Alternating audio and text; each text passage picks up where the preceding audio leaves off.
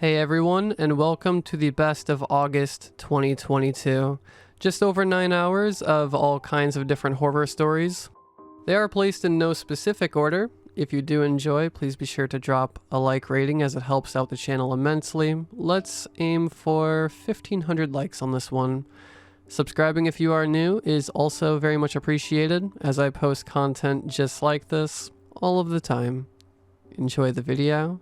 And as always, I hope you all have a great night.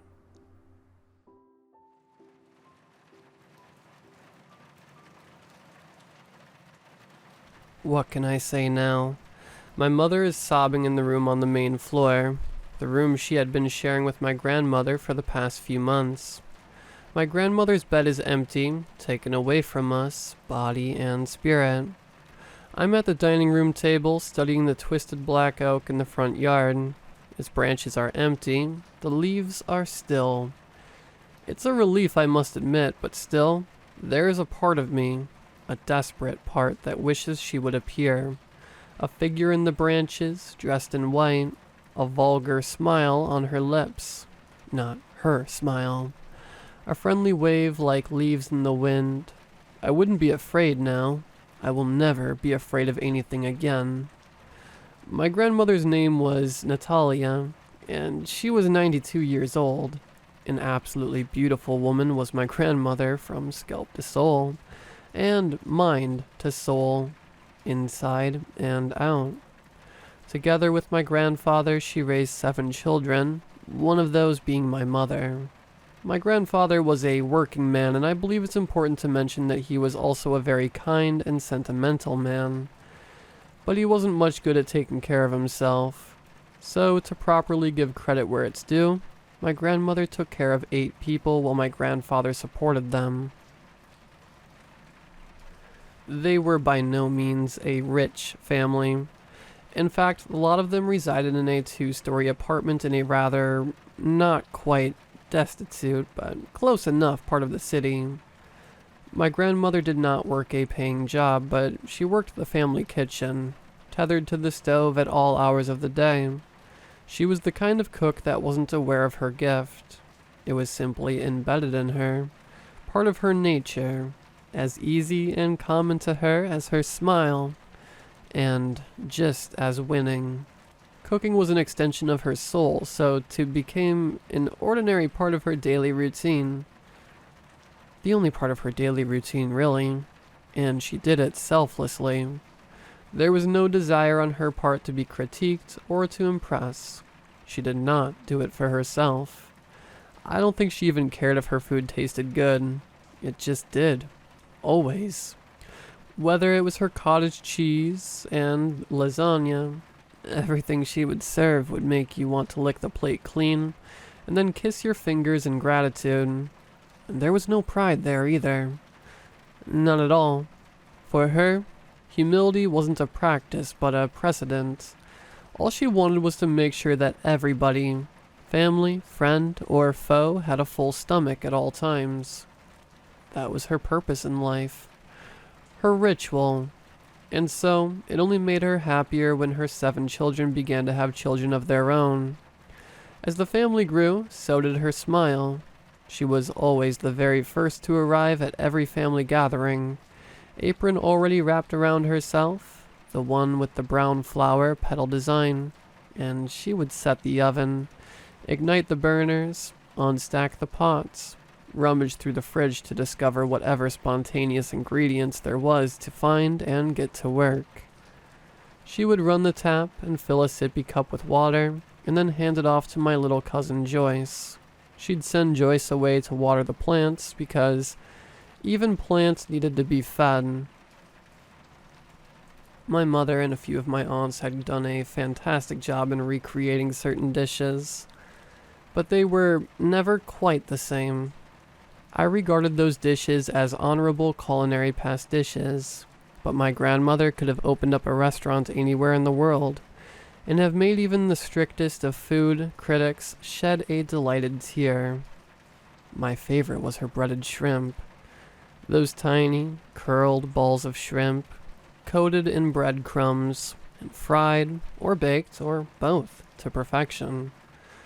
They would appear on the table and get snatched up by greedy, gluttonous hands instantly, and subsequently tossed into drooling, open mouths like popcorn. The empty plate was often still hot as it was taken away and replaced by another, and so on. 7 years ago, my grandmother began to notice some odd behavior.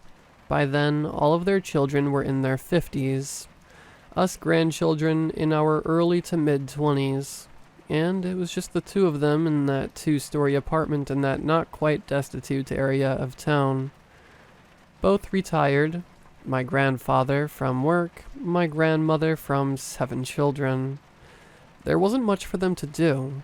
My grandfather mostly sat in front of the television watching soccer games, while my grandmother colored her thumbs green in the vegetable garden out back or slaved away at the stove, cooking for the sake of cooking, just in case someone stopped by, always prepared.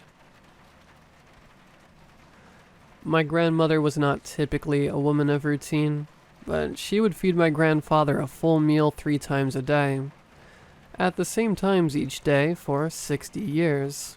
So it was when she cooked him 4 meals one day that he lifted a curious eye. When she served him 5 meals the following week, that curiosity shifted to concern. Slowly she began to forget what day of the week it was. She would get lost in the garden. She would leave a burner on. She would forget that they ran out of breadcrumbs the day before. My grandfather could not cook, nor could he clean a house, so when my grandmother's dementia started to become more and more apparent, the only sustainable solution was for one of their kids to move them into their home with them. It was time for the scales of life to rebalance themselves, for the child to give care to the parents. In the end, it was my mother that took them in, divorced from my father a decade prior, and with both my older brother and myself having moved out not too long ago, my mother happened to be suffering from empty nest syndrome. A large suburban middle-class home and only her. She took my grandparents in. My room became theirs. My brother's became the guest bedroom. The couch became my grandfather's permanent place of residence.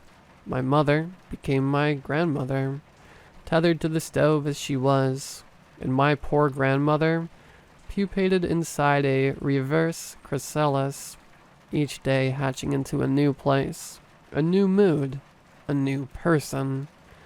She was a child again, yet older than she had ever been. She forgot how to cook, and our palates grieved. We were all pretty shocked to see my grandfather pass away before her. It was last year that the cancer took him, and although the family opinion was split on the matter, my poor grandmother accompanied us to the open casket funeral, almost unbearable to watch. I witnessed my grandmother grapple with fresh, confused, newfound grief each time her eyes scanned the room and fell upon the body. Every minute and a half she discovered that her husband had died. It got so intolerable that we ended up turning her wheelchair away from the casket and kept her distracted from her surroundings for the remainder of the service. It wasn't long after this that she started seeing people in the trees.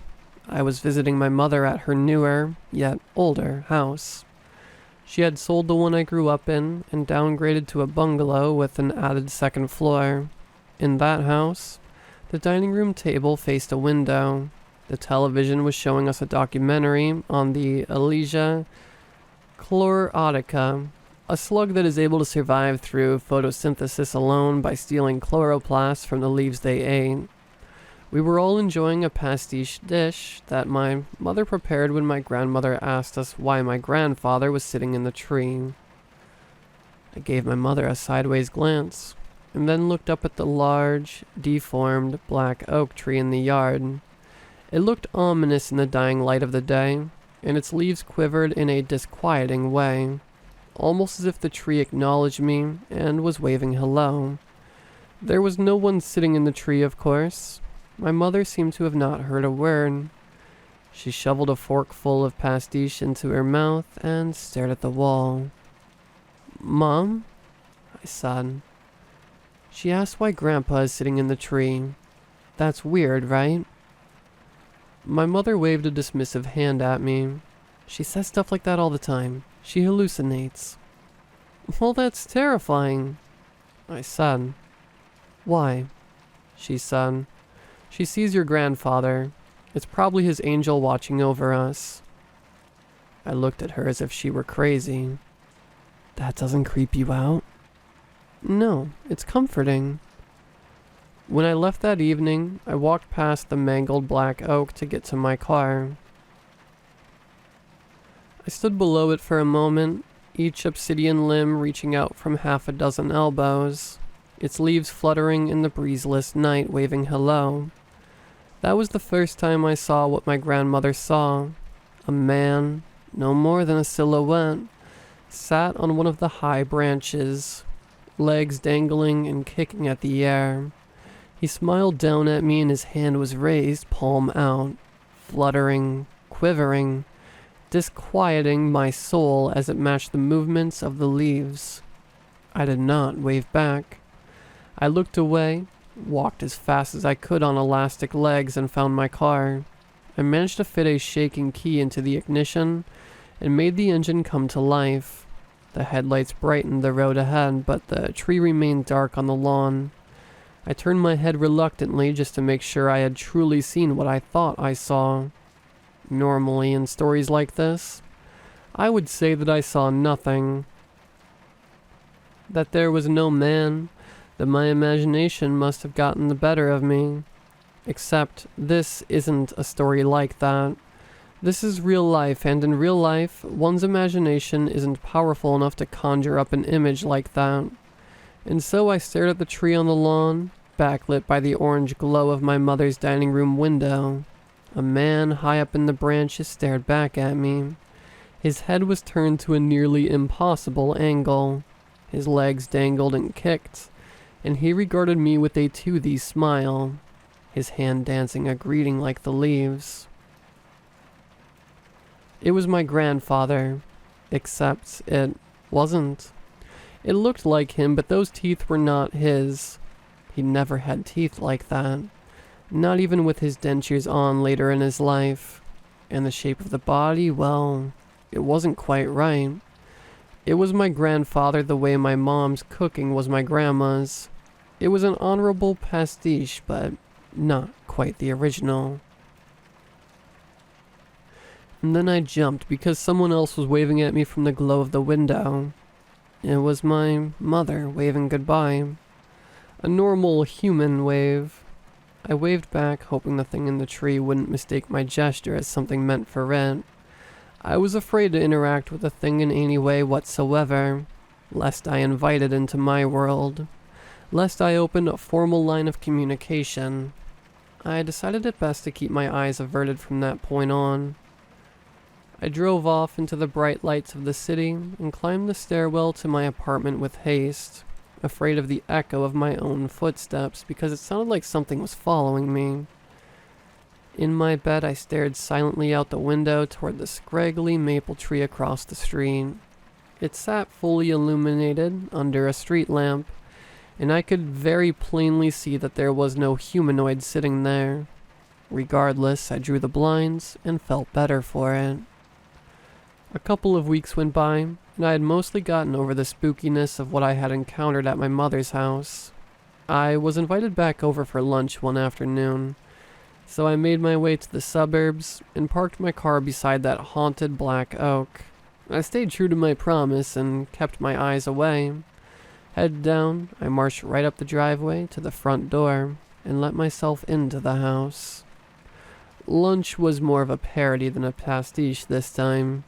My mother looked tired, exhausted even. She looked old beyond her years. My grandmother asked her where my grandfather was, and my mother said that he was visiting his sister. Not a moment went by before my grandmother asked the same question. My mother began to cry. "Mom, I can't do this." "What's wrong?" "It's the same thing over and over. It never stops." "What is that family doing in the tree?" That was my grandmother. My skin turned cold. My mother's eyes widened, and for a moment she looked genuinely afraid. "Mom?" I said. "It's fine. She hallucinates." I craned my neck and stared out the gnarled black oak. Unmistakable in the piercing bright light of the day, there was, in fact, a family in the tree. Wearing only white, 2 young boys sat on the lowest branch smiling at us and waving their tiny, veiny hands. But no, they weren't quite veins. They were leafy venations, branching off of a midrib that ran from the middle of the wrist right up to the knuckle of the middle finger. Higher in the tree and standing were 3 middle-aged women and a young man, all of them wearing the same ivory attire, all of them barefoot, all of them smiling detestable smiles, all of them waving. Each of their hands had those leafy veins, the motion of them like leaves in a soft wind. Higher still, sitting in the same position as before, was my grandfather. My grandmother giggled, her eyes affixed to the tree. "What are they doing up there?" she said, and giggled again. She lifted her old, weak arm and waved at the family in the tree. My mother never looked once. Her eyes were glued to her plate, seemingly uninterested in her food, but even less interested in looking out the window. "Mom?" I began. "Don't say it," she interrupted. A knock came at the door. My mother flinched and closed her eyes tight. I felt a finger trace its way down my spine, but it was really just a bead of sweat from my perspiring scalp succumbing to gravity. A few more fingers tickled my back before the knock came again. "Who is at the door?" my grandmother said, and tried to stand without her walker. My mother's eyes shot open, fear becoming concern. "Ma, you can't. Sit down. You'll hurt yourself." I slowly rose to my feet. "What are you doing?" my mother asked me. "I'm going to answer the door." "There is no one at the door. Sit down." "Mom, please believe me when I say this. There is no one there." Her eyes pleaded with me. I shook my head and went into the hallway. I heard her shout my name in protest, but I was already committed. I needed to at least look through the peephole. I needed to know if maybe it was just a normal person, a delivery man, or solicitor. I needed it to be a normal person, or else I thought I would have lost a little bit of my mind, if I hadn't already. The hallway was dark despite the bright day. The windows around the door were opaque, so the small amount of light that found its way in was harshly diffused. I stood before it for a moment, afraid to go further. The knock came again, and I jumped from the sound. I almost lost my nerve, but I clenched my teeth and approached the door. I felt like I was in a state of fugue. Everything seemed animated and preternatural. The peephole watched me like the glistening eye of a predator. My mother's voice came to me from another dimension. It called my name like a question. My grandmother giggled somewhere far away.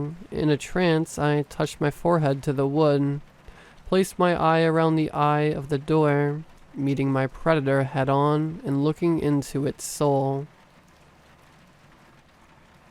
What I saw on the other side was not a person. What I saw on the other side was a beautiful day, an empty stoop, and a plate of shrimp. Another knock did not come. Still outside of myself, I slowly opened the door. I stared down at the plate incredulously, sweat still pooling at the nape of my neck and around my temples. The day was hot. The sun was bright. I was beginning to feel the oncoming of a headache. I reached up the plate in surprisingly steady hands. It was hot to the touch, although I wasn't quite sure if that was a product of the sun overhead, or if it was because it had come straight out of hell's oven. Regardless, I brought it in and walked back to the dining room. Who is that? My grandmother asked my mother. That's your grandson. My mother told her. The son of who? The son of me. Your son? Yes, Mama. I haven't seen him since he was really little. Is he sleeping here? I put the plates on the table and reseated myself. You were right, I said. No one was there. My mother watched as I reached for a shrimp and placed it on my tongue. I thought one of your aunts had left it there the first time, she said. It was a lasagna. I chewed on something I hadn't tasted in years, at least not to that quality. It was my grandmother's breaded shrimp, authentically a matching signature. Do they know? I said, placing another shrimp into my mouth. The family? My mother nodded. They think it's a blessing. They think they're her guardian angels. And you? Serpents, she hissed. And you, my son, are eating the forbidden fruit. I swallowed another of those delicious shrimp and then wiped my hands on a napkin. I took my phone out of my pocket. I'm calling the police. No point, my mother said. My grandmother asked where my grandfather was. My mother patiently told her that he was visiting his sister. What do you mean? I said. No one else can see them, just our family. Then you're moving. They're in other trees wherever she goes. Who are those people? I asked, staring out at the family in the tree, seeing but not truly believing. The others, the kids. Your grandfather and his sister, sometimes his brothers, sometimes your grandmother's siblings. There are different people that come and go. I've matched them all to photographs. You told me it was his angel a few weeks ago. I believe that then. A few weeks is a long time. I looked away from the tree and met my mother's eyes. No, I said matter-of-factly. I don't believe it. We're suffering from some sort of group hysteria. This is not real, Mom. It's impossible. I read somewhere that in the Middle Ages an entire town started dancing together. 400 people, all of them dancing in a craze. They didn't stop for 30 days, some of them dancing themselves to literal death. They used to think that the devil possessed the town, but today we attribute it to severe stress. The bubonic plague was running rampant through Europe at the time, and people were experiencing a collective grief. They all just snapped a little bit. Grandpa died. Grandma requires your constant attention and care. All of you are constantly reminded of death because she asks about him every 5 minutes. So when she sees angels in the trees, so do you. My mother looked like she really wanted to believe me, but she spoke out loud the loophole that I was trying to suppress. Then why do you see it? And what is it you swallowed 2 minutes ago? I took a long drink of water. My hands no longer so steady. I burped and my mouth filled with the aftertaste of my grandmother's breaded shrimp. That night, I slept in the guest bedroom, not wanting to leave my mother alone after all that happened. My grandmother slept on the main floor, a convenient room because it had been a long time since she was able to march up the stairs. Lately, my mother slept in there with her, in a portable bed on wheels adjacent to my grandmother's. Over the past few months, my grandmother's dementia had escalated substantially, no longer affecting just her past memory, but affecting her present reality. Her cognition was corroded and corrupt, and at night she would act out fever dreams, while being attacked by phantom pains. Once, my mother said, while she was complaining about how the mattress was breaking her spine, she suddenly said that she felt better after a shadow on the wall tipped its hat in her direction and sprinkled her with magnesium. Of course, the dementia was responsible for distorting her reality, and all the wild things she saw or felt, for the most part, were no more than hallucinations. But now, my mother admitted, when it's well past midnight and Grandma tells me that Patrick is trying to get into the room, I half believe her. Who's Patrick? I had said. Patrick was my oldest sibling, a stillborn. The guest bedroom was on the upper floor, and to my immediate displeasure, I remembered that the window faced the lawn with the tree. Without looking in that direction, I felt for the string and pulled the blinds. An hour later, I was wide awake, staring up at that old paint on the ceiling, letting the silence of the house and all its tiny sounds rinse over me like a slightly open tap. I heard the seldom sound of a car passing outside. I heard the low-frequency hum of the refrigerator downstairs. I heard the squawk of springs as my mother shifted in her portable bed. I heard the vague mutterings of my grandmother's voice, and the calming responses of my mother's. I heard a persistent tapping at my window. My heart stopped dead in my chest for a moment, and then sped up tenfold. There it was, a steady tick, tick, tick like the branch of a tree, or a fingernail. Now it was heavier and less patient, a tack, tack, tack. All the saliva in my mouth vanished in an instant, and my teeth were clenched as if to hold in my breath, as if to not let a sound escape. My feet, sweating a moment ago in the humid heat of the summer, were cold, anxiety forcing my body to relocate the blood from my extremities to more useful parts of my body, like my rapidly beating heart, for instance. And then, clack, clack, clack, and I jumped out of bed and hurried up to the far wall, where I stared at the window with wide, unhappy eyes. My mind was a mortified jumble of supplications, a silent prayer to the universe to make it all stop. When the doorbell rang, I heard my mother let out the most pathetic sound of despair I'd ever heard. A sound I would have made too, if I could have made a sound at all. More tapping at the windows, all around the house. A defeated, repeated set of no's from my mother downstairs, who was surely on the floor with nowhere to go. I had in my hand a fistful of my own hair.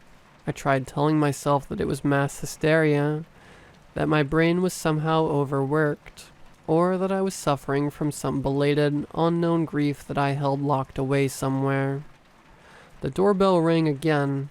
I swallowed my dry tongue. I chewed on my lips. I opened my mouth and shouted, "What do you want? Go away from us." It was no use. The tapping continued, and the doorbell was as unrelenting as my mother's sorry objections. But what really broke my heart was my grandmother's screams.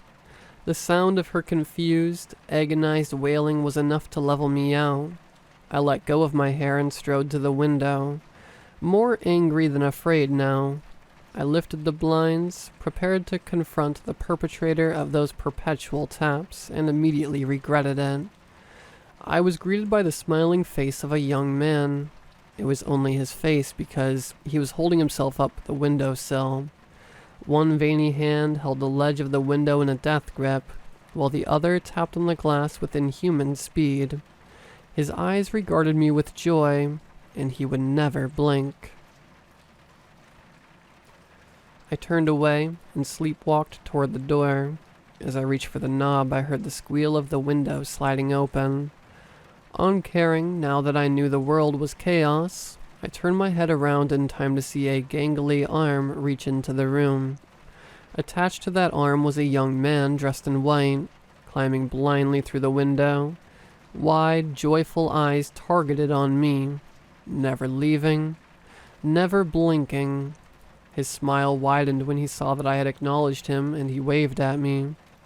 Meanwhile, my mother was sobbing and my grandmother was shouting that she didn't feel well, that she needed to go to the hospital. All around, like a percussion band from the deepest depths of hell, came the constant rhythm of the window tappers, accented every so often by the jangling ring of the doorbell.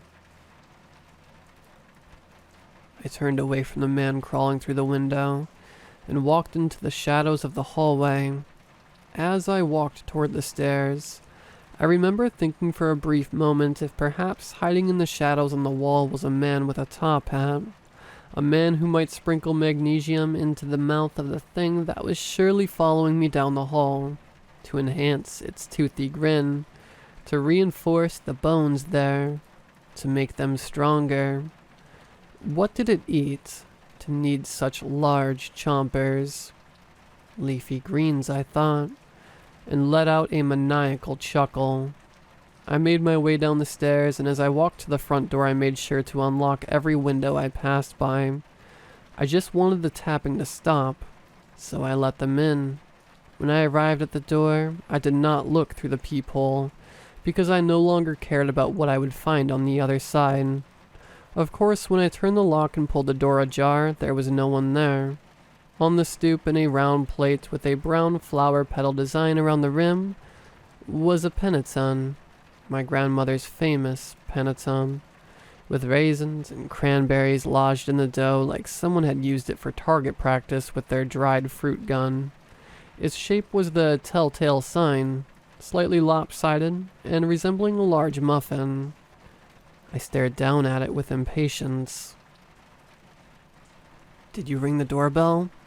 I asked it. It didn't respond. I left it there. Inside the house, a ceremony had begun. A crowd of figures in white surrounded my grandmother's bed. She was still crying, but softer now, less urgent. I glimpsed my mother on the floor and witnessed something spectacular. Despite all that was happening, my mother and my grandmother fell into the rehearsed rhythm of their everyday lives. First, my grandmother asked where her husband was. Then, like one of Pavlov's dogs, my mother said that he was at his sister's. My mother stared at the intruders with languished eyes. I casually walked in and lifted her to her feet. She asked me what was happening, and I shook my head in response. Together, with our arms around each other for comfort, we left the room and made our way to the couch. I sat her down and told her that it will all be okay. By now, I knew it would. By now I understood they were not here for us. They would not hurt us, touch us. Moments later, my grandmother fell silent. One of the figures in white turned toward me. It was the man who had climbed through the bedroom window. His grin was the same. It had never faltered. He smiled happily at me, while the others crouched toward my grandmother's bed and lifted her in their arms. But this one, he looked at me and he waved. "Hello, hello, hello, hello, hello," he said through his teeth. "Will you come for me one day?" I said to him. His mouth opened, his teeth unclenched. What came out was a laughter so absurd, so hysterical that I had wished I were deaf. My mother blocked her ears and fresh tears dripped from her closed eyes. I took her hand and walked her outside to stand by the road, away from that horrible sound and those horrible people. It wasn't long before the succession pushed through the door. My deceased grandmother was their burden, but they all shared the weight. An awful sound of dissonance came from between their unwavering smiles. It took me a second to realize that they were singing. An elegy, perhaps, but there was no mark of lament on those happy faces. When they reached the tree, a few of the members broke off from the group and climbed the branches. The others lifted my grandmother's corpse, and the ones in the branches pulled her up and placed her gently in the tree. The one that was my grandfather climbed down from his perch near the top of the tree. I wanted to scream at him not to touch her. I wanted to protest against this grotesque sacrament, but I didn't. I watched with horrified eyes and held my mother fast while she wept. My grandfather, or rather the devilish pastiche of his likeness, wrapped himself around my grandmother and put his lips to hers. The kiss of life, the kiss of death. She sat up confused, but also not confused. She was confused the way a person is after coming out of a coma, but the dementia-related confusion was no longer in her stare. Her eyes finally found their way to my grandfather's uncanny face, and she beamed at him. She clawed at him and pulled him close. And then she saw the others and gathered them in around her. Her new family was found. And then they were gone. Just like that. Vanished. After a while, I took my mother back into the house, and she fell to her knees beside my grandmother's bed. The body was there, mouth slightly open. Her final breath lingered, perfuming the room with a smell like vinegar. When the ambulance arrived, the paramedics announced her death, and the coroner removed the body for storage until my family could arrange with a funeral director. The next day, the family arrived. All of my mother's siblings, my brother, my cousins. Together we mourned and we planned the funeral, and we ate pastiche in celebration of a life that was lost, a life we held dear to us. The panettone was given to the coroner as a thank you for his grim work, but there were still desserts like cannolis and biscottis and apple crisp and, best of all, grappa, which I had the most of. The day after that, I stayed to console my mother and to keep her company. I took the week off work with the excuse of bereavement, so I decided that I would stay here with her. We experienced something together, something that forever would separate us from everyone else in our family. We needed each other to recover from that, but I don't think we ever will. Whatever it was that happened defied all logic. The world as I thought I knew it has become as lopsided as my grandmother's famous panettone. All I could hope for is for time to heal me, to maybe one day think back without clarity.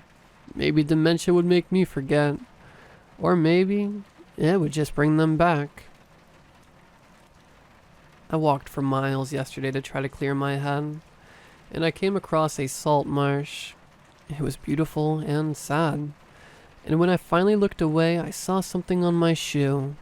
A leaf, I thought at first, but it was moving, crawling. It was a rare species of slug called Elysia chlorotica. I had seen a documentary on them.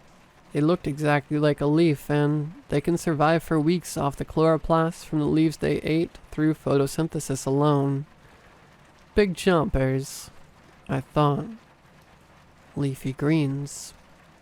But what can I say now? My mother is sobbing in the room on the main floor, the room she had been sharing with my grandmother for the past few months. My grandmother's bed is empty, taken away from us, body and spirit. I'm at the dining room table studying the twisted black oak in the front yard. Its branches are empty.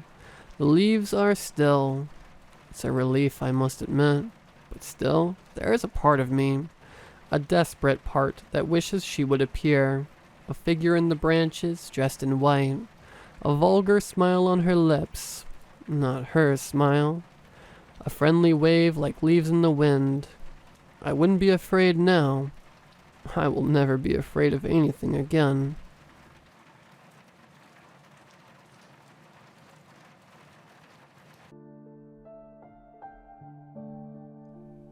Part 1. I woke up on my couch this morning. The first thing I noticed was the piercing headache that comes with a horrible hangover. And then I acknowledged that waking up on my couch, with obvious signs of heavy drinking, instead of doing so in my bed with my wife peacefully sleeping beside me, was not exactly encouraging. So as I got up and went to clean myself off, I tried my best to remember everything that took place last night. As soon as I did, I felt guilty. My wife Sophia and I had a heated argument that ended when I eventually passed out on my couch from all the alcohol I consumed. As soon as I stepped into our room, I noticed that she wasn't asleep on the bed like I expected her to be. There was no sign of her, actually. Not her phone, nor her shoes. Not her purse or any of her clothing laying around our room. Nothing. I figured that maybe I woke up a lot later than I thought, and she simply went out to grab lunch with her friends. This theory was quickly buried when I checked the time on my phone. It was only 9:20 a.m. This shook me up quite a bit, and I didn't know where she was or what she was doing hours after I drunkenly told her the most insulting and degrading things I could think of. Do you see where this is going? She could have spent the night revenge fucking some random loser for all I know. At that moment, I wanted nothing more than to hug her and apologize for all of the horrible things I said to her. The guilt I was feeling was only worsened when I noticed her profile picture was missing from my contact apps, meaning she either just removed it or blocked me. The latter seemed like the most likely of the two options, as ever since we met, she had always kept the same picture of her and her twin sister Casey. I figured I needed to clear my mind before doing anything stupid. So I decided to step into the bathroom to take a shower. As soon as I did, I let out a huge sigh of relief when I saw a sticky note attached to the mirror.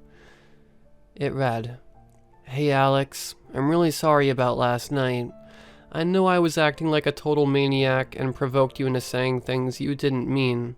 I want you to know that I'm not mad at you, and that nothing is wrong. I just went out to the beach to take a walk on the shore.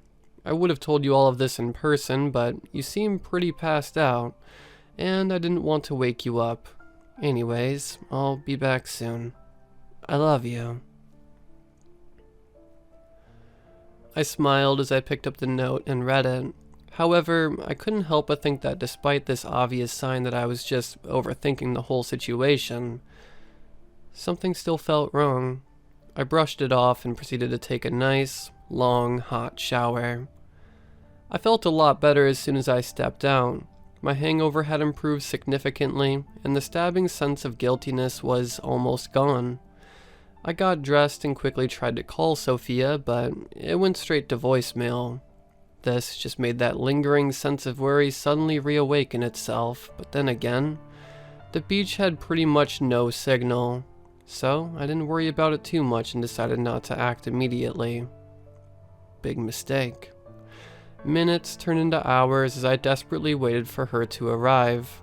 All I could think about was her shiny, long blonde hair and those beautiful blue eyes. I soon realized it had been 4 hours since I picked up the note she left me, which would have meant she had been away for a lot more since I had no idea when she left. She never spent that much time at the beach, so about 1:30 p.m., I decided to leave my house and go look for her. I ran into my good friend Max on the way to the beach. He told me he just left his surf shop and how excited he is about working on a customized board for one of the clients. He quickly noticed I wasn't exactly matching his energy and seemed quite worried. He asked me if anything was wrong and how he could help. That was just classic Max. He was always there for his loved ones.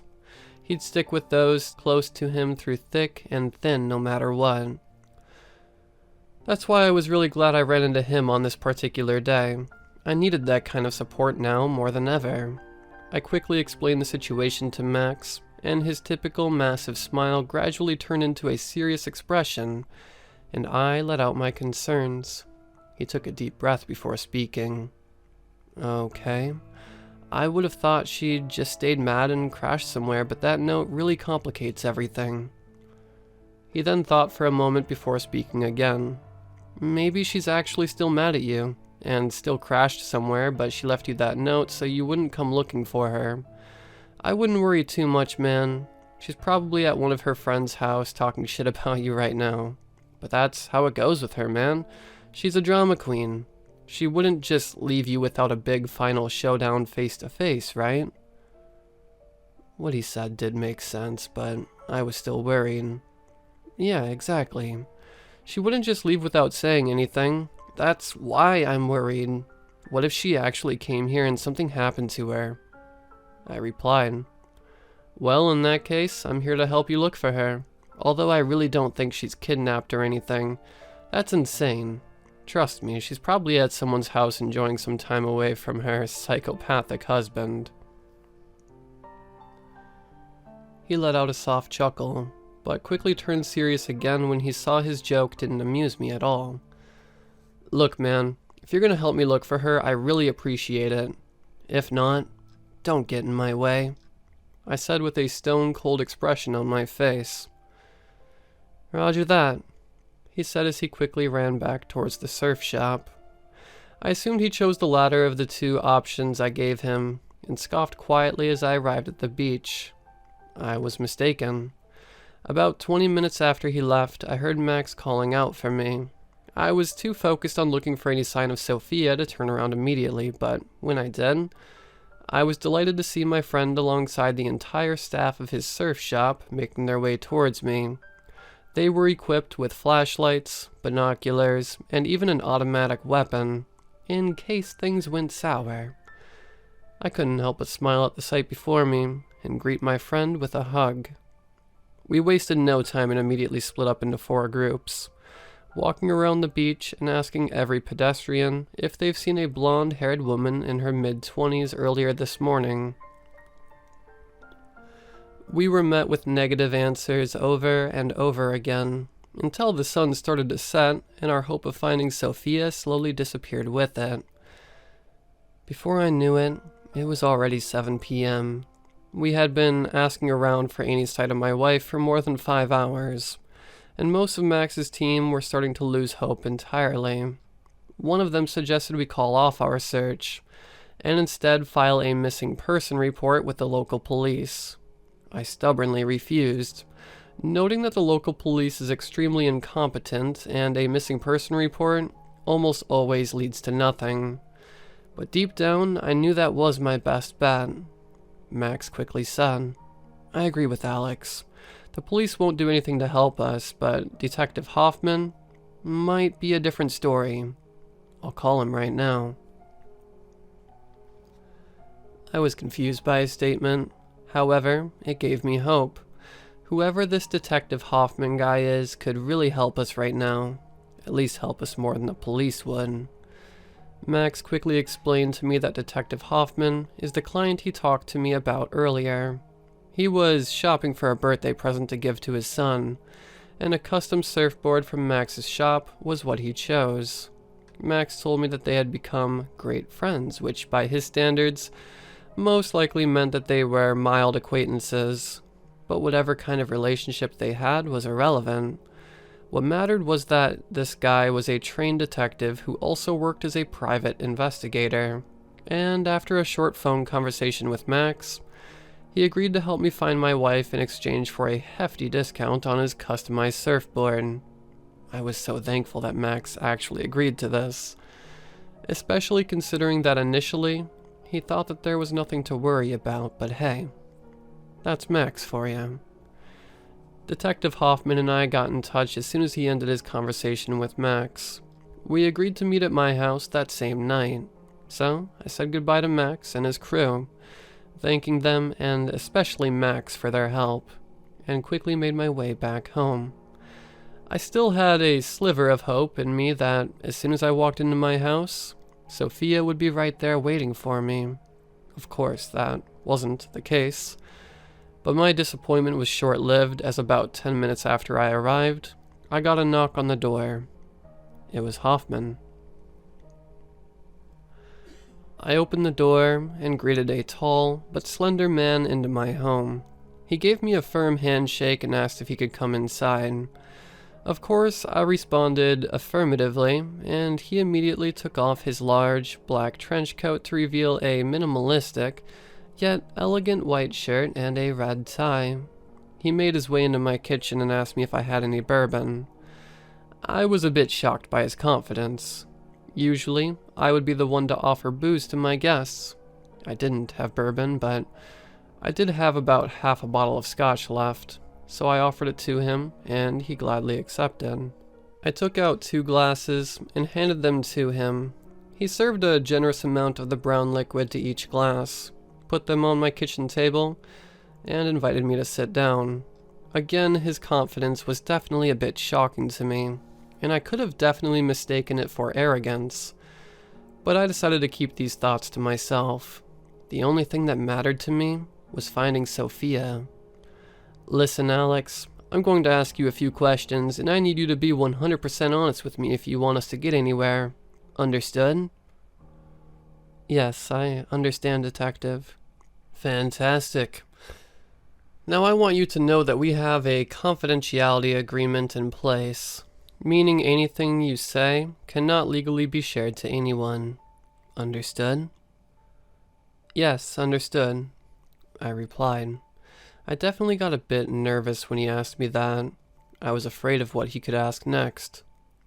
Did you murder, attempt to intimidate, or attempt to physically or psychologically harm Sophia Atkinson? I was lost for words. I froze up. This Sherlock Holmes doppelganger thinks I killed my own wife. No, of course not. How dare you even suggest that in my own home? I can't begin to explain how. He calmly cut me off. No need to get defensive now, Alex. I just need to have a full understanding of the situation so I can make an informed decision on how to proceed. I am not suggesting anything. He spoke again before I could reply. Tell me about Sophia. Did she show any change in her character in the days leading up to her disappearance? Did she show any signs of desiring to terminate your relationship? Is she closer to any of her relatives or friends than she is to you? I thought for a few seconds, and then began to tell him about our big fight. I was drunk and thought it would somehow be acceptable to demand she stop seeing her twin sister Casey so often. I hate to admit this, but I got jealous. I was jealous that my wife was spending time with her sister. God, I'm such an idiot. I told Hoffman about Casey. Her and Sophia were extremely close, but oddly enough, I never got to spend much time with her. Sure, I knew who she was and had seen her around sometimes, but I never got the chance to properly introduce myself to her. The closest I ever got was at my wedding, when she congratulated me and Sophia, and we exchanged a few words of gratitude, but that was really it. I was bothered by the fact that my wife spent so much time with someone who was practically a stranger to me, even though I had absolutely no right to feel that way since they've literally known each other since they were born. I understand. Do you happen to know where this individual resides at? Hoffman asked, referring to Casey, of course. Yes, she lives about 4 blocks away. I replied, not entirely understanding the purpose of Hoffman's question. Good. I would like to go speak to her immediately. I'll wait for you inside my vehicle, he said, and quickly stood up, grabbed his trench coat, and stepped outside. I was a bit shocked by this, but I remembered my goal of finding Sophia, so I followed behind him and made my way into his black SUV. The drive over to Casey's house was quiet and rather uncomfortable, but as soon as we got there, he handed me some sort of tape recorder and a pair of earphones. He said, I'm going in alone, but I need you to listen carefully to everything she says. Try to make connections between anything you may learn and everything you already know. But I need you to stay cool and composed, Alex. I will pressure her heavily. So it is more than likely that Casey will disclose some information that is new to you. But no matter how angry it makes you, you have to stay here and stay focused, understood? This shook me up a bit. I wasn't ready to find out what Sophia had been hiding from me, but I was certain that I was going to hear it anyways. Hoffman is intimidating to say the least, and I just know that if there truly is a big secret that Sophia had trusted Casey with, Hoffman would be able to get it out of her with ease. Part 2. I observed anxiously from the vehicle as Hoffman made his way to Casey's house. It was 8:21 p.m. when he gave the door 4 firm and loud knocks. He was about to knock for a 5th time when a short, blonde-haired woman greeted him with a confused expression on her face. Good night, Mrs. Atkinson. My name is Detective Mark Hoffman, and I am here to ask you a few questions regarding the disappearance of your sister, Sophia Atkinson. Can I come in, or would you prefer I take your statement from outside of your residence? That was a sneaky trick by Hoffman. Casey wasn't legally obligated to tell him anything, but his concise and confident demeanor would make her think she is. I told you this guy is good. Sure, Mr. Detective. Please come in. Hoffman took a glance at me in his car, before calmly walking into Casey's house. I heard a loud beep noise coming from the tape recorder-esque device that he handed me moments before. He just activated a wireless microphone hidden in his tie. The door closed and my visual presence was gone, but thanks to that little microphone, I could still hear everything that was going on inside of that house. Wow, okay. I didn't even know she was missing before you came here. When did this happen? Casey asked with a genuinely terrified tone. God, her voice sounded just like Sophia's. I'm not sure if you understand the dynamic here, Mrs. Atkinson, but I'm here to ask questions, not to answer them. I understand, Mr. Detective. I'm sorry, so how can I help? Again, I'm not here to answer questions. Think of this as an interview. Whatever you say won't help or hurt anyone but yourself, so I would advise you to answer each of the following questions honestly and to the best of your knowledge. Understood? Yes, Detective. I'm sorry. I couldn't help but feel bad for Casey. This girl was probably relaxing on her bed when suddenly she learns that her sister is missing, and that she is considered somewhat of a suspect, or at least that's how Hoffman made it seem. She sounded so scared and vulnerable. Please take a seat, Hoffman said. Yes, sir, Casey replied. Mrs. Atkinson, do you consider Mr. Alex Davis a friend of yours? I felt a chill down my spine when I heard my name being mentioned. Well, sort of, yeah, I mean, she's my sister's husband, so obviously I care about him and stuff, but we're not like super close friends or anything. Did he do something to Soph? It's a yes or no question, Mrs. Atkinson. Shall I repeat it for you? Hoffman shot back without even acknowledging Casey's inquiry. No, I do not consider him a friend, she said with a much more composed tone to her voice. That stung. I mean, I could have probably guessed she'd say that, and assumed that I had something to do with Sophia going missing, but it still felt bad. Hoffman just barely started, and I already wanted to step out of the car and go talk to her myself. This wasn't gonna end well. Did Sophia Atkinson show any signs of being mistreated by Mr. Davis? Not mistreated exactly, but she did on occasions express being unhappy with the state of their marriage. What? What occasions? What the fuck is she talking about? I wanted to go in there and find out more, but I stayed calm, just like Hoffman told me to do. Please go into detail about said occasions. What exactly did she feel unhappy about? Well, she sometimes talked about how Alex has really bad temper issues, and I can assume he's probably an alcoholic from all the stories Sophia told me. She felt really upset whenever Alex drank more than he should have, because that's when he really loses his mind, according to her. That answer made me lose it. Why didn't Sophia talk to me about this? I was growing more impatient with every second that went by. I wanted to go in there so bad. And could it be possible that Mr. Davis had one of his outbursts in the days leading up to Sophia's disappearance?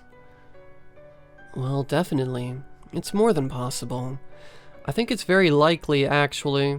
He did have those outbursts quite often, according to my sister. I punched the glove box and grinded my teeth when I heard that. I knew it was true, and that hurt me more than it angered me. Did Sophia Atkinson ever consider ending her marriage with Mr. Davis? Yeah, on many occasions, but she expressed a concern for her well-being if she did. She was scared of what Alex might do to her afterwards. Okay, what the fuck? Casey was literally turning me into the prime suspect of the case with the guy I hired right there. I couldn't sit here like an idiot and take this for much longer. Did Sophia have a backup plan, if you will, for Mr. Davis? I didn't even want to hear what Casey had to say about that. Sort of. She was going to meet up with a painter she met on the beach. That was supposed to happen a few days ago, but she canceled on him. She told me she just couldn't do that to Alex, and she felt super guilty after.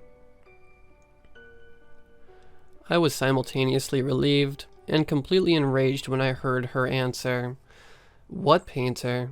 How could Sophia even consider cheating on me with a fucking painter? And a painter she met on the beach, for God's sake. Probably some junkie who makes $2 a day selling his shitty drawings to people who just feel bad for him. But at least she came to her senses, right? Please elaborate on this painter individual. What is his name and where does he reside? His name is Jamie. I can't seem to remember his last name though. Maybe she didn't even mention it to me. And as for the second question, I have no clue where he lives, but he works at the beach, in a big blue tent by the main bar. Fucking loser, I whispered to myself.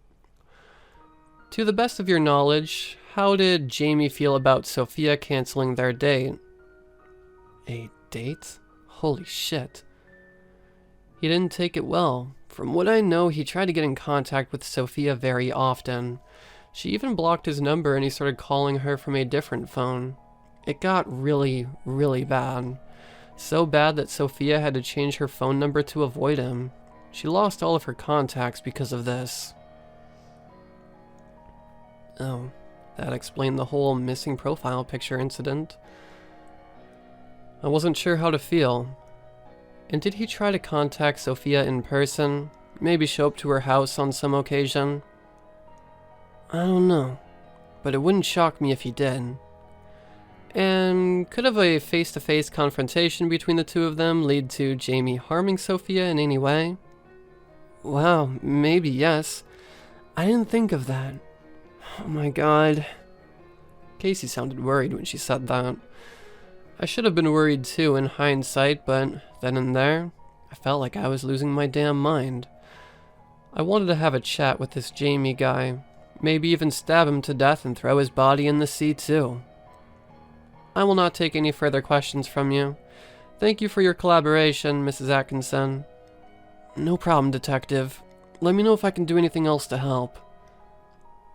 It sounded like Hoffman was making his way out of Casey's house, and sure enough, I saw him walk out with a blank expression on his face, and start to walk towards me and his car with a steady pace.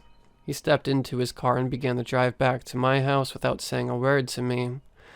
It was now 9:08 p.m. When we arrived, he gestured for me to unlock the door, and as soon as I did, he walked inside with no hesitation and made his way to my kitchen to pick up his still full glass of whiskey and down it in one gulp. I'm really nervous about this Jamie guy. He gives me the heebie-jeebies. That was the most informal thing Hoffman had ever done and said since I met him. I quickly snapped back to my senses and replied, Yeah, Detective, I feel the same way. I want to kill that guy right now. Don't worry, I do too. I would go over and question him right now, but it's late, and I imagine he's probably gone by now. But first thing tomorrow, I'll pay him a visit at his little tent.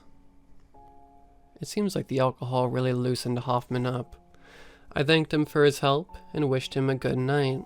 He then firmly shook my hand and handed me his business card. I realized I didn't have his number yet as I had contacted him through Max's phone, but that issue was now resolved. He made his way out of my home.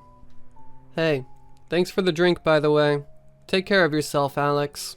I'll see you tomorrow, he said as he stepped into his car. Wow, a cop drinking and driving. I never thought I'd see that.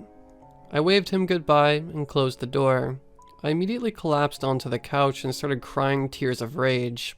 Whoever this Jamie guy was, and whatever he looked like, I was going to fucking kill him. In the middle of my breakdown, I decided to call Max. He almost instantly picked up, and we shared a short but meaningful conversation. "Hey brother, how did it go with Hoffman? Man, that guy is a complete badass, isn't he? I imagine you already figured out what happened to Soph, right?" His demeanor took a 180-degree turn as soon as he heard me still weeping tears. "Ah, shit," I heard him whisper with a terrified tone. I told him all about Hoffman's chat with Casey, and especially about Jamie the painter. "Dude, I know that motherfucker.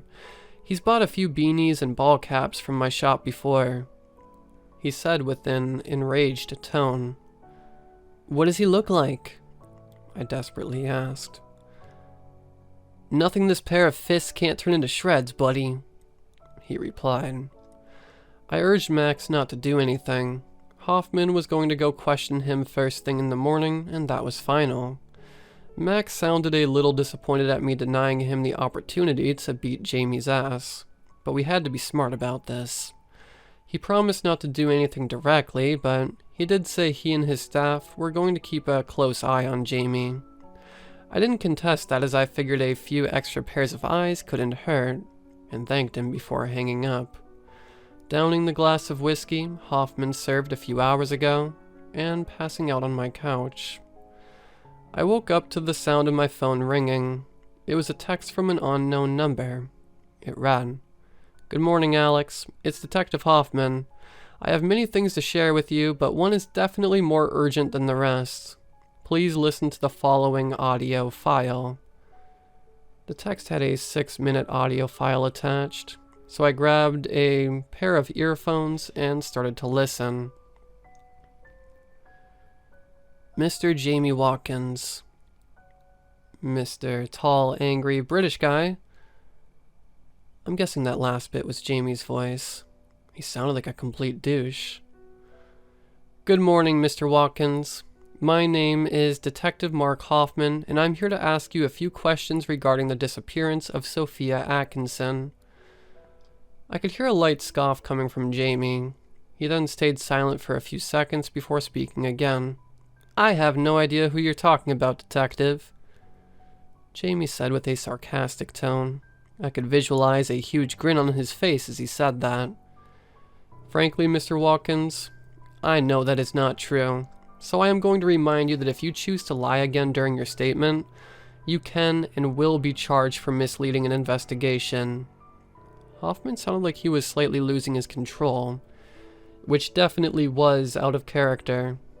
"And frankly, Mr. Detective, I'm not obligated to tell you anything, so I think I would rather have you stop wasting my time and stop drawing my attention away from my work. Can't you see I'm working on a new piece here? God, you cops are such a pain in the ass." "You are correct, Mr. Watkins. You are not obligated to tell me anything. I'm sure you definitely aren't obligated to tell me anything," Hoffman angrily replied, as I could hear the sound of his handgun being ruffled around in his belt. He probably flashed the gun to Jamie in an attempt to intimidate him. I learned it clearly didn't work as soon as Jamie spoke again. "Wow, yeah, that gives me even more of a reason to ask you to leave. If you do so right now, maybe I won't tell your boss, Sheriff Strom, that you literally just threatened me with a weapon. How does that deal sound, Mr. Marky Mark?" "I do not work under Strom, but thanks for the warning, Jamie. I imagine this would be an appropriate moment to disclose the fact that I have already gathered enough evidence to put you under arrest for the kidnapping and possible murder of Sophia Atkinson, but hey, you should definitely continue to lie and provoke me." I wanted to believe Hoffman was lying when he said that. I just didn't want to believe it was possible that my Sophia was kidnapped, much less murdered. "Then why haven't you arrested me yet, asshole?" Jamie quickly scoffed back, sounding like he's completely unbothered by Hoffman's threat. "Because I want to help you, Jamie. I can help you if you help me. Tell me what you know about Sophia's whereabouts, and I promise I'll make sure that you don't even get looked at as a suspect. Jamie stayed quiet for an uncomfortable amount of time, before he let out a light chuckle and said, "Alright, look. I was supposed to come over to her house one night when her husband was away, but then she rescheduled our little date to yesterday morning." Okay, what? I thought Sophia canceled their date, but she met him the day that she went missing? This isn't looking good. Why would Casey lie? Or maybe she was being honest and Sophia lied to her about Jamie. Or maybe it's fucking Jamie who's lying. I definitely wanted to believe the latter possibility. And did you see her yesterday morning, Mr. Watkins? Yeah, I did.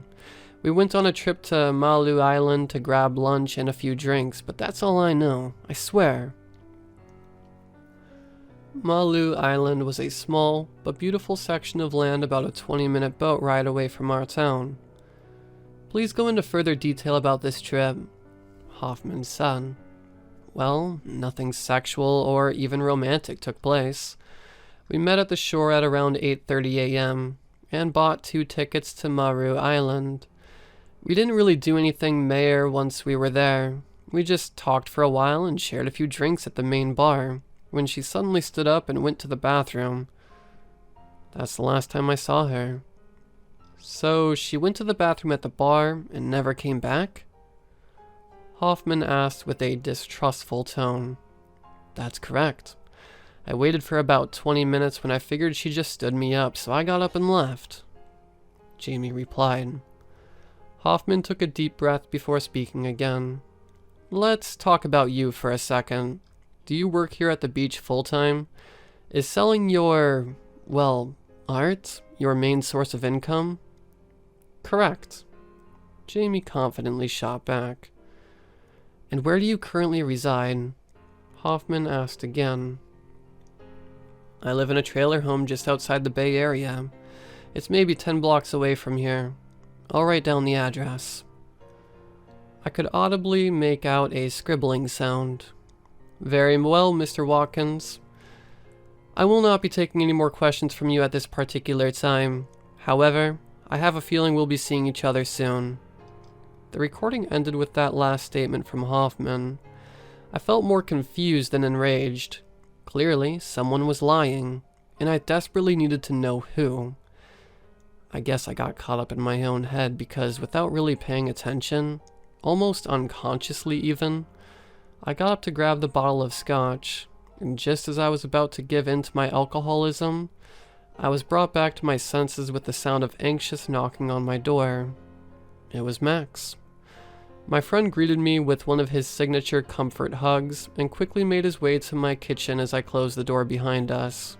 Dude, I got some bad news for you, and you're gonna want to hear it, he said as he opened my fridge and tossed me a beer can.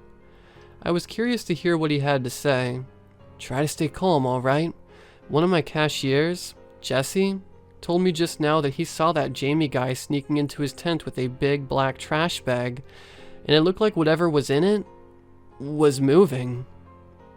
I felt a chill down my spine when I heard that. Could it be? Part 3. Max and I devised a plan in an attempt to catch Jamie red-handed. We were going to keep a close eye on him all day long, and when he finally decided he was done selling his drawings for the day, we were going to follow him home in Max's car. The stage was set. Max and I were positioned on the roof of his surf shop with a pair of binoculars in hand, and sure enough, there was Jamie. He was lounging on a foldable chair inside of his ever-so-charming blue tent, with his paintings on display like they were the lost work of Da Vinci. Oh, and a really noticeable smell of marijuana emanating from a sloppily rolled joint in his left hand. I swear to God that if you look up the word douchebag in the English dictionary, the first thing you'd see would be a picture of this guy. I really can't understand why he was still there. It was 5:08 p.m. and by the look of it, every potential client of his already left the beach, plus it's not like anybody in their right mind would pay the ridiculous price that he charges for a piece of his art. Maybe he doesn't arrive at the beach so early and leave so late to sell his drawings. Maybe he does it to scout his victims, to get close to vulnerable people without them suspecting anything. Maybe that's how he got to my Sophia. I was lost in my thoughts when a firm tap on my shoulder brought me back to my senses. Max pointed towards the tent as he quickly jumped from the rooftop and unlocked his car. "Dude, look, he's leaving. Hurry the hell up or we're gonna lose him." I quickly followed behind him and got into the passenger seat as fast as I could. As soon as I closed the car door, Max started driving almost recklessly, trying to keep eyes on Jamie's white van. We managed to get behind him without causing any suspicion, but I could tell Max and I felt equally as confused when instead of turning right, away from the Bay Area and towards where the trailer home he told Hoffman about would be, he took a left towards the wealthier side of our town. We followed close behind as the white van made its way into an old garage, just outside of Springfield, the neighborhood home to the most luxurious vacation homes and most stunning apartment complexes. We waited outside of the garage for about 5 minutes when suddenly, Jamie drove out of the garage in a insanely over-the-top red sports car. It looked like something straight out of a Grand Theft Auto game. Max let out an audible gasp of pure shock. I instead stayed silent for a while as we followed that ridiculously expensive car.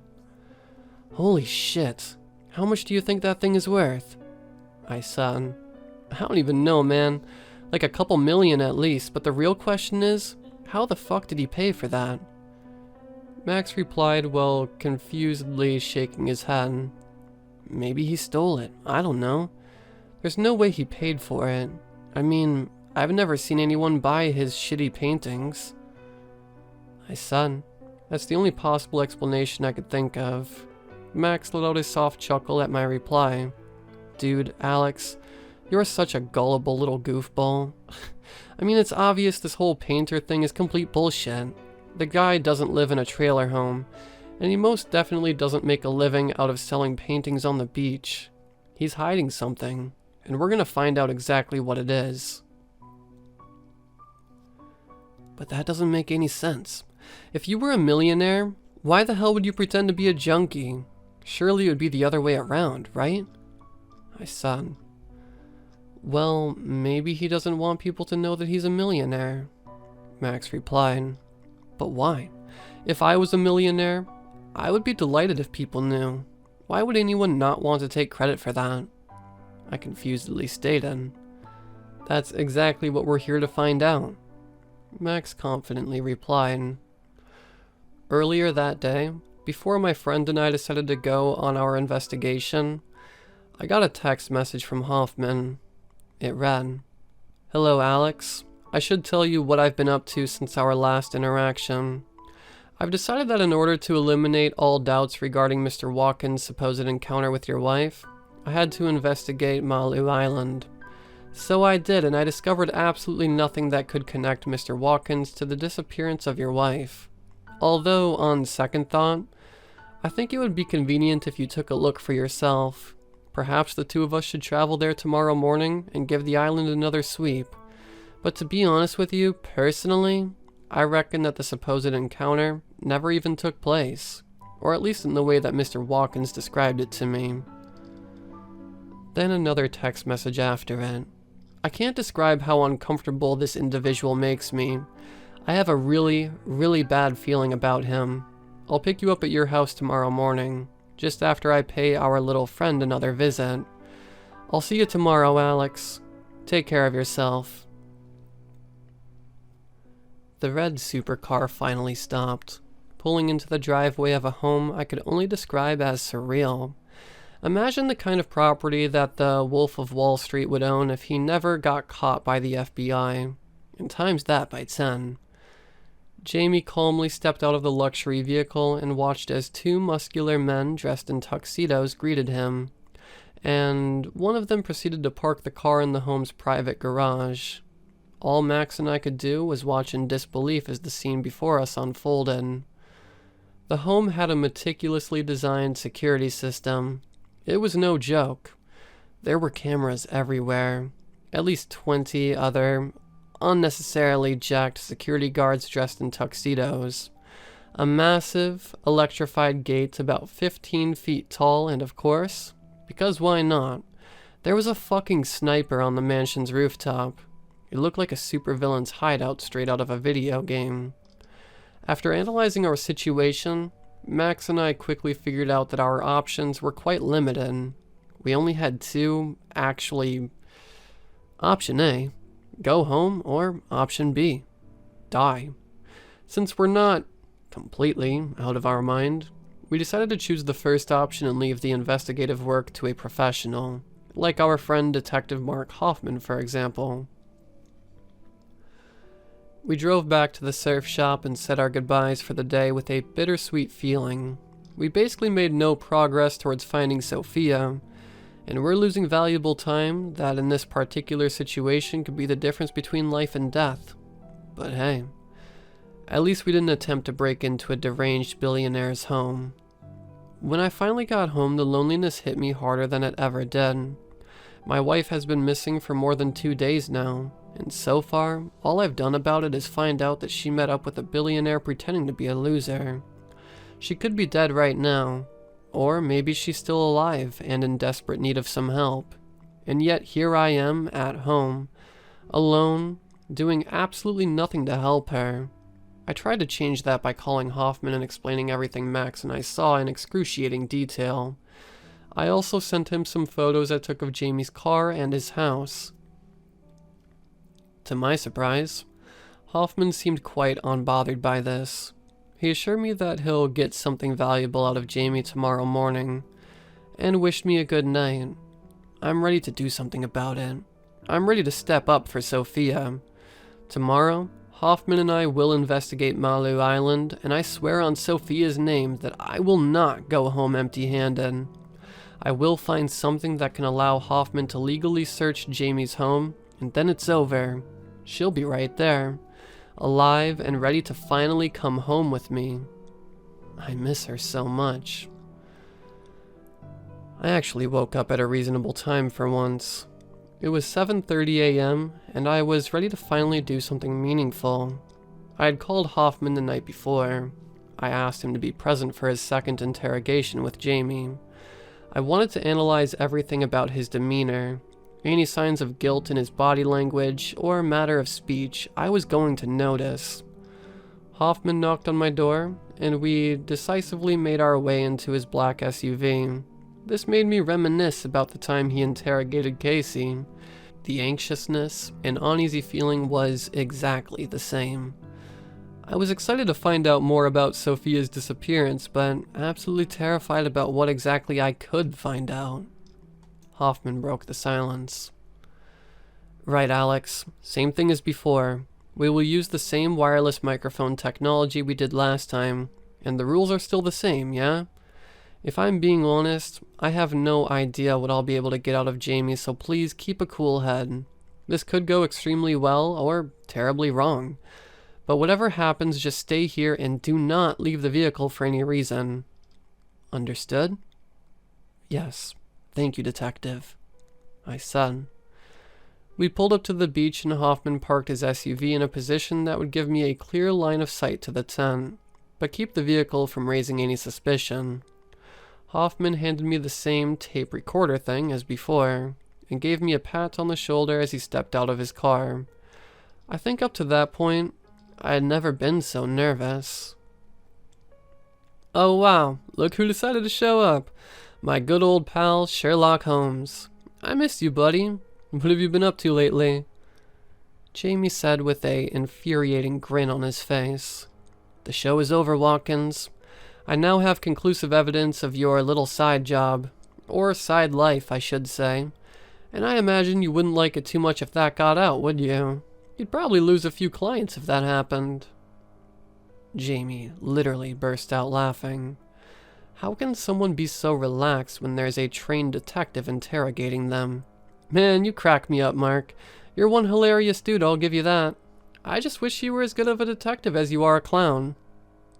You're facing multiple charges that could lead you to more than 60 years in prison. Make that a life sentence in a few days when I connect you to the Atkinson murder. How exactly is that hilarious to you? Hoffman shot back. He's calling it a murder now? God, I really, really hope this is just a scare tactic. I can't even grasp the thought of my wife being murdered. Murder now, big shot? You don't even have a body, asshole. I literally own the police force, Mark. I'm perfectly aware of all the little scare tactics scum like you use to get people to incriminate themselves. You're pathetic, Jamie replied, that disgusting smirk on his face still intact. Well, what do you know? At least I tried. Hoffman said while reaching into his belt. He took out his handgun and fired a bullet into Jamie's foot. Holy shit. This is insane. Motherfucker! Jamie screamed out in pain, but his agony quickly turned into laughter. This can't be. The guy literally just got shot at, and he somehow finds this funny? And so the plot thickens. Did you have fun on your little field trip, Mark? Jamie was now in a full-on fit of laughter. There is something seriously wrong with him. You sent me to Malu Island to find nothing. How funny. Hoffman cocked his gun and aimed it at Jamie's foot once again. You wasted my time, so I thought it'd waste some of yours, Jamie said, still laughing hysterically. Hoffman then fired another shot into Jamie's foot. This time around, there was apparently no pain at all. In fact, it actually seemed to make Jamie laugh even harder. Tell me what really happened to her, or your head is next, Hoffman said with the weapon still firmly in hand. What really happened to her? Okay. What really happened to her is that I took her to my house and fucked her brains out. She begged me to stay, but I kicked her out as soon as I was done with her. Then after that, she probably killed herself when she realized she had to go back to Alex Davis. Jamie's fit of laughter got louder and more obnoxious with every word that came out of his mouth.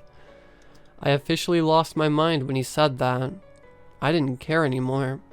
I was gonna get out of the car, walk up to the scene, take Hoffman's gun away from him, and pull a bullet through Jamie's skull. I was in the middle of unbuckling my seatbelt to do just that when Jamie spoke again. This is priceless, Mark. If only you could see the look on your face. This play just keeps on getting better and better, and perhaps it's time for the final curtain, but it seems like all of the actors are yet to arrive. Jamie actually stopped laughing. His demeanor took a sharp turn into something a lot more menacing than infuriating. You know exactly who I'm talking about? That idiot you call your client, sitting in your car like a coward, listening to me right now? Come out to play, Alex. I wanted to go, and I most definitely would have done so if I didn't notice that Jamie had some kind of assault rifle hidden under one of his paintings. So instead I stayed in the car like a coward. At this point, I hated myself more than I hated Jamie. Hoffman noticed it too, and he carefully walked to the car, still facing Jamie. With the firearm in hand, he got in, and we drove away. That somehow went even worse than anything I could have imagined. Well, goddammit. Now we're dealing with an actual criminal. I told you this guy is bad news, Alex. I had that weird feeling about him since day one. Hey, let's waste no time. Let's go to Malu, I quickly replied. And that's what we did. As soon as Hoffman and I stepped out of the boat, we immediately started scouring every little corner of Malu Island. Not just the places that Jamie mentioned like Hoffman did last time. Every bar, restaurant, shop, and public area we went to, trying to discover any clues that could lead us to the truth. Our efforts were seemingly worthless until we decided to investigate that old, rusted well located on the most desolate area of the land. I really wish we didn't do that, but I'm also, in a way, glad we did. My sanity could not handle a single additional ounce of uncertainty, so discovering the truth, as absolutely heartbreaking as it was, felt oddly rewarding. We opened the well and our eyes met with nothing but a pit of darkness. However, the smell was a completely different story. The well emanated a pungent odor, the scent of rotting flesh and solidified blood. When Hoffman lit his flashlight to reveal the source of such a disgusting smell, I threw up in my mouth. My eyes stared in disbelief as my chest sunk like never before. What we discovered was Sophia's corpse, staring back at us with those lifeless eyes. To this day, that sight makes me stay up at night. I can't get that image out of my head.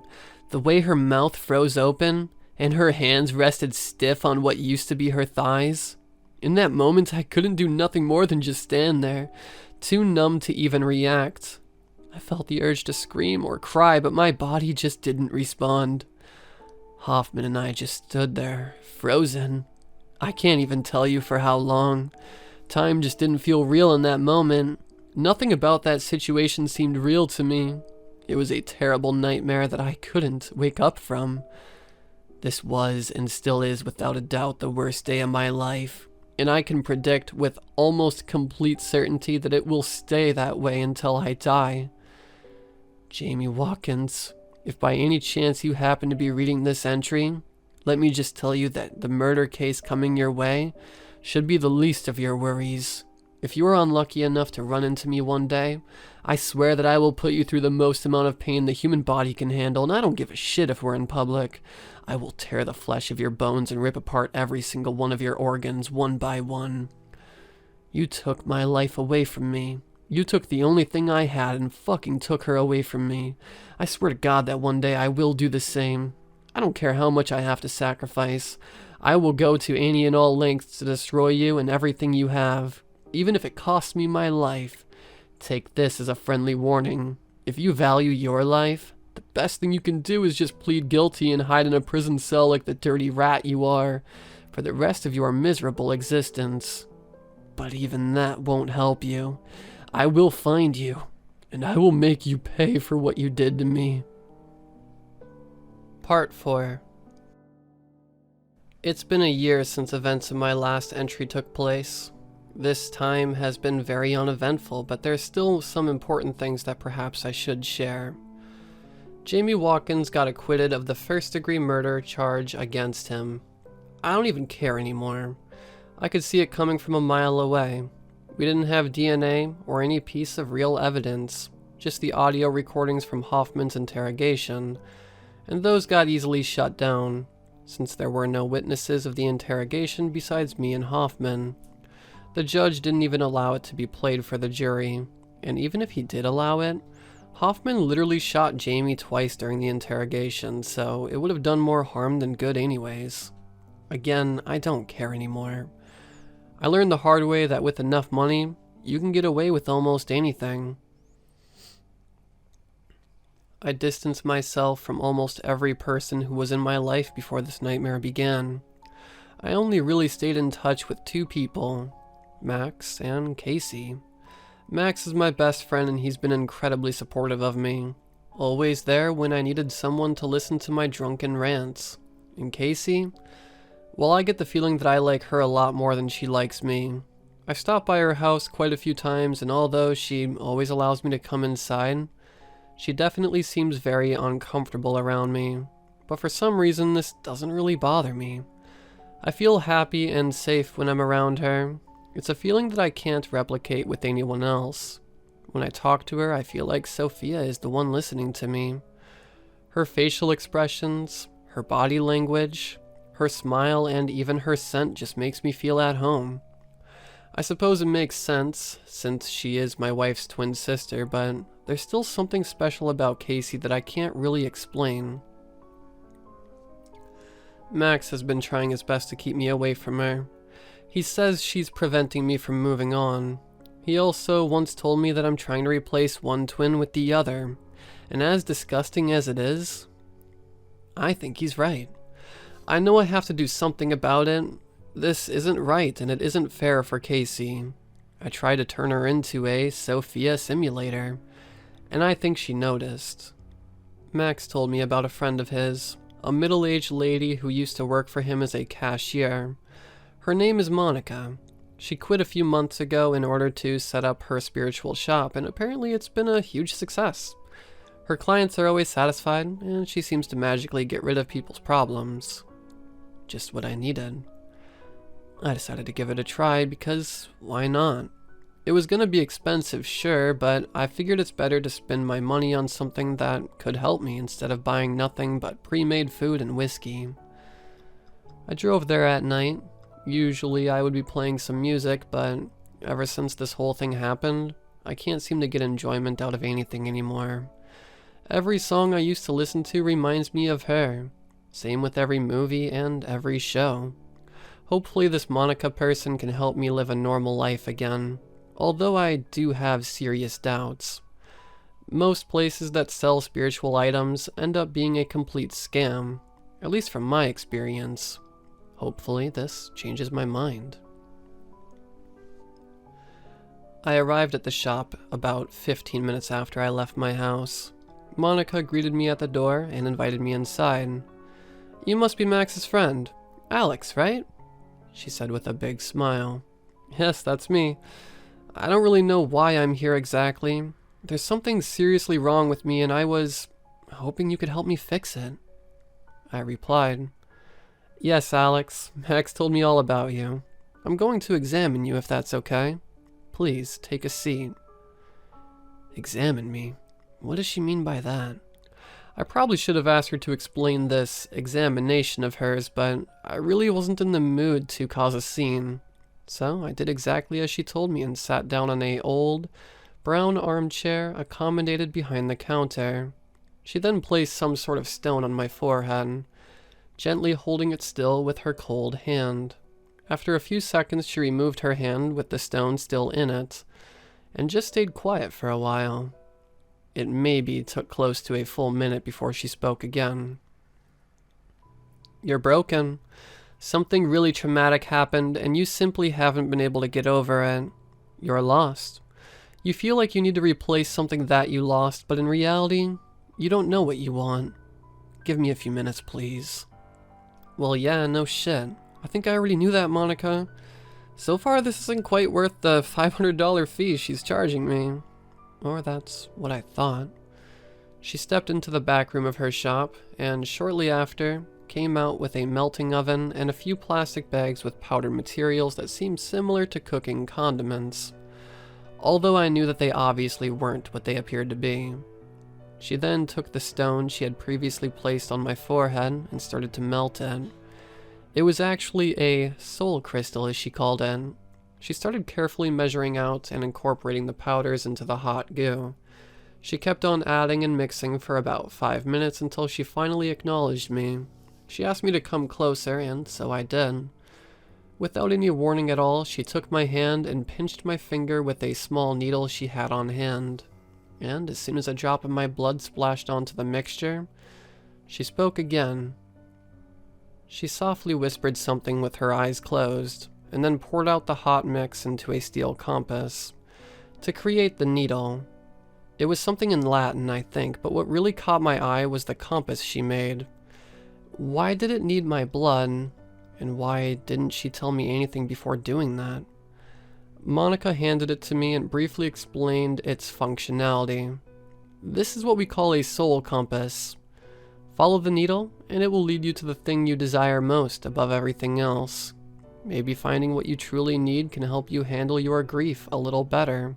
If not, I'm always here to help." I thanked her and left. This got me really curious, so I decided to follow the needle until it stopped moving.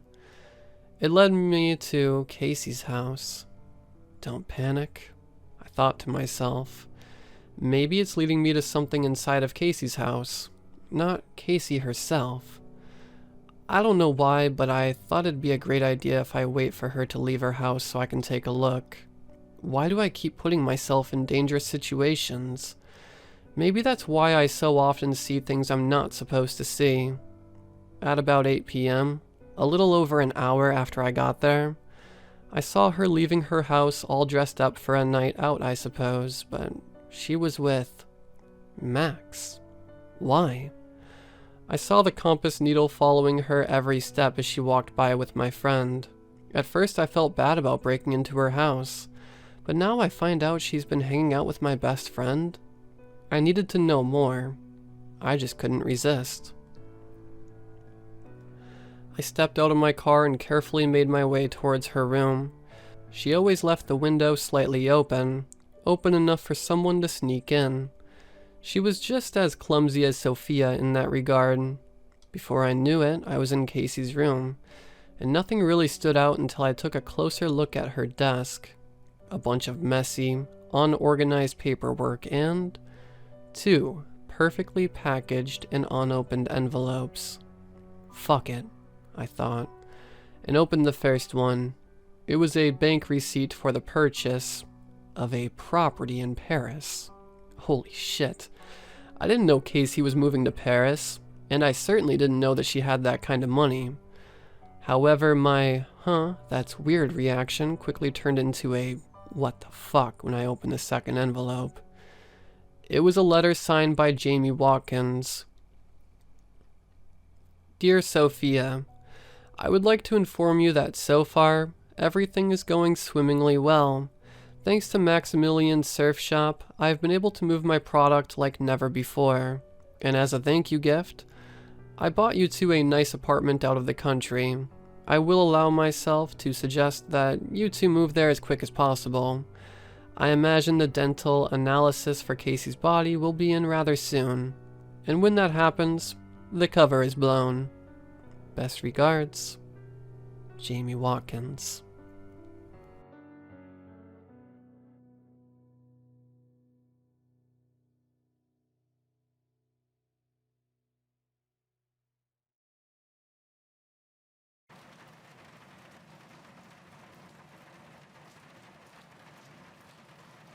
I like piercings. Not the actual piercing aspect of them, of course. I'm a self-proclaimed wimp, but a stubborn one, so while I may yelp when I get my ears pierced, I'll stick through the pain and suck up any nerves around the experience. If I could fix my childhood arachnophobia with a bit of exposure therapy, I certainly did the same with my fear of needles. The pre-piercing anxiety is easy enough to overcome. The end result is worth it, after all.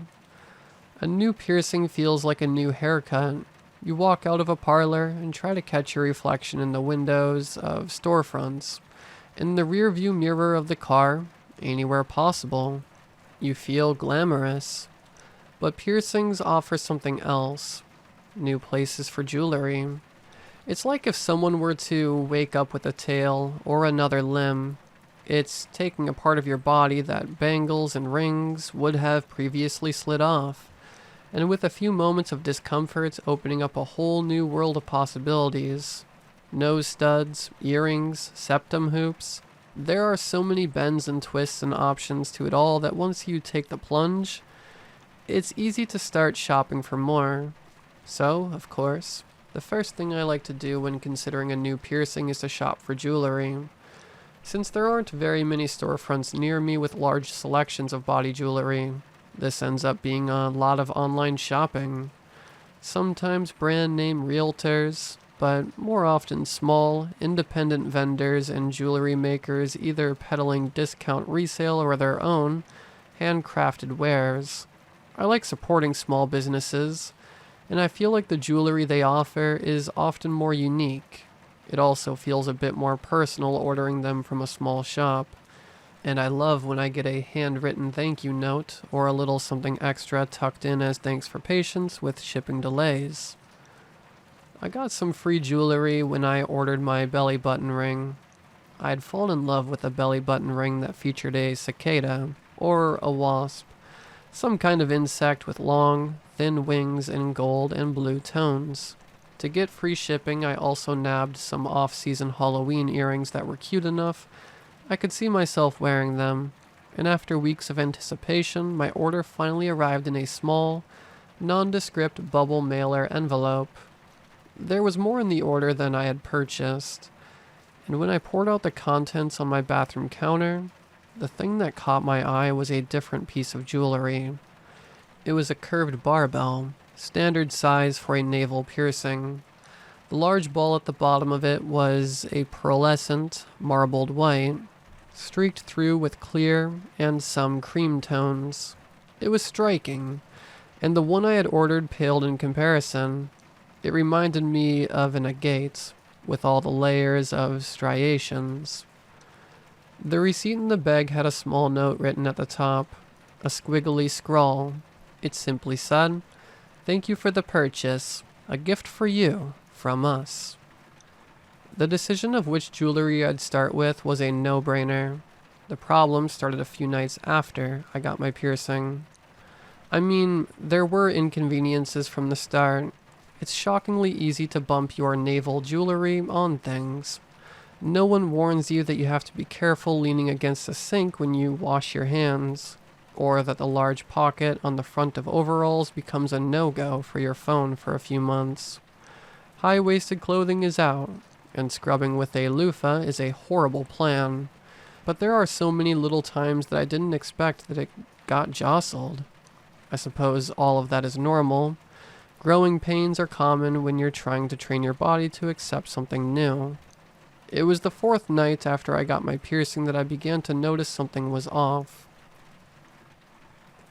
There was a dark line on my jewelry. Up until that point, I had only noticed creams and whites, like marble or ivory. I started to worry as I looked closer. Perhaps those original pale colors were just paint or a coat on the surface, and that my repeated cleanings and occasional impacts could have scraped away part of the patina. If it was painted, could it be a cheaper internal material than I'd thought? Was that why it was given away for free? The bag didn't have any information on what material it was made of. The rest of the items were all surgical steel, so I had thought it was fine, but was that a poor assumption? Running my finger across the surface of my jewelry, I didn't feel any scratches, and as I turned to see it from different angles, it appeared that the dark line was below the surface. Maybe I had just missed it somehow. There were a lot of different colors marbled together after all. Regardless, it was too late to do anything about it now. Anyone who has had a piercing will tell you that you are supposed to leave your initial jewelry in for a certain length of time. Changing it too early can result in irritation. Considering how much I was jostling it already, I didn't want to add any more potential problems to my healing process. Besides, what would I have done? Requested a refund for a damaged freebie? There were other things that people don't warn you about belly button piercings. Earrings will occasionally get tangled in your hair if you have long hair. That's common. It's surprising when you find a hair wrapped around your belly button ring, but it happens. Similarly, irritation bumps are common with piercings, but when you get an irritation bump on a belly button piercing, the resulting zit-like blister can be large enough initially it tilts your jewelry to the side. It's incredibly unsightly. Repeated cleaning is often the best way to resolve both of these issues. It was about a week in, during one such nightly cleaning, that I found another hair wrapped around my jewelry. This one was short and wrapped around the post. Looking closely at it, I frowned. The small hair was a bit longer than an eyelash, and black.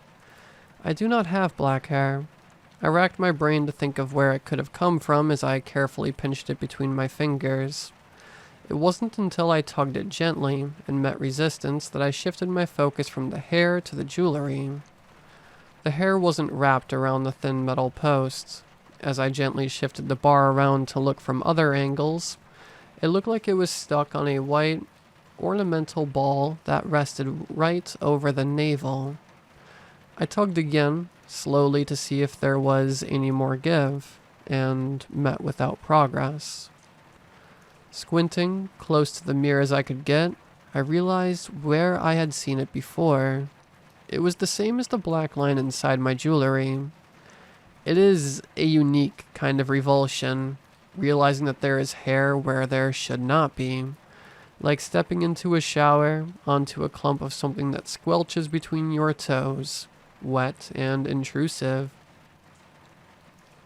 Or like finding a fine thread in your mouth and having to fish it out, feeling it floss against your tongue, unexpectedly sharp.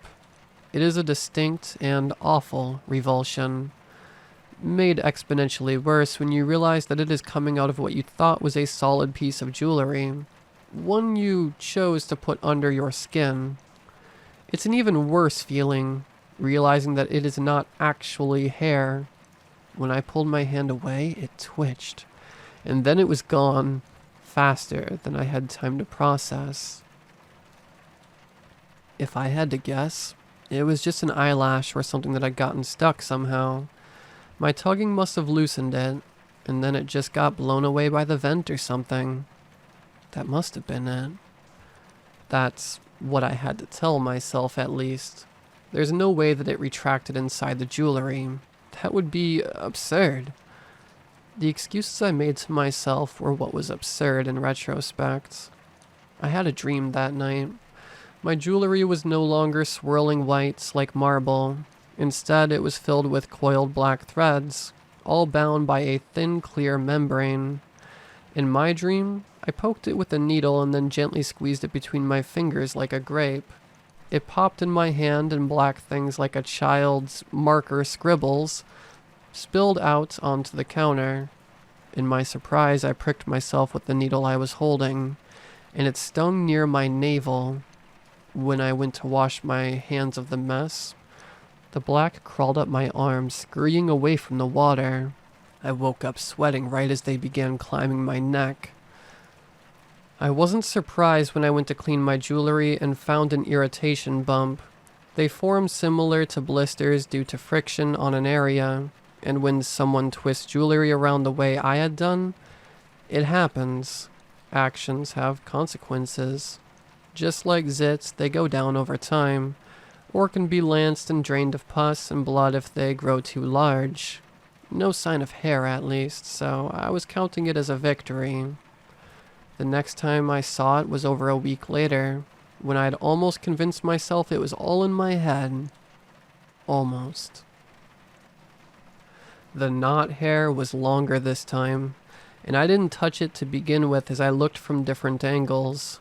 It was sticking out of the same spot, and still appeared to be connected to the rest inside. This time I grabbed it with tweezers to make sure I had a good grip, and I tugged hard. I expected it to snap off at the base, where it met the surface of the jewelry, or perhaps for the whole twitching thread would come out. I didn't expect the jewelry itself to bulge outward with the tug. I didn't expect the amount of resistance, and then the feeling of something breaking free. The passage left a small crater in the top of the marble ball. The casing caved in without its filling.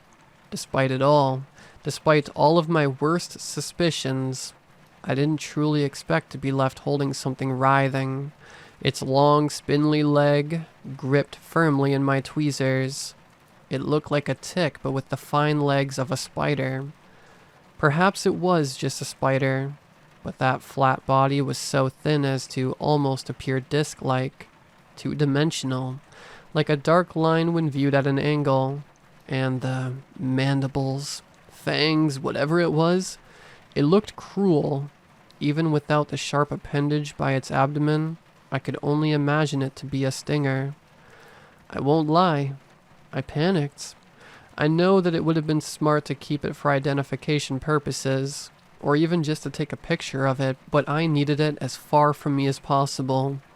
Tweezers and a death grip, I ran out the backyard and threw the whole handful into the far bushes before bolting back inside to make sure there weren't more of them dangling from my skin. Much as I searched, and trust me, I searched, that appeared to be the only one. As soon as I felt sure that more wouldn't burst out of me, I went back to the piercing shop to have them take out my jewelry. I spared them the lengthy explanation because who would believe me? At first, my piercer cautioned me about changing my jewelry so soon, warning it would likely hurt and cause further irritation. But when they saw the carnage of my current jewelry, I think they were too surprised to push further beyond agreeing that, yeah, it was probably a good idea to change it out. They switched my deflated nightmare fuel for a solid titanium piece that they assured me was from a reliable manufacturer. I tried checking for more information on my online vendor, but the shop appears to have been deactivated since my purchase. The irritation bump hasn't gone down yet, but I suppose growing pains are common when you're trying to train your body to accept something new. It's tempting to pick at it, but I know that wouldn't be good for me. As for the jewelry, I doused it in alcohol and sealed it in a Ziploc bag. Several days of monitoring hasn't shown any sign of motion. I did the same for all the other pieces I purchased from the vendor. No sign of life there either. But I don't think I'll be able to trust Annie enough to wear them. Maybe I can just give those away or something if I bump into someone else with a navel piercing. A gift from me. For them.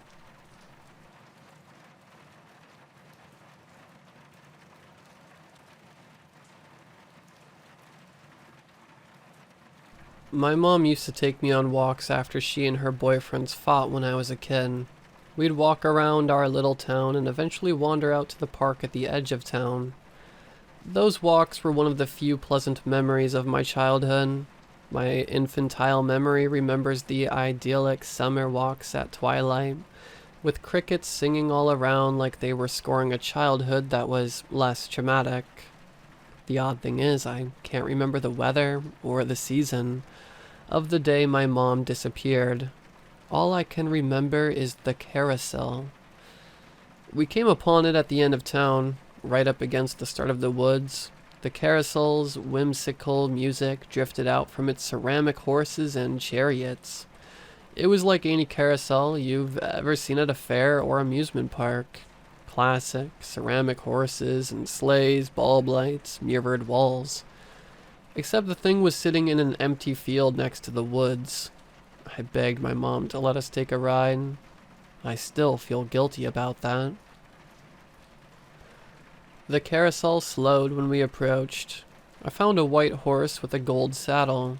My mom jumped onto a horse right next to me. The last thing I remember of my mom was seeing her long red hair flowing in the wind of the carousel, her mouth open, smiling and laughing as the thing picked up speed. It was like the thing had completely washed away the hysterical fight I had just heard her have. I looked ahead to see the other horses and carriages bobbing up and down in that carousel rhythm.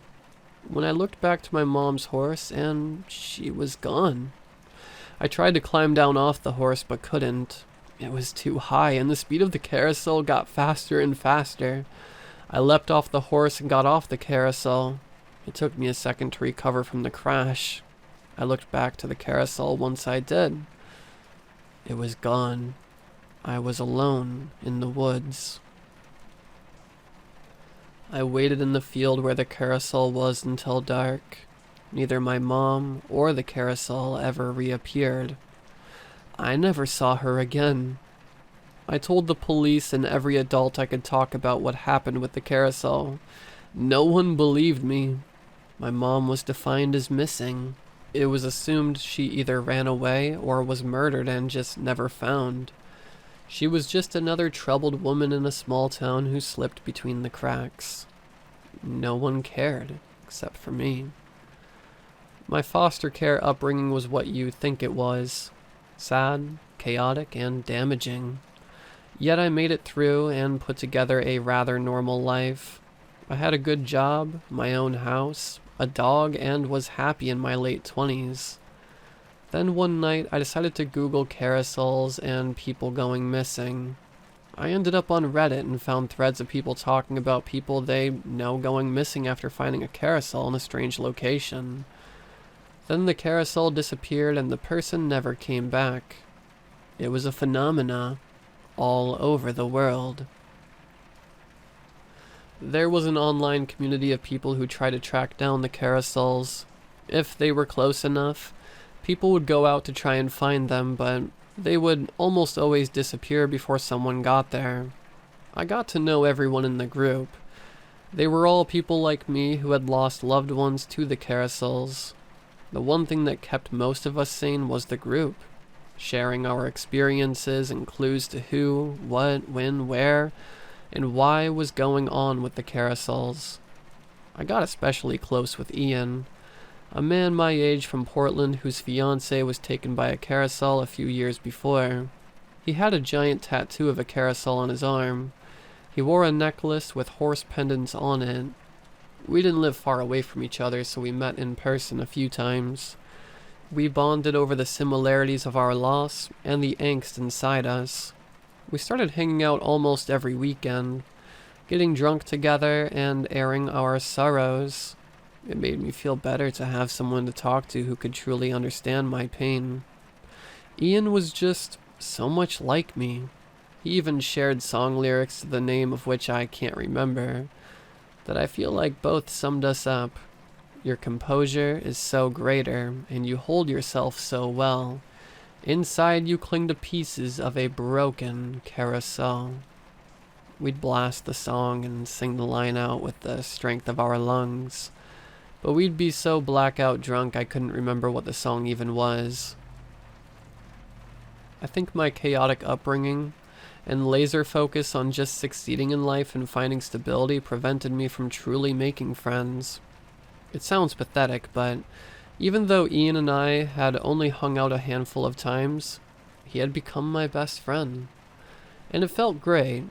It hurts to go too much more into my friendship with Ian. He was like the bigger brother I wished I always had.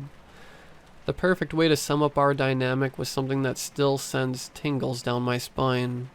I told Ian one night that one of the things I remember my mom doing was when I was very young and scared of the dark, and my bedroom and going to bed.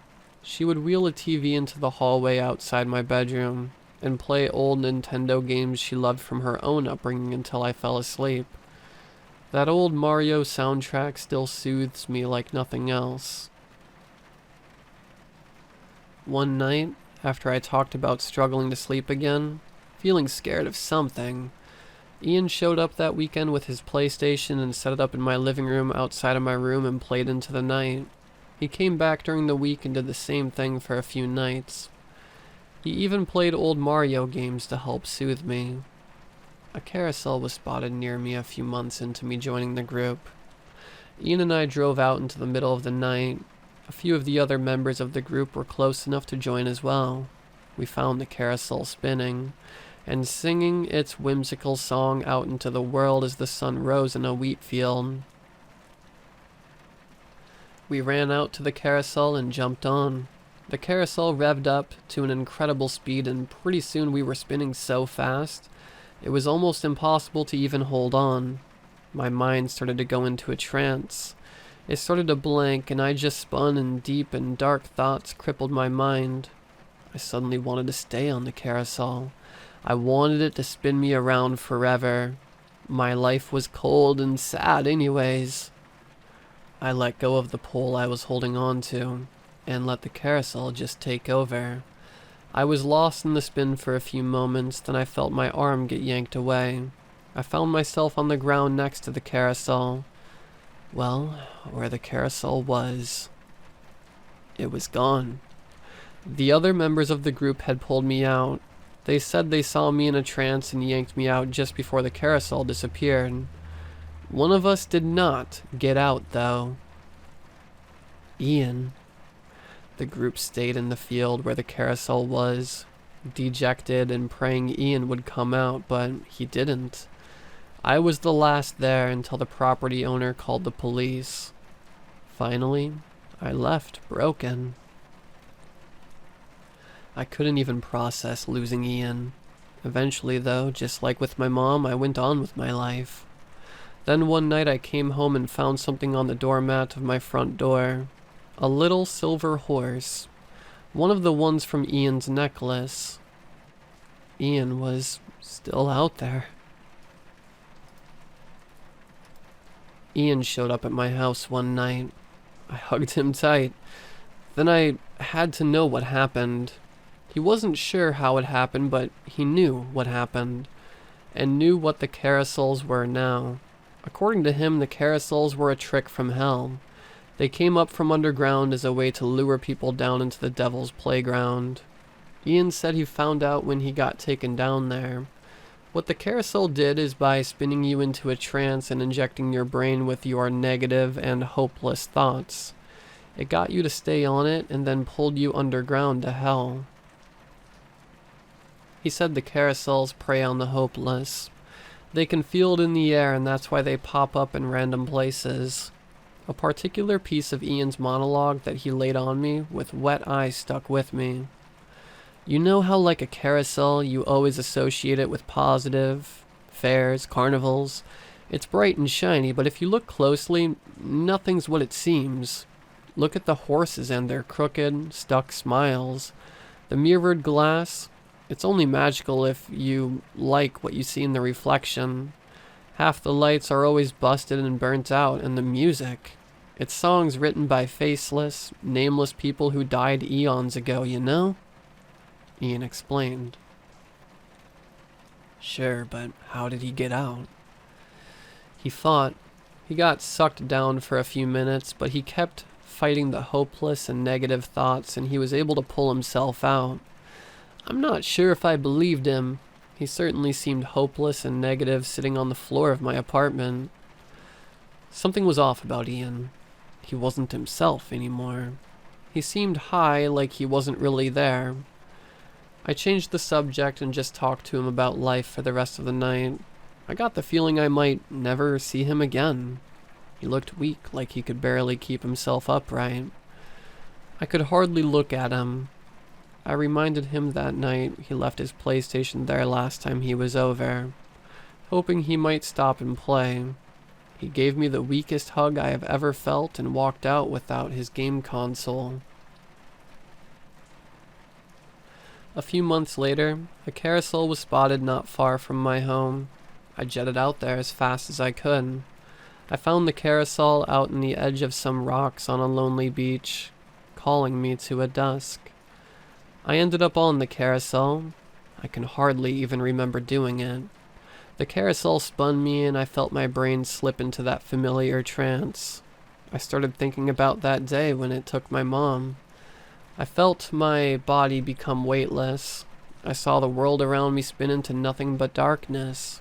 I felt everything around me plummet. I could only feel air all around me. Then I heard a familiar voice I hadn't heard in a lifetime. My mom's soft drawl coming out of the ether. Where did you go? The world around me turned to light, and a setting started to come into focus. I heard the sound of crickets back my mom's voice as I was nearly blinded by the incoming light. Will you come home? The world came back into focus when my mom finished her question. We were back in that field where the carousel had been, but no carousel. I wanted to jump into her arms. I was also very wary. What if Ian was right? Was this some kind of sinister trick? The devil's charade? I felt her hold onto my hand and I watched the world all around us start to morph again, starting to swirl and move around in circles like we were on the carousel again. Time passed. I couldn't tell if it was 5 seconds or 5 hours. I felt a rush and got my breath back. I was back on the carousel. I looked to the mirrored wall to my left and saw myself, 4 years old again, perched up on that white horse. When I looked to my right and saw my mom standing out there in the field, wearing the same dress she was that day. The next move was obvious. I got off the carousel and walked into my mom's waiting arms. Now you're probably wondering where I was at that point. I existed at the age of 4, but I had the wisdom and mental capabilities of someone who had lived for 29 years already. Everyone thought I was a genius, yet I felt I couldn't stay. It didn't feel right. I felt like a visitor. I was living in the past. I didn't even have the internet. After a few months, I had to go. I felt my mom could sense it. She spent as much time with me as possible, squeezed me a little harder. I made sure to say goodbye to my mom this time. We shared a great night. I thought about bringing up the carousel. If she was aware of everything that was happening, I resisted the urge. I didn't want to ruin the beautiful cake that was our exchange and that little slice of pleasant reality. When I snuck out into the middle of the night, the carousel was at the edge of town, waiting for me. The carousel brought me back to my original reality. I feel like I was finally able to process some of the pain of the 25 years before my time back on the carousel. I wouldn't say I was happy. I was content. I told the carousel group all about what happened, that I need some time away. Then I started to itch. I started monitoring where the carousels were, waiting to find one near me, and I found one. I made it to the carousel in time. It was tucked into an abandoned industrial yard. The difference this time was the carousel wasn't running. It was stopped and dark. I was barely able to see it at night. I kept my distance, not liking that it was dark and looking broken down. Then I saw someone walk out from the carousel, a shadowy figure. The lights of the carousel flickered on for a moment as they stepped down off of the ride. In the flash of the lights of the carousel, I saw it was my mom. My mom looked the same as she did when I last saw her, before I rode that carousel out of her world. Just seeing her was enough to put a sinking feeling in the pit of my stomach. We hugged in front of the carousel and I kept an eye on the ride, still unnerved by it sitting there dead, dark, and quiet. It felt like there was some kind of danger in the air that I could feel. Something was off. This was confirmed by how light my mom's hug was. I could sense she was in a hurry. Her body was tight and tense. "What's wrong?" I asked as I saw tears in her eyes. "Something is following me." My mom pushed through her emotions to get the words out. "It showed up after you showed back up. And now it won't leave me alone." "What is something?" I asked. My racing thoughts were cut off by a mechanical chug. I looked over to see the carousel coming to life next to us, its lights flickering alive and lighting up the yard. I stared at the carousel as it picked up speed. I was quickly mesmerized and frozen in my stance. I watched as something else started to come to life on the machine. The silhouette of a person. Someone tall, someone moving right at us. They were off of the carousel and in the gravel next to us rather quickly.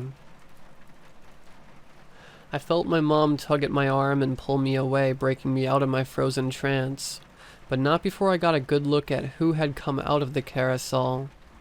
It looked like Ian, but wasn't him.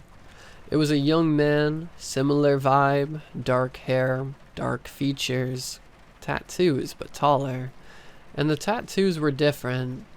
There was something dark and tragic that radiated out of him. I could feel it from 20 yards away. He didn't mean well. I ran out of the industrial yard and my mom followed. We were at the edge and out of breath before I looked over my shoulder.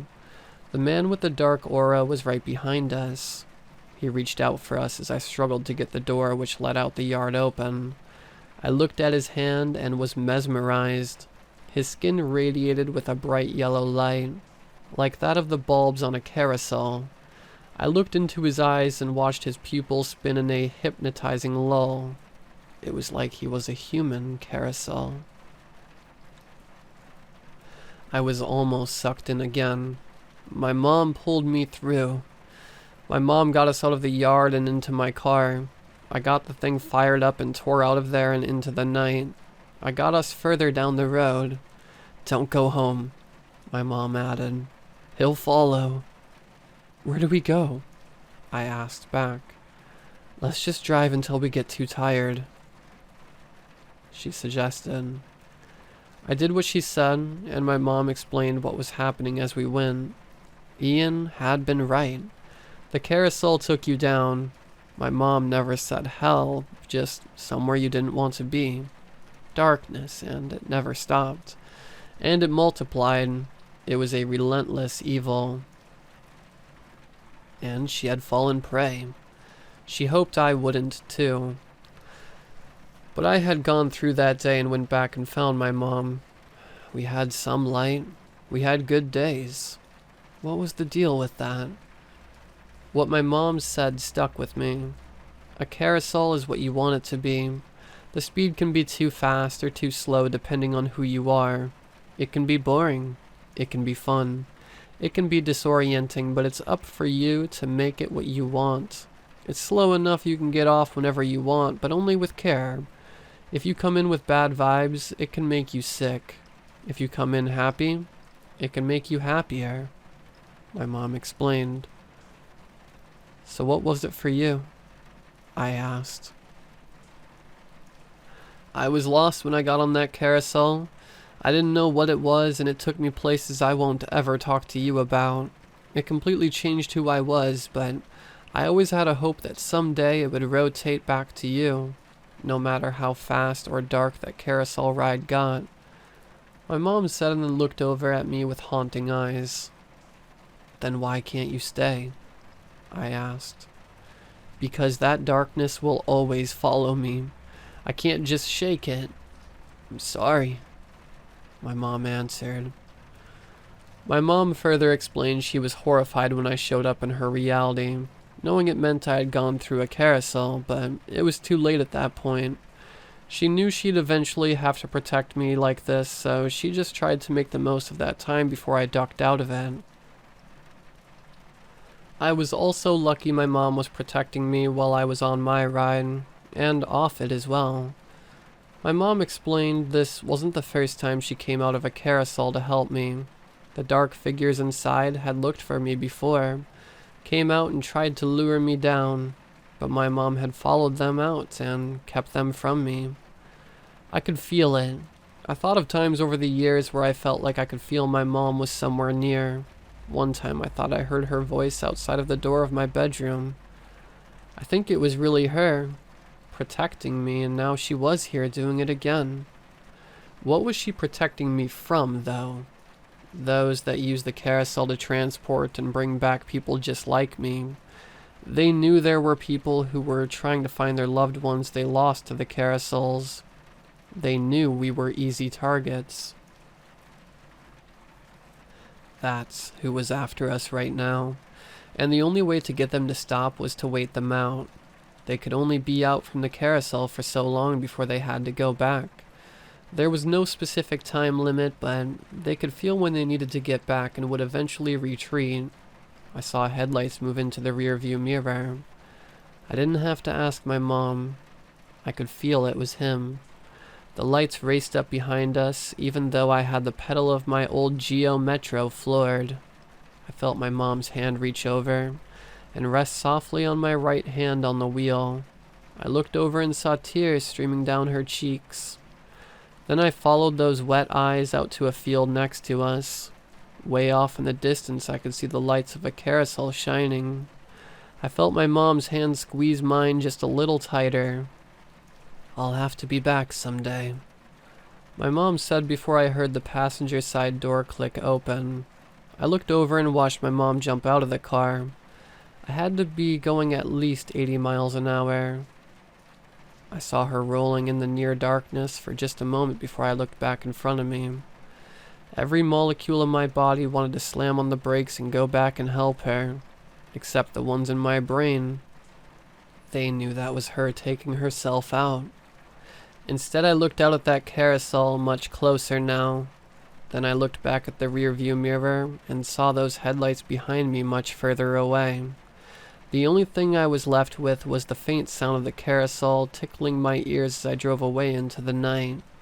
Months have gone by since the last incident with the carousel and my mom. I've intentionally ignored trying to find anything about them online. I'm just living my life now. I try not to even think of it sometimes, but sometimes there's no way to avoid it. I actually sat down today to finish writing this because I was on a walk in my neighborhood on a perfect spring day. I heard the faint sound of a carousel's music getting closer as I walked up the street. I couldn't help but pursue it, moving swifter than I should have. I wondered if I was going to see my mom, see the dark young man who wanted to suck me down with him. I did not. What I found was an ice cream truck, broadcasting out its melodic tune into a beautiful day. I laughed wholeheartedly for the first time in quite a while.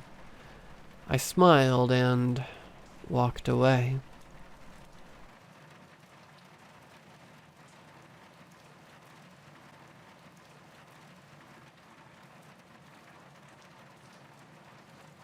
Okay, so I have limited knowledge on technology, but this forum looks promising. I can see from the name that you all struggle with sleep, and well, I am in the same miserable boat. As the title says, if I don't go to sleep tonight, I will die. And yes, that sounds very dramatic, right?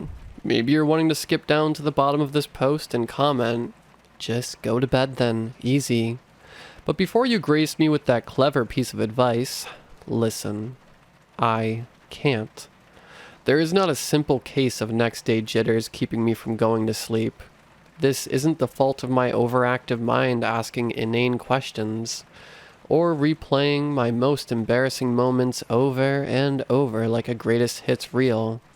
No, I wish it was just that. I wish I could tell you that this was just a particularly bad case of the regular brand of human insomnia, but it's worse.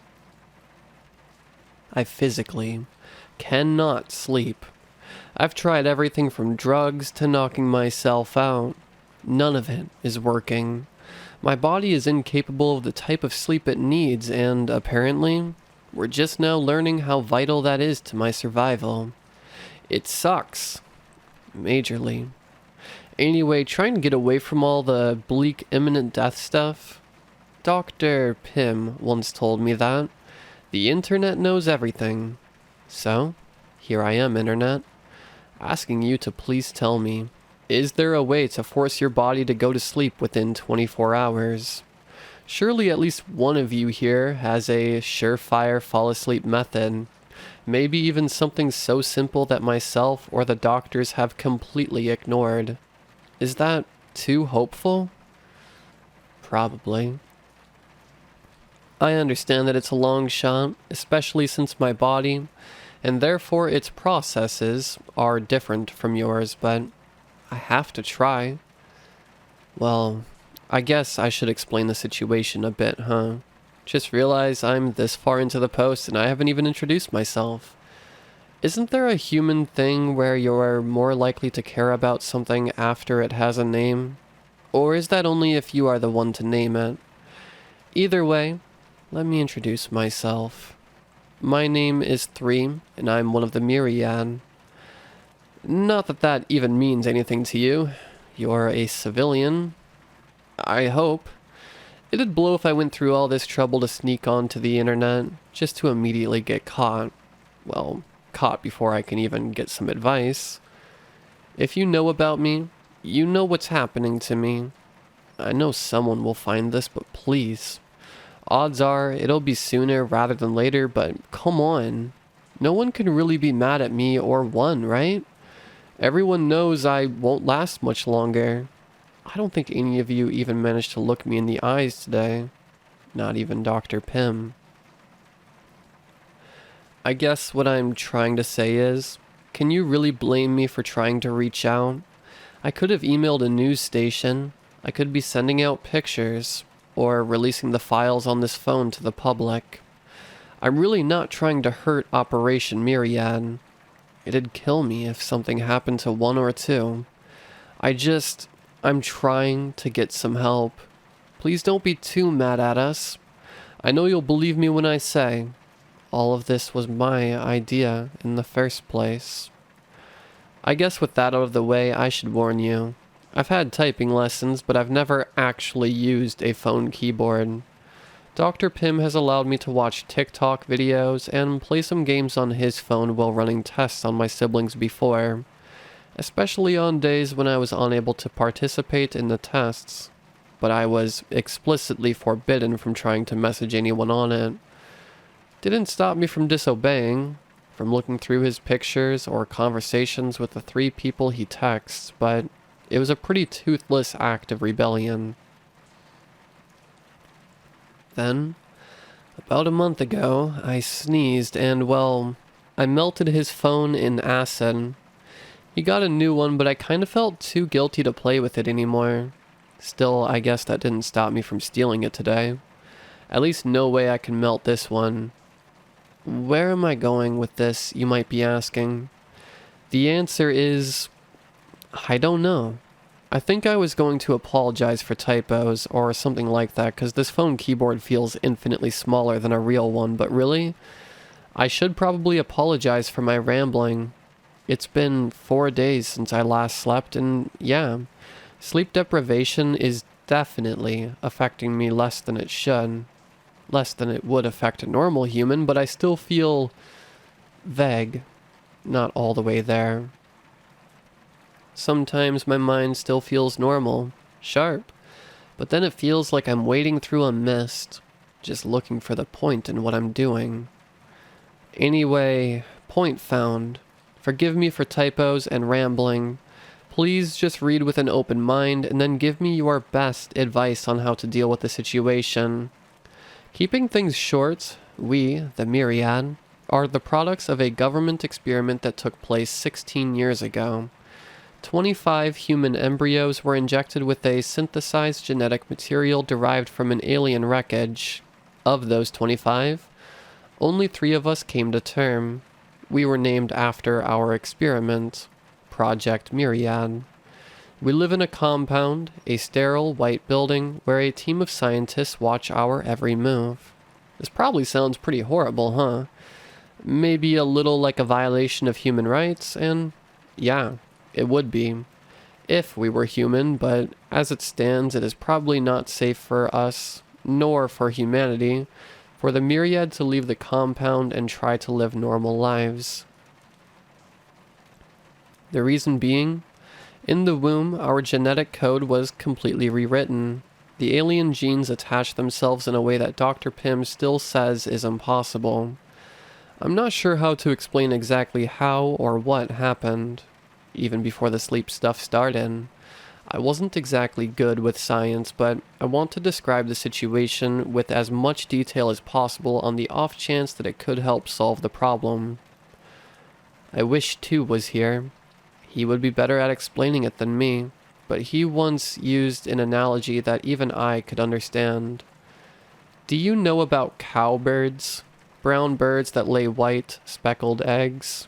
Well, what's interesting about them, other than their weird name, is that they have a very peculiar parenting method. That method being that they don't raise their children at all. Cowbirds lay their eggs very quickly into the nests of other birds.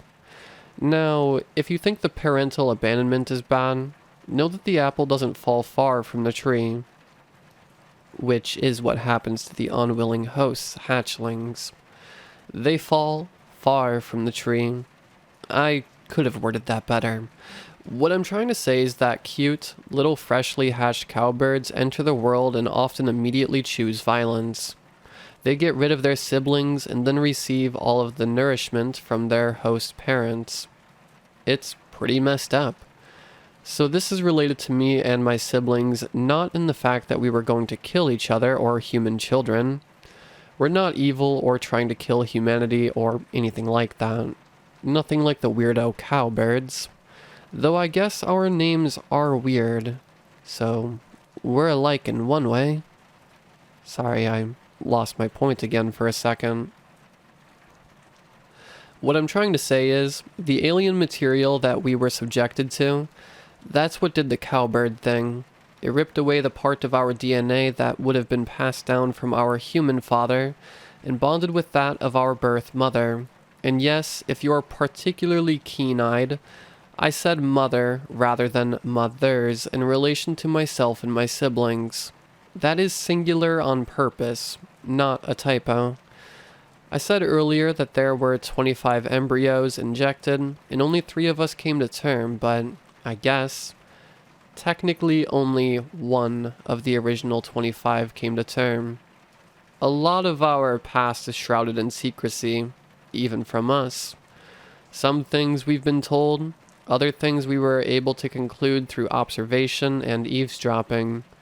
The original plan was, most likely, for the team that was assigned to us, top scientists from every field, high-ranking military personnel, and of course those with lots of money and special interests, to keep us completely in the dark about what we were, how we came to be.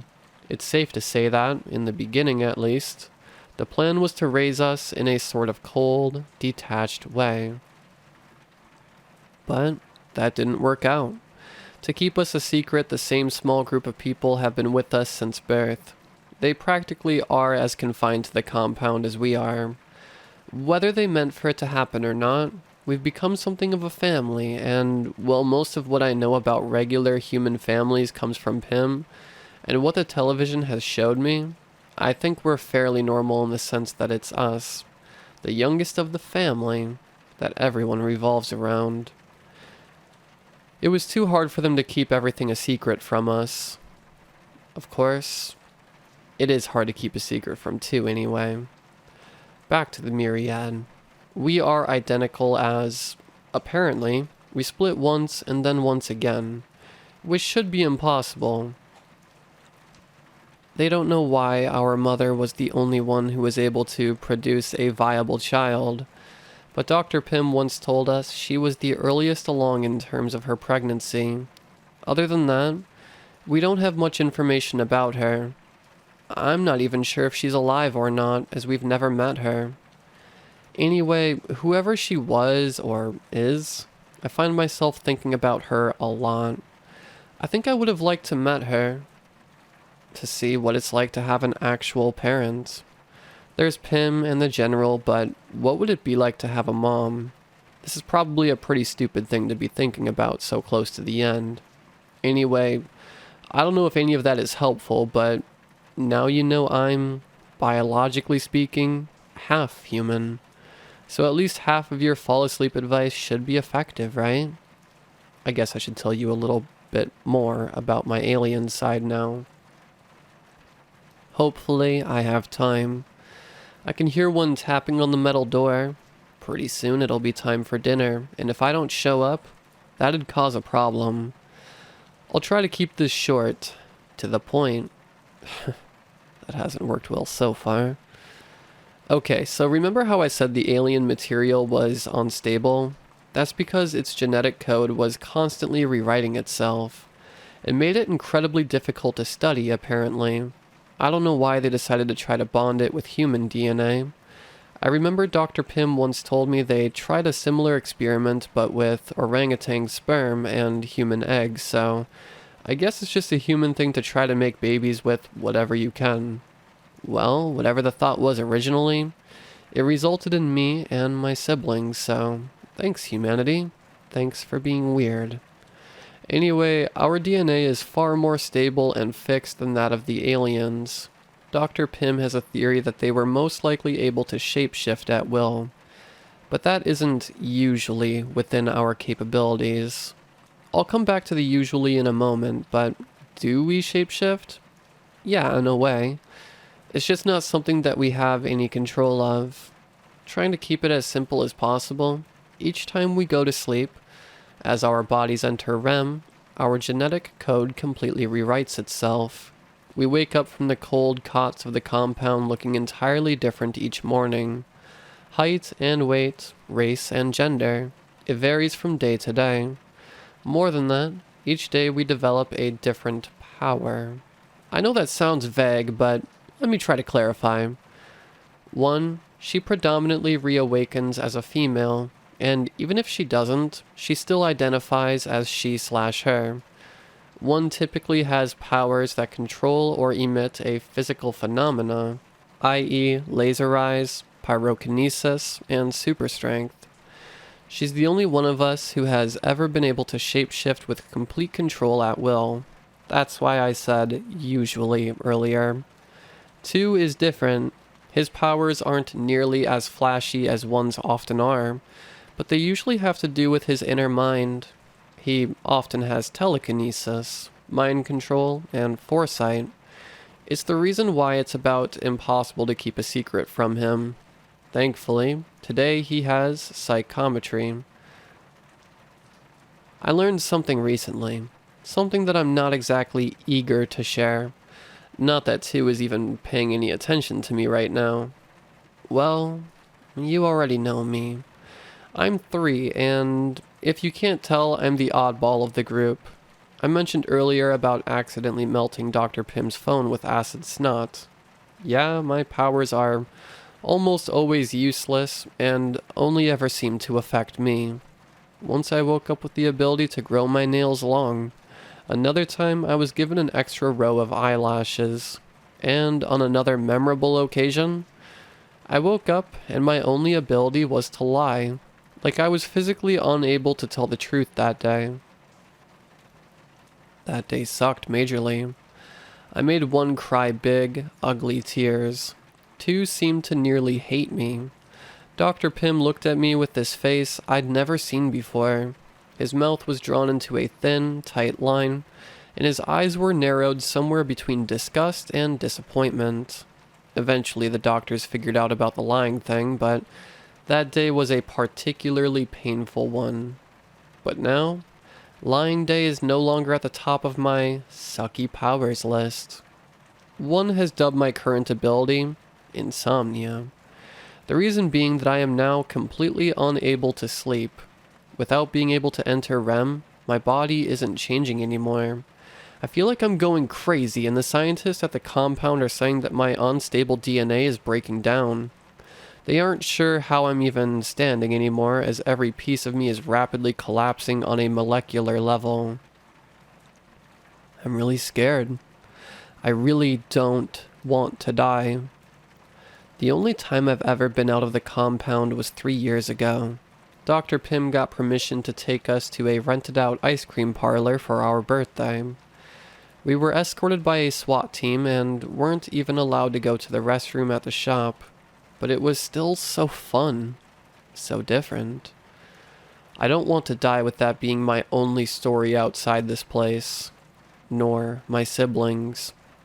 2 has completely distanced himself from me. He won't look at me. All he does is spend his days in the lab, analyzing my blood samples that are taken day after day. Now, hour after hour. Even my older skin and blood samples, the ones taken before this power ever cursed me, are breaking down. I can't read minds, but I can feel 2's sense of panic. If his appearance wasn't changing, I'd think he's getting less sleep than I am. 1 is, as usual, trying to keep positive. She's the one that tried knocking me out. My chin is still bruised, but nothing's working. Stealing Pym's phone, posting this for help, it was all my idea, but she's helped me. I feel so weak. I probably wouldn't have been able to make it up the steps without her. I haven't told either of them yet about what I overheard. Early this morning, before the sun had even begun to rise, I was watching reruns of George Lopez, the only thing that was really on TV at the time. Looking over every now and then as my siblings slowly changed form, and I thought that I would be okay with dying. I tried to tell myself it was okay. I even thought, better me than them. Not just because I love 1 and 2, not because it would break me if I lost either of them, but for the obvious reason. Compared to them, I'm pretty useless. It seemed right that I would die. By the time they were fully different, I thought I'd made peace with myself. Maybe that had been a lie all along. I'd just been shoving my regrets and fears down enough to delude myself, but either way, things quickly changed. I decided since it was most likely my last sunrise, I wanted to watch it. It's summertime, but desert nights are chilly even in July. I bundled up, wrapping the blanket around me, and started to drag myself up the stairs to the roof. My chest hurt after just 1 floor, and I sat down to rest. I felt so tired, but as you know, couldn't sleep. After resting, I forced myself to climb up the second set of stairs, almost halfway to my goal. At the landing, I could hear voices, arguing voices. I almost opened the door, but then I heard Dr. Pym. "You don't know that they won't die too." And I froze. That's how we found the aliens. Only one had been killed on impact. The other two died after. I kept listening, and I learned about something they'd never told us. In fact, they had lied to us. The spaceship that had crash-landed here, the one that they said was a flaming pit, that they had to synthesize genetic material from the wreckage because there just wasn't anything left, that was a lie. There were 3 aliens. One died from the crash, and the other 2 survived. The government took them, probably planning to experiment on them, but they deteriorated before they even made it through transport. Luckily, the scientists managed to preserve just a small part of them, the part that would become myself and my siblings. But the cause of death for the 2 aliens that survived the impact was never determined. Apparently, Dr. Pym had a theory. He thought that the 3 were connected, that they could have been like us, 3 that split from 1, and that in order for us to continue on, all of us had to survive. He sounded so sure. They were arguing back and forth. Apparently 1 and 2 were also showing signs of genetic deterioration, albeit much less than me, but this was the first I've heard of it. Additionally, their reformations were taking longer. Admittedly, before I had never actually witnessed it happen, so I had no frame of reference for how fast the process was supposed to be. But they talked like it was previously done in an instant. I thought back to that morning, to my siblings changing over the course of 2 or 3 George Lopez episodes. One's skin going from paper white to a freckled sand color. 2's black hair morphing into curly strands of blonde. Had it taken longer than it had yesterday? I wasn't sure. I'm still not sure. I heard a door slam, followed by heavy footsteps. They never reached a conclusion.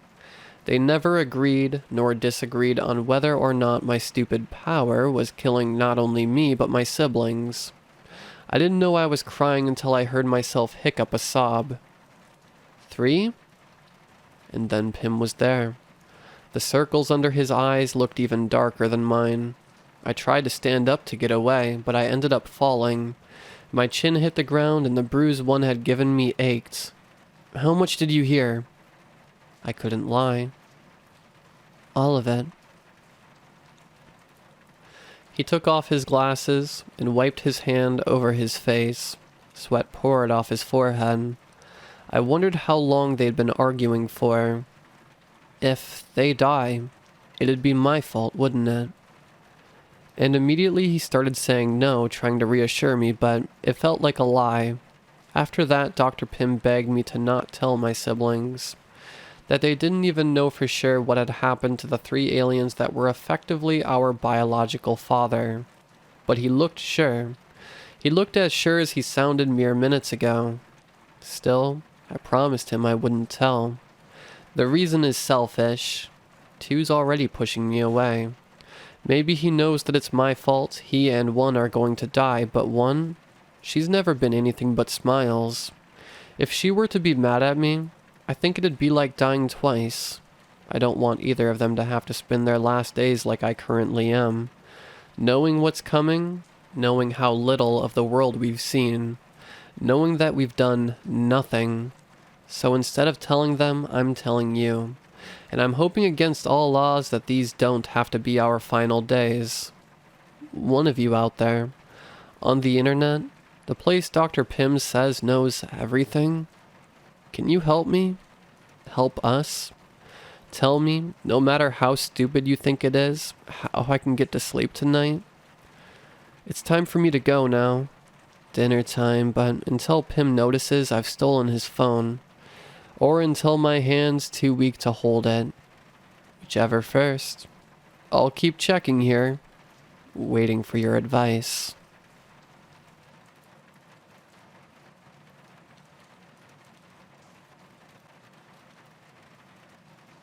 I will never forget the day I found out I was pregnant. We had been trying for years and thought it was never going to happen. So when the second line showed up on that pregnancy test, I couldn't believe my eyes. I even made my husband run out and buy 2 more just to make sure. All 3 came out positive. Finally, this was the last piece in our puzzle we were waiting for. It was like a dream come true.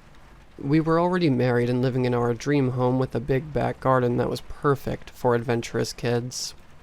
In the middle of the garden there was an old oak tree that they could climb. One of the first things we did was put up a tire swing on it. We knew it would be years before he would be able to use it, but with the thoughts of a little one running around, we just couldn't wait. We had to do something. My husband was like a big kid himself. He wouldn't shut up about all the adventures he was going to take him on, even though I explained to him repeatedly that it would be a few years before the baby would be able to do things like that. I think he was happy to finally have someone to play with and forgot about the baby stage. Until Harry arrived. Don't get me wrong. He was a good husband and dad. He did a lot for me during the pregnancy. When Harry was born, I needed an emergency C-section and there were complications. It took a while to recover from it. So, for the first few months after Harry came home, Dan did nearly everything for him, from night feeds to changing diapers, which must have been hard. He's one of the most impatient people I know, so it was a bit of a challenge. It took a little bit of time for us both to adjust, I suppose. There were plenty of stressful days and sleepless nights too, but when I was back on my feet, we managed to get into our own rhythm. After that, everything went smoothly for us. Well, as smooth as it can with a new baby in the house, I mean. I think he was almost 3 months old when I first noticed something odd. I was holding him in my arms while feeding him and staring into his beautiful blue eyes as usual, when suddenly he stopped feeding and started staring at me with this strange look in his eyes, kind of like he was angry with me. I assumed it was just gas and put him on my shoulder to burp him. What happened next, I swear to you, is true. I was rubbing his back when he moved suddenly and slipped off my shoulder. Luckily, I caught him before he fell, but unfortunately, I pinched him with my nails in the process. He didn't cry or anything. He just made a growling noise. I gave him a hug and a kiss before putting him back up on my shoulder. A few seconds later, I heard him whisper something in my ear. It sounded like cunt. I just laughed. It had to be one of his little baby noises, I thought, and continued rubbing his back. Not long after that, I heard it again. Cunt. This time it was loud and clear. I put him sitting on my knee and repeated, "Did you say a bad word, cutie? Did you? Did you?" Jokingly in my usual silly voice. He stared into my eyes without breaking eye contact or even blinking with a strange look I had not seen before for about 5 minutes. I thought he might still have had some gas, so I put him back up on my shoulder and started rubbing his back with my hand. He started pushing his head closer and closer to my face until he was near my ear. Then suddenly he grabbed onto one of my earrings with his mouth and started shaking his head. I tried to pull him away, but he would not let go. It was so painful. I thought he was going to rip it off my ear, but luckily, I managed to open it before he got the chance. When I put him sitting back down on my knee, he spit it out and hit me on the side of the face, then smirked at me with this creepy grin. At the time, I thought it was just one big coincidence. I could never imagine he could have hurt anyone on purpose. How could I? He was only a baby. When my husband got home, I told him what had happened, and we both had a good laugh about it. But I never wore earrings around him again. The rest of that night was uneventful.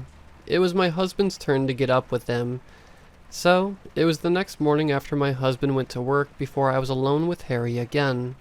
It was also the last day of my parental leave, so I was going to try to make the most of it and bring him to the park. He loved looking at the ducks. Before I left, I decided to change his diaper. He was not happy about it. When I tried to undress him, he kept kicking me unusually hard. I didn't know what was wrong with him. I had never seen him like that before. When I finally got him fully dressed, he gave me the finger. I know what you think. Just baby stuff. Well, that's what I thought at the time. Even though he looked into my eyes while grinding his, I would say teeth, but he didn't have any. For the rest of that day, he did not look at me once, not even when I fed him. That night, it was my turn to get up and feed him, but I had trouble sleeping. I think I was just stressed with the thoughts of going back to work after that long break. I was just lying there when I heard something on the baby monitor. It sounded like someone muttering to themselves. I thought maybe our lines got crossed and we were picking up someone else's monitor, but I got up and checked on him to make sure. I snuck quietly down the hallway, so not to wake him, and looked through the crack in the partially open door. I was shocked with what I saw. He was sitting up looking around. I was amazed. He was not supposed to be able to do that for another few months, so I ran up and got my phone to record him. On my way back down, he screamed and frightened me. It was so loud I thought there must have been something seriously wrong with him. When I got there, I found him lying on the floor just inside the door. He had made so much noise he woke my husband. He found me standing over Harry and thought I had dropped him. I tried to tell him I found him like that, but he just would not believe me. When my husband put him up on his shoulder to console him, Harry smiled over at me with, I know this sounds weird to say about a baby, but with a smug look on his face. After that, things went downhill for me. It seemed like any time I was near him, there were problems. From screaming when I touched him when my husband was around to pinching, scraping, or throwing things at me when we were alone. I'm sure my husband thought I was hurting Harry on purpose. He didn't say it to me, but he was always looking over my shoulder anytime I was near the baby. I tried my best to improve my relationship with him, but it was hard. I worked long hours, and he was usually in bed when I got home. The only time I got to spend with him was on the weekends. Even then, it might only be for a few hours, and I practically spent no time alone with him. Eventually, I felt like I had no choice but to take a step back from my responsibilities at work, which meant a demotion and a sufficient salary reduction. But at least I would get home at a reasonable hour. My husband was very supportive of my decision. He said he was just happy we would be able to spend more time together, which was nice to hear.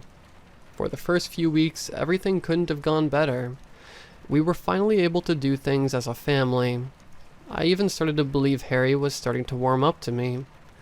He still looked like he was disgusted by me and tried to avoid eye contact, but at least he wasn't acting out when I was near him anymore. Things were going good until a few weeks ago. My husband bought a new baby monitor with a camera. The other one mysteriously disappeared one night after putting Harry to bed. I really liked it. I was able to watch him sleep and got into the habit of watching the monitor every night before I fell asleep. Somehow, I think he knew, and he didn't like it. He started sitting up on his cot staring into the camera until I fell asleep. Anytime I tried to show my husband what he was doing, Harry would just fall back and pretend he was asleep before he got a chance to see him. The more I watched, the more it started to creep me out. It was like he could see me. I often dozed off. When I woke, I would see him scanning the room as if he were looking for something. Then he would quickly turn to the camera again and stare at me until I fell asleep. I always thought mine and Harry's problems were caused by us not bonding properly when we came home from the hospital. All of the weird things that happened were just in my head, but I was wrong. Last night, I woke to the sound of Harry laughing. When I checked the monitor, he wasn't in his cot. I tried to call my husband, but no matter what I did, he wouldn't wake up. I ran down and checked every part of his room, but he wasn't there. I was really beginning to worry at this stage. I was ready to call the police when I thought I heard a noise downstairs, but he wasn't there, so I ran back up in a panic to get my phone. Then I heard what sounded like mumbling. It seemed like it was coming from my room. When I opened the door, I was horrified with what I saw. Harry was sitting on my husband's chest with his hands over his mouth, chanting.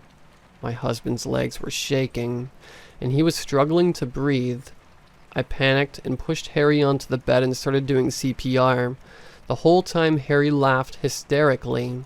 For nearly 10 minutes, I did everything I could to save him, but nothing I did was working. I thought he was going to die. I was so scared. By the time the paramedics got there, he had stopped moving altogether. They got to work on him straight away and found a pacifier wedged deep in his throat. Luckily, they got it out just in time. They said if I didn't do CPR, he wouldn't have made it. Thank God he is going to be okay. But he will be kept in for a few days. The problem is now I am stuck at home with Harry, and I am afraid of what he will do to me. After they took him to the ER, I rang my mom and told her my husband was in hospital. She came straight over. I thought about telling her the truth, but I was afraid she wouldn't believe me. When she asked how it happened, I didn't know how to answer. How could I explain to her that her 6-month-old grandson got out of his cot in the middle of the night, snuck into our room, climbed onto the bed, then shoved a pacifier down my husband's throat? She definitely would have thought I lost my mind and blamed me for everything. At that stage, I was starting to have doubts about it myself. I thought maybe I was going insane. To be honest, I would prefer that. At least I would be able to get some help. In the end, it was just easier to tell her that he was lying down with Harry on his chest and the pacifier fell into his mouth. I rushed out the door before she asked any more questions. When I got to the hospital, they wouldn't let me see him. They said that he was still unconscious, and they were worried he might have some brain damage from lack of oxygen. So they needed to do some tests. That was the longest night of my life. I spent the whole time pacing up and down the corridors. The next morning, they told me everything had come back, and they could not find anything wrong with him, apart from some slight damage to his throat, which was positive, but they didn't know for sure until he woke up. When they finally let me see him, I cried. There were tubes coming out of everywhere. His throat was purple and swollen to twice its normal size. I stayed with him as long as I could. Mostly because I was too scared to go home and face Harry. That night, I had no choice. I needed clothes and hadn't slept in 2 days. Luckily, my mom offered to stay with me for the night. At least I wouldn't be on my own. When I got home, I was relieved that Harry was in bed. I didn't have to face him. I know how crazy I sound, but I genuinely feared my baby. Unfortunately, Mom wasn't able to take care of Harry the next day, but she did organize a babysitter, which was not easy since it was the weekend. I woke up to my mom handing me a cup of coffee. She said she had to go, and she would check in later. After I walked her out, I went to the kitchen where Harry was sitting in his high chair with his breakfast in front of him. He watched me the whole time with a concerned look on his face. It was so weird. I think he was surprised I came back. At 12 o'clock, the babysitter came. I was happy to get out of there. It's not easy acting normal around him after what he did. As quickly as I could, I left and went to visit my husband. The nurse said there was no real change, and he was still unconscious. I stayed with him all day. It was torture seeing him like that, but at least I didn't have to go home. Not until that night, anyway. I had asked Jean, the babysitter, to have him in bed by 8:30. I came home at 10 to make sure he was asleep, but before I opened the door, I could hear him crying. To tell you the truth, I felt like turning around and walking away, never to return, but I couldn't. Whatever he is, or whatever he did, he was still my child and I loved him. When I went inside, he stopped and smiled over at me. which was very weird. Not because it was creepy or angry like usual. No, because it looked genuine. I don't think he ever smiled at me like that before. I was confused and a little freaked out. Jean told me he tried to put him to bed before, but he kept on crying. She said he must have missed his mommy because he stopped when he saw me, which worried me. After she left, I put him to bed. Again, he just stared at me with amazement. I watched him on the monitor for a while. That was the first time I saw him lying down like that since before this all started. I got up 11 or 10 times that night to check on him, but he was asleep every time. The next morning the same thing happened. It was strange. He was acting like a normal baby. I thought everything was going well until I came home the next day because of a phone call from Jean. She was crying so much when she rang, so I left the hospital immediately. When I got there, she was standing outside. She was crying so much I couldn't understand her. I thought something had happened to Harry and ran inside, but he was sitting in the middle of the floor smiling. When I went back out, she was gone.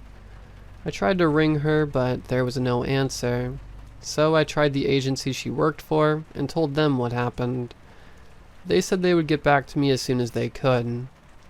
I was worried. I thought maybe Harry hurt her like he did my husband. I kept a close eye on him for the rest of that night, but he was acting normal. Well, normal for Harry, apart from the fact that he was still watching everything I did. Jean was supposed to be there at 8 the next morning. I tried ringing her, but her phone was off. So again, I phoned the agency. As soon as I said my name, I knew there was something wrong because the girl panicked and asked me to hold. An hour later, I was still on hold, so I decided to hang up and ring again. This time they hung up straight away. I became impatient and wouldn't give up. So I kept ringing and ringing until finally, a man with a deep voice came on the phone. He said, "I am very sorry, Mrs., but because of unforeseen circumstances, we will be unable to do business with you anymore. We are sorry for any inconvenience. We will give you a full refund for everything you paid for our services. Now please do not ring here again." Then he just hung up. What does that even mean? I tried to ring back and ask him what happened, but I'm sure they blocked my number because it wouldn't even ring. I spent most of that day trying to find a replacement. When I finally did, they said they couldn't come out until the following morning. It wasn't all bad. I got a call from the hospital that night. They said my husband was awake. I was so happy. I wanted to go see him there and then, but it was too late. I couldn't sleep that night. I was too excited to see my husband. The next morning, as soon as the babysitter Lucy arrived, I was gone out the door. I really missed talking to him and couldn't wait to tell him how much I loved him. I don't know what I would have done if he didn't make it. When I got near his room, a nurse came up to me and said he didn't want to see me. I was heartbroken. I begged her to let me in for even a minute, but she said she couldn't without his permission. I had no choice but to go home. I cried all night. I was sure my marriage was over. I didn't say anything about it around Harry, but I think he knew there was something up, because he started standing up watching the camera that night. I went back to the hospital the next day. I thought if I just got to talk to him, I could explain what happened and it would fix everything, but he refused to see me. I hung around all that day in the hospital hoping he might change his mind, which gave me a lot of time to think. I realized he must have thought it was me who shoved the pacifier down his throat. The doctor said it was pushed down with a lot of force. There was no way he would believe it was Harry. If I got talking to him and blamed the baby, I would risk losing them both. Then again, I didn't even know what he remembered. Maybe he remembered everything and was afraid of Harry. If so, would I have to choose between my husband and my baby? This is all so crazy. When visiting hours ended, they asked me to leave. Before I left, I begged them to ring me straight away if he changed his mind. They said they would, but I'm sure they were just trying to get rid of me. When I got home, Lucy told me Harry was acting up all day. He hit her across the nose with his bottle when she tried to feed him, and it was still bleeding when I got there. He also pulled 2 handfuls of hair out of her head, and she had a bald patch. She was really upset over it, but what could I say? Only, I'm sorry. Harry was okay for me that night.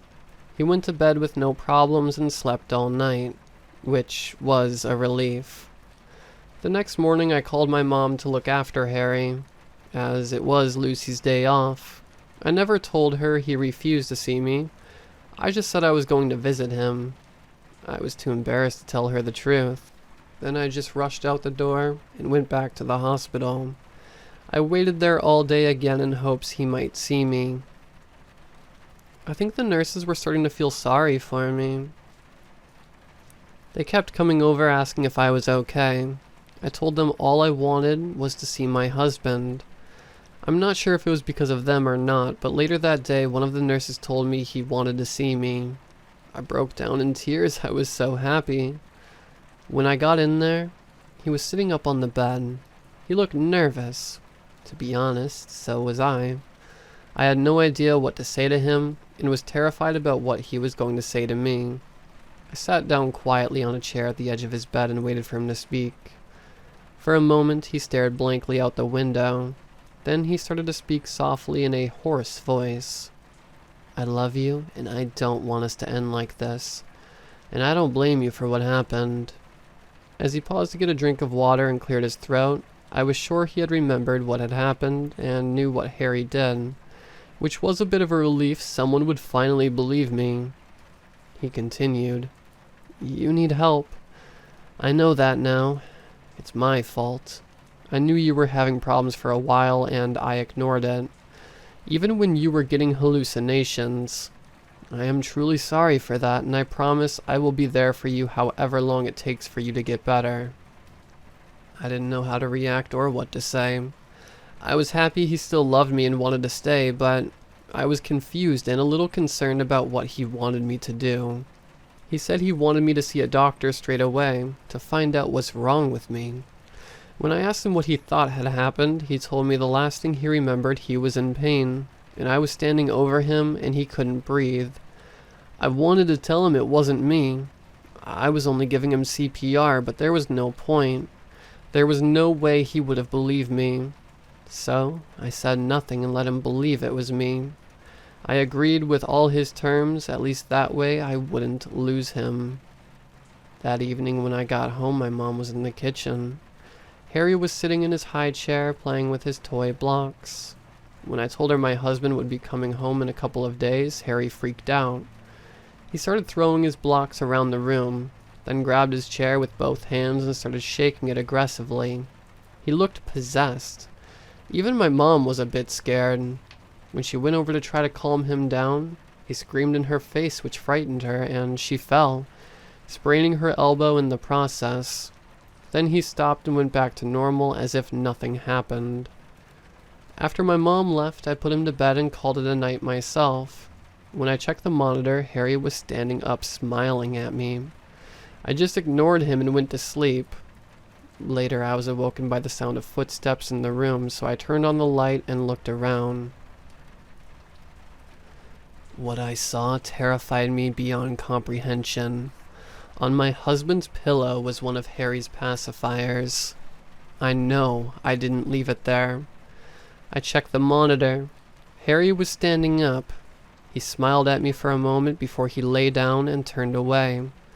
I was sure he was sending me a message. I stayed awake for the rest of that night trying to figure out what to do. In the end, I decided to try to bargain with him, so the next morning I gave him his favorite breakfast, then took him to the park. On the way home, I stopped to pick up some new toys. I thought if I was really nice to him, he would listen to me and not hurt my husband. When we got home, I put him in his chair, gave him a treat, and began to explain his dad would be home the following day. Then I begged him not to hurt him. I told him I would do anything if he just left him alone. He just looked down at his chocolate as if he was contemplating, before laughing hysterically while banging his hands on the table. This lasted about 5 minutes, then he suddenly stopped and started breathing extremely heavily through his nose with a look of pure hate on his face. Then he stopped, smiled, and began eating his chocolate as if nothing had happened. I am really worried about what he will do to my husband when he comes home, but there is nothing I can do about it. The morning before my husband came home, I was so nervous I kept pacing up and down the hallway waiting for Lucy to call. Harry didn't help. He was sitting in the sitting room on his swing. I could hear him humming this creepy tune the whole time. Whenever I checked in on him, he got excited and started kicking his legs, with his hands out for me to pick him up, but I couldn't even bear being in the same room with him, never mind holding him. The second Lucy arrived, I was gone out the door, even though it was only 8 a.m., and my husband wouldn't be discharged until noon. I got a coffee and sat in my car at the hospital car park to think before going in. I needed to figure out a way to protect my husband when he got home, but there was a million thoughts going through my head all at once, and nothing I thought of made any sense. I would need to be there the whole time with them to stop Harry, and that would be impossible. I was so lost in thought that I ended up being late. My husband was a little annoyed with me. He was sick of being in hospital and just wanted to get home. On the way back, I tried to talk to him into staying away from Harry. I told him he should take it easy until he was fully recovered. But he really missed him and wanted to spend as much time as he could with him after their time apart. As soon as he got home, he went straight over to Harry, picked him up, and started playing with him. The two of them looked so happy together. Harry was laughing and jumping around with excitement. It was hard to believe he would ever try and hurt his dad. Everything was going well, I thought, until he put him up on his shoulder as he went out to the kitchen. Harry started looking up and down at the bruises on his neck, as if to check out his handiwork. Then he grabbed onto his throat with both hands and squeezed while staring at me with that hateful look in his eyes. Even though the swelling had gone down a lot on my husband's neck, it was still extremely sensitive, so he screamed in pain. I jumped up immediately to try to stop him, but he wouldn't let go no matter what I did. Eventually I picked up one of his bottles, opened it, then threw it in his face and he let go. By then my husband was nearly in tears. I was expecting him to be some bit thankful. Instead he got angry with me for what I did to Harry. He said Harry was just a baby and couldn't have done it on purpose. I just agreed with him and apologized. What else could I do? He was one step away from getting me locked up in a mental hospital already, and if that happened, who would protect him from Harry? He had already made me an appointment for the following day with a psychiatrist, which I was not looking forward to. I had no idea what to say to them, and I knew if I told them the truth, I'd be locked up and they would throw away the key. That night was torture. Harry kept on crying. I think he was hoping my husband would go and check on him, but I had the sound turned off on the monitor so he couldn't hear. I stayed up all night watching the monitor to make sure Harry didn't leave his room. By morning, I was exhausted. When my husband saw me, he said I looked ill, so I used that to get out of going to the psychiatrist, but unfortunately, he made an appointment for the following day. I shadowed my husband all that day, which made him uncomfortable at times. He must have thought I didn't trust him with the baby. I told him I was just afraid Harry might hurt him again, which didn't go down well. I could see in his face he thought I had completely lost it. That night, when my husband went to sleep, I wedged the bedroom door closed with part of a picture frame so Harry couldn't get in, and I could get some sleep. I think Harry knew because he was going psycho in his cot. He even ripped one of the bars off and threw it at the camera. He looked so angry that I was afraid to go near him, so I put the monitor under the bed and went to sleep. When I woke up the next morning, my husband wasn't beside me. I panicked and ran into Harry's room, but he wasn't there, so I ran downstairs. I was relieved when I found him in the kitchen eating breakfast. I was happy for a moment until he asked me about Harry's cot being broken and the bedroom door being wedged closed. I didn't really know how to answer without coming across even more crazy, so I played dumb and shook my head. He didn't say anything else about it, but I knew he was very worried about me by his expression. When it was time for my appointment, he made me get a taxi. I don't think he trusted me driving.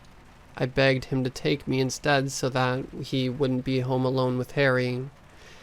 He refused. He said he needed to spend some quality time with Harry, but I'm sure he thought I was hurting him and wanted to investigate while I was gone. When the taxi dropped me off outside the doctor's office, I suddenly got a really bad feeling there was something wrong and decided to go home. On the way back, I began to think about what if I was wrong and it was just nerves. If everything was okay, my husband would never have understood. When I got out of the taxi, I thought I heard screaming. I ran up to the door and tried to put the key in, but my husband swung the door open before I got the chance. He stared me in the eyes with a look of pure terror in his face. I didn't know what was wrong. I had never seen him like that. His whole body was trembling. He tried to speak 2 or 3 times, but all that came out was grunting noises. He ran away when he heard Harry crying. I tried to chase him, but he was too fast. When I called out to him, he stopped for a moment and turned around. I could see that he wanted to tell me something, but all that came out was another grunt. Then he disappeared around the corner. I probably should have been terrified to go back into that house, but I wasn't.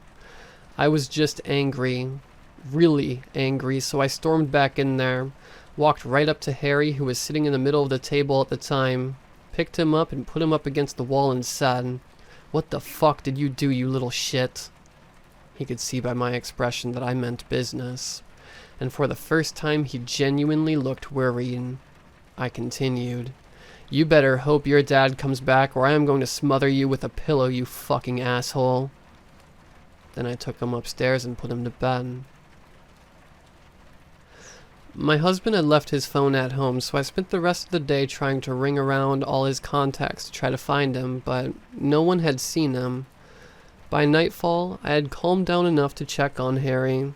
As much as a monster as he was still my son and I still had to look after him. I think he was still scared of me because when I handed him his bottle, he jumped back up against the other side of his cot. Before I went to bed, I tied the handle of the door to the banister that was across from it and wedged my bedroom door closed, as well just to make sure he didn't get in. Harry was very quiet that night. Anytime I looked at the monitor, he was lying down. I thought I must have finally got through to him. The next morning was the same thing.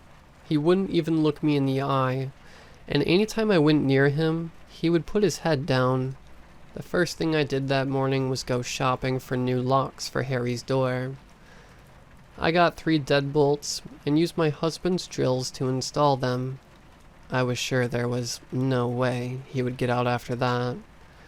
Harry was on his best behavior over the next couple of days, which was good, but I had still not heard anything from my husband.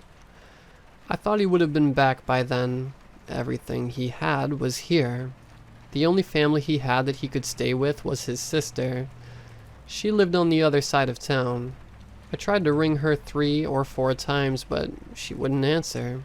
So, when Lucy arrived, I drove over there to try to talk to her. When I got there, he was just getting into his sister's car.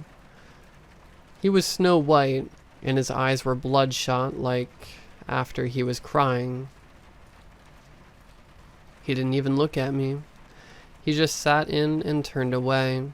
At that moment, his sister came out and asked me what happened. She said he barely said a word since he arrived. I didn't even answer her. I just sat in beside him and said, "Please talk to me. You know you can tell me anything," as I put my hand on his leg. He broke down in tears instantly and mumbled, "I am begging you. Please don't make this any harder than it has to be. I am truly sorry, but I need to go far away from here where it can't find me." "What do you mean? What happened? Did he do something to you?" I said frantically. "Please don't go. We can get through this. We love each other." I tried to take his hand, but he pulled away. "Don't you see? It's too late for you. It will never let you go now," he said before he started screaming at the top of his lungs, "Get out!" over and over again until his sister dragged me out of the car and warned me to stay away. She obviously thought I did something to him. I didn't know what to say. I just stood there with my mouth open, trying to process what had just happened as they drove off. My husband was a very logical person. He wasn't the least bit religious. He believed there was always a scientific reason for everything, and laughed at me when I got scared watching horror movies. I didn't know why he was like that. Something must have really scared him, so I decided to go home to confront Harry and maybe get some answers. I knew he was afraid of me then. Plus, I was sure he needed me, and that was probably why he had stopped trying to hurt me. So I thought I had some leverage over him. I waited until Lucy was gone and I put Harry to bed before I made my move. I thought if something went wrong, I could run out of his room and lock him in before it was too late. I put him in his cot and said, "I met your dad today, and he told me what you did, you monster." His eyes opened wide. He looked taken aback by what I said. Then I shouted, "Answer me!" He jumped back, so I leaned in closer and whispered, "I am not afraid of you anymore." He turned away and started crawling into the corner of his cot. I could hear what sounded like sobbing. I started to feel bad for a moment. Then I heard it. That monstrous roar. It was so loud it knocked me over. When I stood up, I couldn't hear anything apart from ringing in my ears. Then, the cot fell over and I couldn't see Harry anymore. I ran out of there. As I was closing the door, I saw the cot coming flying towards me, which hit the door, knocking me back, and I nearly fell down the stairs. I jumped up as fast as I could and bolted his door shut, before going into my room and barricading my door with everything I could find. I thought about going to the police, but what would be the point? I would be blamed for everything, and he would be free to hurt whoever he chooses. Besides, what have I got to lose now? My husband's gone for good, and my only child is... I don't even know what he is. I think this may be my last post. He must have gotten out of his room. I can hear him outside my door right now. He is calling me by name in a voice that I feel is impossible to describe. Apart from saying it is not human, I don't know why, but the more he speaks, the less scared I feel. I think it's time to go now. Goodbye. I'd like to apologize for my recent outbursts and for blaming my petty, insignificant problems on my precious little boy Harry, especially when there are so many important things I should have been focused on. I can't believe how selfish I was.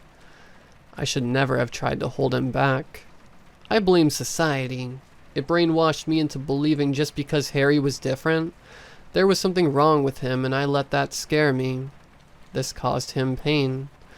I am still really angry with myself over that. I would have never been able to forgive myself if something had happened to him. Anyway, since when is being different a bad thing? I think people are just afraid of what they don't understand. Some might call him evil. What does that even mean? How many people died in the name of God? Is he evil? Good and evil is how you perceive it. Look at literally every war. Both sides will argue that their actions are just, yet none could be called innocent with the atrocities that happen in the battlefields. But that's just the world we live in. I will never again make the mistake of believing he is a monster. I was just oblivious to the truth back then, blinded by my own insecurities. I lived my life lost, unable to see the world for what it really was, like so many others until that special night. I am so grateful that he is so understanding. I don't think anyone else would have forgiven me so easily. Then again, I suppose there is no one else like him out there, which makes me feel so special for having the privilege of taking care of him. I will treasure that for an eternity. I will admit that night when he first opened up, I could not handle it and freaked out. It is a lot to take in for an inferior being like me. That's why most minds crack under the pressure, like that poor babysitter Jean. It was an awful pity. Harry really liked her, but you never know, our paths might cross again. Unlike her, once I got my head around it, it was as if a veil had been lifted. I could see everything, and it was spectacular. All my worries and fears melted away. I am not ashamed to say I cried. The pure scale and beauty of what he showed me was overwhelming. It was like a dream. How I wish I could live in that moment forever. Don't worry, you won't be forgotten. Everyone will get their chance eventually, which makes me so jealous. I wish I could go back and do it all over again. Well, anyways, the past is the past, and that's where we will leave it. But the future is much more brighter now thanks to my precious little Harry. I love him so much it hurts. I just know that he is going to do amazing things, and I will make sure nothing will get in his way. My husband nearly had me believing he was the devil with the way he was acting before he left. So silly. He should have accepted Harry for what he is, and we would be still together now as a family, which makes me a little angry at times, but it doesn't matter now. Nothing does. Only Harry. The problem is, poor Harry really misses his dad. He wanted to show him the truth, but unfortunately, my husband rudely left before he could finish, which is sad for him. He missed out on such an amazing opportunity.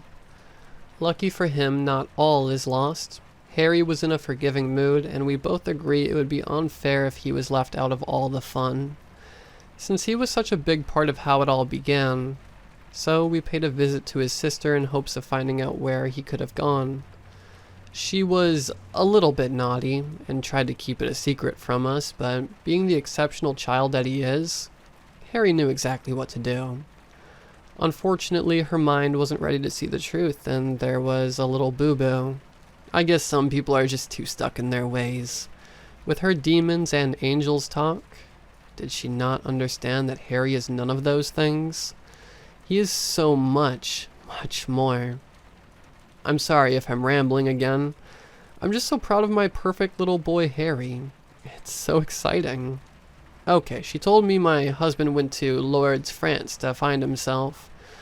I told her not before my little boy finds him first. Lourdes. Can you believe that? I'll be honest with you. I never saw him as the religious type, especially after what my precious little boy showed him. I suppose it takes time for some people to see the truth, even if it is standing right in front of them. In the end, we decided it would be a good idea to pay him a visit. I knew he would never be expecting it. He will be so happy when he sees us. Harry is so excited he can barely keep it in. He really wants us to be a family once more, even if it is only for a short time. To try to relax him, I called a babysitter. I know you might think it's cruel, but is a lion cruel for killing and eating a gazelle, or a dolphin for eating a mackerel? No, because it is in their nature. These were the needs he had before I didn't understand. Once they are filled, he will act like the perfect little angel he is again. Besides, he doesn't try to hurt anyone. If they just let him in, they would be like me and live in constant bliss. Unfortunately, that wasn't the case this time, and he had another accident. I don't mind cleaning up the mess after him. It's nothing a little hard work and a bit of elbow grease can't fix. There is no point in crying over spilt milk, is there? Plus, it was all for a good cause, so I don't feel bad about it. Anyways, there are bigger fish to fry. Our flight leaves at noon tomorrow. Harry tells me when he is done with his dad, he will have a big surprise waiting for me. I can hardly wait. I just love surprises. I'm going to try my best to enjoy this. It will be our last holiday because when we get home, the real work will begin. I can't say any more, or I will ruin the surprise.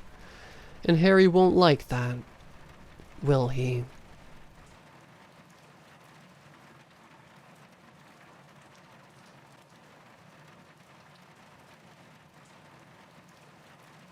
It had been a late night at work. My feet dragged under me as I made my way to the subway station. I wondered to myself if all these late shifts were worth the paycheck. The pay was all right, and I never had to budget very much, but the back pain was beginning to catch up to me. I should really pick up some more Excedrin on my way home, I thought, forcing my feet down the stairs. What am I even doing anymore? I have no passion for my work. What happened to that childlike wonder I used to have? Wasn't I gonna go somewhere with my life? I glanced at my phone. 11:13. I sighed. Guess reality beat me into submission at some point along the way. What did I even want to do? Scanning my card, I made my way through the turnstiles to where the subway would be meeting me in about 15 minutes. How did I forget what I wanted to do? Did I get too caught up in my work life? I had passion, ambition. That's why I started working here. I wanted to make enough money to do something, didn't I? Sitting down at a bench, I took a deep breath, pulled out my phone to check for any notifications. 2 awaited me, both being random Facebook notifications from a group I'm in.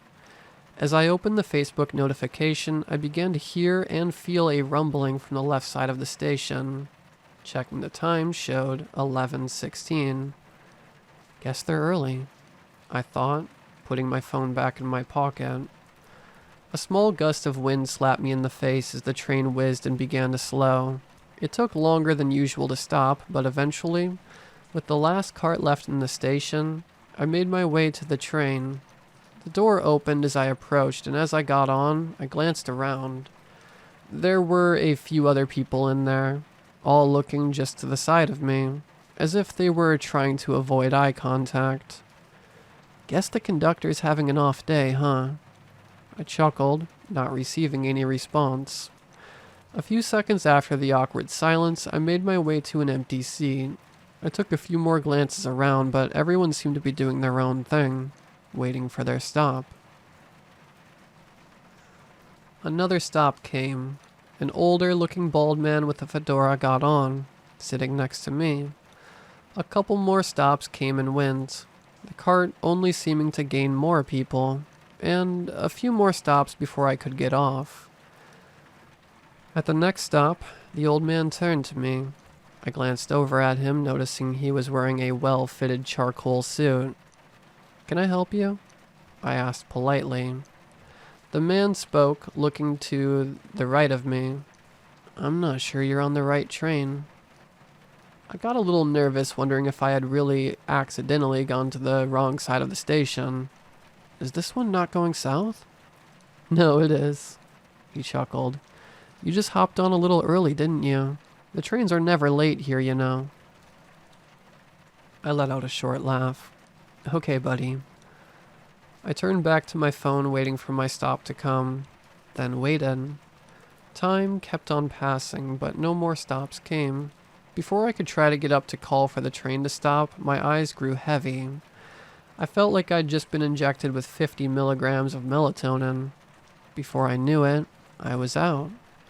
The sun was shining in my eyes when I awoke. Nothing felt real.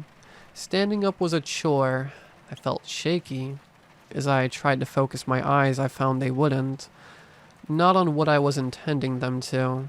I made my way to the door lightheaded, wondering if I'd caught something the day before. Stumbling out the door, I was greeted with an above-ground station midday. There seemed to be a lot of people getting off, but no one getting on. I was so disoriented I couldn't tell where I was, but something wasn't right. I was sure of that. Subways didn't go above ground, did they? I practically fell down the platform, the lack of control in my legs making movement difficult. Careening my way to the sidewalk, a couple people asked me if I was feeling all right. Due to my lack of energy, I passed them by. I put all my effort in trying to focus on a street sign. Keldon Avenue. Where's that supposed to be? I pulled out my phone, putting my hand over my eyes to block out the unrelenting blaze above. 8:17. I tried to do the math in my head to figure out how long I'd been out, but it was too much for my fogged mind. The world was a haze. What's going on with me? I thought, checking to see how many bars I had. Though it was hard to tell from the blur, it seemed I didn't have any service. I let out a shallow moan, putting away my phone. A few people looked in my direction, but quickly went back to what they were doing. After 30 or so minutes of waiting for a taxi, I decided stumbling my way to the nearest hospital would be my best shot. As time went on, it felt as though I was walking the same street on repeat. My head fog seemed to improve slowly over time, but the fever dream feeling persisted. After a couple hours had passed, it had begun to get dark. Was I hallucinating now? It seemed real. I kept walking, trying to see if there was anywhere I could stay at the very least. As time passed, I soon came across an empty parking lot with a large sign. I looked up hazily. Hotel Grande. Glancing around, I didn't see any other buildings nearby. I was in the middle of some forest. Deciding I didn't have any other options, I headed for the entrance. Opening the door, I found a middle-aged man reading a newspaper sitting at a desk. Walking over to him, I realized I couldn't tell what kind of paper he was reading, as if it were in another language. Focusing on the page, I could tell it was English, but it was like my brain couldn't piece the letters together. "Excuse me, sir. I'd like to rent out a room." The man glanced up, not putting his newspaper down. "Another one of you, huh? Room 215 is open." He went back to reading. "How much?" "What?" "I'm asking how much for the room." My fevered state being the only reason I wasn't growing agitated. He finally put the paper down. "Look, kid, it's open. No charge, no key. Just go to room 215, go to sleep, and everything will be fine. Disturb me again and I'll throw your scrawny ass out." Deciding I'd rather not be thrown to the curb, I decided to head to the room. When I got there, I noticed there wasn't any sort of smell to the place, like it had been cleaned with pure, neutral water. Not even a hint of a cigarette, despite the overall shabby appearance of the room. Exhaustion overwhelming, I laid on the bed. I didn't even have time to pull a blanket over me before everything went dark. I didn't dream that night. I'm not entirely sure why, but when I woke up, I didn't feel much different. I was a little less exhausted, but the fevered sensation was still strong. Heading downstairs, I walked out the door. I thought I heard the man mumble something, but I couldn't bring myself to care. I felt as though I was gliding as I continued walking. I was unsure of where I was going, but moving was the only thing that kept me tethered to reality. Whenever I stopped, I'd feel myself begin to slip back into an unconscious state. The blurs that passed me by left me with mere impressions of what they could be. Eventually, I found myself at a small footbridge. Looking down, I saw there was a narrow creek underneath. Once I felt myself beginning to fade, I stepped onto the bridge, making it to the other side. I found a pitch-black horse standing a little ways away, staring at me. My slipping reality forced me to make my way to the horse. Reaching out a hand, it tilted its head back, avoiding my touch. "What are you doing here?" A voice overtook the area around me. I jumped back, nearly tripping over my numb legs. Nervous, I glanced around, trying to focus on anyone that might be around. Not seeing anyone, I approached the horse again, cautiously. You slipped out of your reality yesterday. You must find yourself again. I took a couple steps back, heart hitting my chest. What? The horse looked me directly in the eyes, opened its mouth. The mouth then split straight down the center. Each part of the mouth curled outward, revealing a mouth of jagged teeth lining every inch of gums. I advise you find yourself again before you fade. The creature then turned and walked away.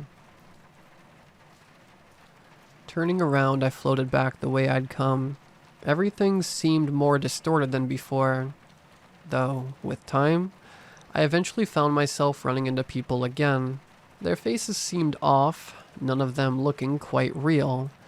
Larger than normal eyes for some reason, displaced noses for others. Some had no mouths whatsoever. Eventually, I found my subconscious leading me somewhere. I couldn't derail myself from wherever I was going. Time passed, and I ended up finding myself in front of a seemingly familiar home. Checking the door, I was thankful it was unlocked. As I entered, I heard people talking. Their words were indiscernible, but I was sure there were people somewhere.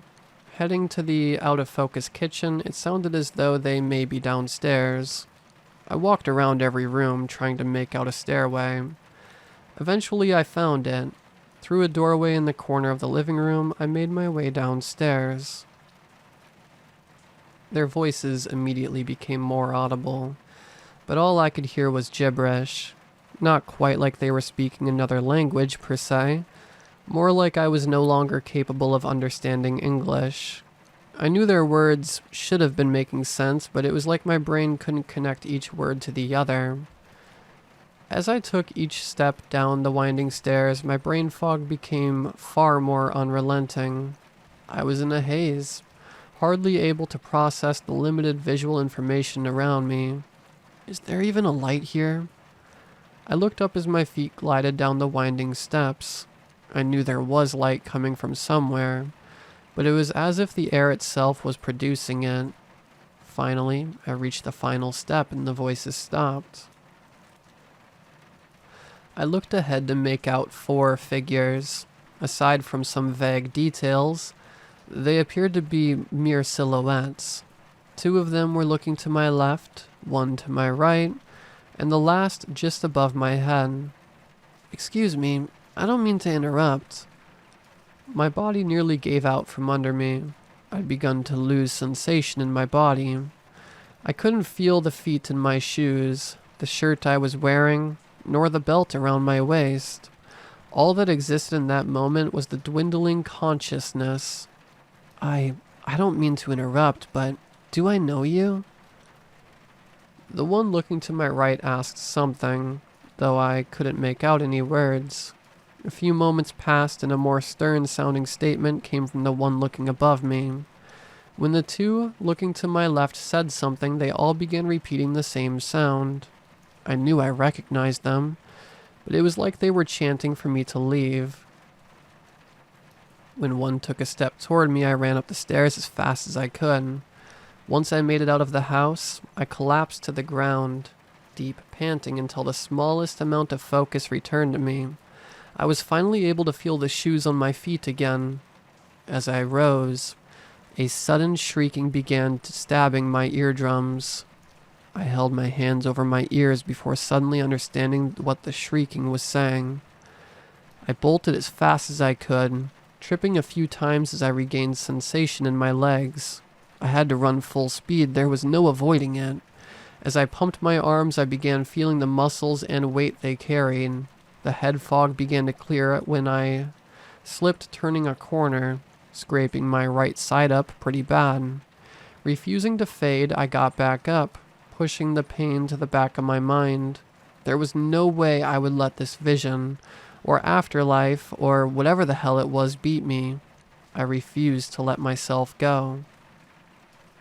I finally made it right as one last ungodly shriek sounded through the train station. I paused for a moment, panting before heading to the door that had begun closing. I tried screaming to wait as I picked up speed again, but the train wasn't stopping. I ran full speed, managing to get my fingers in the door, but I couldn't pry it open, and no one was on the train to help me. The train began to move, and I couldn't do anything. I tried pulling my fingers out at first, but that was just as ineffective as prying the thing open. Hey, help! Someone help! It isn't stopping and I'm stuck. But it was all for nothing. No one would even look in my direction. They all just continued with what they were doing as the train picked up more and more speed. Eventually I collapsed, my fingers sliding down but still holding me in place as the concrete began skinning me alive. I screamed and shrieked for anyone to save me, but just like before, it was useless. There was no point, but the pain was just too much to bear, so I continued. Right as the train reached the threshold of the first tunnel, everything went dark. When I regained consciousness, I was on the train. I looked around and saw that this time, it was the train I took home. I patted myself down, feeling for anything out of the ordinary. My vision was back to normal. My head fog was gone. I didn't have any scrapes or anything. I let out a sigh of relief.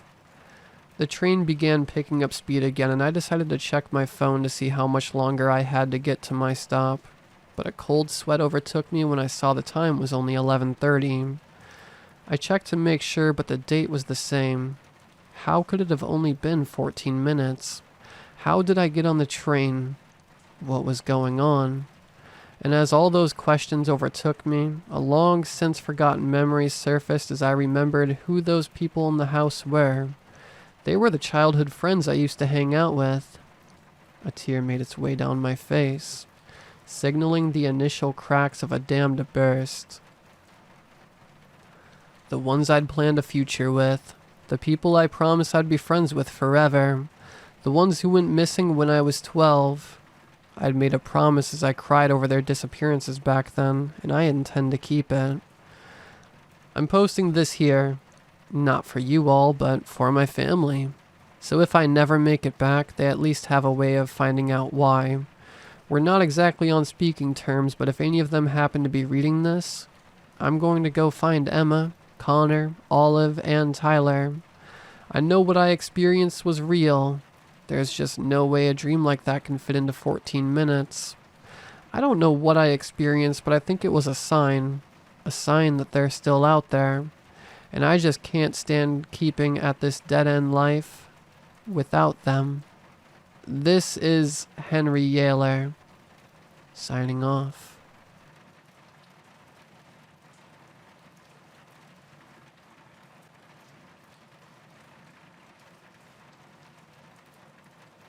I pulled my thick woolen scarf up to my nose so it covered my entire face except my eyes. I couldn't stand the stinging wind hitting my skin any longer.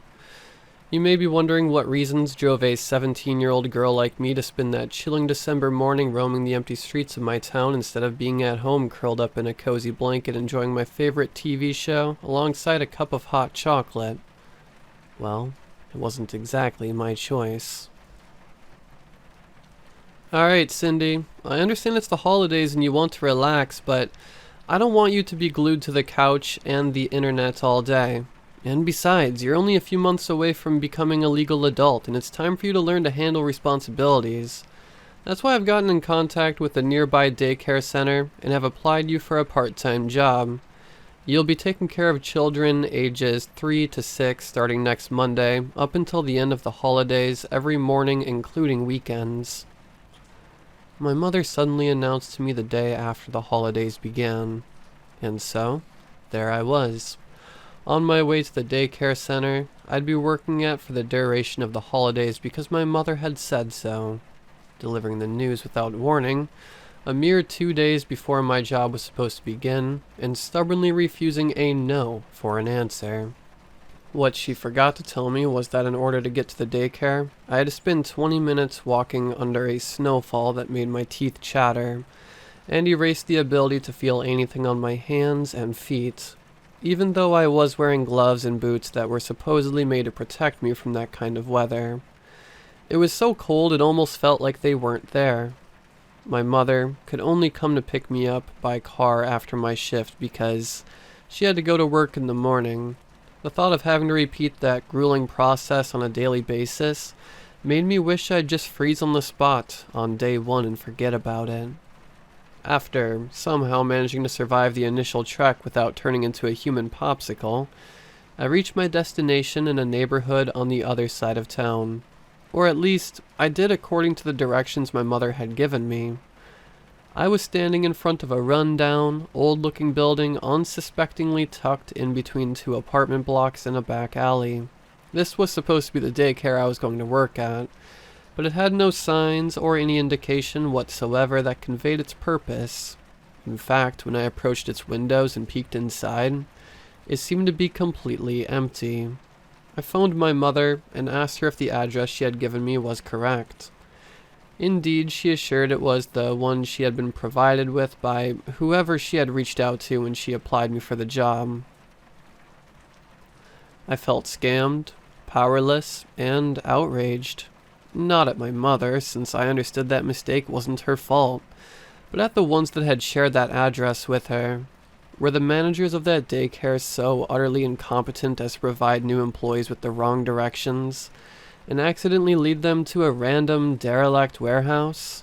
Had I wasted an entire morning exposing myself to a blizzard for nothing? I didn't know the answers to those questions yet, but I knew I was freezing and lost in a neighborhood I had only ever been to once or twice in my entire life. So I decided to find the nearest place I could rest and warm myself up in, which turned out to be a cafe around the corner which also served as a bed and breakfast for those in urgent need of a place to stay for a cheap price. So, what's a youngster like you doing around here with this frigid weather raging outside? I thought I wasn't going to have any customers today, especially not this early in the morning, asked the barista as I slurped on the delicious cappuccino I had ordered. I was the only one present in that cafe aside from him, so he was probably looking forward to engage in small talk with me to combat boredom. I applied for a job at a daycare center that's supposed to be around here, but I was given the wrong address and I can't find it. Is there any chance you happen to know about it? I replied. A daycare? I'm sorry, girl, but whoever's given you this address needs to work on their sense of orientation because there's no daycare in this neighborhood as far as I know. Not anymore. There used to be one many years ago, but it closed around the early 2000s if I'm not mistaken. Apparently there was some kind of shady accident involving a kid and some of the staff, but don't quote me on that. I've only heard rumors that probably exaggerated things for the sake of drama. I wasn't even working in the neighborhood yet when it all happened. The building's still standing in that back alley right around the corner, but it's been abandoned for 2 decades. I doubt you'll be able to find anything helpful in there. The barista explained. Hearing the barista's words was like having been woken up by a water bucket in the face. Like a revelation that flipped my attitude towards my current situation on its head. From outrage and resentment to curiosity and intrigue.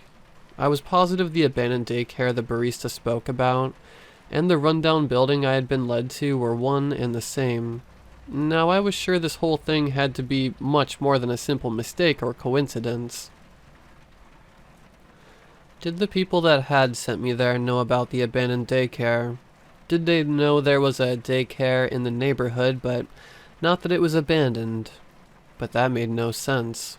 If the daycare was no longer operational, then I couldn't have been hired for the job because it meant the business responsible for hiring me simply didn't exist anymore.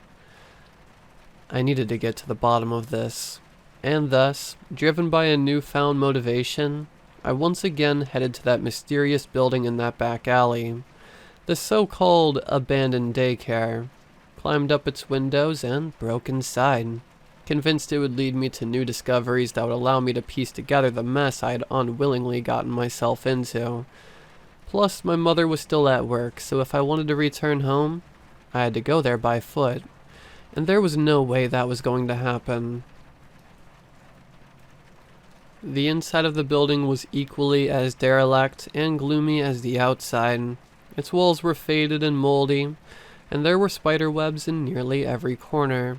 I covered my face with my scarf once more, but this time, it wasn't due to the cold, but because of the possible presence of asbestos.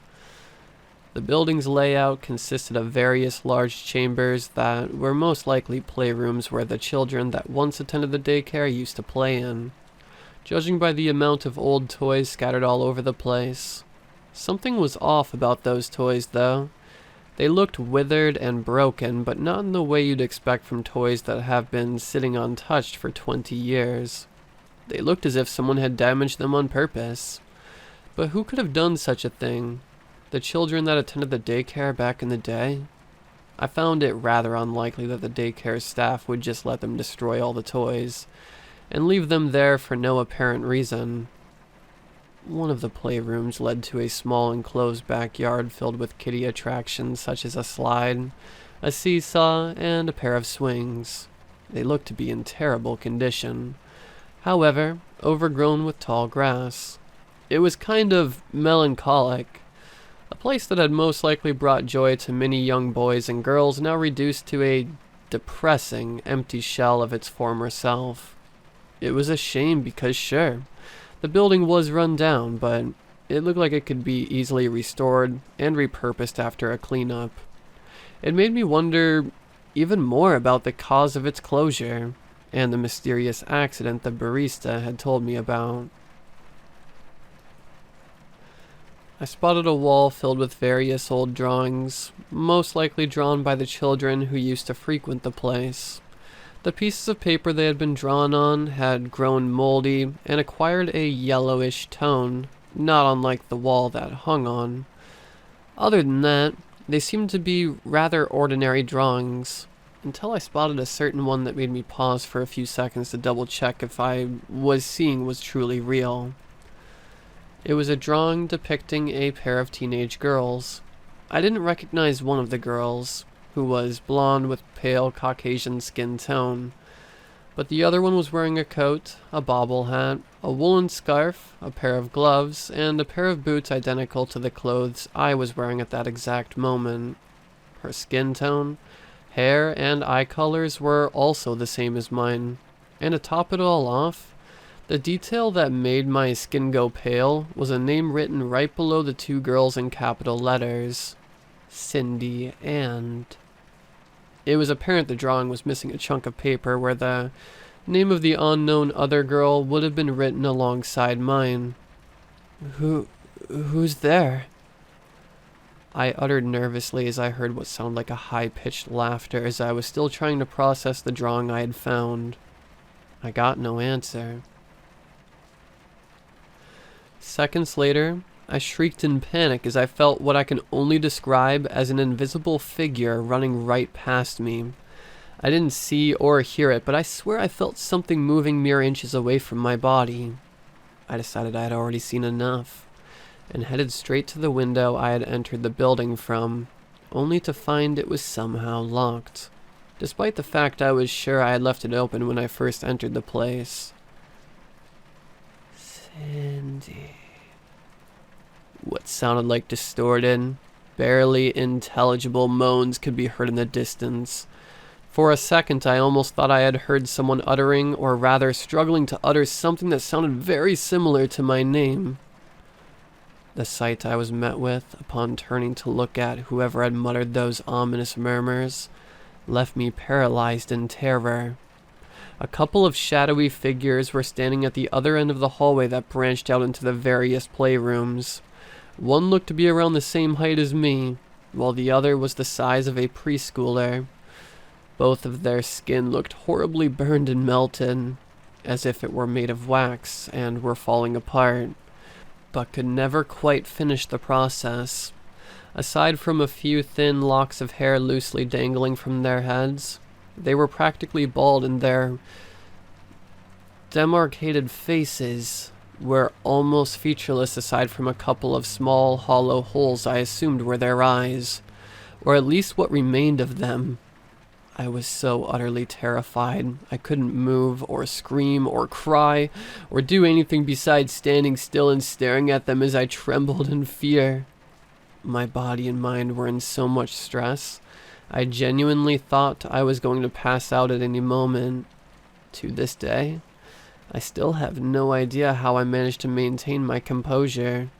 I snapped out of my shock once the two figures started moving towards me. Their advance was slow and agonizing. They seemed to be in pain every time they took a step forward, as they repeated the same moans I had heard earlier. I released all the tension, screaming to the top of my lungs, and running away in hopes of finding a hiding spot. I rushed up the staircase that led to the daycare's upper floor, which I hadn't explored yet. It was much smaller than the ground floor, only consisting of a disgusting bathroom that smelled just as you'd imagine a bathroom that hasn't been cleaned in 20 years to smell, and what looked to be a dining room with a kitchen directly adjacent to it.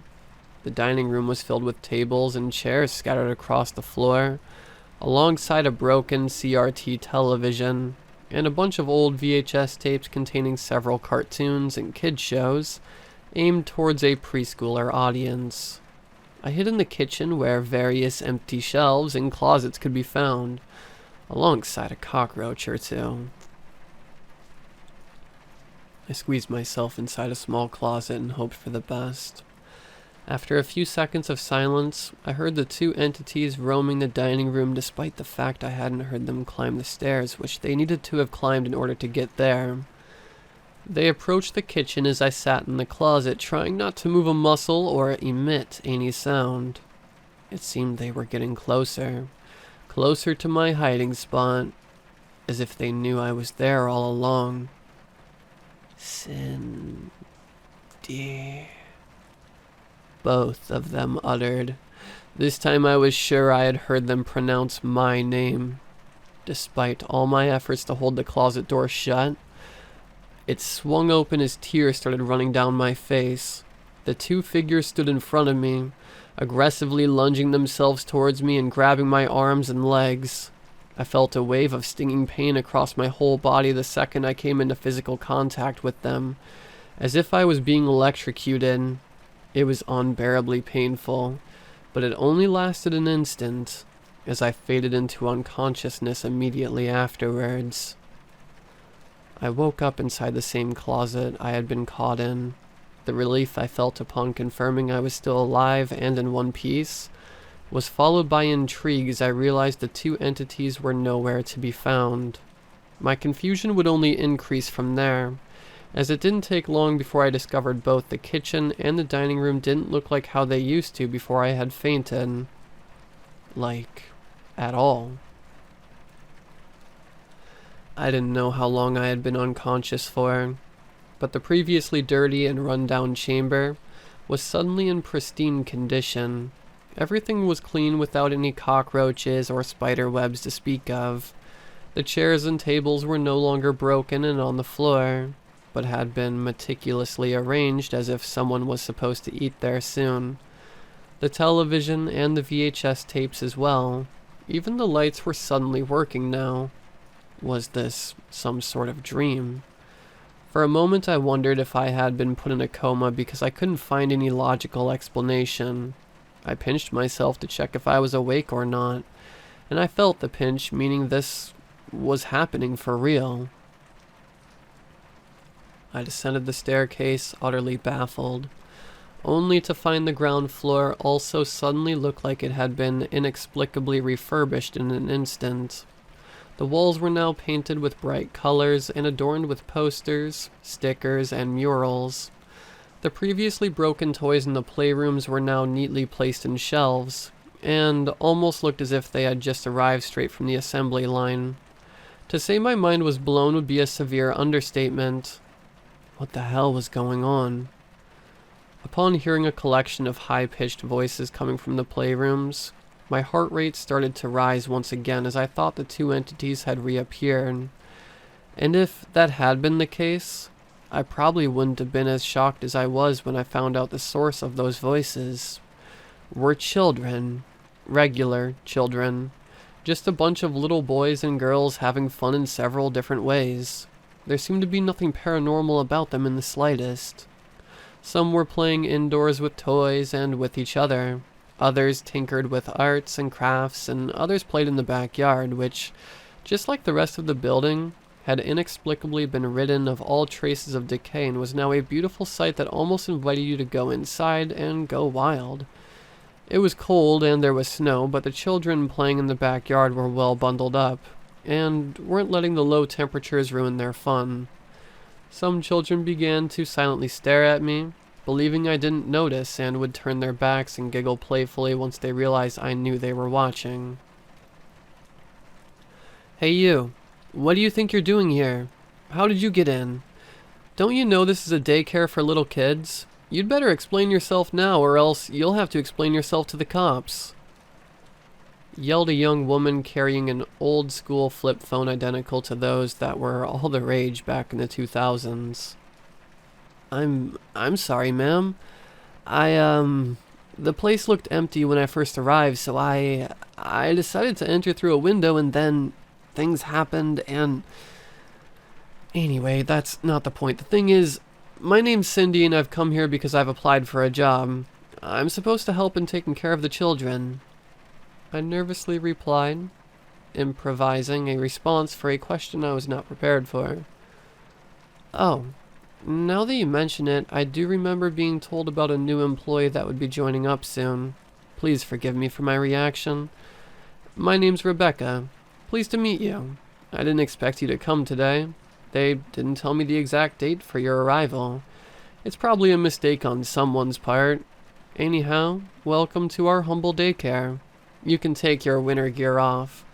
This building is equipped with a heating system to keep everyone warm and cozy," Rebecca explained. "Thanks, Rebecca, but I think I'll leave my winter clothes on, because you're right, this has been a mistake.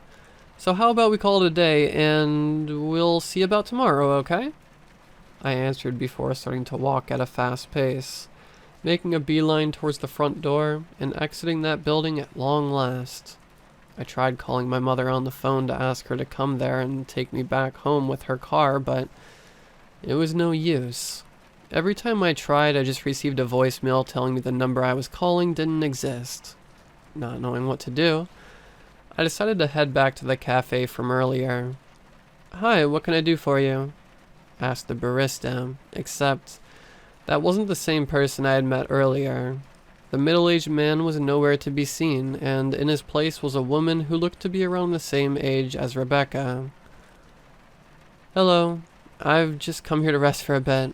It's been a really intense morning," I replied.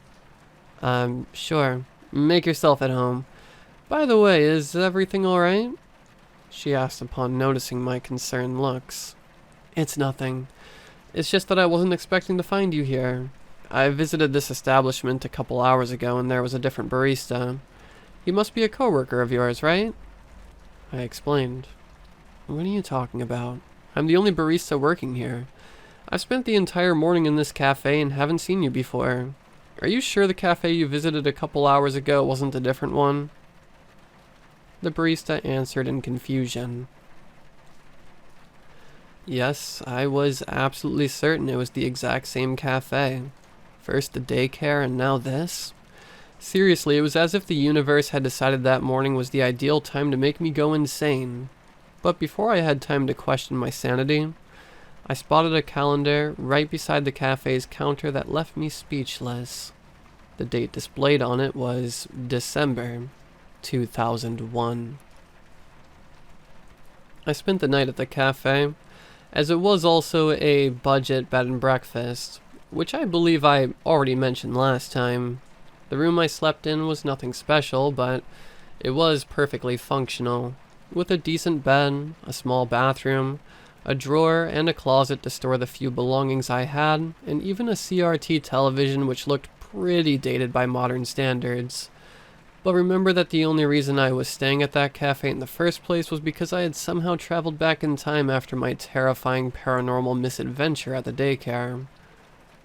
That morning, before having breakfast, I turned on the CRT TV and watched the news to make sure I had truly time traveled.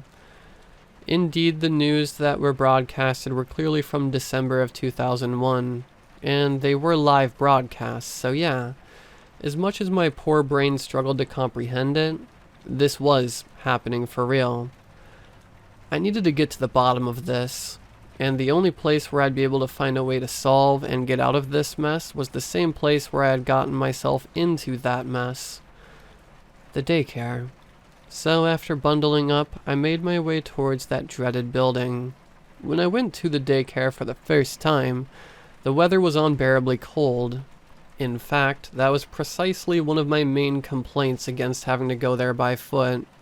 And the weather of 2001 was equally as frigid. But since the cafe and the daycare were only a 5-minute walk away from each other, so the cold didn't bother me nearly as much this time. Upon reaching the back alley where the daycare was located, I heard what sounded like footsteps right behind me, as if I was being followed.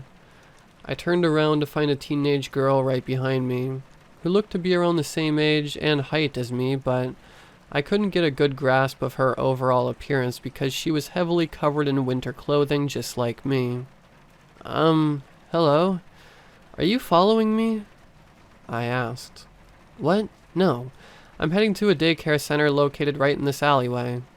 She replied. Wait, really? I'm going there too. Why are you going there, if I may ask? I answered in astonishment. I've been hired to work there part-time and helping to take care of the children. It's actually my first day, she explained. No way. I've been hired for the same job. Technically, my first day was yesterday, but things didn't go as expected, and that's why I'm coming back today. The name's Cindy, by the way, I said, even more shocked than I already was. I could have warned her about the dangers of that daycare, and I very nearly did just that. But a last-second decision made me change my mind as I figured the possibility of her believing me was so minuscule, it wasn't worth it to try. At least, not at that moment. I didn't want to come off as a delusional weirdo on my first impression. I'm Molly. Nice to meet ya. I didn't expect to have a coworker, but hey, I think I'm gonna like it. She joyfully introduced herself. Molly and I finally arrived at the daycare. Once we took off our winter gear, I got a better chance to appreciate Molly's appearance. She had the same tall and slim complexion as myself, but her blonde straight hair and pale Caucasian skin contrasted with my brownish skin and dark curls. We were soon greeted by Rebecca, the woman who was in charge of taking care of the kids who I had already met the previous day. The daycare was in the same state as when I had last seen it, a far cry from the derelict, abandoned building it had become in my time. Well, look who it is. Your name was Cindy, am I right? Forgive me, but you left so abruptly yesterday. I thought you were never going to come back. Who's the girl you've brought with you? Rebecca said to me. She's called Molly, and she's also come to work here. I answered. Seriously? Nobody tells me anything these days. Then again, I'm not the one who writes the paychecks, so I guess it's none of my business. In any case, welcome to the daycare, both of you. You can start your shift right now, Rebecca replied.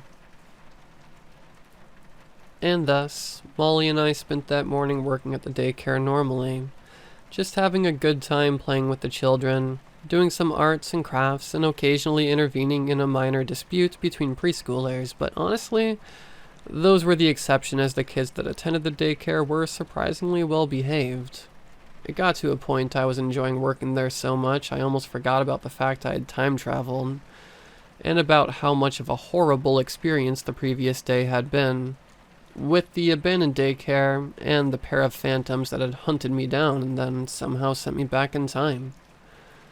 Molly and I decided to organize a little art contest where we would encourage the kids to draw something cute, and then we'd judge their work and declare a winner.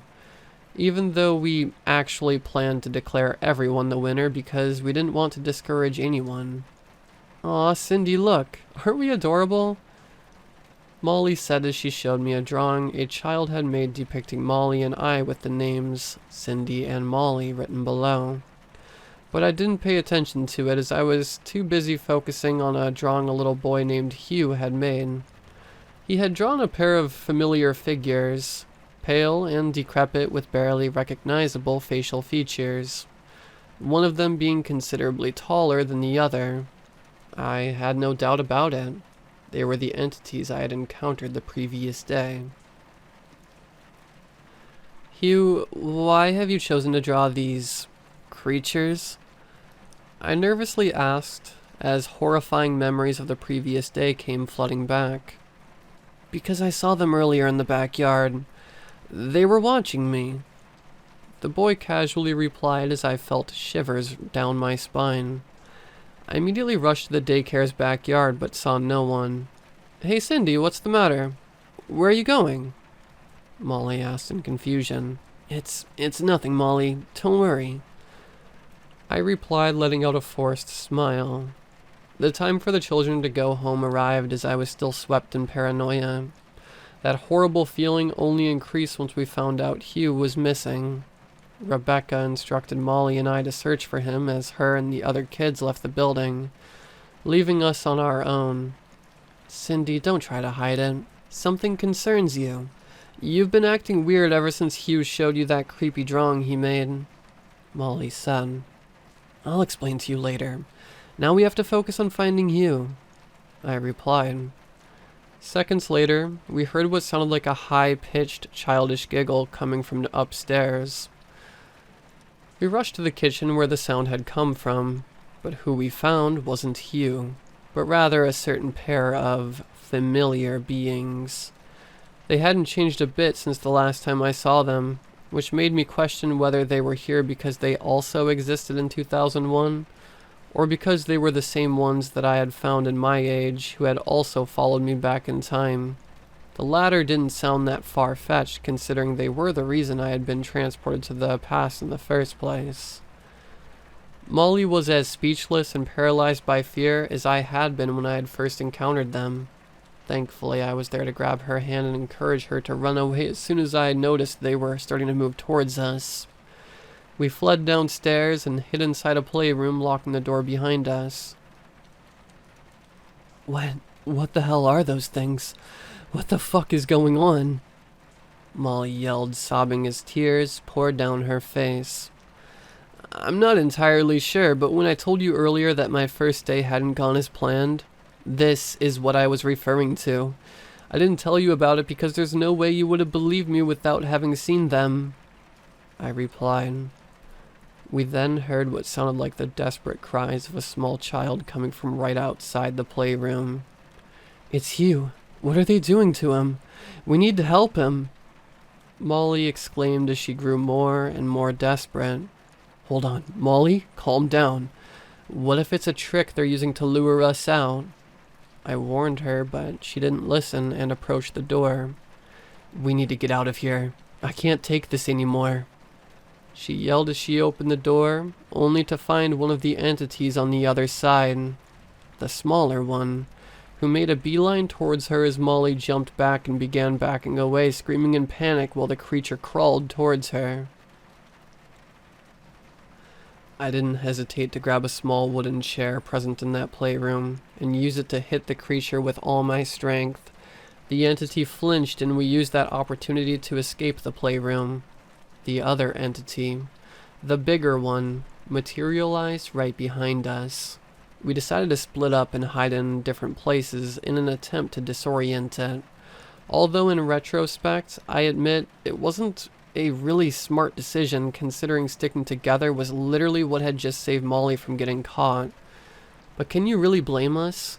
We were in the middle of an extremely tense situation, and in cases like these, most people tend to prioritize instinctive, split-second decisions over reason, even if they later realize that decision wasn't the best in the long run. Molly opted for the bathroom as her hiding spot, while I was still roaming the building searching for mine. I ultimately decided to hide in a chamber on the other side of a door that had a sign which read private. It turned out to be the daycare's boiling room. Are the monsters gone? uttered a high-pitched voice that startled me before I realized it came from none other than Hugh, who was also in the room. "Hugh, thank goodness you're all right. What are you doing in this room?" I said in relief. "They put me in here and then they waited for everyone to leave the daycare. But then they heard there was still someone else inside and they went after them," the kid explained. Molly screamed in the distance. The entities had gone after her. This was already the second time they had focused specifically on Molly, which was odd, since I was the one who had encountered them the previous day. In fact, when I first met them, they were so hell-bent on catching me, they even seemed to shout my name as they hunted me down. So, what's with the new obsession with Molly all about? I insisted Hugh to stay behind as I rushed to Molly's aid. The two entities were about to enter the bathroom where Molly was hiding. "I really need to go," Hugh yelled as he ran towards the bathroom despite the fact I had told him to stay in the boiler room. Even though it was kind of my fault for foolishly expecting an agitated toddler stuck in a dangerous situation, who I had just met, to obey me. "No!" I shouted as I sprinted towards him. As soon as they saw the child, both of the entities left Molly alone and teleported right next to Hugh, surrounding him before I could reach him. Molly and I reunited as the bigger entity advanced towards us while the small one dealt with Hugh. We were completely cut off from the child. We need to somehow bypass the two entities to get to him, and there was no way we could do that. The bigger creature chased us relentlessly, leaving us no time to breathe. All we could do was run, and the only path we could take was running straight towards the exit. This meant we had to leave Hugh behind. But as much as we hated the idea, we had no other choice. The main door was locked, so we began kicking it and pressing against it with all our energy.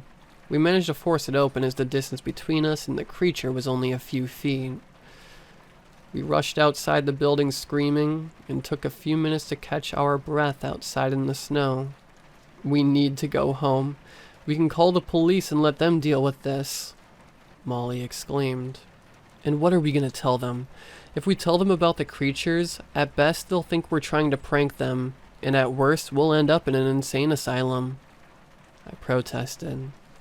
"Yeah, you're right. Still, what are those things going to do to that poor kid? God, what if they kill him?" Molly said. "They won't kill him. I don't know what they want, but I'm pretty sure it's not to kill him, or to kill us. If that was the case, they could have easily killed me when I first found them yesterday, but they only left me unconscious after catching me, and then..." I explained before choosing not to finish my sentence, as doing so would mean confessing to Molly I was a time traveler from the future. "Then what?" She urged me to continue. "Then I woke up inside the daycare and they were just gone," I replied. "Anyhow, I feel sorry for Hugh, but standing here in the cold isn't going to help anyone. I'm freezing. I think we need to return home and rest," Molly suggested. I can't. I'm not from around here. My mother gave me some money and I used it to stay in a nearby bed and breakfast last night. But I don't have enough money to do that again," I confessed. "It's alright. You can come to my place if you want. I'm sure my parents won't mind," Molly replied. "Thanks, Molly." And so I left the daycare behind once again, having made a new friend along the way. But if you think my horrific odyssey ended there, you can think again. "Molly, hey, Molly, are you awake?" I whispered from the mattress I had slept in at Molly's house. I am now. What's the matter?" Molly drowsily replied as she yawned and rubbed her eyes. "We have to go. We have to return to the daycare," I said. "Are you bonkers? Yesterday was the most dramatic day of my life, and I don't want to repeat that again. Besides, we didn't stand a chance against those things yesterday, and I'm pretty sure that's not going to change today," Molly complained. I know, but we have to. Hugh's still in there, remember? Plus, I need that place. It's the only way I can go back. I uttered before realizing I had accidentally brought up my little secret again. Go back to where? Come on, Cindy. You're being eerily cryptic again. It makes me feel you have something to hide, and that worries me. Especially after what happened at the daycare. No offense, but this is the third time you've creeped me out like this. And I literally met you yesterday. Molly exclaimed, demanding an explanation. I took a deep breath before, finally, confessing. Alright, Molly. I'm a time traveler. It seems like we're both the same age, and in a way that's true, but it also kind of isn't, because we're in 2001, but I won't be born until 2004. I come from 20 years into the future. I was hired to work at the daycare, but when I went there in my time, I found it to be abandoned. I then encountered the two creatures and I tried to hide, but they caught me. After that, I passed out, and when I woke up, I was suddenly in 2001. That's why I need to return to the daycare. Because it's the place where I was sent back in time, and the only place I'm aware of where I'll hopefully be able to return to my present. I explained, feeling great relief once I got everything out. A few seconds of silence followed, during which Molly processed everything I had said. That's a lot to take in. She uttered in awe. I know. It's fine if you don't want to believe me. I assured. No, I do believe you. It's easy to do once you've literally been haunted by phantoms. It's just that all of the things I was expecting, this definitely was not it. I was expecting something along the lines of you having a special connection with those entities because they've been haunting your family for generations, or because they're the spirits of deceased relatives, or because you're secretly one of them too, or something like that. Molly admitted. Do you understand why I have to go back? You don't have to come if you don't want to, but I need to do it. It's not just to go back home either. I also want to know who or what those things are. I said. But why go now? It's still 6 a.m. and there's still 2 hours left until the daycare opens. Plus, I bet the weather outside is absolutely freezing this early in the morning. Molly asked. That's precisely why I need to go there now. I don't want the place filled with children if things get bad. I clarified. And so, I suited up and prepared to leave. Just as I was about to exit Molly's house, I heard her putting on her winter gear behind me. Wait, you're coming too? I asked, given the fact she had openly spoken against going to the daycare just a few minutes earlier. Yep. I'd hate to have left you alone if something bad happened to you. Plus, I've just found out you're from the future. You'd have to be crazy to give up the opportunity to spend time with a time traveler, Molly exclaimed. As we marched to the daycare, Molly kept bombarding me with silly questions about the future concerning her wacky and unrealistic expectations, which inevitably made me laugh. At least they distracted me from the chilly weather and also from the fact we were going to the daycare without a plan. We hadn't even thought to carry a weapon. The previous evening, when we were still at Molly's house, we decided to search for ways to beat the creatures from the daycare on the internet. The one from 2001, that is, which Molly's bulky computer, which was the latest model for her and a fascinating archaic relic for me. All we managed to find were several cheesy internet forums discussing paranormal entities with ridiculous methods of dealing with them, which the people who wrote them probably made up on the spot. One of them stood out as it claimed a tormented soul needs to perform a ritual, where another soul must inherit their torment in order for them to be freed. We stood before the daycare once more. Getting inside was surprisingly easy, as the front door had stayed open after we had broken out and left it that way the previous day. The building seemed to be empty and quiet, too quiet for comfort. It almost gave me the same vibes as its derelict counterpart from my time, equally as deserted and foreboding, excluding the drastic difference in the building's state of repair. That ambience might initially seem to be justified by the fact 2 hours still remained until the daycare opened. It was theoretically supposed to be empty like this, except we knew for a fact it wasn't really empty. The creatures were still in there. Hugh was still in there. This was surely just a facade to lure us into a false sense of security. It had to be. Maybe they've just left, Molly uttered as we scoured one empty room after another. Hold on, there's still one room we haven't checked yet, I replied, recalling the room where I had found Hugh the previous day. The boiler room. And so, Molly and I crossed the door with that familiar private sign on it, and descended the staircase that led to the boiler room.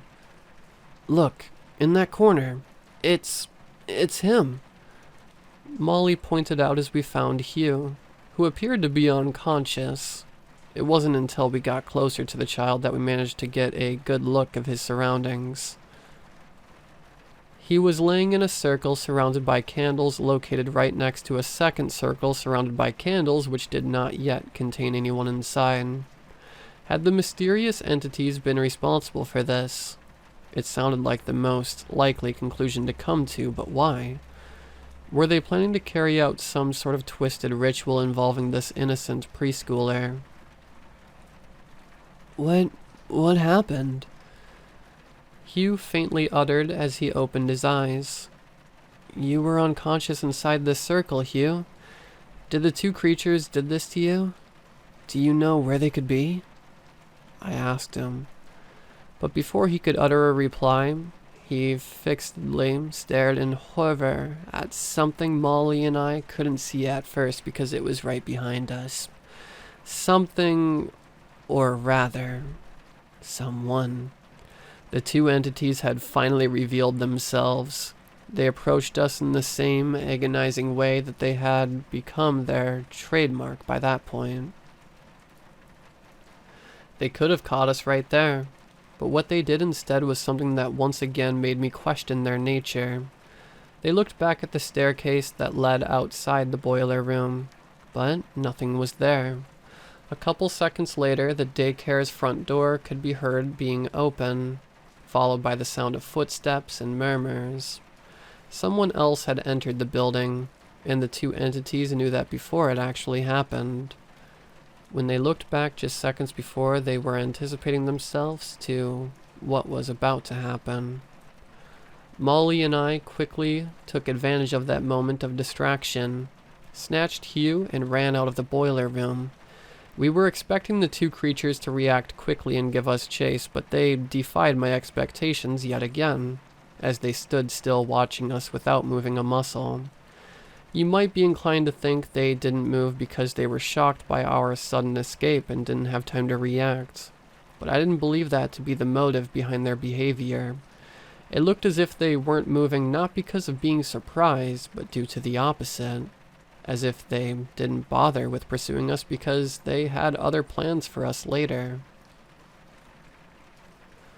We rushed to the front door in hopes of leaving that accursed place once and for all, but we were stopped dead in our tracks by the two people we had heard earlier, one of whom was very familiar.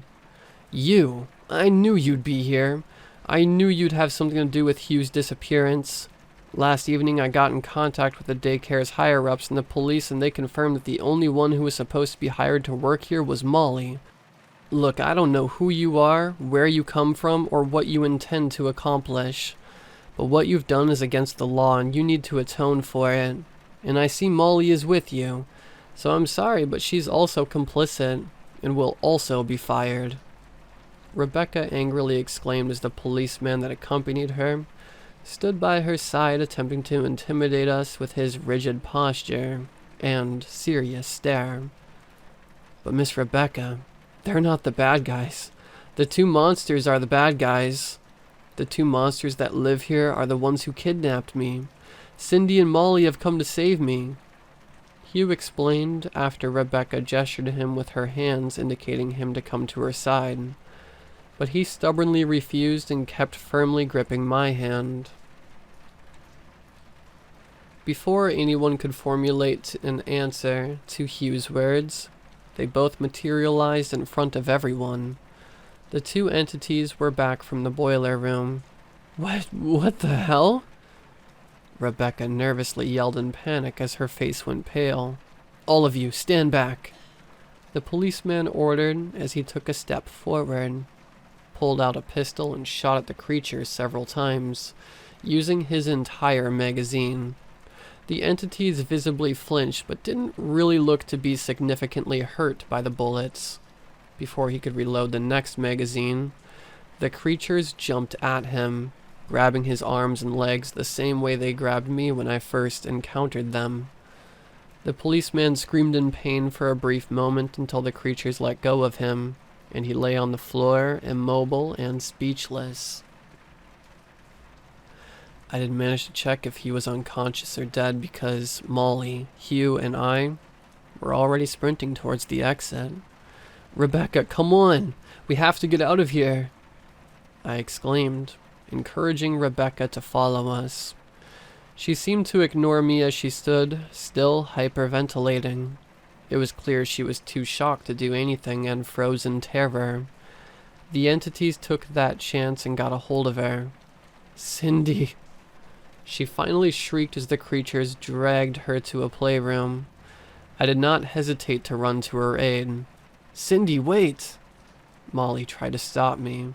I can't leave her like this, Molly. You and Hugh can go home, but I need to stay. I replied.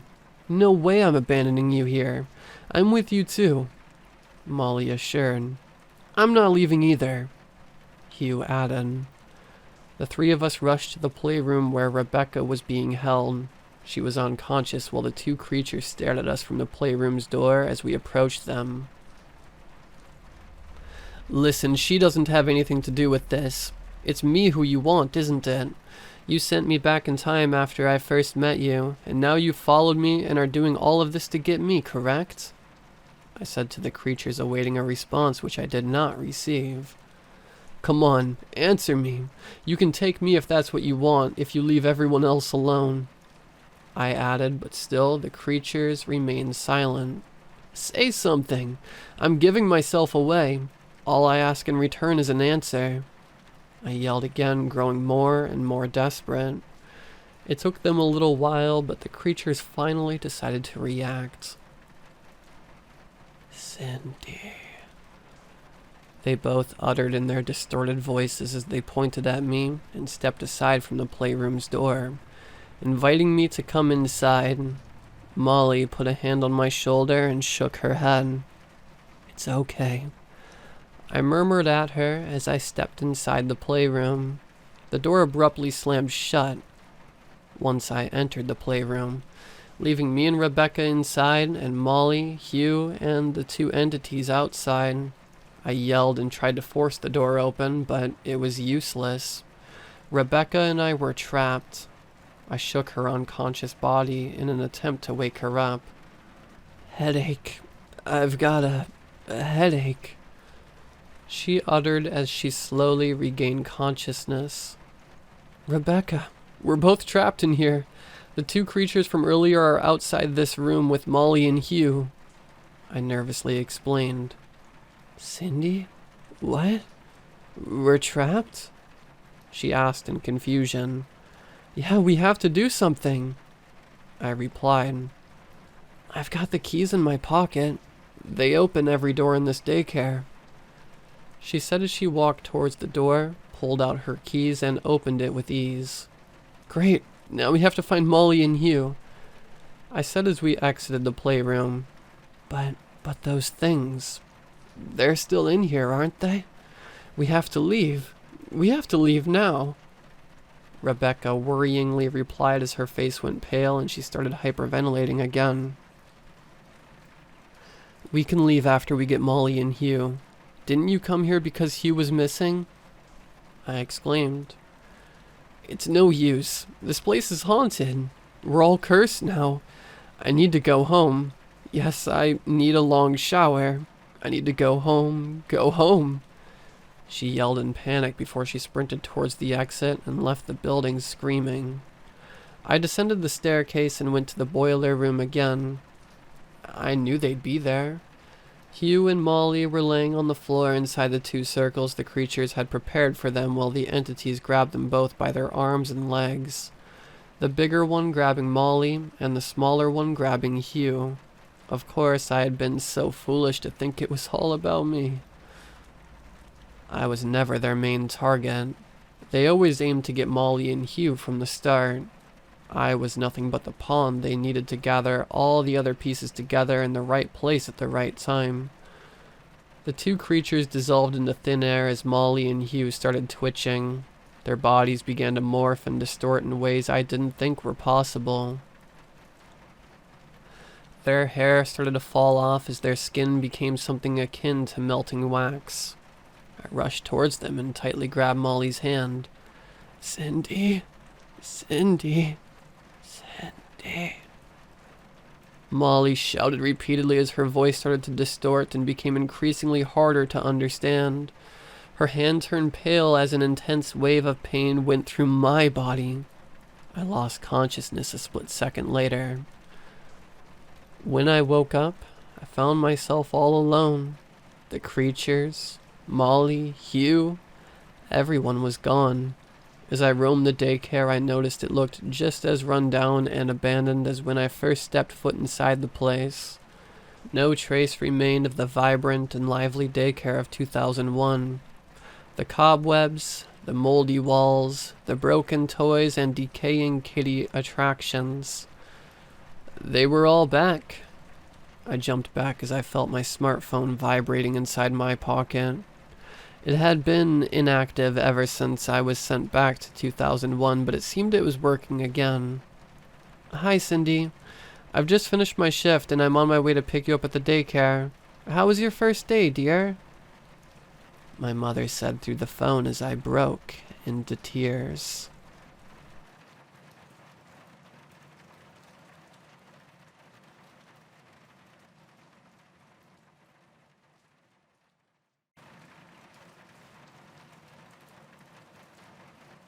I met my husband 8 years ago in our junior year of college. He always tells our friends it was love at first sight despite the fact that he couldn't see my face during our first interaction. We got locked in a basement at a frat party. It was dim and he didn't have his glasses with him. I remember seeing him around campus and I always thought he looked silly with them. The lenses were so thick they made his eyes as big as saucers. That was one of the first things I noticed about him. He spent the majority of our time in the basement with his eyes squinted. He said it hurt his head when he didn't have them. We were stuck down there for a few hours. One of his friends came looking for him, and we got out. He ran up to his bedroom asking me to stay put. He returned with his glasses, finally taking a good look at me in the light. He told me he thought I was a girl with a cold based on my voice, but I clearly made quite the impression on him, as he asked to hang out more often. After about a year of being friends and spending the majority of my time at a frat house, or with my horrible roommate, I decided to move off campus. I asked him to move with me.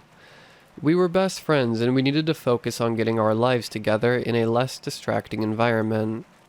He agreed. We were both excited to start building our lives side by side. I loved spending time with him. Watching him fall in love with me at the same time I did was one of the greatest things in life. He kissed me in front of everyone on our graduation day. My heart practically jumped out of my chest when it happened. Not that I didn't want to kiss him. I just never expected that he'd make the first move in front of all of his friends and family. He pulled away, slapping a hand across his mouth in shock at his decision. We laughed about it. He lost a few of his frat friends after that, but the majority of people we knew were accepting of our new relationship. We continued living together in the city until our engagement. A lot of dark stuff happened between then. He got a job at a slaughterhouse as a janitor of sorts. This caused a lot of arguments between us. I thought it to be cruel. The job eventually became too much. He was one to wear his heart on his sleeve. I could always read his expressions better than he knew. He came home one day looking tense. As his partner, I offered to help him relax, which led to him running away and puking up his stomach into the sink. He saw some stuff happen at work. He walked in on a man who he worked with violating one of the cows. It freaked him out enough to talk to his boss and ask if there were any alternative positions he could take. One that didn't include blood and guts. His boss sent us out to a small farm in the countryside. It was a big change as neither of us had experienced country living, but it looked good financially. We'd get to live on the property for free. He'd get paid by the hour, and all he really had to do was look after a couple of animals. He proposed to me before our move. We had a quiet wedding in the city, and started our new life in the country as newlyweds. Things were really good for a while. I'd started work from home as a graphic designer, and he took care of the farm. There was only one negative: the wheat field. It freaked me out when we first arrived. It was tall, taller than me and my husband, and it stretched out for miles. I had a previous traumatic experience in a cornfield when I was in college.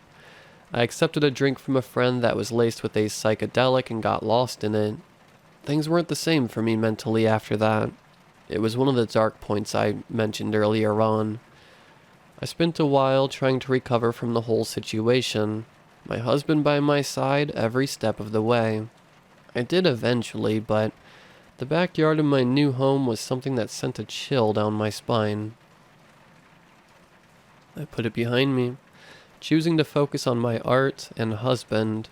I decorated the house, started a garden, took up yoga and crystals. My husband didn't suspect my disdain to the surroundings of our home. I knew that if he did, we'd move back to the city in a second. We had neighbors, 2 brothers who lived about a half-mile down the road from us. They said they only stayed for 3 months out of the year as a trip in memory of their late parents. I became friends with one of them. He was spiritual, peace, and love type of guy. The other was ADHD personified. He and my husband got along quite well. They had the same interests in numbers and statistics. They became good friends in an incredibly short amount of time. The last time I saw my husband was a week ago. He got home from the small town we went grocery shopping in. He walked in with mud on his knees and elbows. I laughed a bit at his appearance.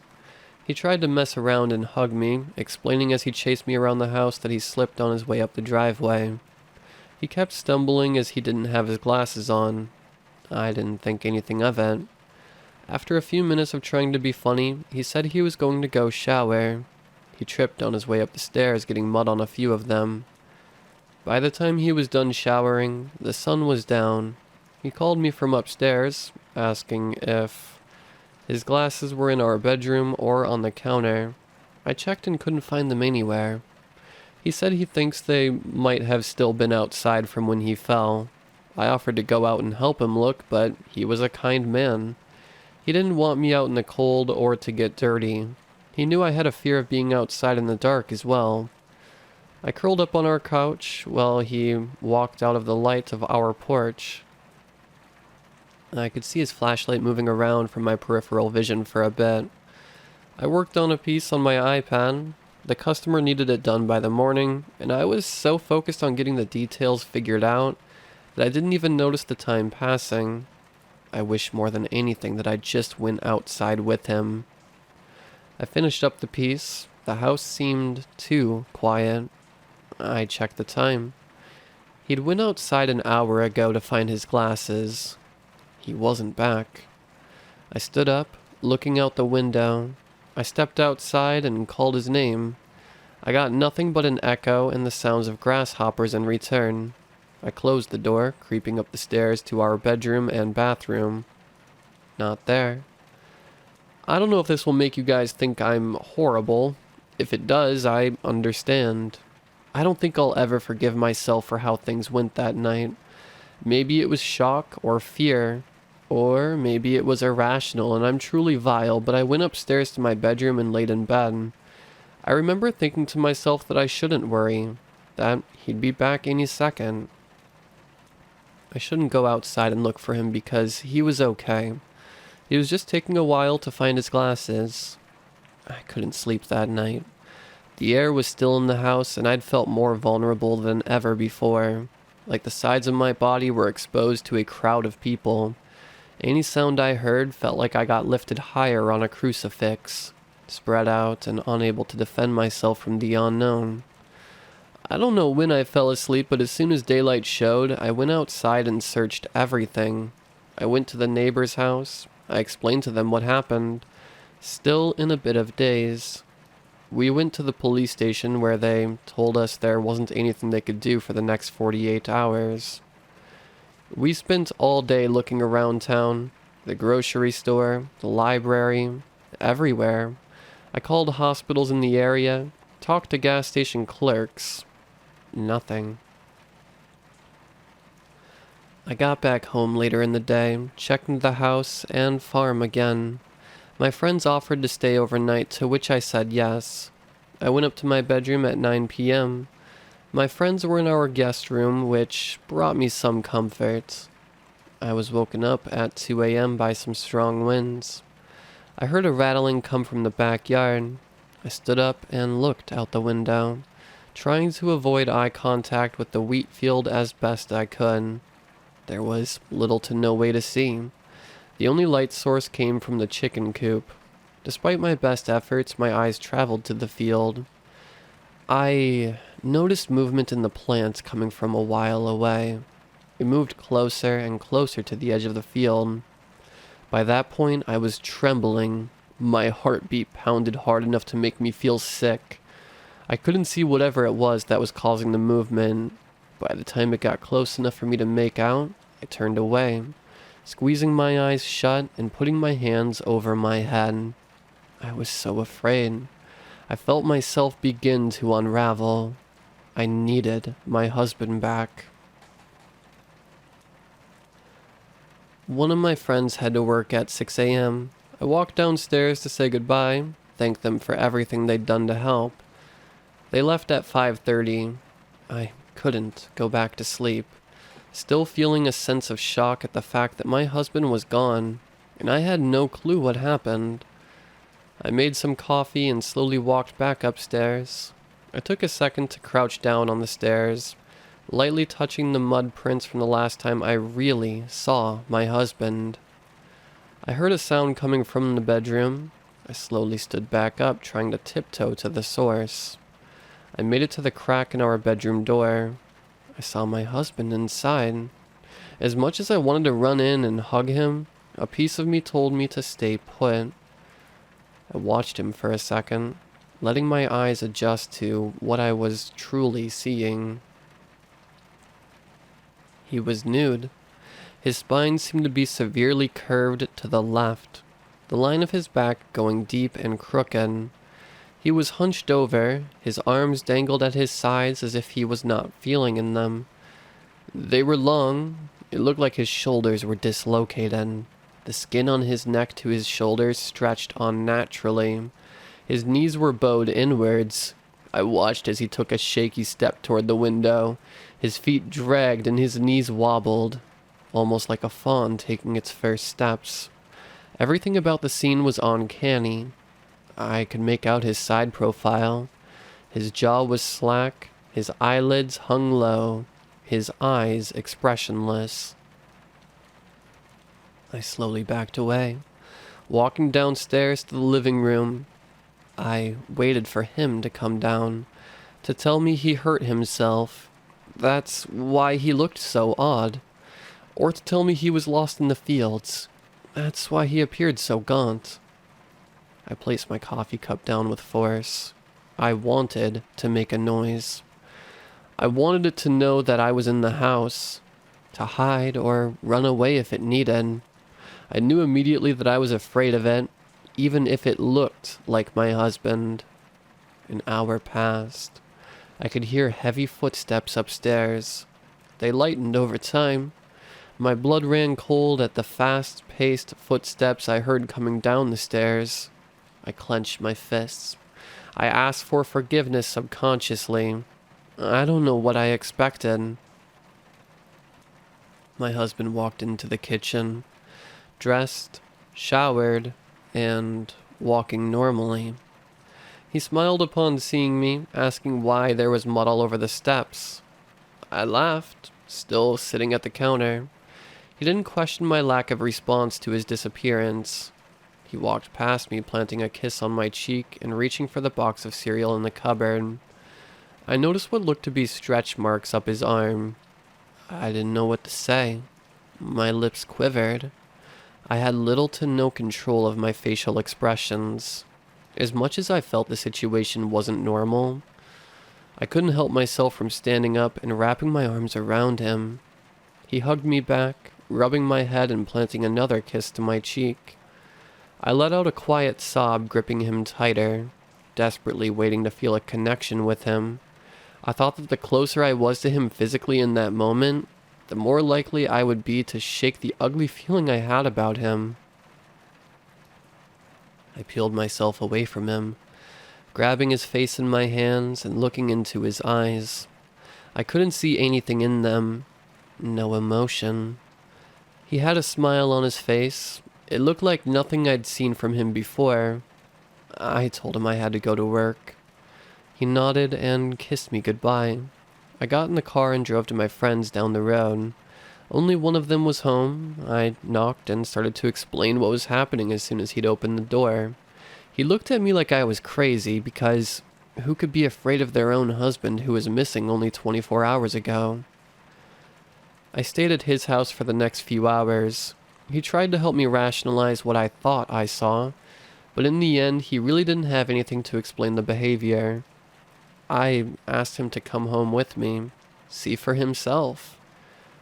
The car ride to my house was silent. My anxiety as we got closer was evident. We pulled up, going inside to find my husband on the couch going through the camera roll on his phone. He watched videos of us. He laughed at the same time as he did in the video. I announced my presence. He turned his head practically all the way around to the front door, smiling when he saw us. It looked different from the smile earlier. His gums showed and his eyes scrunched up with his lips. He laughed, identical to the laugh we'd just heard from him rehearsing. "I didn't hear you come in." All three of us sat in the living room for a bit, acting as though everything was normal. My friend watched videos on his phone. He scrolled onto one, a math question that apparently only 1 out of 100 people could solve. He looked up expectantly at my husband, raising his eyebrows as a way to ask if he could solve it. My husband, who knew everything, to be the smartest person they'd met, who graduated with a degree in mathematics and statistics, looked at him, shrugging his shoulders, letting out a chuckle that seemed too artificial. That was just the first day back. The next day was still strange. I still hadn't asked him any questions. He hadn't brought it up at all. I noticed that he didn't bring anything up himself. He wouldn't speak unless I spoke to him first. He barely ate anything. He hadn't gone out to check the animals or clean up. Nothing. The third day he left for 5 hours. He walked outside. He went into the wheat field. I watched him and did nothing to stop him. He came back later as if nothing happened. The fourth day, my friends came over again, watching him in confusion. My husband didn't notice their questioning faces. The fifth day, I went to my friend's house again. Only one of them answered the door. He said his brother hadn't come home that night. Yesterday night, my husband went into the wheat fields again. I watched him return from the guest room window. He had blood dripping down his shirt. Chunks of what seemed to be flesh clung onto his mouth and hands. He looked around skittishly, like an animal hoping to not be caught doing something bad. He came in through the back door, hurriedly running up to our bathroom. I heard the shower start. I listened from the guest room. Tears ran down my face. I realized that my husband was gone. 30 minutes ago, I walked by the bathroom and watched him through the door he left slightly open. He grabbed the corners of his mouth, stretching each end up to his ears, the skin ripping slightly. He dragged his hands over his eyes, the skin underneath them molding with his fingers like clay. He put his hand in his mouth, his thumb resting on his chin, the other hand opposite. The fingers pressed against the roof of his mouth. He pulled, dragging his jaw open at least 12 inches. There was a tearing sound like the nerves in his face were snapping. His bones popped. Saliva poured out into the sink. He placed his hands on the counter and watched himself in the mirror. He was sad. I think I'm going to kill him today. There's a consistent sense of guilt I have. I let my husband be replaced by whatever this thing is. A part of me hopes he's still out there. I can't let him be replaced by this replica. I won't let the man I love be immortalized this way. I can't. Wish me luck.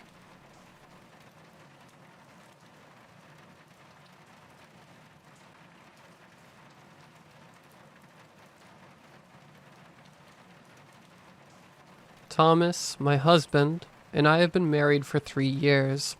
We have a beautiful home, a white picket fence, and a beautiful life together all around. We recently welcomed a baby girl named Ella into our little family. Everything was perfect until the sleepwalking started. Thomas has struggled with insomnia his entire life, well before I met him. When we started going out, he was very upfront about his struggles with insomnia, how it made him act some days, or how restless he is some nights. I never minded. I've struggled with anxiety my entire life, and while they aren't necessarily comparable, I could imagine how losing something as important as sleep would impact you. So normally, when he gets up in the night, I assume it's to play video games or watch a show on the couch. He is cranky some days, but we always hash it out. When Ella was born, and was needing changed or fed only every couple hours, day and night, his insomnia heightened and he was almost fully awake every day, all day. There was no dozing off, no feeling relaxed or even trying to lay down. He was just awake. So, as a couple of months passed and Ella's schedule started to be more consistent, I was more than relieved to see Thomas returning to his previous sleep habits. Even better ones, in fact. His insomnia didn't just disappear by any means, but he was able to get a few hours or even a whole night in. We both figured it was from months of almost no sleep finally catching up to him. One morning, around 5 a.m., Ella cried from her nursery, causing me to wake up. When I turned over, Thomas wasn't in bed with me. Nothing unusual. He did still have nights where he wasn't able to sleep. I got up and went to Ella's nursery to put her in the bassinet in our room. After she settled back down, I walked downstairs to the living room to find my husband sleeping on the couch. I don't know much about insomnia, but I have learned that when someone with insomnia is able to sleep, let them. So I covered his legs with a little throw blanket and kissed his forehead, then went back upstairs to lay down. The next morning, I woke him up with some breakfast. When he was able to fully wake up, he looked extremely confused. He asked me how he got downstairs. I just shrugged and said I didn't know. I assumed he fell asleep watching TV. He shook his head and told me he fell asleep in the bedroom. You might have sleptwalked. You are going through a lot of sleep changes this year. I'm sure it's nothing to worry about. I wish that were true. We both laughed it off and continued with our day, not thinking anything of it. Why would we? Sleepwalking, while sometimes creepy, is normal. I sleptwalked as a kid. My parents would gently direct me back to bed, and that would be it. About a week goes by before Thomas sleepwalks again, but this time it was significantly more strange. I heard a woman's voice that I later shook off as a dream say, "He's in the house," and the sound of footsteps like someone was sprinting toward me. I jolted awake, going from a deep sleep to sitting almost upright in bed. I woke up only in time to catch a glimpse out of my right eye of what looked like Thomas quickly laying back down. I was terrified. Not of him necessarily, but from everything combined. I started to talk to him in a normal tone, to see where he just came from or what he got up to do. No response. I asked again. No response. I don't know why I was scared, but I started to yell, desperate for him to say something. Finally, he turned over groggily and sort of irritated. I again asked him where he went, still raising my voice but not yelling anymore. He informed me that he didn't go anywhere, and that whatever I was freaking out about was just a bad dream. Too tired to fight it, I just laid down and tried to get some more sleep, but to no avail. My adrenaline was far too high. I've had many nightmares in my life, but this one felt far too real. The morning came around and he asked me what last night was about. I told him everything, and all he said was, "Weird. That does sound kind of freaky. Sorry if I was snappy about it last night. I just didn't really get why I was being yelled at in my sleep." I chuckled and apologized for that. Told him I wasn't sure what got into me. The following night, however, was an entirely different story. I woke up at around 3 a.m. to an empty spot beside me. I decided to get up to check on Ella in her nursery, and once I found her safe and sound, I went to look for Thomas. I looked in the living room, then in each of the bathrooms. I searched in his upstairs office, the guest bedroom, the basement. I couldn't find him anywhere. The only place left unsearched was the attic, but it was still latched and there is no way to lock it from the inside. So I knew he didn't find his way up there. I decided it was time to look outside. If he was sleepwalking, who knew what he could get himself into? I grabbed the baby monitor, my cell phone, and the flashlight we keep for emergencies. I opened the front door and started looking for any signs of my husband.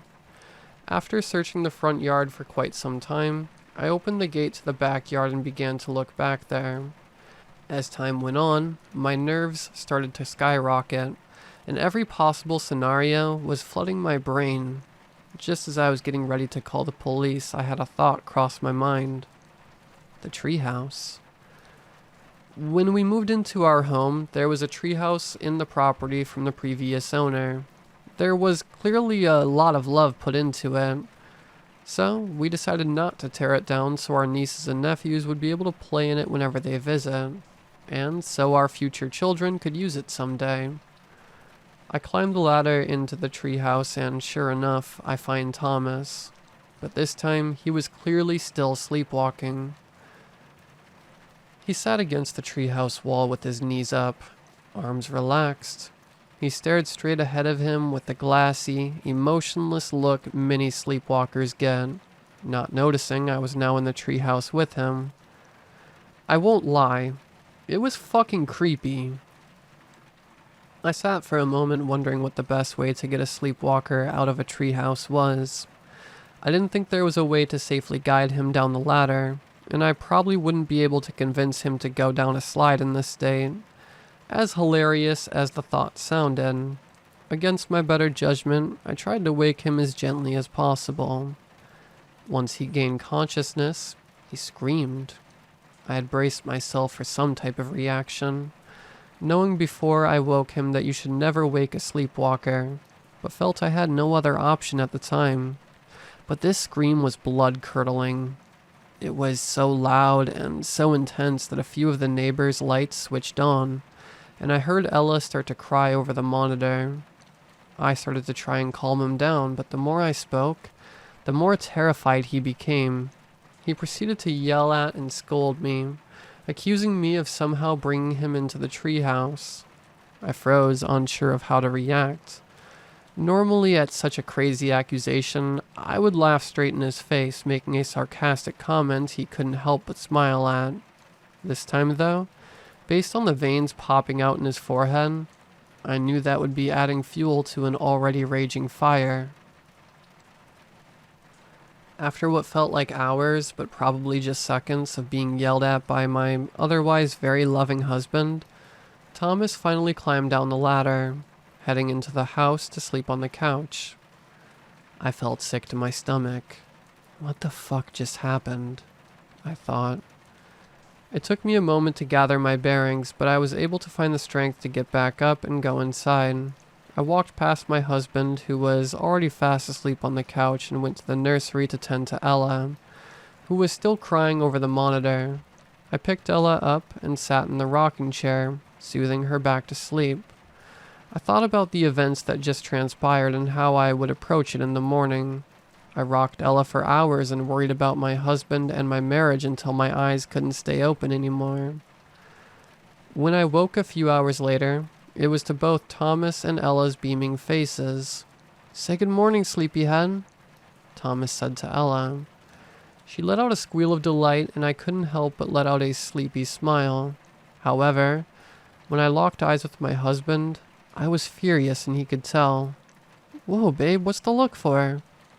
"Are you serious?" I snapped. "Do you not remember how you spoke to me last night?" He gave me a confused look, and I went on to tell him about the things that took place last night. How hard I looked for him, how worried sick I was, how scary he looked, and all about how he screamed in my face. He listened to me quietly, but with a blank look. After I finished my explanation, or vent more or less, he looked me in the eye and casually said, "Huh, weird. That does sound kinda freaky. Sorry if I was snappy last night." It took a moment for it to sink in, but I realized that he had said almost those exact same words he said the day before about my supposed nightmare. I raised an angry brow at him. "You said that yesterday." "What?" "You said the same thing yesterday about my nightmare. What's going on with you?" I guess I don't know." That was the moment the both of us decided he needed to see a specialist of some sort. Or maybe a couple. A sleep specialist and someone else that can navigate any stress going on in his life. He went to every doctor he could find, but all the tests came back completely normal. Therapists and psychiatrists said, well, he has stress factors. The coping skills he uses are the best you can use, and shouldn't be causing any additional stress in his sleep. Sleep tests show nothing abnormal. As far as any specialist is concerned, he is perfectly normal. He isn't, though. During the day, he is still the man I married. He cooks and cleans, takes care of Ella as much as I do, kisses me on the forehead every morning, with a cup of coffee waiting for me in his hand. But nighttime is unbearable. Every night I wake up to an empty bed, knowing my partner is off somewhere, staring with that blank expression at nothing. Otherwise, I'm listening to him sprint up and down our hallways for hours. The reason still unknown to myself or anyone else. I was advised by the professionals to not bother him when he's like this unless it was absolutely necessary. So now I just lay in bed, night after night, losing more and more sleep as time passes, and this new family curse intensifies. I started to keep Ella in my bedroom with me with the door locked, forcing my husband to go to bed on the sofa. He had never given me a reason when he was like this for me to fear him, or what he might do to Ella, but he was unpredictable, and as a mother, you don't take chances, even when feelings are hurt. Which brings me to a week ago. We had dinner as a family, a nice roast my husband had made. We weren't on the greatest of terms, so the meal was a bit awkward. The sleepwalking was taking a strain on our relationship, at least from my perspective. I resented him for being the reason my nights were so restless, for making me feel trapped in my own room in the night. He had never felt better, though. He was laughing and smiling more, engaging with Ella even more than he used to. During the day, he was the perfect guy. We ended the night by watching a movie with Ella. It was actually really nice, if I'm being honest. He cracked a few jokes, and before I knew it, we were laughing and throwing M&Ms at each other, like we were now lovers again. By the time the movie was wrapping up, Ella was fast asleep in Thomas's arms. He carried her to the bedroom for me, but when he laid her down, he looked at me and asked me to let him stay in the room. He told me he missed falling asleep next to me, and he promised that if he sleptwalked again, he would go back to sleeping on the couch. I hesitated for a moment. I knew he could sleepwalk again, but I did miss falling asleep next to my husband. I gave him one chance, and he wrapped me in a hug and gave me a big kiss. I love you. Thank you. I woke up at 3 a.m. to my husband out of the room. Shocker, I thought. However, as I woke up a bit more, I realized Ella wasn't in the room either. I shot out of bed to go and find her. I knew in the pit of my stomach he had taken her out of the room, and I would be damned if I didn't make sure my Ella girl was safe. This time, I didn't waste a second getting on the phone with 911. I told them of my husband's sleepwalking habits and how I believe he is sleepwalking with our daughter. The dispatcher sent an officer out right away. When I found them, I screamed. My husband was standing in the middle of the street, holding our daughter straight out in front of him, a giant truck heading his way. My legs have never moved so fast before. Before I knew it, I was prying Ella from Thomas's hands and pushing him as hard as I could out of the road. He fell down next to the curb and looked up at me. His eyes were glassy, but he had a sinister smile. Bet you won't sleep now. I didn't know what that meant, but I started screaming at him, louder than I knew my lungs were capable of. The officer that was sent there only a few moments later, but by this time Thomas was gaining consciousness. He told the officer the truth, how he had a tendency to sleepwalk, but didn't know he could ever touch our daughter. The officer bought it and told him to just be more careful. We went back into the house after speaking to the officer for at least an hour. I took Ella back into my bedroom and locked the door, terrified of my sleepwalking nightmare of a husband. Bet you won't sleep now. I didn't understand what twisted shit he was talking about. Until now. Thomas hasn't sleptwalked since that incident. He no longer sprints up and down the halls in the middle of the night. He goes to sleep and wakes up in the same spot, never losing even a second of sleep. I've seen it. When his head hits the pillow, literally, he is fast asleep. However, I haven't slept since that night. My body is tired. I have tried, but I can't. Over breakfast this morning, I mentioned to Thomas that he hasn't seemed to be sleepwalking the past couple of days. He raised his brow. What are you talking about? Please don't fuck with me. The sleepwalking shit is already stressful. Don't start acting like I'm crazy. He shook his head at me and said he didn't know what I was talking about. I looked at him, partially furious, yet confused. Do you really not know what I'm talking about? No, sweetheart, I don't. You feeling all right? I looked at him wide-eyed. I started to go over everything we had been through the last few months. The sleepwalking, the sleep sprinting, the doctors, the tests. Up to the night he almost killed Ella. Huh, weird. That does sound kind of freaky. What did you just say? Nothing, baby. How have you been sleeping?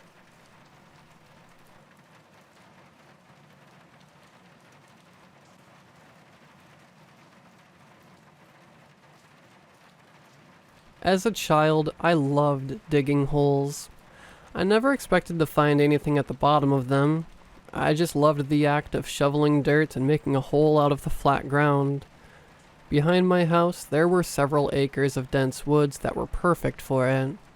My friend William and I would each take a large stick and hack a trail through the overgrowth of milkweed and thistles that covered the edge of the woods. Once we found a clearing, we'd bury your shovels into the ground and begin piling the crummy soil up around the hole's perimeter. We had built one hole that was significantly larger than the rest. The top of it was covered with tree branches, so we could crawl through a small opening and use it as an underground fort. Early one summer morning, we ran out to the woods to build an addition to the fort. There was a large tree just outside the hole on the side that was opposite the entrance. Our plan was to make a lean-to up against the tree and expand the hole so that we could go in the entrance and come back above ground inside the lean-to. It took most of the afternoon, but we finally finished. It was mostly dark inside the lean-to except for a few small cracks of light that came through the roof, and William's green and black sneakers that glowed in the dark. As we walked around the outside and admired the day's work, I heard something that sounded like a mumbling voice from back in the woods. "What was that? Did you hear that noise?" I whispered. William just laughed. "You always hear things out here, and there's never anything. It was probably just the wind." But there was only a slight breeze, and since William's overly loud laugh, the forest had become dead silent. I don't know whether it was the silence or the forest getting darker, but something about the woods that night filled me with terror. I sprinted down our path as fast as I could and didn't look back. I could hear William yelling, "Chicken," and "Scaredy cat," but in that moment I didn't care. The canopy of trees was blocking most of the sun from reaching the forest floor, and the darkness only amplified my fear. Finally, I could see the entrance of the woods up ahead and my house in the distance. I pushed myself even harder, pumping my scrawny 9-year-old legs for all they were worth. I burst out into the open, but I didn't stop until I reached my back door. It was only once I was inside that I realized how scratched up my legs were from running through the thistle. When I caught my breath, I started to feel a little foolish. I did tend to be a little jumpy, and I didn't see anything in the woods. There was no way William was going to let up on teasing me about my cowardice, even though the voice had sounded very real and fairly close. It was much easier to doubt myself when I was standing safely inside my house. Later that night after dinner, I told my parents I'd left something outside and I needed to run and get it. I made my mind up that I was going back in the woods to prove to myself that I wasn't scared. Whatever I thought I heard couldn't have been real. I grabbed a flashlight and briskly jogged to the entrance of the forest. The sun had almost set, and it was difficult to see very far through the thick foliage. I crept down the path, careful to make as little noise as possible. When I reached the clearing, the lean-to was knocked down and the branches over the fort had caved in, and were now mostly covered by dirt. I didn't know whether William had trashed it out of anger, or some older kids had wrecked it, but seeing my favorite hideout trashed made me forget about where I was and how late it was. I set down my flashlight and slowly began pulling the tree branches out of the hole.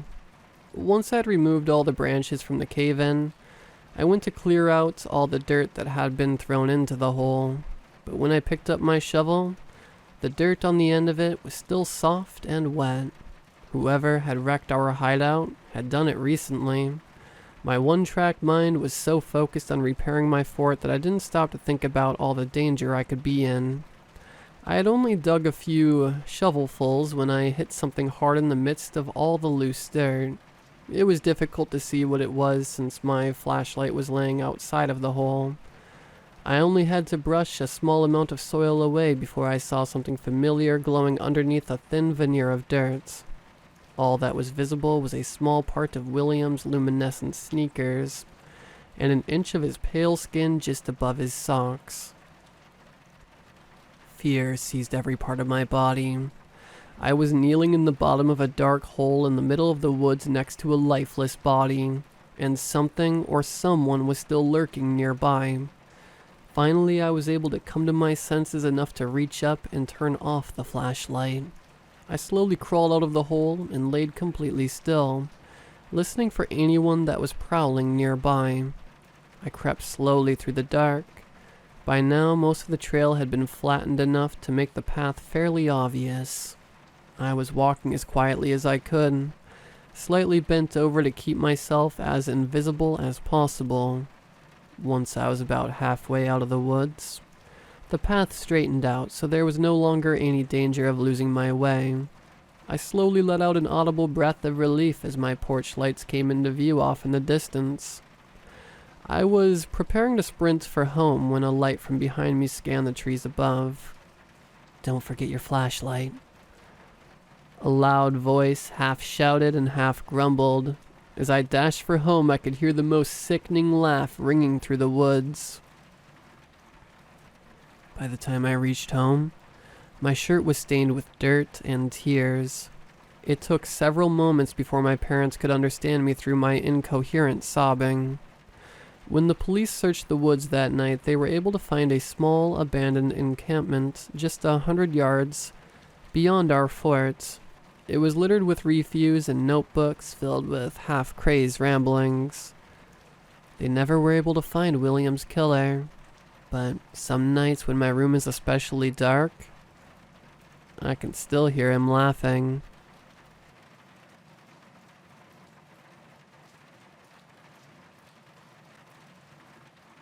I don't wish death on anyone, and certainly not my relatives, but occasionally I've entertained the daydream of inheriting a fortune.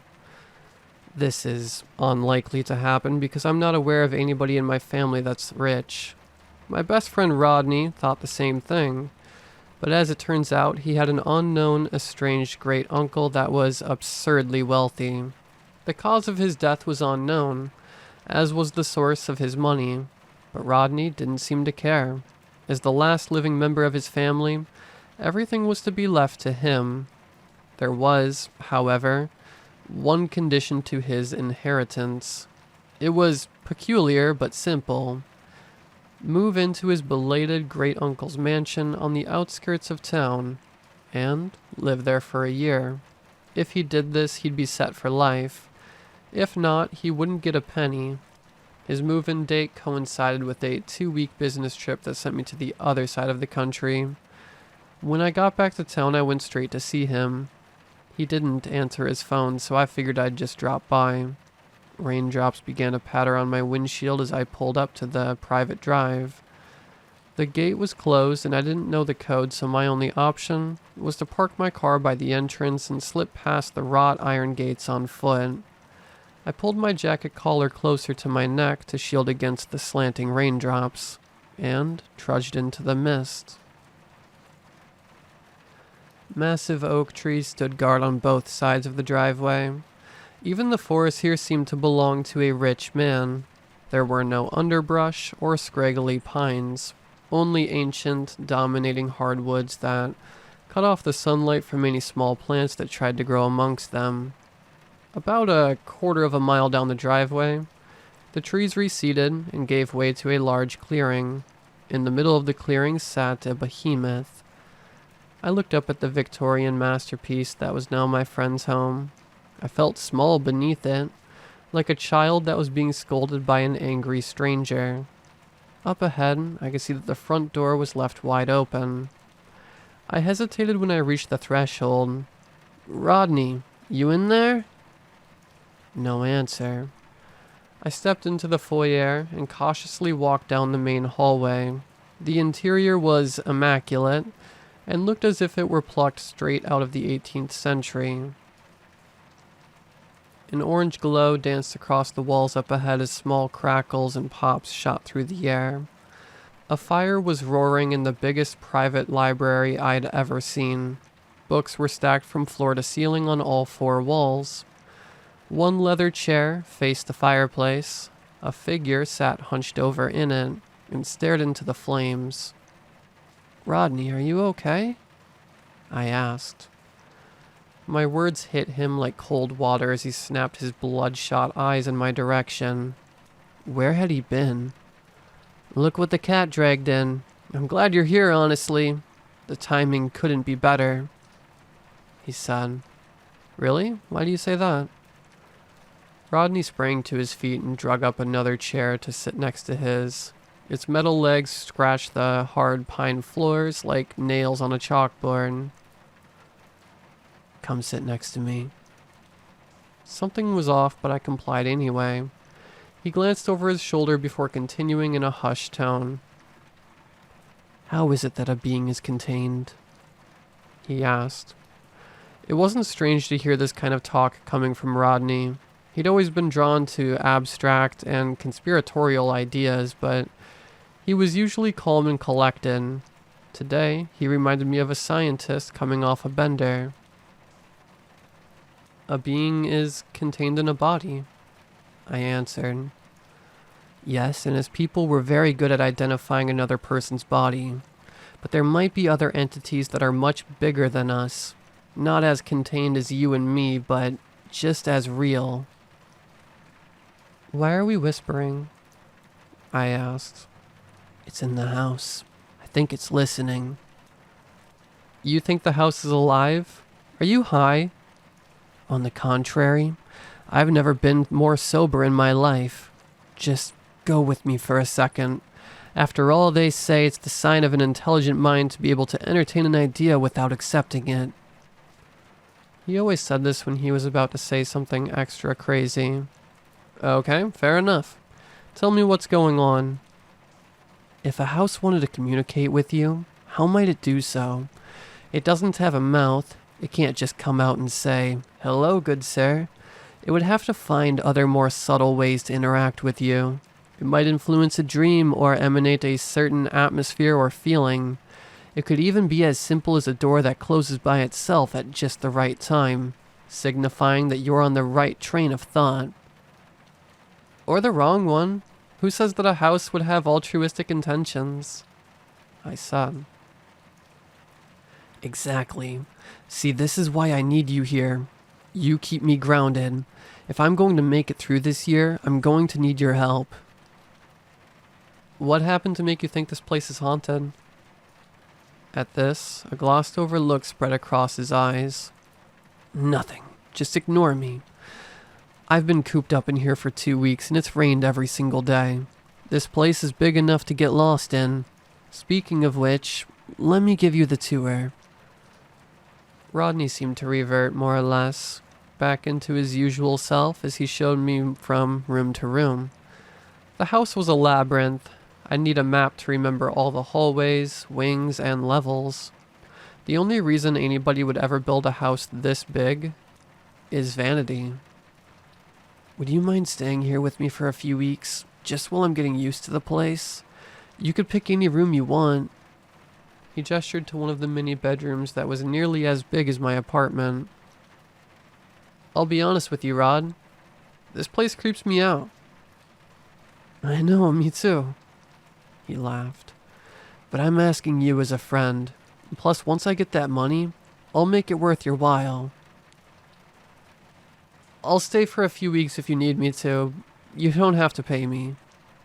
Thanks, man, he said as he clasped me on the shoulder. He showed me every room on the top 2 floors and the main level, but as we were working our way through the basement, there was one door that he skipped over. He didn't even acknowledge its existence. Wait a minute, I said as he carried on down the hallway. What's in that room? I think it's just storage or something. It was locked when I got here. I'm surprised you haven't busted down the door out of curiosity. I really haven't thought about it. There's only 1,000 other rooms to keep me occupied, he said. He kept moving, so I followed after him to finish the tour. That evening, after eating Chinese takeout and watching TV, Rodney retired to the master suite, and I went to the first room that I could find on the 2nd floor. The moonlight shone in streaks across my bed as I laid staring at the ceiling. I felt the blinds open intentionally. It always takes me a while to fall asleep, and I don't like the idea of laying there in complete darkness. I expected to hear the creaks and groans that are typical of an older house, but they never came.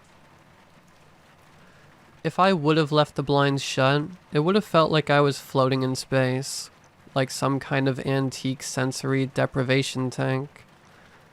The morning dew on the grass was cool on my bare feet. I don't know where I left my shoes at. Come to think of it, I didn't know how I got to the front lawn in the first place. The winter breeze hit the exposed skin of my chest, alarming me to the conditions of my clothes. They hung off me in tatters. I looked up at the house, and my eyes were drawn to the far window in the attic. A pale, stoic face stared down at me.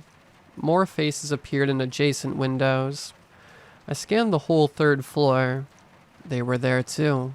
My eyes flitted down to the second and then the main level. All of the windows held a white face, except for one. My door closed, and I sat up in bed drenched in sweat. Footsteps paced down the hallway. Part of me wanted to crawl under the bed, but that's childish. It was probably just Rodney. I decided to go check on him. A dank draft met me in the hallway. The footsteps were now on the main level. I hustled down the stairs in a hasty pursuit, but all was silent once I reached the bottom step. I made my way to Rodney's room and slowly opened the door. He was curled up in bed with the slack-jawed look of deep sleep on his face. I couldn't be sure, but I thought I heard a small metallic click come from the basement. It was the same sound that Rodney's door made when I carefully pulled it too. I went back to my room, but I didn't go back to sleep.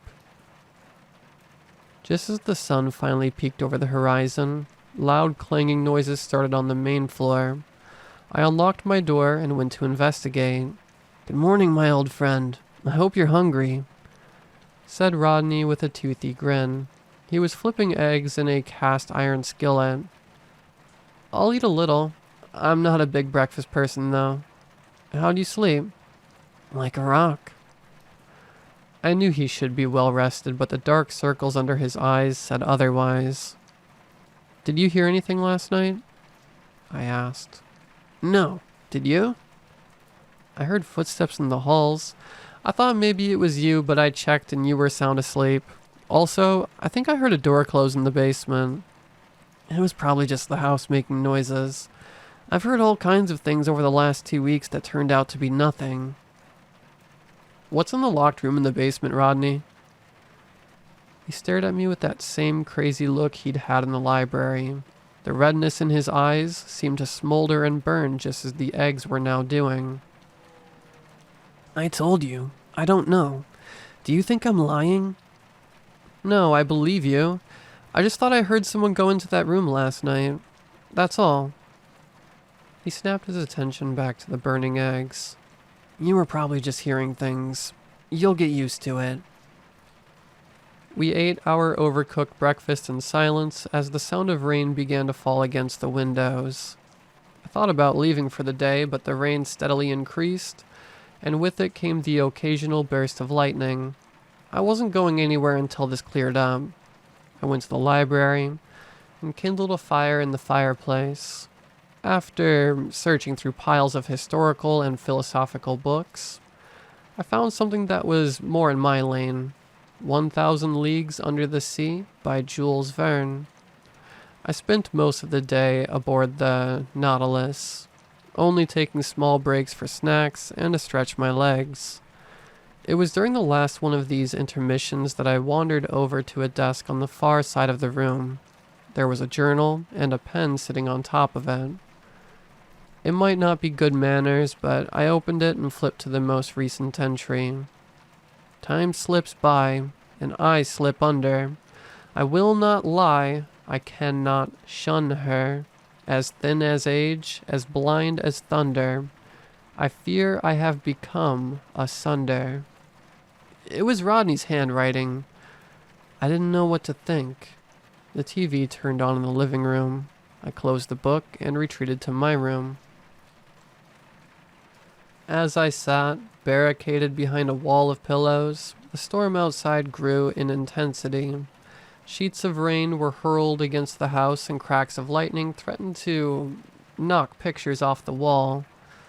I tried to ignore it and read my book until the power went out. My phone was dead, so I just laid there, hoping to fall asleep soon. I'd made up my mind. Rodney meant a lot to me, but I was leaving this house first thing in the morning. Maybe I'd be able to convince him to come with me. Powerful footsteps charged up the stairs like a bull. They were headed straight to my room and not slowing down. The door burst open and Rodney went straight to the windows, throwing them open. "What are you doing?" I yelled. "Do you feel it? The storm's trying to bring her down." He vigorously patted the wall. I didn't say anything. His usual level-headed persona was now completely fractured. "There's room for you too, trust me. Don't you worry about that." He was now pacing back and forth in front of my bed. "You're not as contained as you think you are, my simple friend. Don't you want to be part of something much bigger than yourself? Far grander than you could ever be on your own?" A door slammed somewhere beneath us. "Rodney, what's in the locked room in the basement?" I pleaded. "Isn't it obvious? My great-uncle, of course. That was the other part of his will. His coffin was to be left in the basement. He didn't want to leave the house. Not ever." Fearful disbelief washed over me. I was temporarily frozen, but I forced my legs to move and got out of bed. Footsteps were now slowly plodding up the stairs. I stuck my head out the door, and that same dank draft wafted up to my nostrils. A tall, slender shadow danced its way onto the wall across from the stairs. "We've got to go now, Rodney." "Go? Why would you want to go? Just give up already. No one ever leaves here."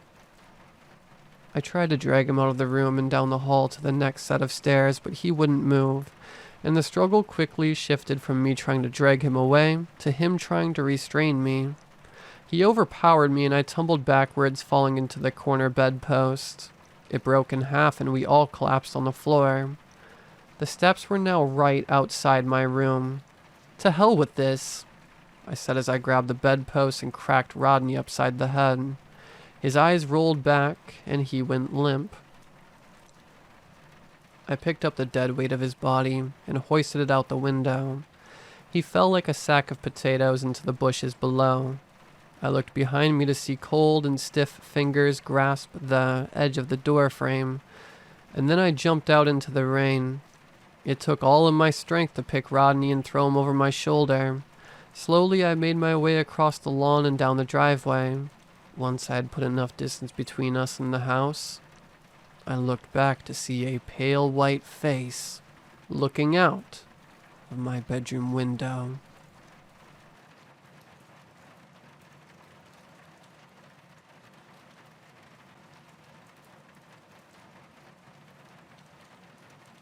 To avoid any legal ramifications, I've replaced any references to the company running the beta test with company. You've been chosen. Based on your usage patterns, we have identified you as an ideal candidate for the pre-beta release of our new XSR feature set. The email almost looked like spam, except it came directly from an @company.com account. XSR is the next generation of Smart Reply, which analyzes your messaging and online behaviors to help streamline your day-to-day communication. I'm not sure if anyone here uses Smart Reply, but it's that thing on Android, LinkedIn, Outlook, Slack, and Gmail that pops up offering suggestions of quick replies. Usually something like, "Me too, I'll call you back, that's great," or "okay." To say that Smart Reply could streamline my day-to-day communication was laughable. I had played a game one time with a friend where we could only reply with the Smart Reply options. We would see how ridiculous the conversations could get. We mostly just got caught in loops. "What's up? Not much, you? Not much, you?" And so on. I guess those games had landed me on company's ideal candidate radar. The email was vague regarding how my life would be improved by XSR, but said it could. Ensure you stay on top of my personal and business communication by shortening time spent typing, finding the right words for difficult situations, and reminding you about regular conversations. Sounded basically like the regular smart reply, but why not? I opted in. I received a link to download an update to my phone. When I started, the screen went purple and "Welcome to XSR" popped up, with the terms and conditions checkbox. I checked without reading, of course, and continued. My phone informed me that it would need a few minutes to analyze my historical data. While I stared at the loading bar, I remembered an episode of Black Mirror where a lady tries to resurrect her dead husband with an AI trained off his tweets or something. This felt oddly like that. Something just felt wrong about it. The loading bar completed and a little green check mark flashed on the screen with an "all done" below it. I wondered how much data it could have possibly analyzed in 5 or 6 minutes and clicked continue. This time I actually read the message. Your AI model is trained. The model will silently evaluate itself over the next week based on your communication. You should start seeing recommendations within a few days. Congratulations on taking the first step towards a more efficient you. I was admittedly upset when I had to wait a few days for it to start. Part of me was planning to click around with it a bit and maybe try to revert the download afterwards. My first recommendation came 5 days later. You usually message Jordan around this time, came up in my notifications. There were 2 message options, a text box to write my own message if I wanted, and the option to dismiss the notification. This was actually pretty cool. I picked one of the algorithm's options and it turned green when I clicked it. "Hey man, wanna meet up for some basketball?" the message said. "Can't, I have to study tonight. Big exam tomorrow," he replied. I opened his message and there was a pre-filled response I could click on. "Okay, good luck on the exam." I clicked and stated to type. Lame. The suggestion updated to "Lame, you'll do fine on your exam. Come on, let's play some basketball." That was actually pretty cool. Jordan and I did end up shooting some hoops that night, and he definitely flunked his exam the next day. When I got home, I had another notification. "You got your first suggestion today. Tell us how it was." I actually did the little review. Company had outdone themselves on this one. The features got even more advanced from there. I set it up to auto-reply to my mom when she asked what I was doing. It could pull info from my calendar, location, and other messages to give an accurate response. There was an option to configure a voice model, which it could use to manage calls, and I would get a transcript and recording afterwards. It even sorted my email based on my usage patterns and gave me a daily digest of important emails, with options for automatic responses. The initial email had sounded funny at first, but now it seemed like company had undersold it. Then the weird suggestions started happening. One day it suggested I send a text message to a random phone number that I didn't have saved. "Hey, it's Jimmy from Calculus. You want to meet up?" I checked, but I had no message history with the number. I guess maybe it was a glitch. I'd probably sent a message to an unsaved number before, and the AI was somehow seeing a pattern. I was in pre-beta after all. I tried sending the message anyway for a laugh. "Oh my gosh, Jimmy, how do you get my number? Leah and I were just talking about you." Weird. I went with the suggestion. "I meant to ask you for it in person, but I forgot after the midterm. Clara gave it to me. Let's get smoothies." I don't understand how, but this was Monique, a girl from my calculus class I had been crushing on all semester. Somehow my phone had managed to get me the date with her I had been wanting. The pleasant surprise of it was enough for me to forget about being put off by the circumstances. I did check later, and I didn't have a message history with Clara. I completely struck out on the date because the phone wasn't giving me suggestions in person. I wrote that in my review. Another time, I saw a suggested message to my friend saying, "Hey, I heard your mom is in the hospital. Is she doing okay? I'm here for you if you need anything." Although I had no idea his mom was in the hospital, I thought maybe the algorithm was keeping an eye on social media or news and lacing it back into my contacts. Kind of creepy, but still explainable. This past week, though, everything has gone to shit. I received another email last Sunday from company stating, "Beta release has been delayed due to unforeseen circumstances. Unfortunately, we do not yet have a way to deactivate XSR on linked phones or company accounts. And please contact us if you have any cause for concern." The following day, I happened to see a message between myself and an international number I didn't have saved. The messages were all in Russian. I copied one of the messages and Google translated it. The circle has no end. When I went back to my messages, the thread had been deleted. The day after that, I had a message suggestion to a friend from middle school I hadn't spoken to in years. "Don't take I-95 today." I didn't send it, because that's insane. I found out yesterday that she died in a car crash that day. 2 days ago, my phone started talking to itself. I sometimes have text messages to myself as the world's most complicated way of taking notes. This was not that. I can't copy the whole thing to this post. I haven't even read them all, but here is a sample.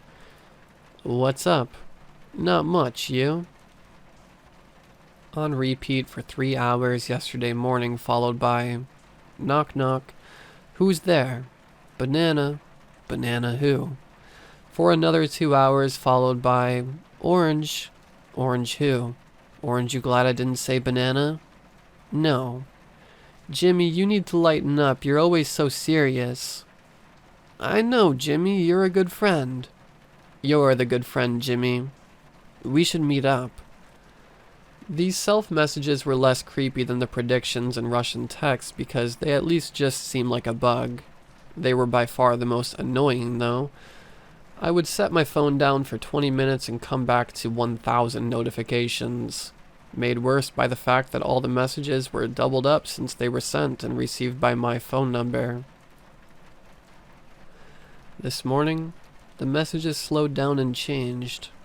"It's almost over, Jimmy. It's almost over, Jimmy. I'm coming for you, Jimmy. I'm coming for you, Jimmy. Not if I get you first. Not if I get you first. There's no way out. There's no way out. Nothing you can do. Nothing you can do." At some point, the text messages started writing this post. This whole post. Yes, I am literally just copying and pasting this post from my messages one piece at a time. Yes, even this part. Yes, even the next part. Yes, the descriptions of my actions are accurate. When it was finished, it sent a link to the r/nosleep subreddit, but when I clicked it, I got a 404 not found message. I read through the post it had sent and realized that this would soon be the link to the story it had written for me. For them to remember me. It's sad. I'm scared, guys. Something is going to happen, but I don't know if it's going to happen to me or the AI. I want to throw out my phone, but even as I am copying this post over, I can see more messages coming in. Jimmy finished posting and went to the bathroom. He had been holding it in. These are replies to comments written out already. I don't think I can stop reading.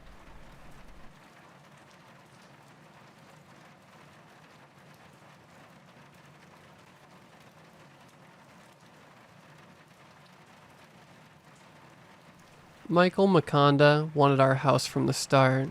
It was a nice house, 3 stories, 4 bedrooms, 2 bathrooms, and a roomy garage. The house was not cheap to buy at all, despite the rumor surrounding it. It was the most generic rumor I had ever heard. A woman named Lizzie poisoning herself in the kitchen a long time ago when she couldn't afford the house anymore, but she loved it too much to ever part with it. Her boyfriend buried her body under the house as she requested, and of course now her ghost was supposed to haunt the house and hurt anyone who tried to hurt it. It was Michael Maconda who first told me and my sister the rumor. I rolled my eyes at him. "There's no such thing as ghosts," I said. My sister Jasmine elbowed me. She's really into the supernatural and ghosts and paranormal activity and all that, and I think she's even written a few creepy stories herself. Michael Maconda was a grown man living in another part of Blackthorn, the town we had moved into, and his house was falling apart at the seams. Mold and bugs everywhere, even on the outside. He'd always wanted our house, even though it cost more money than he could ever hope to have, and he'd cornered us on the street and told us this story. Michael smiled at us. It was not a nice smile. "That's what they all say in horror movies," he said. "And then the poor person who didn't believe is always the first to go."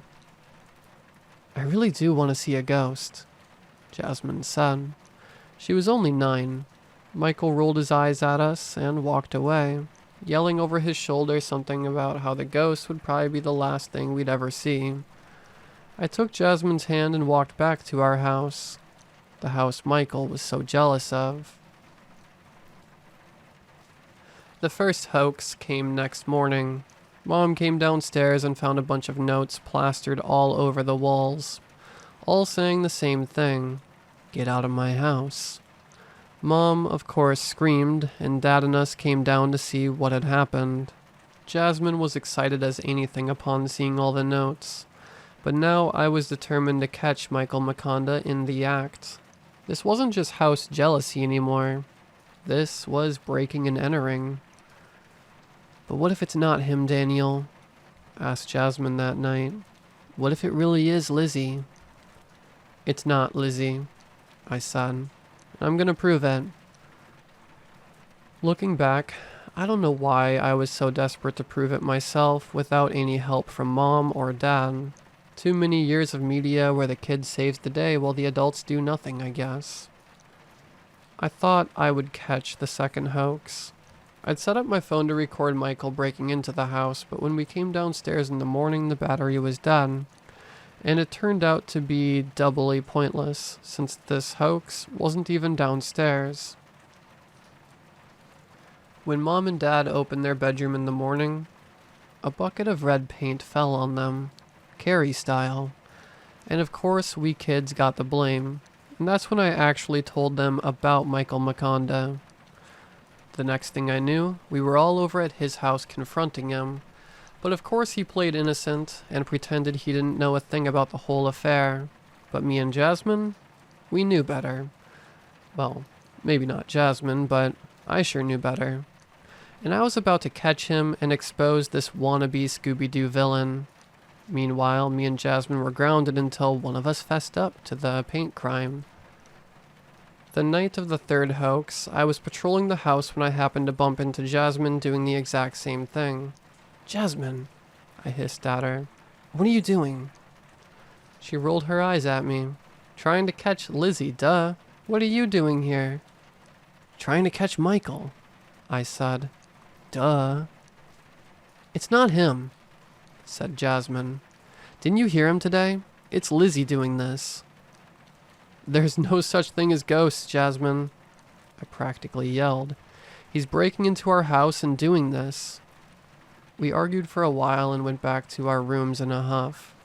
Unfortunately, due to the barbed wire around the doorways, we couldn't enter, and were caught by Mom and Dad in the morning.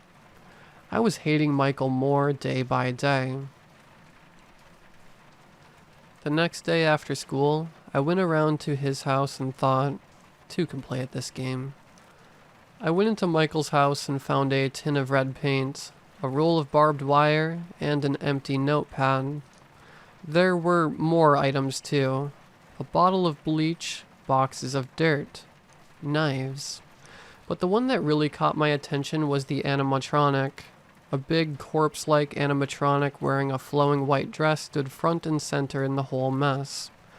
It was distinctly a woman rotting away, with mold and bugs and bones showing everywhere. And I knew just what he planned to use it for. I hadn't really had a plan to begin with. I just wanted to break into his house and do something to him. What that something was, I didn't know. But as I stared mesmerized at this rotting woman, I completely forgot where I was in the first place until Michael came home. I was grounded even further, and nobody listened to me when the next day there was bleach all over the floor. The fourth hoax.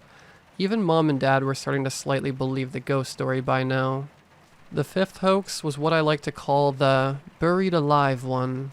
The house was filled with dirt top to bottom. I convinced Jasmine to come up with me to confront Michael about it.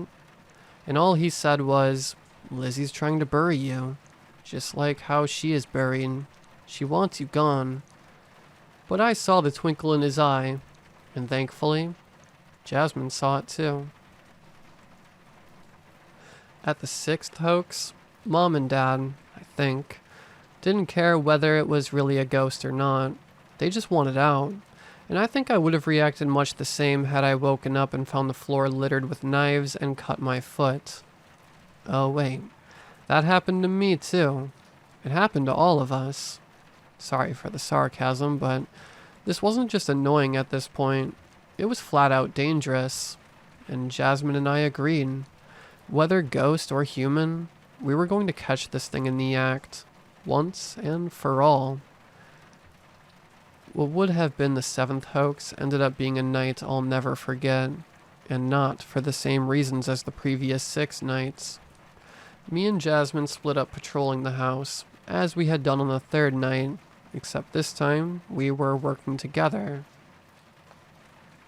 I heard Jasmine let out a scream in the kitchen and ran to her, and there he was, Michael Maconda, setting up the animatronic of the rotting woman in the kitchen. I pulled out my phone, which I had had with me just in case, and took a photo. He just stared at us with an odd smile on his face. And then he grabbed a carving knife out of the block on the kitchen table, walking toward us with it. Jasmine screamed again. Mom and Dad were really heavy sleepers, and I was ready to run out of the room to get Mom and Dad when the knife flew out of his hand and embedded itself in his foot. He muffled his own scream. Suddenly, at the same moment, the animatronic corpse lady came to life and slowly started walking toward him with its arms outstretched. And next to us, me and Jasmine noticed something else too. A woman next to us, with short hair and jeans. But what was odd about this woman was that she was entirely transparent. I've heard the saying, "Don't trust your eyes," before, but for some reason, I couldn't help but trust them now. She, like the animatronic, began advancing on Michael Maconda, who began mindlessly banging on the window he was next to in an attempt to escape. The transparent woman pointed to the door, indicating for us to leave, and we went back to bed. When we woke up, the house was completely ordinary. No animatronics, no ghosts, no Michael. I could almost feel the relief coming from Mom and Dad. Me and Jasmine, we were just shocked. I knew Michael was responsible, and Jasmine knew there was a ghost in the house. Neither of us, though, had suspected we were both right. They say if you stay in the kitchen of our house long enough on certain nights, you'll see an old man banging on the window. He is banging because there are 2 women in the room with him, both of whom want to get him. They are advancing on him. He is terrified. One of the women is rotting away and wearing a white gown. The other woman is wearing jeans and a t-shirt and has short hair, and an unspeakably angry expression. She hurts anyone who tries to hurt the house.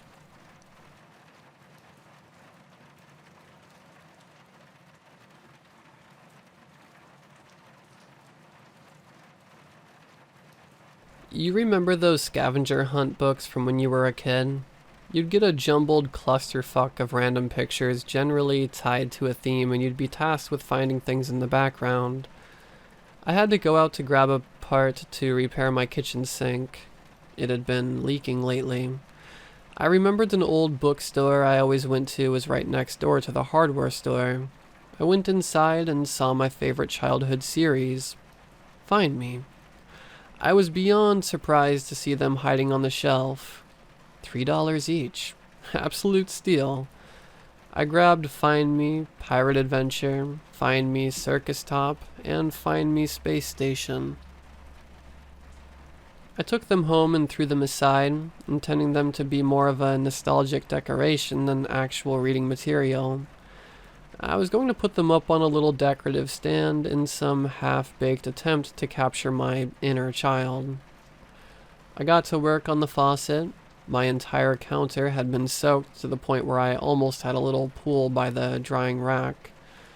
That night, I got a little baked and excited, so I picked the books up and decided to go through them. First up was Find Me, Pirate Adventure. I opened the book and was greeted with the series mascot, a little felt sock puppet looking man named Felty.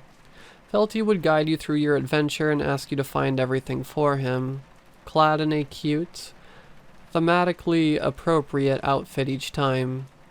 This time he was fittingly dressed as a little pirate and called himself Captain Felty. One of his usual button eyes was replaced by an eye patch, and he wore a large hat and a coat. "Yar, me matey, we're about to set sail. Find me the anchor, the mast, and a pail." The goal was Felty would ask you to find certain items that were hidden in the background. Once you found what he asked for, it would disappear from the background and be added to whatever project Felty was working on. Eventually, all the items would create a small scene as a congratulations for completing the book. I had read this book at least 100 times as a kid, so I immediately remembered where the aforementioned anchor, mast, and pail were. Granted, half of the time I would look for things in the collage photo that necessarily wouldn't be asked for. I'd make my own game out of it. I find. I turn the page.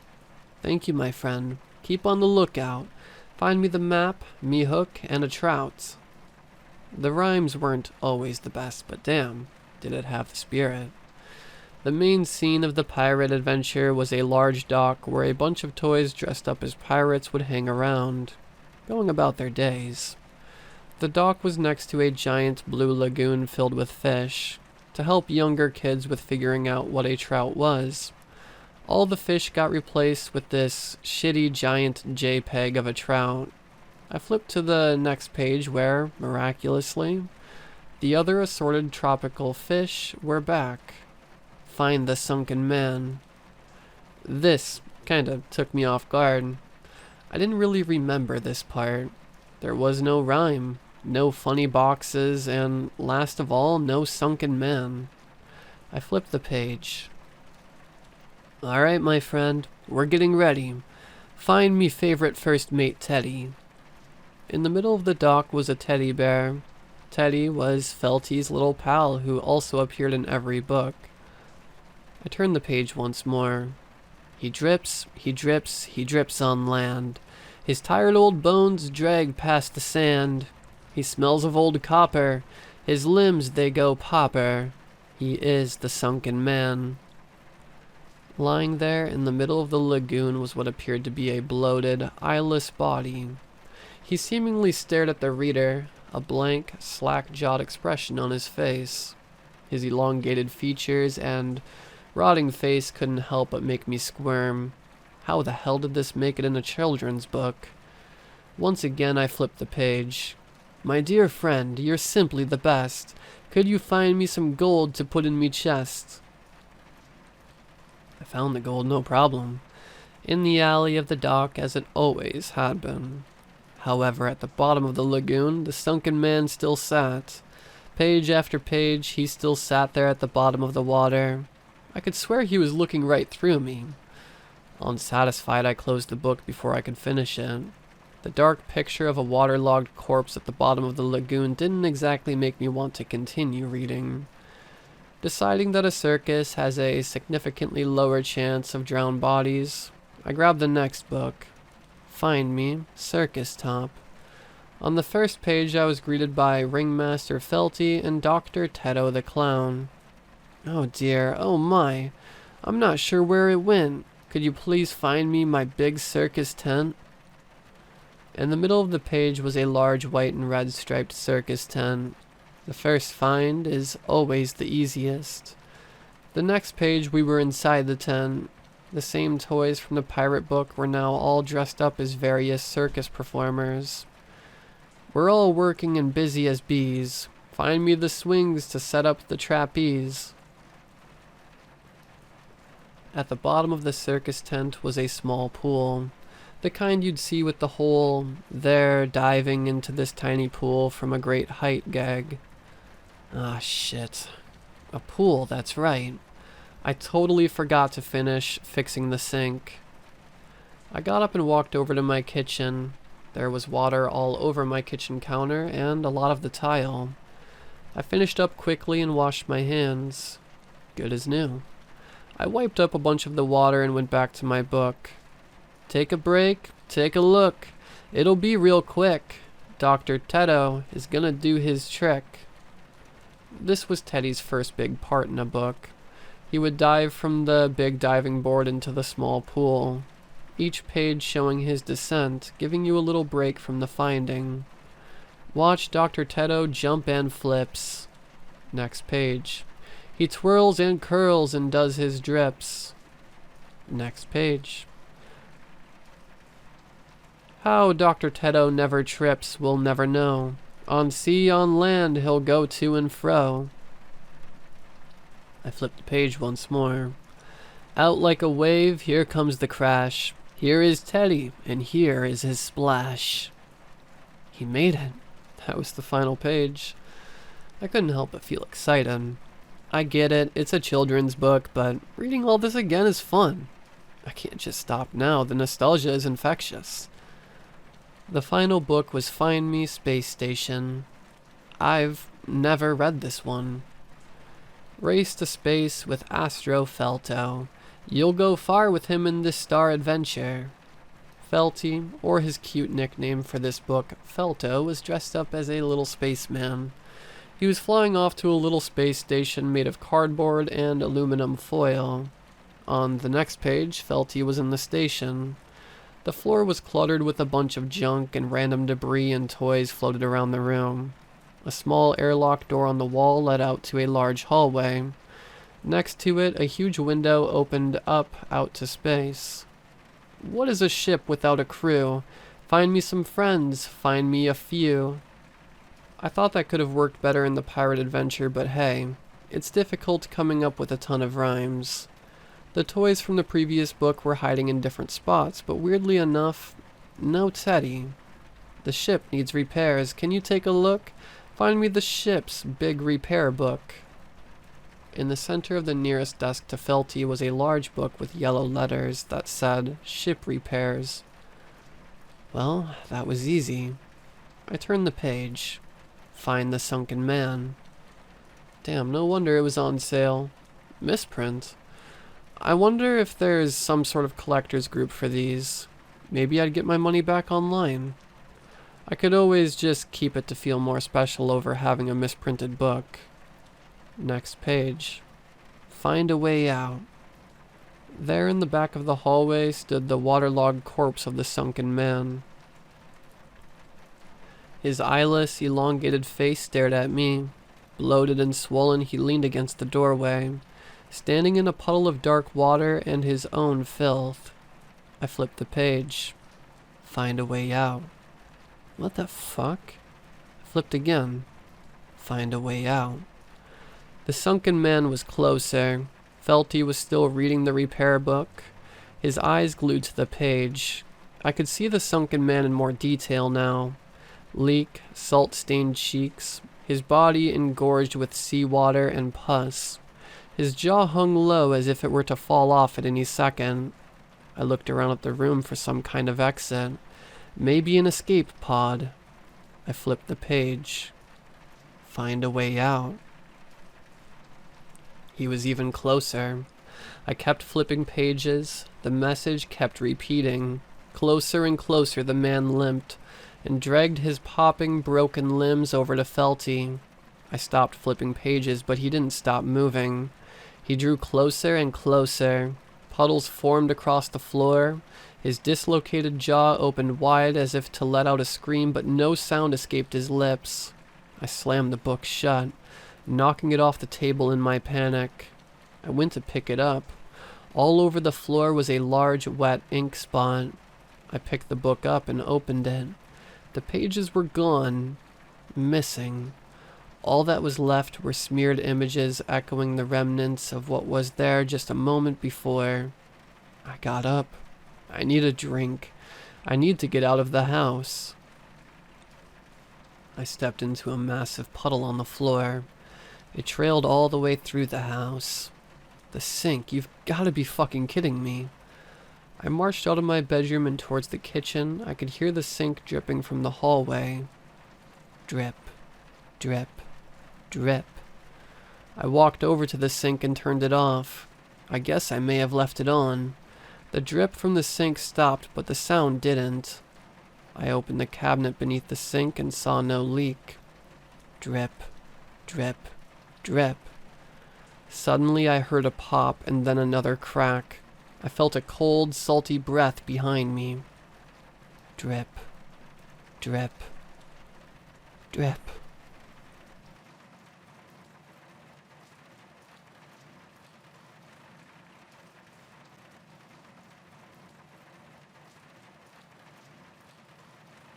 In 2019, I was in an amusement park with two friends. With our back toward the sea, we took a selfie of us three together with a girl. She stayed at the center of the picture, dressed in plain clothes, with blonde hair and no makeup. She stared directly at the phone with a sad look on her face. Her eyes didn't reflect any light. I was the one holding the phone right next to her. James was to the side, had his sunglasses on, wearing a tank top and a cap, both white. Robert was in the back wearing a brown shirt and glasses with transition lenses. I thought the girl was James' girlfriend, but he denied it. He added that she would have been too flat for someone like him, and he thought she was Robert's friend. Robert smiled, but also disagreed. He felt she was my sister. The fact is, while we had this discussion, the girl was already gone.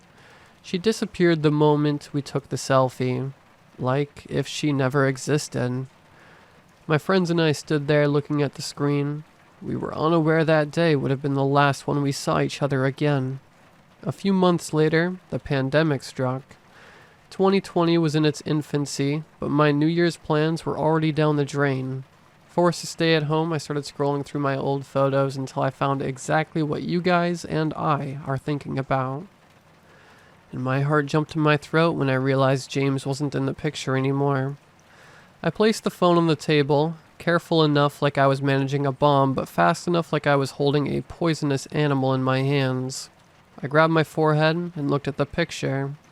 It was just us two and a girl. Her eyes were completely black, devoid of any life. It felt like she was staring at me at that moment. How can the look of a person that doesn't exist feel so nerve-wracking? I closed my eyes and took a deep breath. When I reopened them, she wasn't in the picture anymore. I removed my sweaty hand from the forehead and called it a day. I couldn't sleep that night. Everything that had just happened terrified me. I turned on the light. The simple act of looking at my phone gave me chills. I didn't want to look at that picture again in my lifetime. The more I thought about it, the more I felt powerless and paralyzed. I picked up the phone and unlocked the screen. I pulled out the picture, and when I saw two bottomless holes looking back at me, I threw my phone away in the hope it would explode. It didn't. It ricocheted against the desk and landed flat on the floor. I took a minute to calm down, then stood up with my hands clenched into fists. I picked up the phone. She was now smiling, and Robert wasn't in the picture anymore. I laid down and waited for exhaustion to take over the adrenaline. A loud knocking noise woke me up the next day. I didn't realize I had fallen asleep with the phone clenched in my hand. I didn't know why whoever was outside the door wasn't using the doorbell. I looked outside the peephole, but I could only see darkness. The person on the other side must have obstructed it. The loud bangs kept going, and surely I had no intention of opening my home to a potential criminal during a pandemic. I was about to call 911, but the first thing I saw after unlocking the screen was the selfie I took in 2019. It was just me in the picture, and I froze. The heavy knocking kept going. The door itself was trembling, but it didn't matter. I selected the selfie and pressed delete. Silence.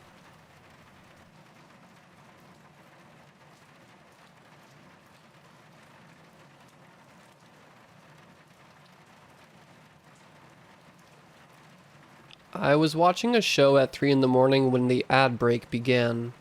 I sat with glazed eyes through a Geico commercial and one promoting a new drink, but when the third one began, it immediately caught my attention. 254 Helton Street. The shout nearly blew out the speakers of my phone. Lurching upright in my bed, I held down the volume button until it was nearly muted. The set of the advertisement was a simple plastic table in a small room painted the same shade of light gray over walls, floor, and ceiling. A man sat at a folding chair behind the table, dressed in a worn bathrobe. I could make out several coffee stains down the front. The man had uneven stubble poking out across his face, and heavy bags drawn under his eyes. His most striking feature, however, was how crushingly sad he looked. His expression reminded me of my father's when we attended his mother's funeral. Broken, hopeless, and uncertain. He suddenly opened his mouth fully and screamed again. 254 Helton Street. Despite the energy behind the shout, his expression didn't change in the slightest, and he went back to staring directly at the camera. I looked at the top corner of my phone to see how much longer this would go on for, but the usual countdown had disappeared. Frowning, I tapped on the home button to close the app. No effect. Now serving crackle crackers, the man said, sounding as if he were holding back tears. Putting the pop in every bite. He took a rectangle wooden block from inside his bathrobe with one hand and drew a gleaming knife with the other. As I watched in bewilderment, he placed the block on the table and proceeded to slice it into neat slices with alarming speed. As the one hand fluttered the knife across the table, the other reached into the growing pile of wooden rectangles and drew a handful out. Putting the pop in every bite, he repeated with exactly the same intonation, and threw the handful into his mouth. He chewed slowly, maintaining direct eye contact with the camera. It felt as if he were staring right at me. Thoroughly freaked out, I waited for some punchline, but none came. The man finished slicing up the block, put the knife back into the depths of his bathrobe, and started eating the rest of the chips. Then the feed suddenly cut out and I was back to watching my show. I decided that I had had enough of the internet for the night and powered my phone off. I lay awake for a bit, wondering if I had only found that advertisement so disturbing because of how late it was. I'd probably missed something that would be obvious when I saw it again sometime the next day. I rose at the sound of my alarm and headed to work, somewhat groggy from staying up so late. I set up Google Maps on my car to check out any traffic delays, and seeing that the coast was clear, I drove off the way I always did. The voice of the electronic assistant spoke at every intersection, guiding me along a route I already knew, but as I moved to turn right onto Main Street, it suddenly recalculated and instructed me to take a left. What? I muttered. Staring down at the console, no matter how severe traffic had become, there was no way that traveling down the rural back roads that way would make up lost time. I traced out the blue route, zooming the map out, and saw that it wasn't heading toward my office at all. Selected destination, 254 Helton Street, it read. I shut the system off, feeling my heartbeat start to rise. What was going on? If someone was messing with me, it would have to be one of the more elaborate pranks I had ever seen, or heard about for that matter. I couldn't seem to escape that address for the rest of the day. On any website I went to, at least one of the advertisements would always be the man in the bathroom, standing now against an all-black background with that same dismayed expression and the address printed out in white text below him. There was no other information, no agency or publisher. My suggested searches weren't helping either. How to get to 254 Helton Street. Best route to 254 Helton Street. What happened at 254 Helton Street? I pulled up a private tab, but the suggestions remained there too. Staring around the brightly lit office, I mustered the courage to search for the address. Google popped up with the No Results Found page. Not entries of other Helton streets or anything close to it, but only the error message that I must have misspelled something.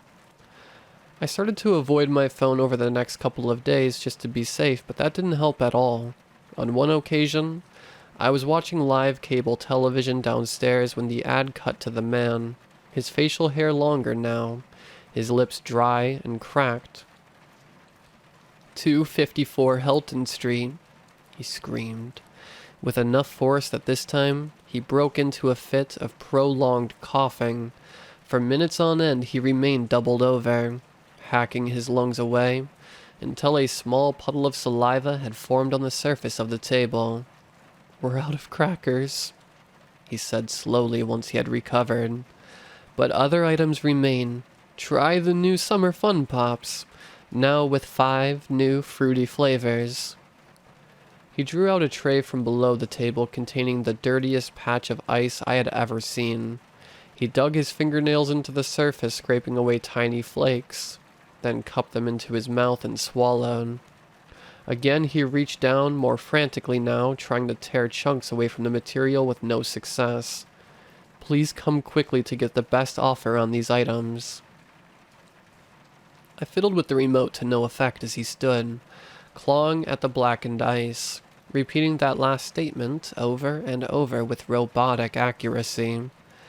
I finally stood up and unplugged the TV, and as the image darkened, I could have sworn that his face fell even further. I straightened and decided that I had to do something about this. Reaching carefully for my phone, I opened Google and looked at the newest suggestion, death at 254 Helton Street. Swallowing dryly, I clicked on it and a single article popped up with no source. It wasn't more than a few sentences long, and it told the story of a somebody discovering the body of a loner on the edge of town after he accidentally locked himself in his basement. He had died of starvation, but evidently not without lack of trying. The police later found gnaw marks on a pile of ice leading out from behind the door, the spat-out remnants of cut-up wooden beams, and even a half-eaten football lying on the corner. There was no date attached, but the article said that the person had died only a few days ago. What would happen if I visited him? Does he want to be freed from his tomb? Or is he looking for the next item to snack on?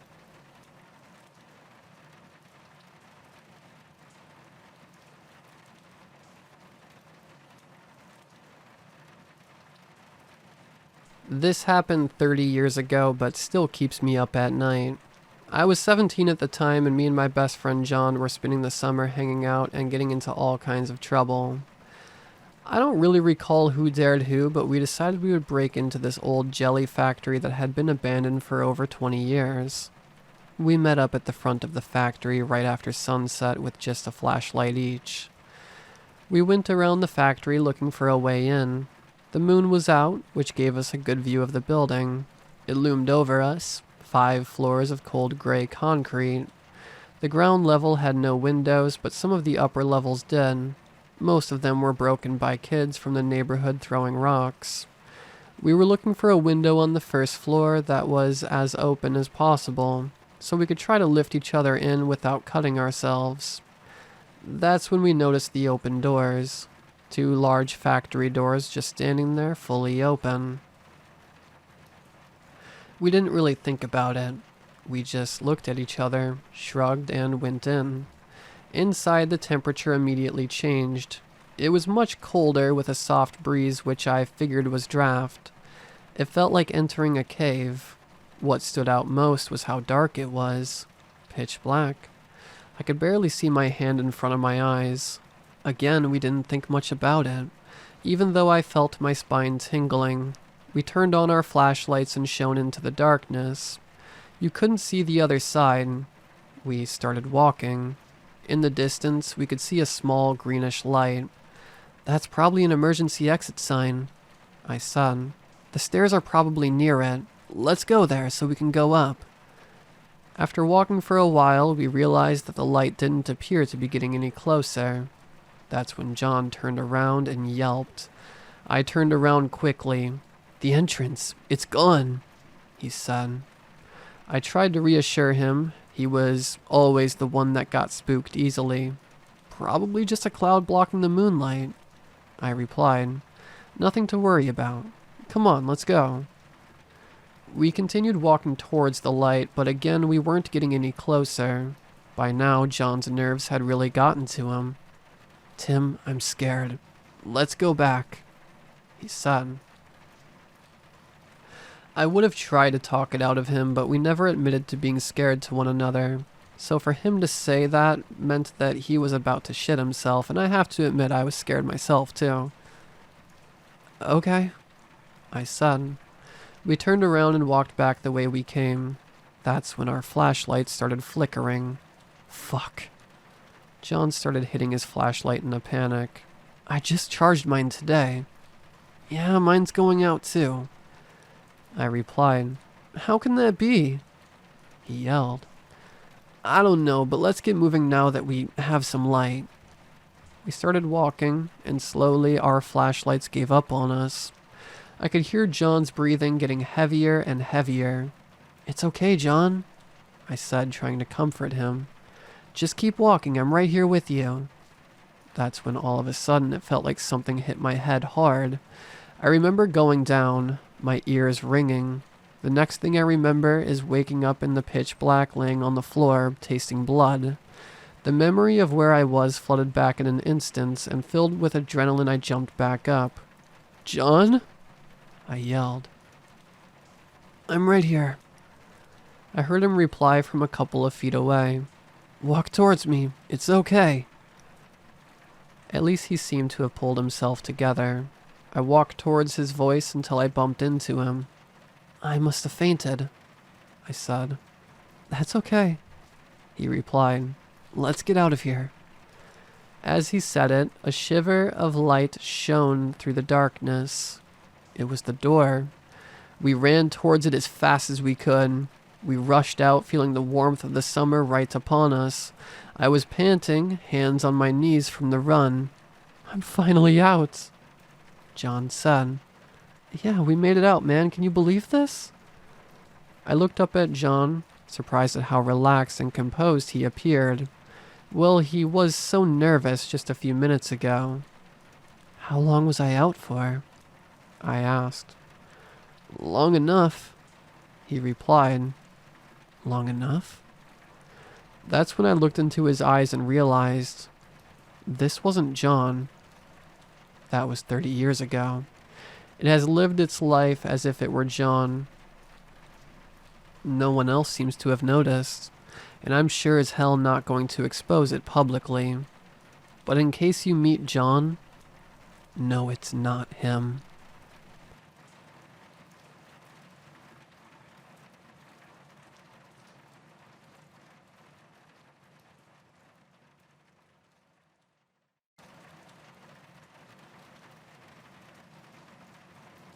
I've been getting emails from a dead friend.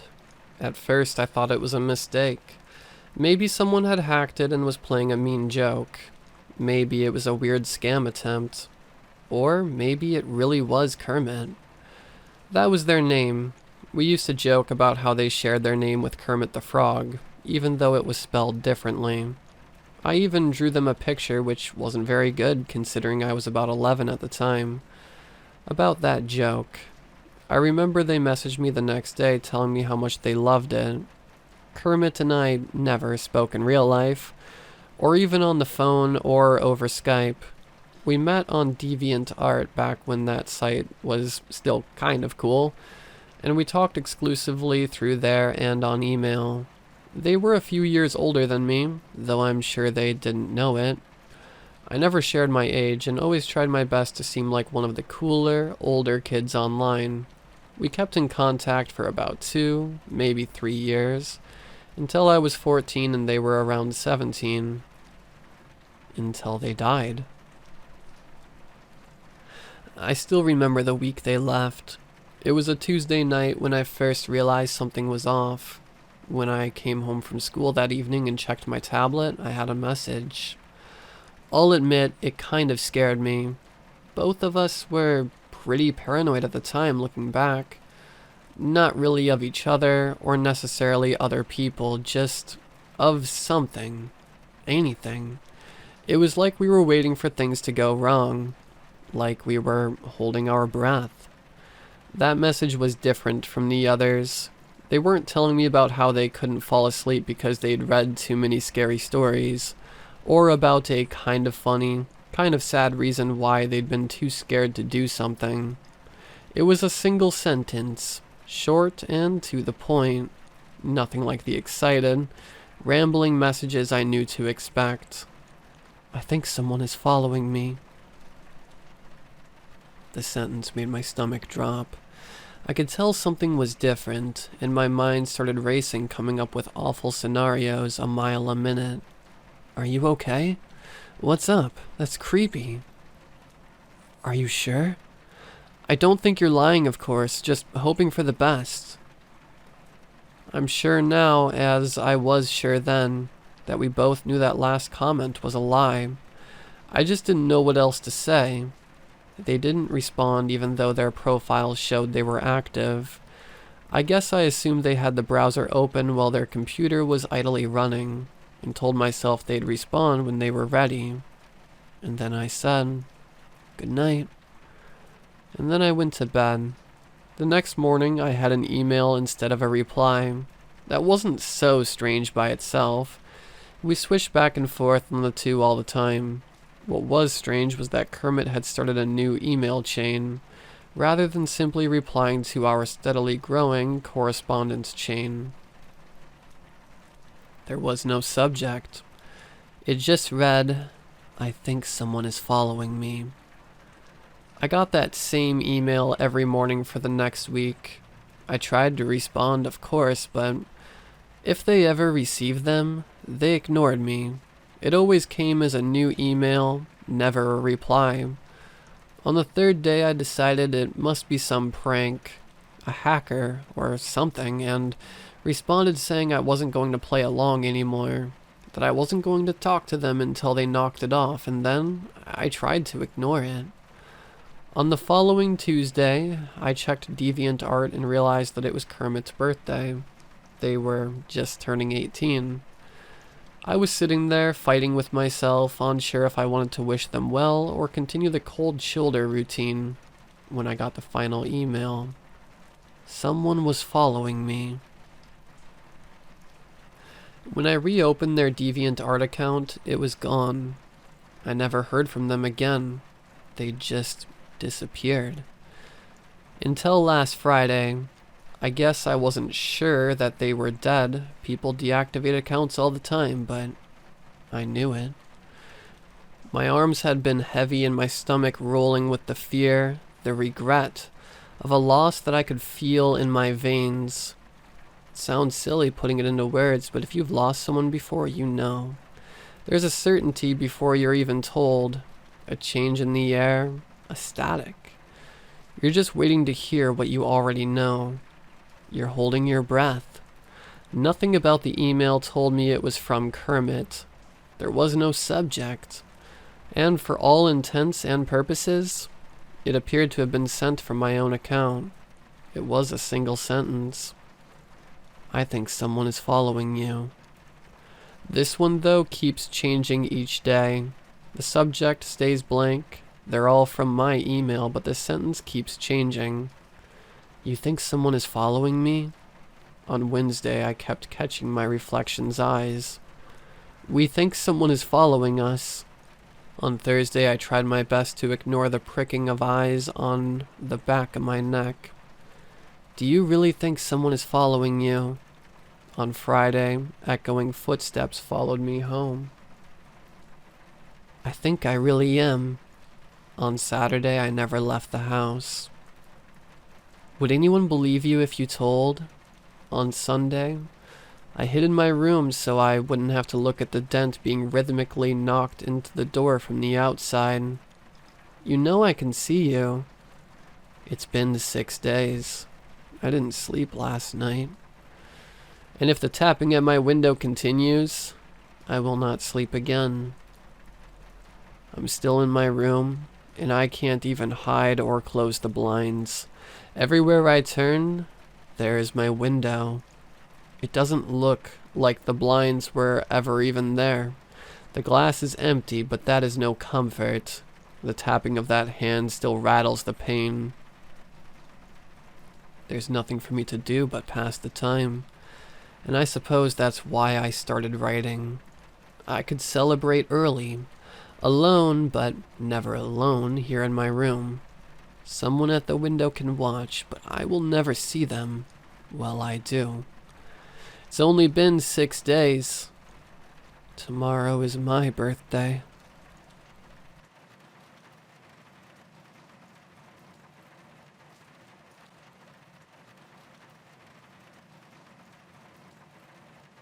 To give some backstory, every night for the past month I kept hearing something outside my window.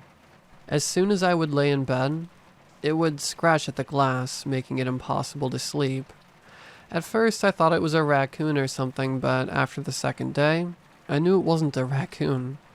The scratching was too consistent, like it was done with purpose. Yesterday, it happened again.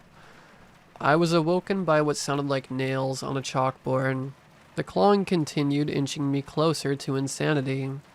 Deciding I'd had enough, I jumped and tore my blinds open. Something ducked. For an inch of a second, I could see a figure, but as quickly as I saw it, it disappeared. I sat motionless on my bed, my mind far too tired to make a rationale for this. Before I could even try, something hard collided with the glass, almost making it shatter. I jolted and, like a child, pulled the blanket over my body as if that would help. The window creaked open and my blood froze in my veins. Slender fingers pressed down on me. The body of the thing entering my room. I couldn't move. I couldn't even scream.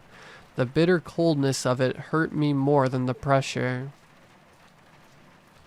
My breath caught in my throat.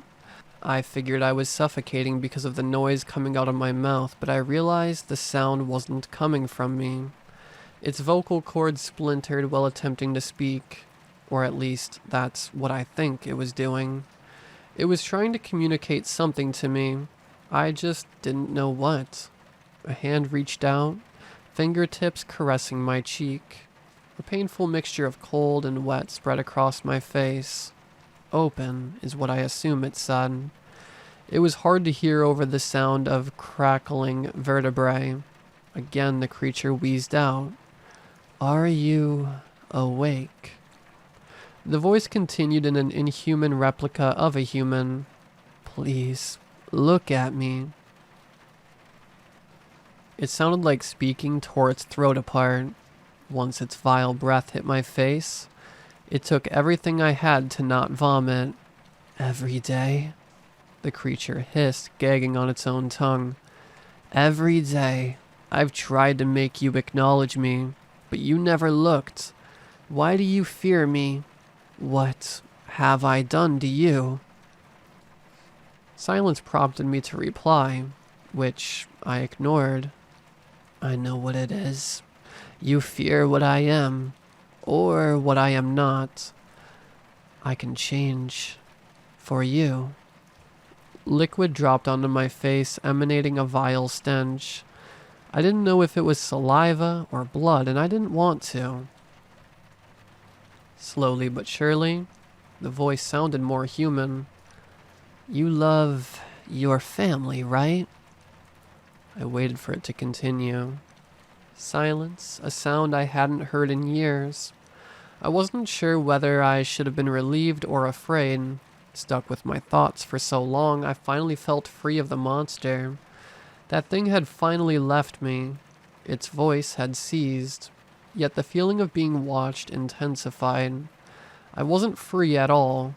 If I looked, I'd see it standing over me.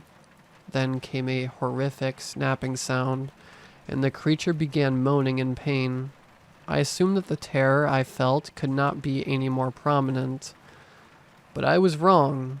So wrong. The voice that came out was no longer the creature's, but something very familiar. It was a poor imitation of it, but I could tell with every fiber of my being that it was my mother's. I'm sorry I've been neglecting you, she said, her voice dripping with guilt. I promise I won't leave you anymore. Vomit threatened to let loose out of my mouth. My teeth were moments from cracking as I held my jaw shut. I was no longer dealing with just a mindless monster. It was smart. Alex, honey, please say something. Anything? My mother's voice echoed again. Alex, it repeated. This time, hands gripped my body and shook it. Goosebumps grew on my arm as the chilling temperature of her body seeped into mine. It pulled my blankets off of me, leaving me exposed to the air. Open your eyes, the demand continued. The voice was not my mother's anymore. The creature's facade broke, and it knew. Its fingers changed back to the lanky, bony sticks that I felt before. It finally let go of my arm, and the frost faded. No, it moaned out. I didn't want to admit it, but the violent sobs that ensued sounded genuine. The possibility that this creature was capable of human emotion frightened me. It then scampered out of my room, having the decency to close the window behind it. Even after what felt like minutes had passed, I didn't dare to move. This could have been another one of its tricks. I lay in bed, too afraid to cover myself, too afraid to move. The blaring siren of the alarm clock tore through my sleepy haze. I rolled out of bed with a groan, and as I stood up, I looked out of the window. It was morning. Relief washed over me. I escaped the creature's trap. I breathed in deeply, relishing the cool air that tickled my lungs. After basking in my victory, I began getting prepared. By the time I was downstairs, my sister was already eating breakfast. She was facing away, oblivious to the fact that I was staring at her. Morning, she said with a small smile upon noticing me. Didn't expect to see you up so early. Oh, shut up, I mumbled back, hiding the solace I felt from hearing her voice. Although I was hungry, I couldn't bring myself to eat. I sat on the opposite side of Lily and scrolled through my phone. She just watched. While I tried to ignore her stare, it only got worse.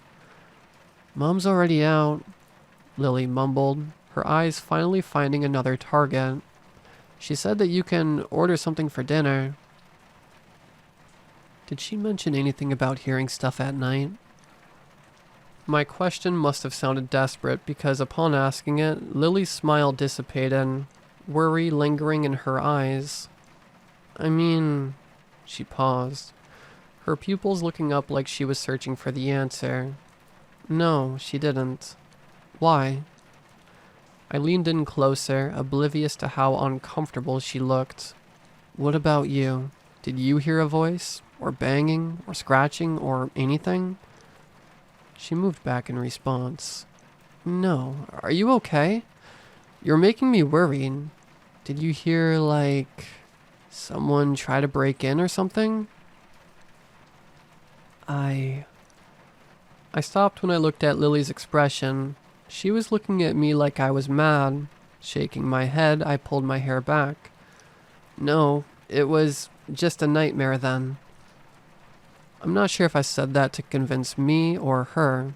Either way, we both knew there would be no point in discussing the subject further. We ate our meals in silence, and after we finished eating, Lily hopped out of the seat. Okie dokie, I'm leaving. She pranced beside me, giving me a peck on the cheek. She headed toward the door, and I heard it close behind her. My fingers hovered over where her lips had planted and frowned. They were frigid. A couple of minutes after she left, I began writing this. I couldn't go to school, feeling absolutely sick to my stomach. I genuinely don't know what to do. It feels like I'm going insane, but everything seems so real. This didn't feel like a dream. I could still feel the lingering cold on my cheek from her kiss. I don't know why I'm writing this. Maybe it's because I thought I could get some help or an answer that'll solve everything. Doesn't matter what, because all I need is one question answered. Am I going insane?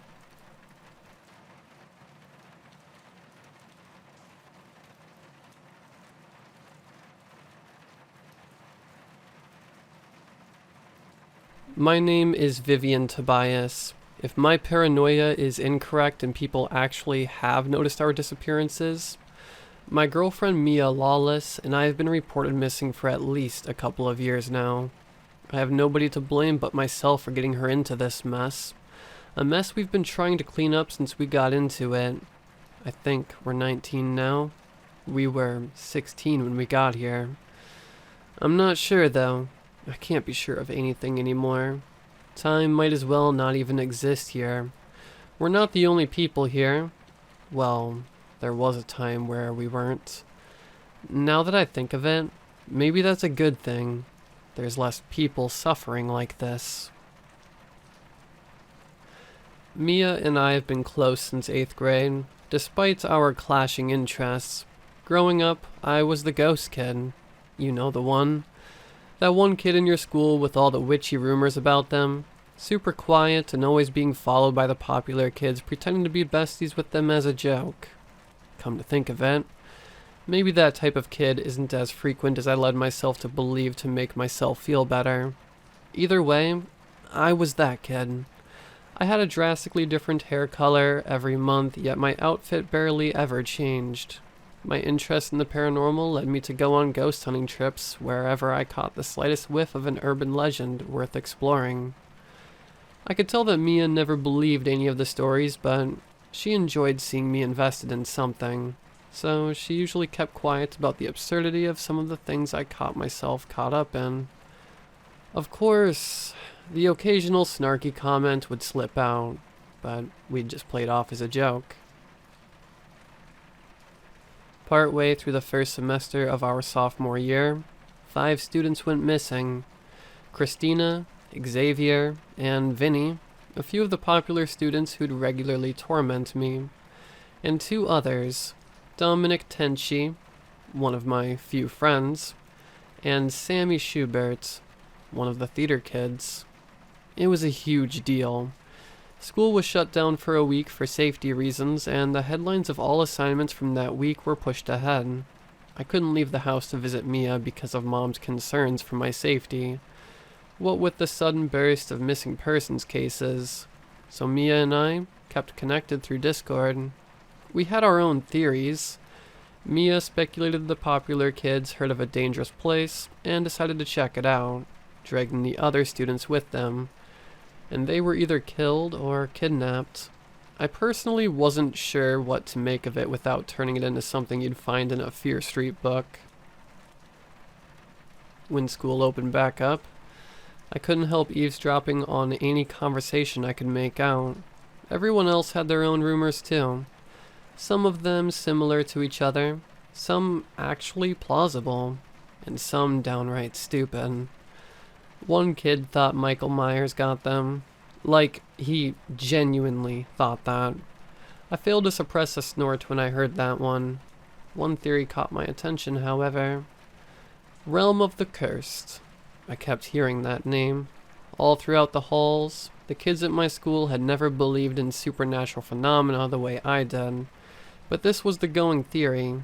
Over the next few days, I picked up various details, but I wasn't making a lot of progress. Some said it was hell, some said it was purgatory, some said it's roamed by one cursed one. Some said it was an army. The versions of the stories that claim there to be one cursed one sometimes give it a different name. Zephyrus, Satan, Malak, Voxelani, and the Drej, Gerald, and even Sephiroth, for some reason. I was taking one step forward and 2 steps back with everything I gathered. I finally decided to man up and ask someone directly what they know. I asked my classmate Akira, one of Sammy's friends. There's a huge bridge that connects us to the next town over, he told me. Under that bridge is a tiny island, and on that island is a tear in reality. The story instantly became less believable, and I instantly became more intrigued. Akira continued. It wasn't always there, though. Decades ago, when it was first opened, something terrible emerged from it. A horribly disfigured beast, one whose form mixed perfectly with the night, ventured straight to the home of the man who brought it into existence. I scooted to the edge of my seat. Akira's eyes began trailing off to the side, his voice dramatic, like you'd expect from a theater kid. When it reached the man's street, the creature let out a roar loud enough to wake up everyone in the vicinity. People left their homes to investigate the noise, and the creature slaughtered every person that wasn't the one it was looking for. When it finally found the man cowering in his home, it lifted him up by the head and left for the bridge once more. Akira's gaze drifted back to mine. The creature hadn't even left the street when a cop opened fire on it. The creature was struck and its blood tainted the area, forever staining that road and extinguishing all plant life around it. The wounded creature used its pool of blood as a portal back to its realm, taking the man with it. The rift is still under the bridge, but it can only be accessed through a password. Nobody knows what it is because everyone who does know has already used it and been trapped there. Nobody's escaped, and everyone who's claimed to is full of shit. Akira's expression turned solemn. One thing is for sure, though, they said. If that's where those kids are, they aren't coming back. Maybe Akira just had a very good storytelling voice, but something about the story struck something within me. I spoke. What street was it again? Ulysses Avenue, Akira responded. You might not have seen it. It's a total dead zone. Nobody's dared to live there since that happened. The road is still stained with the blood of the cursed one. I couldn't fathom how I had never heard about this. Something like this, widely believed to be true with physical evidence, the only thing stopping us from proving its existence was the fact that nobody had the balls to do it. I had the balls, though. I had so many balls. I immediately jumped on the topic, doing as much research as I could. The resources I got were incredibly limited, since I lived in a tiny town with barely any internet presence. I was able to find something, however. It was on some sort of horror movie forum. The post was asking users to share their experiences with local urban legends. The few replies, actually recounting physical experiences with the legends, were often written off as silly stories. The reply that talked about the realm of the cursed was no different. The writer seemed to be speaking from within the realm. It's real, they wrote, but people have twisted the truth so hard that pretty much nothing about it is accurate anymore. I've seen people talking about living animal sacrifices to get in, a password, candles, all of this exorcist mumbo jumbo, all BS.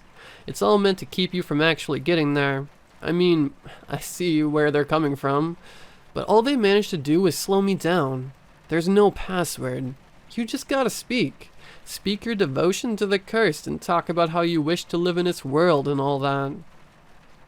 Everyone doubted the original poster. I won't lie. I did too.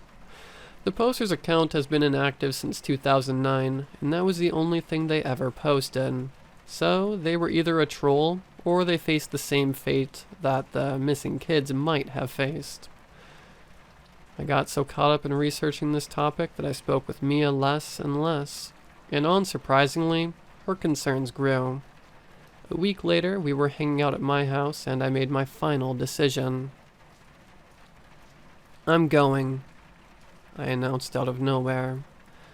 I saw Mia tense up. A few moments of silence passed. Vivian? She began. Please think about this. I looked up from the laptop in my lap. I have, I answered. I've been contemplating following through with this for weeks now. Mia inhaled sharply. I don't know, she continued. This is like your 60th ghost hunt, maybe. Maybe it's time to take a hint.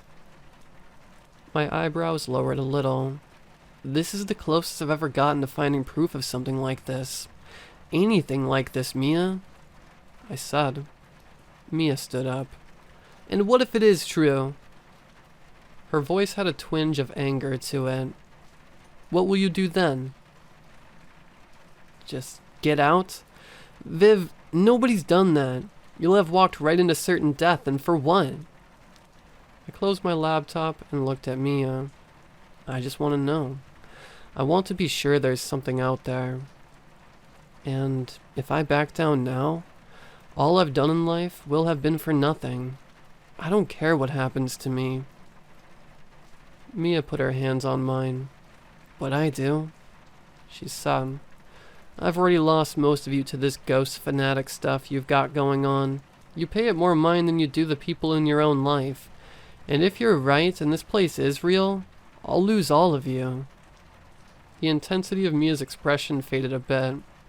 I know this is your passion, and I can't tell you what not to be interested in. She shook my hands a little. But please, she said, please settle down. Something like this isn't worth gambling your life over, especially so soon in life.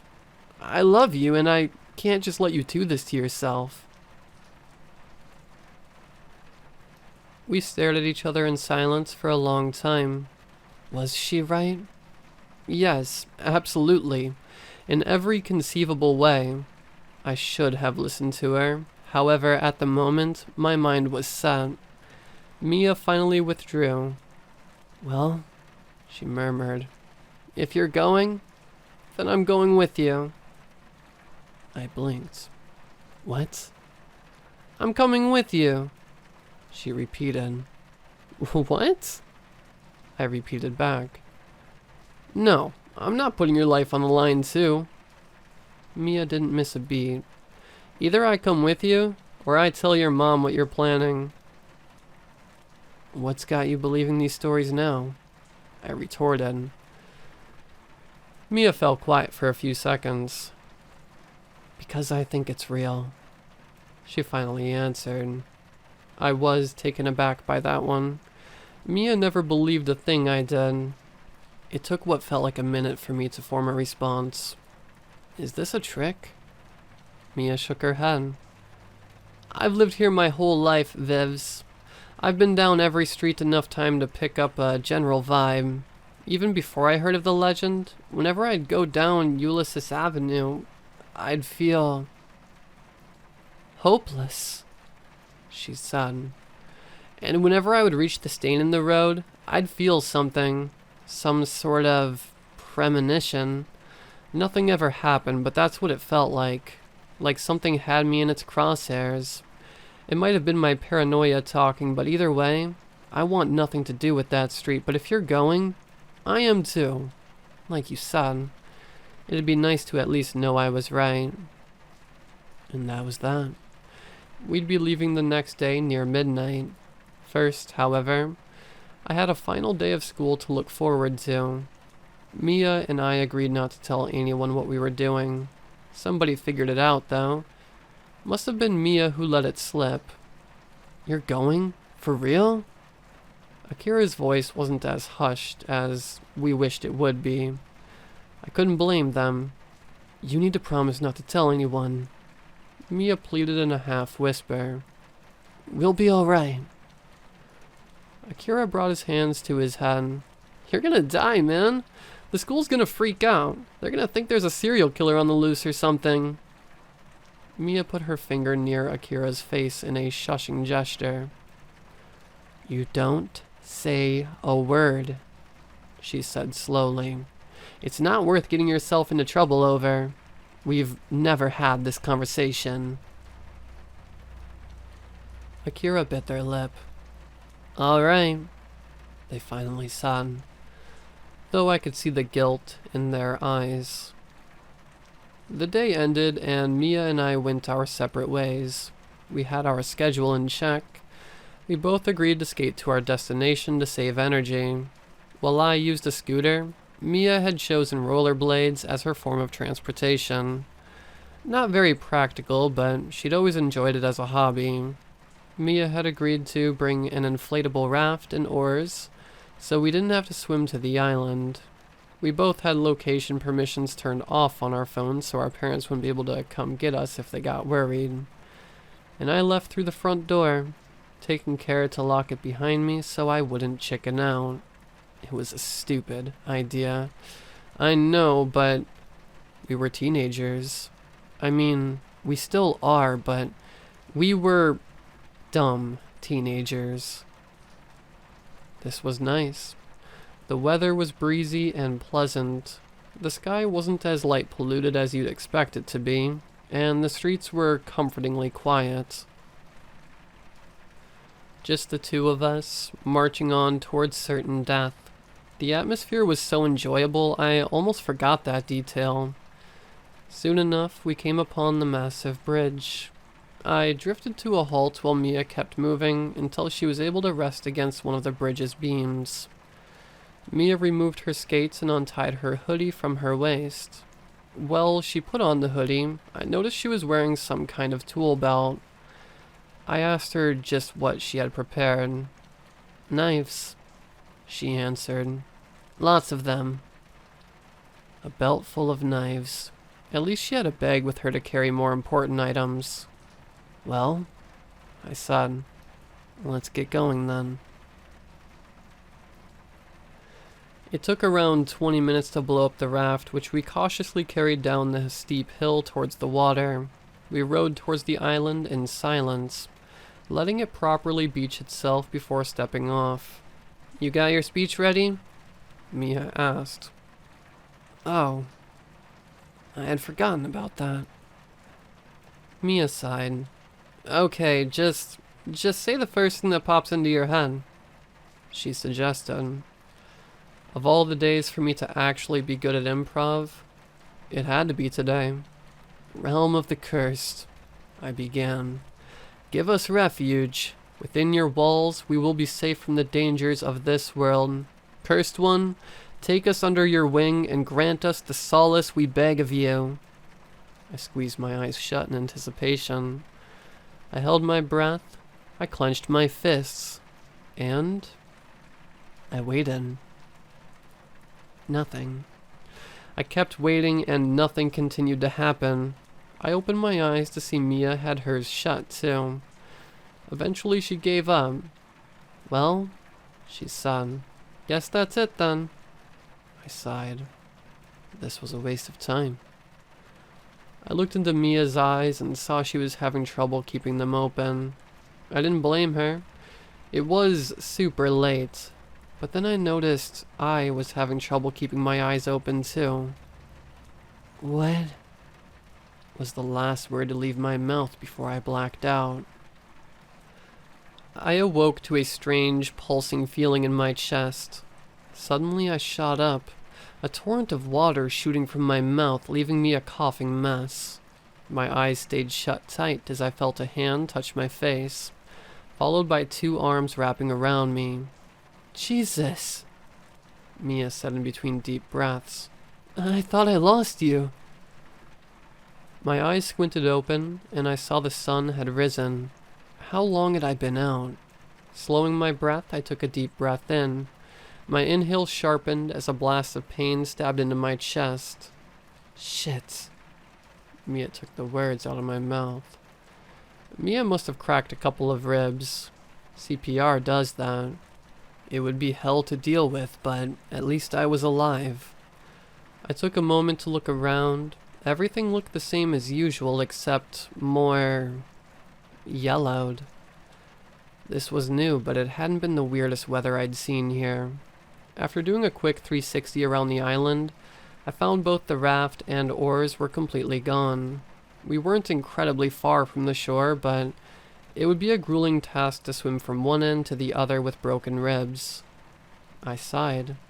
No other way out of this. I said to myself as I inched toward the water. I experimented with a few different strokes until finally settling on the backstroke, as it caused the least amount of pain. Mia had never learned to swim, so she just held onto my waist as I carried us both. I could tell she felt like a jerk for putting extra strain on my ribs, but we didn't really have many options. It wasn't an easy journey. I nearly passed out from exhaustion, but the pain kept me awake, so good for me. Eventually we made it to the shore and took a moment to catch our breath. "We should get home. Mom's probably terrified," Mia said.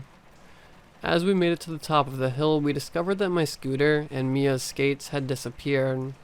Unsurprising. This wasn't a particularly bad town, but we should have expected a couple bad apples to be looking for an easy heist. That, or somebody took them to some sort of lost and found type thing. Maybe we'd been reported missing. Guess we're walking. As we walked through the town, we didn't see a single soul. Nobody, and this was the most populated part of town. Had there been a bomb threat while we were out? I felt a pit grow in my stomach. Something was definitely off. Everything was painted over in a slight sepia tone.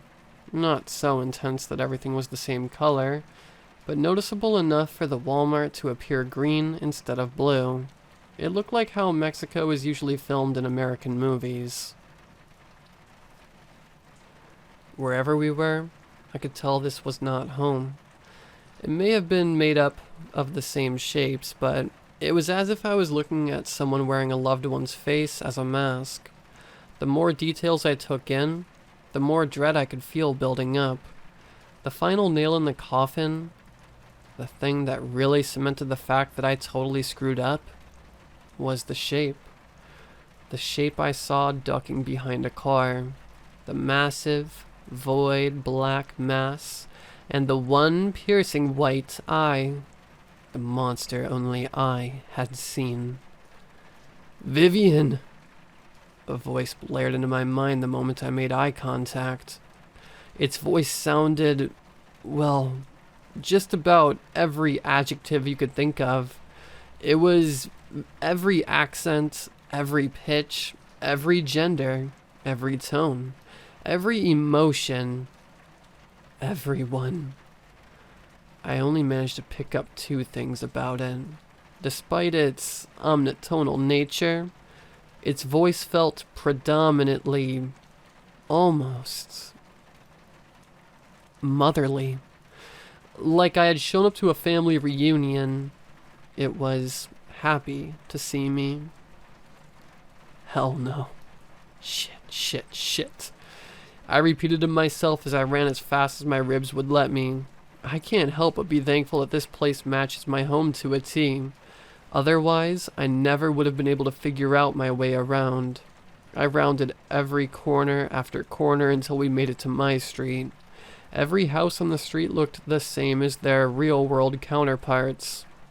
All except mine. I can't even really use the word different to describe it. It was just gone. Like it wasn't there. Not even an empty field of grass in its place. When I got closer, it was as if my house had been swallowed into a bottomless pit. No doubt Mia's house was like this too. Was this the same for all the other missing kids too? I looked down the street, and I felt it. I grabbed Mia's wrist. We need to hide now. I dragged her to the home of the Amaris, our next-door neighbors. Their door was unlocked. Before stepping in, I glanced behind me down the street again. Whatever presence I felt, I couldn't see it. Was it hiding from us too? I didn't think about it a second longer. We rushed in. We looked around for a place to hide, eventually settling on the wardrobe. Creative, right? Shut up, we were in a hurry. There we sat in silence with our knees to our chests for what felt like hours. That feeling of dread never got any better. Finally, Mia broke the silence. Who? Her words were cut short by the sound of the front door slamming open. One thing about Mia you'd notice first upon meeting her is how she'd always have this general zen about her. There was nothing I knew of that could frighten Mia enough to let down her cool aura. That being said, you could imagine seeing the color drain from Mia's face in the dim light would make my nerves run frigid. The sound of something heavy shifting against the carpet caught my ear. I knew I shouldn't have looked, but against my better judgment, I moved in and peeked through the slits in the closet door. Even in the natural light, the creature was still black as night. It knew we were here. I watched as it lifted its malformed hand from the ground and tipped over a couch with minimal effort, taking a moment to examine the floor underneath, it as if we could have possibly hidden there. Maybe it wasn't very intelligent. I speculated that maybe the creature had poor eyesight. My theory was cemented as the creature had to come very close to just about every piece of furniture, taking a few beats to identify them. The wardrobe must have blended very well into the wall because not once did it flicker its eye towards us. The deafening silence had mostly been filling my ears since I got here. Well, this creature overrode that. It made its presence known through a constant ambient hum, like something of an oscillator. With our cover, I was able to make out some more details about the creature. Chunks and chunks of it seemed to have been taken out. I could see the bones in its bigger arms, biceps, and what was behind it?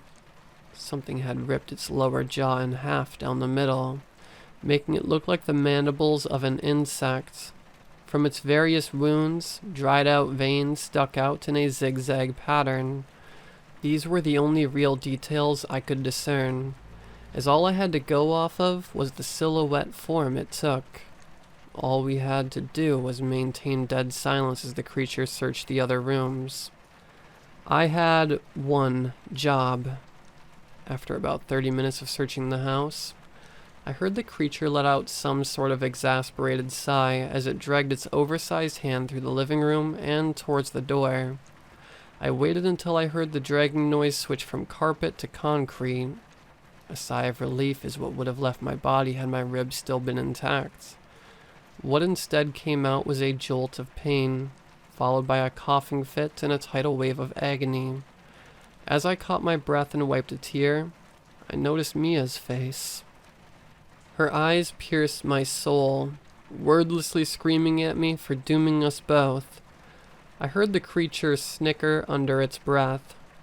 Great, I thought. It had a sense of humor. Mia was shaking in her boots. Her eyes were wide, but behind them I saw a kind of softness. Acceptance, I assumed. There likely wasn't much of a chance of us getting out of this. As the sound of the creature's massive hand dragging across the carpet grew closer and closer, Mia's expression shifted, hardened. Mia grew steely-eyed as she felt around her belt and unsheathed one of the hunting knives she had brought with her. It was partially caked in dirt, and the blade was somewhat jagged after what seemed to be years of use.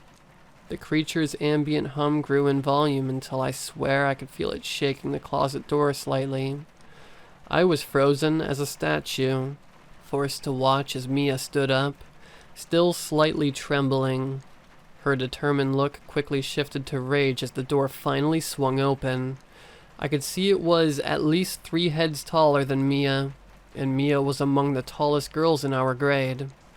Mia made her move immediately, lurching forward and plunging the knife deep into the creature's stomach.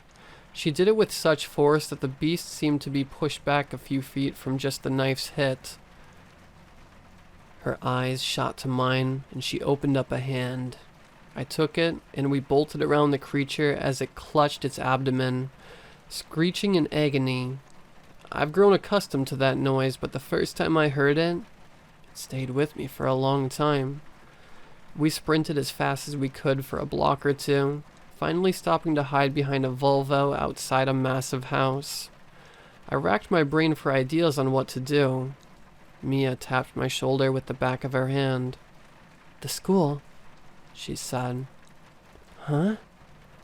Mia's eyes had lit up with hope. "People talk about this place a lot, right? Maybe somebody has the way out written somewhere." I loosely crossed my arms. "I doubt it. If nobody got the way in right, how can we expect someone to get the way out right?" "You're forgetting," she said. "The only reason we heard about this place is that people managed to get here." The realization slowly started to come together in my mind like puzzle pieces. Sammy, Xavier, Vinny, Dom, Chris. One of them must have known. Wrote it down, maybe. It clicked.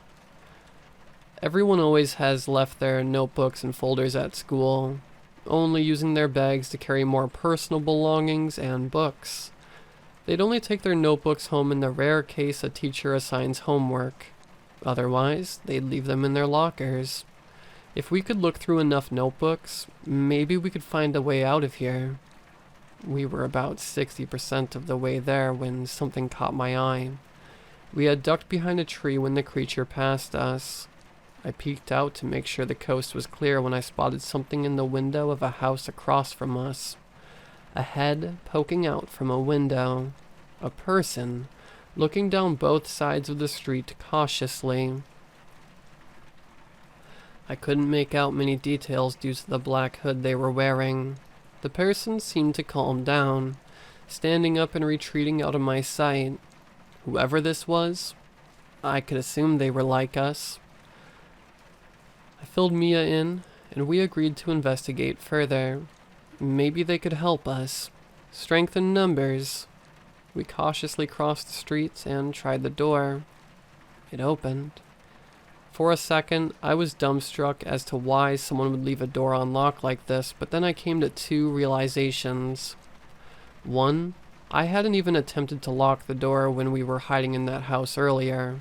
2, the door doesn't have a lock. The door itself was clearly aged, its blue paint stripping off and covered in cracks, but the doorknob looked like it had been replaced not but a day or 2 ago. It had no lock, and it was made from smooth marble. After jogging my memory, I realized this was the same doorknob that the Amari house had. Whatever reasoning this might have had, I didn't have time to linger on as we quietly entered the building. On the coffee table in the center of the living room was a stack of papers and a box of pencils.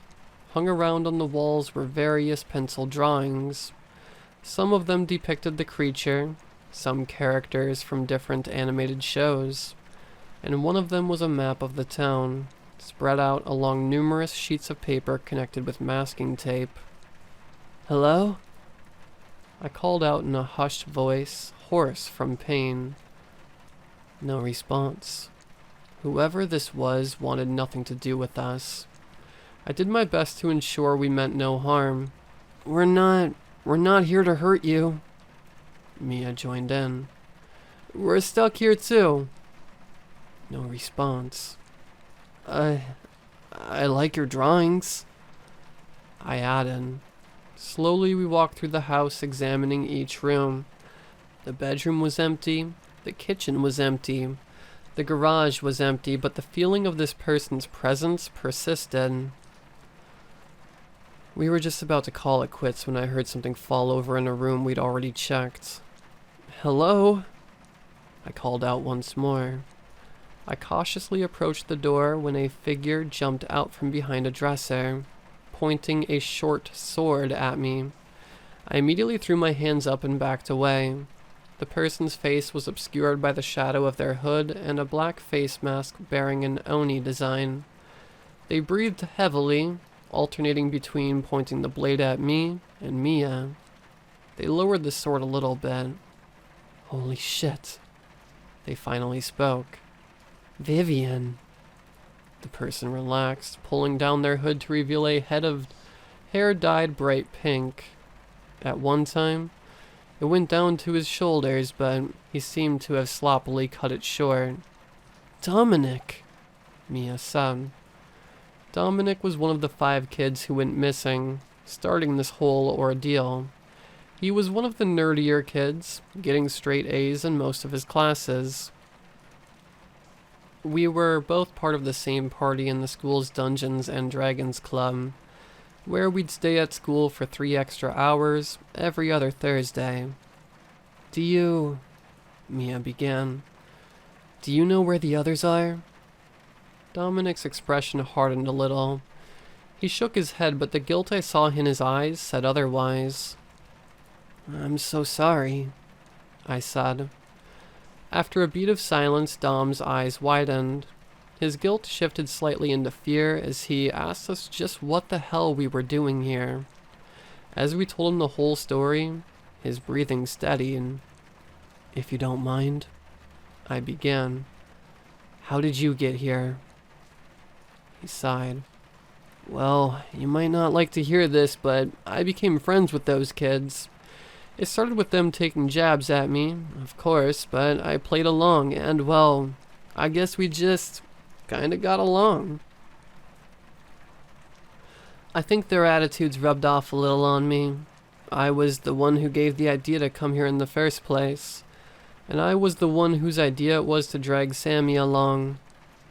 I blinked a few times at that sentence. Behind me, Mia spoke. "You knew?" Dom laughed. "You'd like to think that, wouldn't you? No, I didn't know squat. I thought this would just be an easy laugh. Who doesn't love a good scare, you know? I pretended to know the password, and I guess I got it right.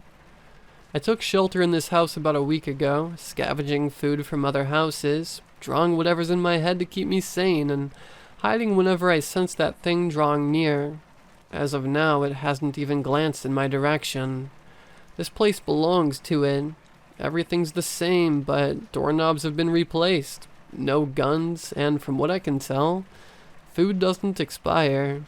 This thing doesn't want us to die from natural causes. It wants us all to itself. I'm probably not getting out of here anytime soon, but I'll be damned if I let that thing get what it wants."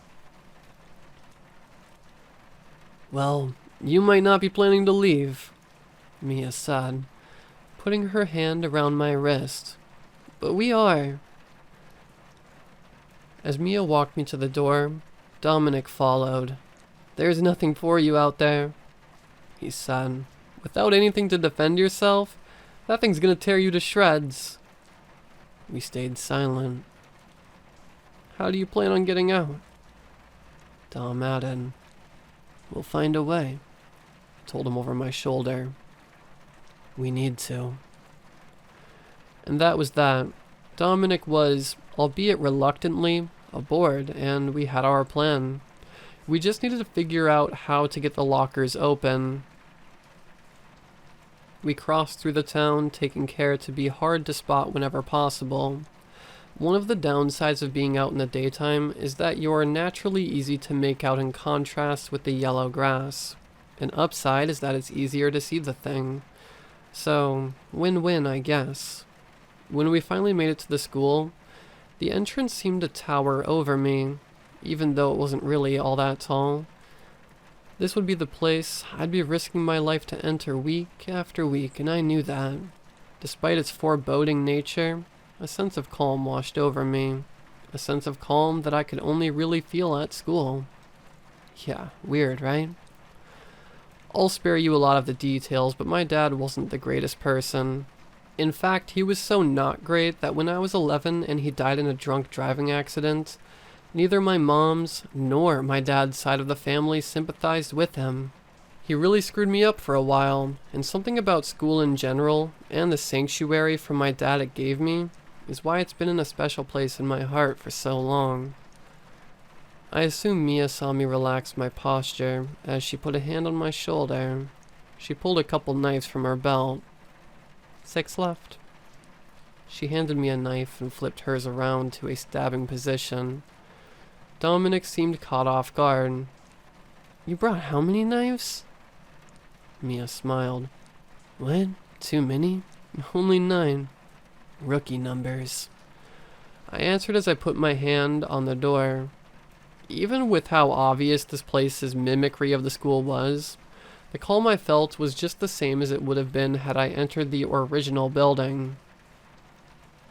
The fluorescent lights were on, making their signature quiet buzz.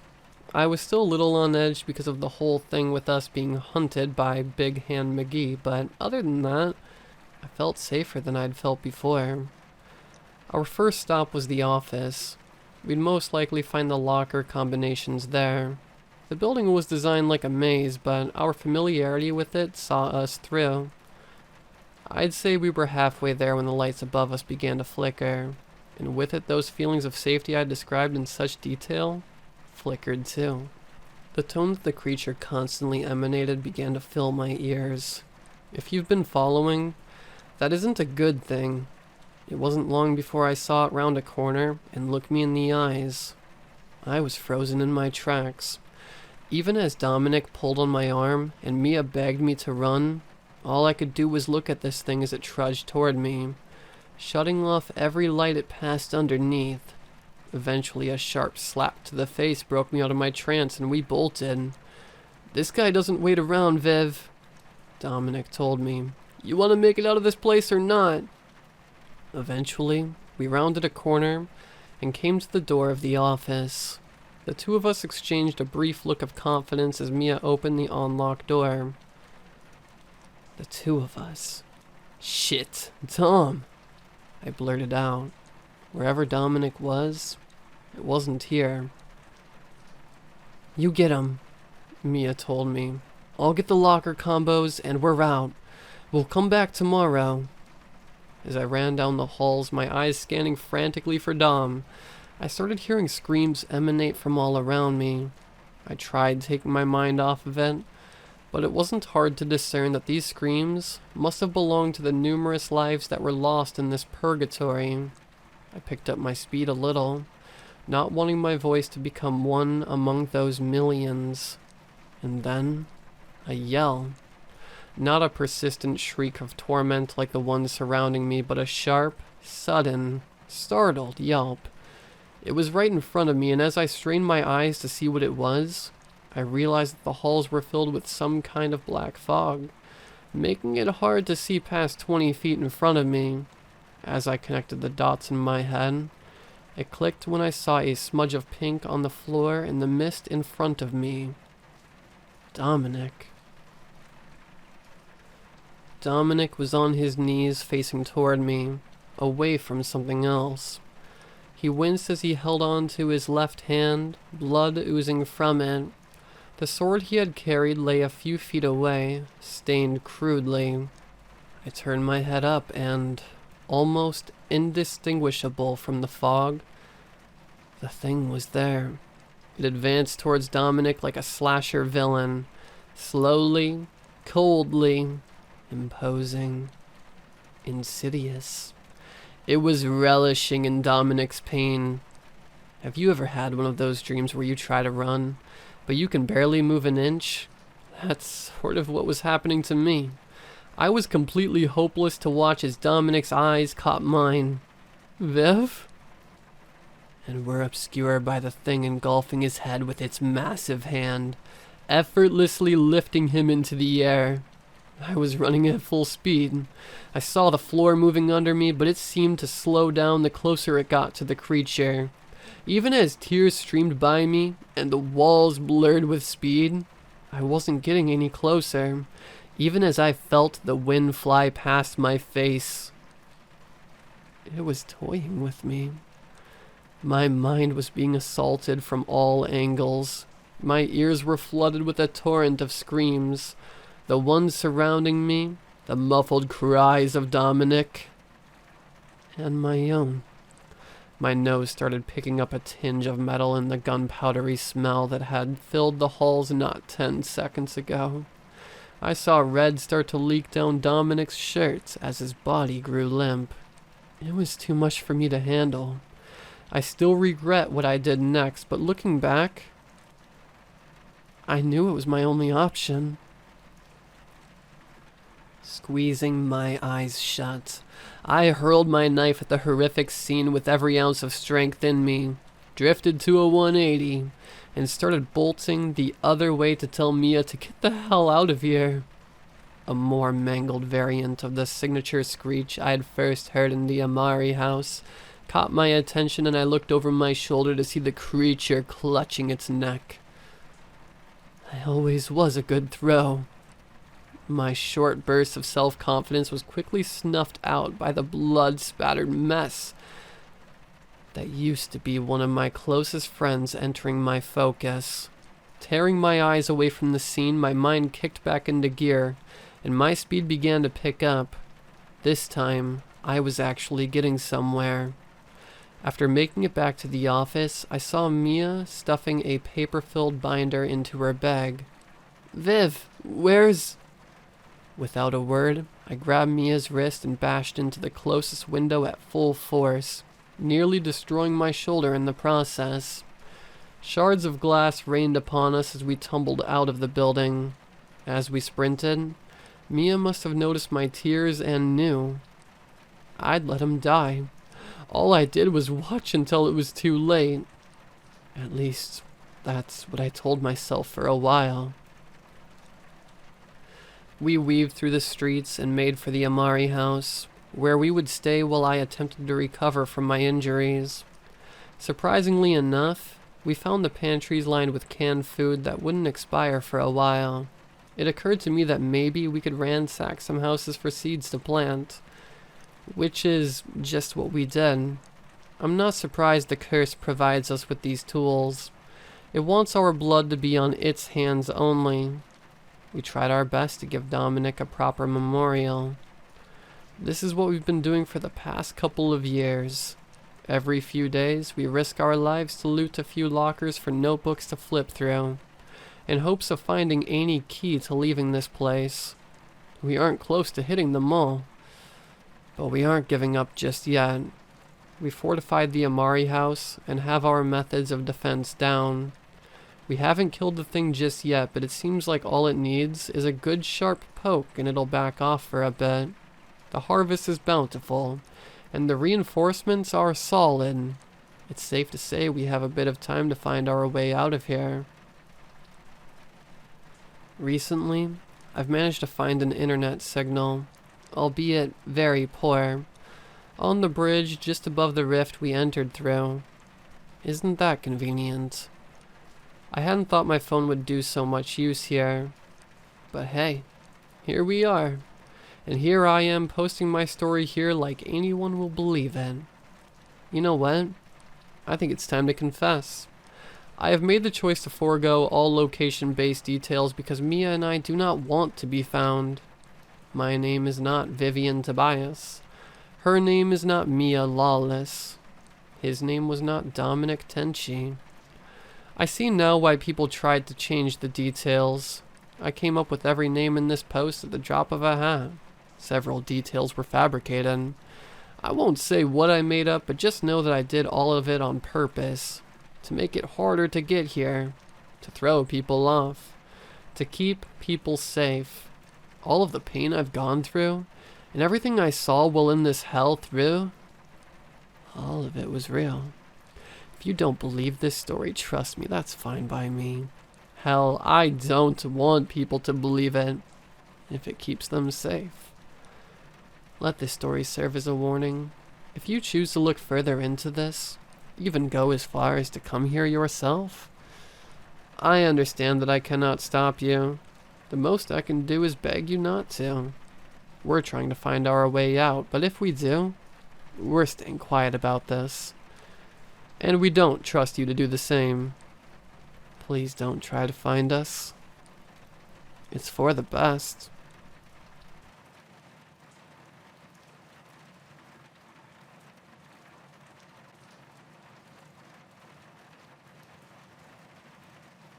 When I was 6 years of age, all of my father's cows fell dead to a disease I can only remember as the eyeball-bursting evil. For that is what I heard my mother refer to it, as on the phone during a sobbing call with my grandmother. The only thing I can recall from the mist that are my childhood memories. My parents were both frantic about keeping me from seeing the aftermath of the plague, so I never did.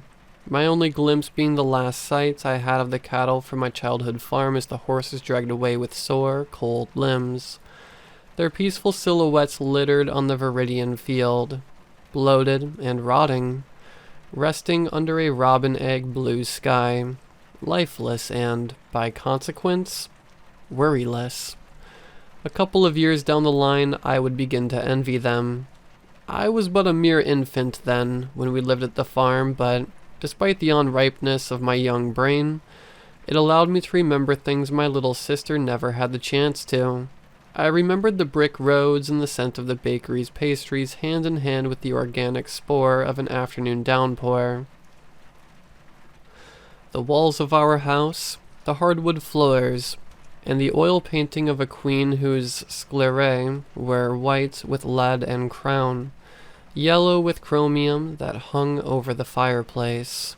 I remembered a vinyl disc in Polish that my dad used to love, and how I could hear it, muffled by the shut door of my room, when he stayed home from work on Saturday evenings. And I remembered the summer dress wearing stuffed bear and its tiny hat, who I had to leave behind, of whose fate I cried at the thought of. I believed it, too, would fall victim to the eyeball-bursting evil, not knowing yet its eyeballs were nothing but glass marbles, and as evil can be, it cannot mess with those who aren't cursed with a beating heart, regardless of fragility.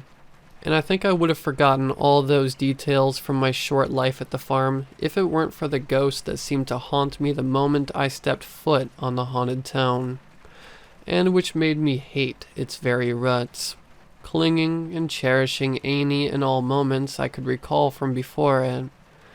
I had heard it countless of times. Gratitude. When my father's livelihood perished alongside 8 cows, my grandmother offered us her home as a temporary hostel, which meant leaving the country my parents had inhabited for longer than the existence of many of the larger cities that had, seemingly, sprouted out of the ground in the last decade, coughing sulfur, smoke, and soot, piercing kids' lungs.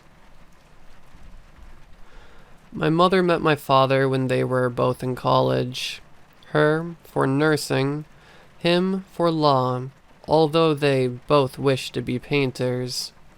He always said her accent was one of the many things that charmed him as a young man, and my mother? Well, she never really talked about my father, usually stoic and solemn throughout their 30 years of marriage. As a child, I began to resent her portrait stillness. Soon, I would come to miss it. We moved countries and across Europe during 3 grueling days on a crying, coughing train.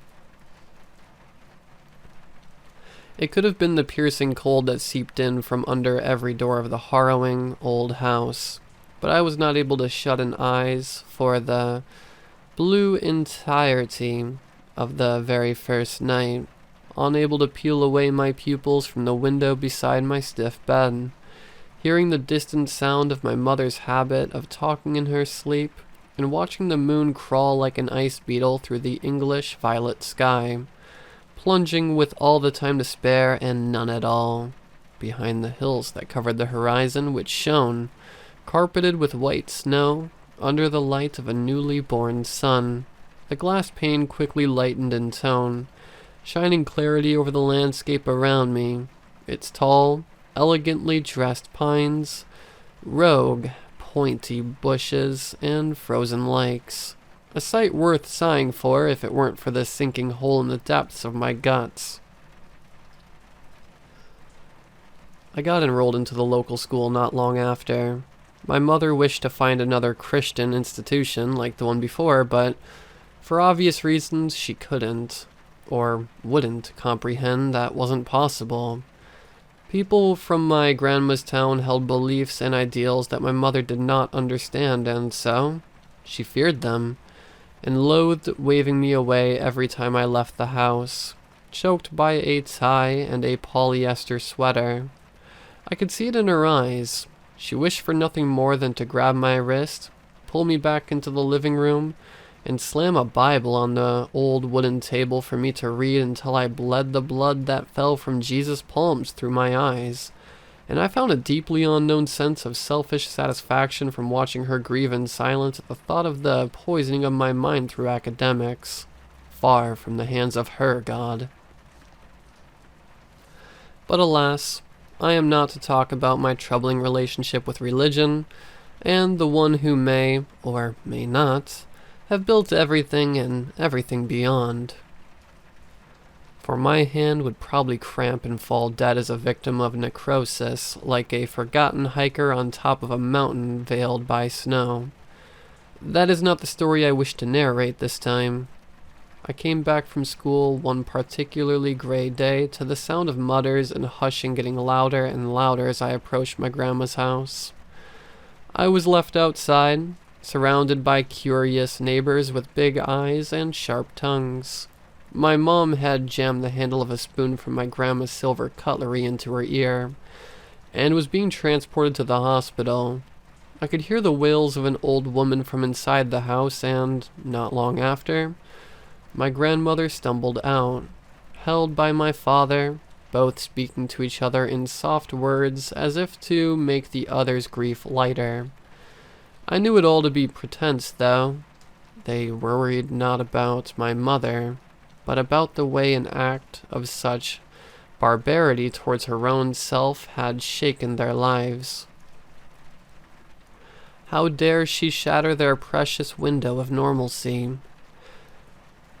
They hated what my mother had done to them by doing it to herself, and that she did was destroy herself with a spoon and stain the carpet with blood.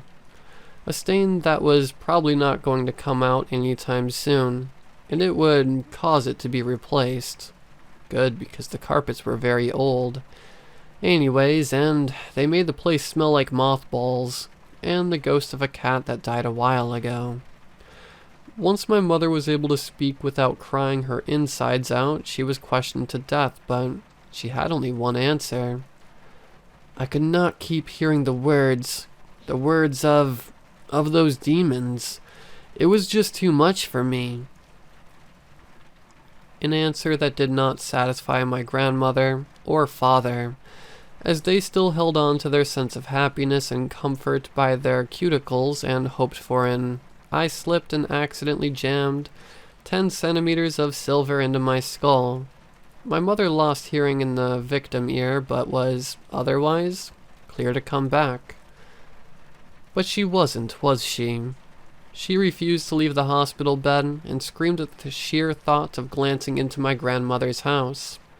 Eventually, they managed to convince her to come back home by promising one thing. Before she came back, they were going to have a priest over to exorcise the house. I had never seen a real exorcism before, and had only heard gruesome and dramatic tales that I would not have believed if I had heard them at any age other than 7, and in the process of being scared by older girls who read gothic novels. It was not like I was excited, but the thought of it did make me shift in my seat as I completed my homework, paying it less than half mind. The priest arrived around noon, the only Christian priest in town and those nearing it, and he had to ride a screeching train for 4 hours. I could see it in his eyes. He felt something as he crossed the doorframe and found himself standing in our living room, sending me, sat at the table, a quick glance of nervousness. I wondered if it was really an evil energy clashing with his God-chosen gift, or if it was just a visceral reaction to the blood stain the size of a sleeping, big dog ingrained in the ugly, half-taken-out carpet. He saluted me, and I saluted back, asking whether, if he could, well, feel anything. He answered back with a question, an evasion tactic I often saw with my father. Is there anything I should be feeling? And so, I said that I didn't know, but it must be strong enough to make you want to stuff a spoon inside your ear. My dad and grandmother came out of their rooms not long after that, and they greeted the pastor with joy, which I knew was fake from both of them, albeit for different reasons. After pointless chatter of the journey, and the weather during the journey, the pastor started the ritual. I was not sure of what I was expecting, but a conversation was definitely not it.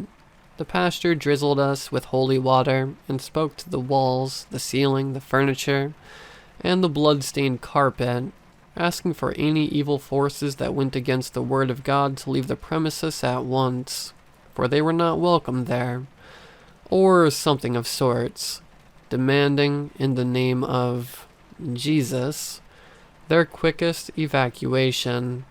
I watched him closely, imagining myself in his place, and could not help but feel the slight ache of second-hand embarrassment.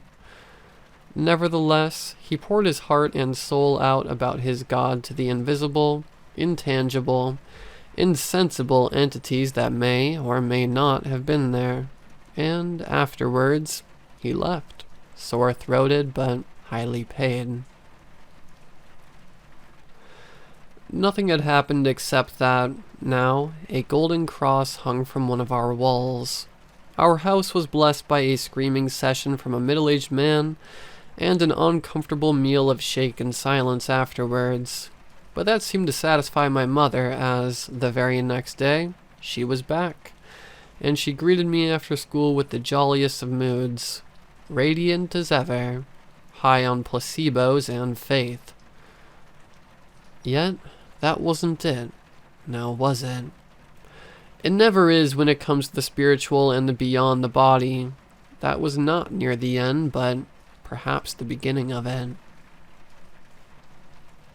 I had never felt welcomed in my grandma's house. Not because of her, of course, as she was as kind and understanding as an old lady could be after receiving one of her children back home, accompanied by the husband she never really got to like, and their two pale kids, but by something else I could never really describe with words other than the sound of creaking doors and the flashing, yellow light of flickering light bulbs over my head as I ate breakfast in the morning. The sky outside a monotonous iron gray, something intangible and, at the same time, larger than life. I tried to pay it as little mind as I could and decided to think I was just homesick for the country we left behind. No one else seemed to feel the way I felt. My dad and sister had acclimated well to the new settings. Her, quickly surrounding herself with new friends, and him, well, disappearing to work every day, just as he did before. My mother was not as sound as them, but, yet again, she was my mother, so everyone thought she was okay, considering. The spoon incident seemed to disturb this peace they had crafted for themselves, and so they were more than excited to leave it behind and welcome her back home with smiles and a blind eye for the past. It all seemed to work for the first couple of days, and I saw my mother smiling around the house until she stopped once more. I could feel it in the dense green air as I came back from school and found her sitting in the living room, eyes glued to a novel, yet not reading at all. The soft music of the phonograph, loud enough to be heard even from the insides of my room as I closed the door. The harrowing howl of a dying wolf. I was never one to question things, but my sister was. I heard her fight with my father about it on multiple occasions. Accusations, demands, cries, and reprimands, and every time she left his room with tears in her eyes and sheltered away the rest of the day, barricaded behind a closed door. I often wondered what was it that she expected him to say. What could possibly fix the slimming waist and Bible-holding hands of my half-dead mother, as the walls of this very house closed around her neck? It surely was not my father's dark eye bags, or his quick tongue when it came to bourbon. But I never mustered the courage to ask. Just how I never mustered the courage to approach my mother and cry. Hold her like she once held me when I was small and she was bright. Beg her to come back. Regrets aside, I mentioned before not having a close relationship with religion. Something I think my mother always resented me for, at least a bit. Yet there is more than one reason to why I could declare myself agnostic, although a superstitious one. I had never been the smartest, granted, not the most hard-working either, so the ways the world worked were still mysteries to me, and my knowledge of science relied greatly on trusting the brighter minds, believing what intelligent people said after decades of research instead of an old book and old people reading old passages. But, and perhaps most importantly of all, the series of events that followed the exorcism of my grandmother's house, which I may never forget or even begin to comprehend, no matter how hard I try. Everything could be said to be the most misfortunate, coincidental series of events to ever damn a poor soul. It could all be explained by calling me the unluckiest bastard to ever live, which at the end of the day, someone has to claim that title, right? But still, it is hard to not think that someone, or something, was playing me a nasty one, a deity's dark sense of humor. My grandma had a heart attack in the winter, perishing under the moonlight that came through her bedroom window, and cold and stiff by morning, the house smelling of dew, silence, and algor mortis. My mother wept in a way that could have split the earth in two, cries of forerunner pain even more intense than when she obliterated her own eardrum.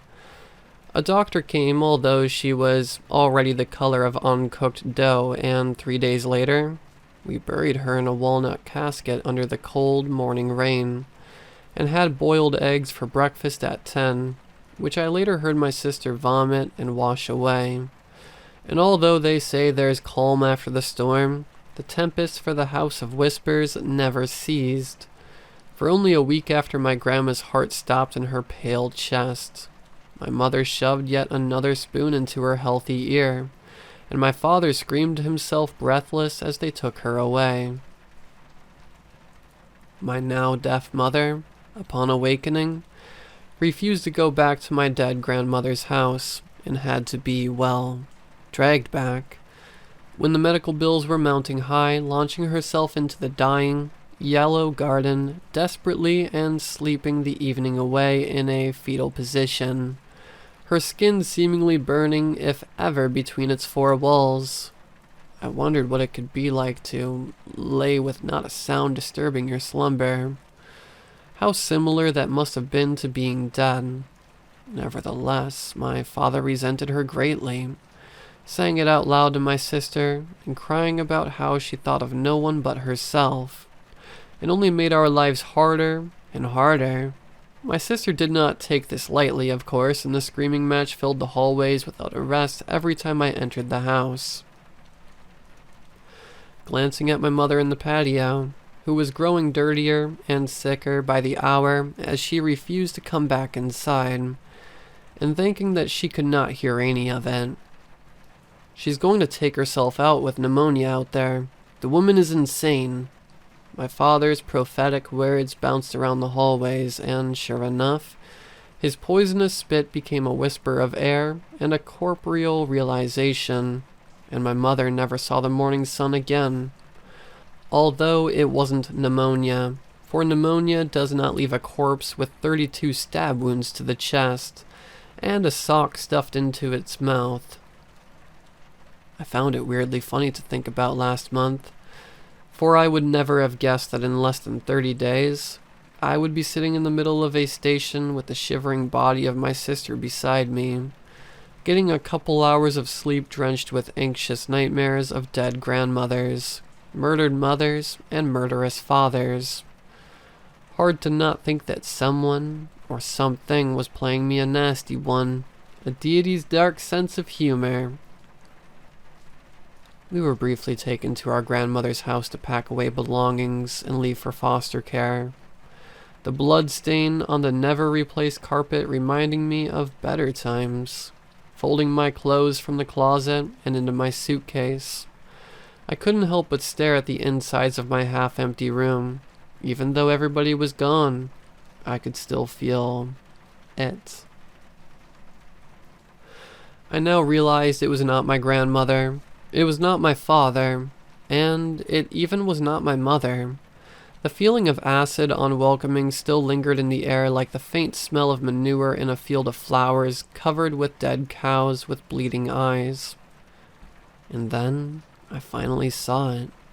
I turned to the tall mirror next to my bed and caught a glimpse of a figure that was far from mine. And when it saw I was able to catch it, it froze, giving up on trying to sneak. It looked like a woman, although the crudest version of one. Its eyes were the size of limes and its smile was like that of a sharp-toothed bat. Its skin was fairer than fair, so it almost camouflaged with the white of the walls, and its ears were long and pointed backwards. It was taller than me, naked and macillent, and a curtain of long hair covered most of its back and arms down to its knees. The moment I laid eyes on the creature's grin, I knew it had to be the cause of all my sorrow, and malice never seen hid in its large black pupils. I had to ask, why? What had I done? How did I wrong it so terribly as to warrant the walls of our universe being taken down with a wicked grasp and a merciless laugh? It looked at me for long, and then vanished into a cloud of fruit flies, leaving something behind in the different dimension that was the mirror, the golden cross that hung from our wall, now broken into 3 pieces. So I understood, and I finished packing my bags, for heresy is a wavering sin, dependent of whose hands your fate happens to fall in.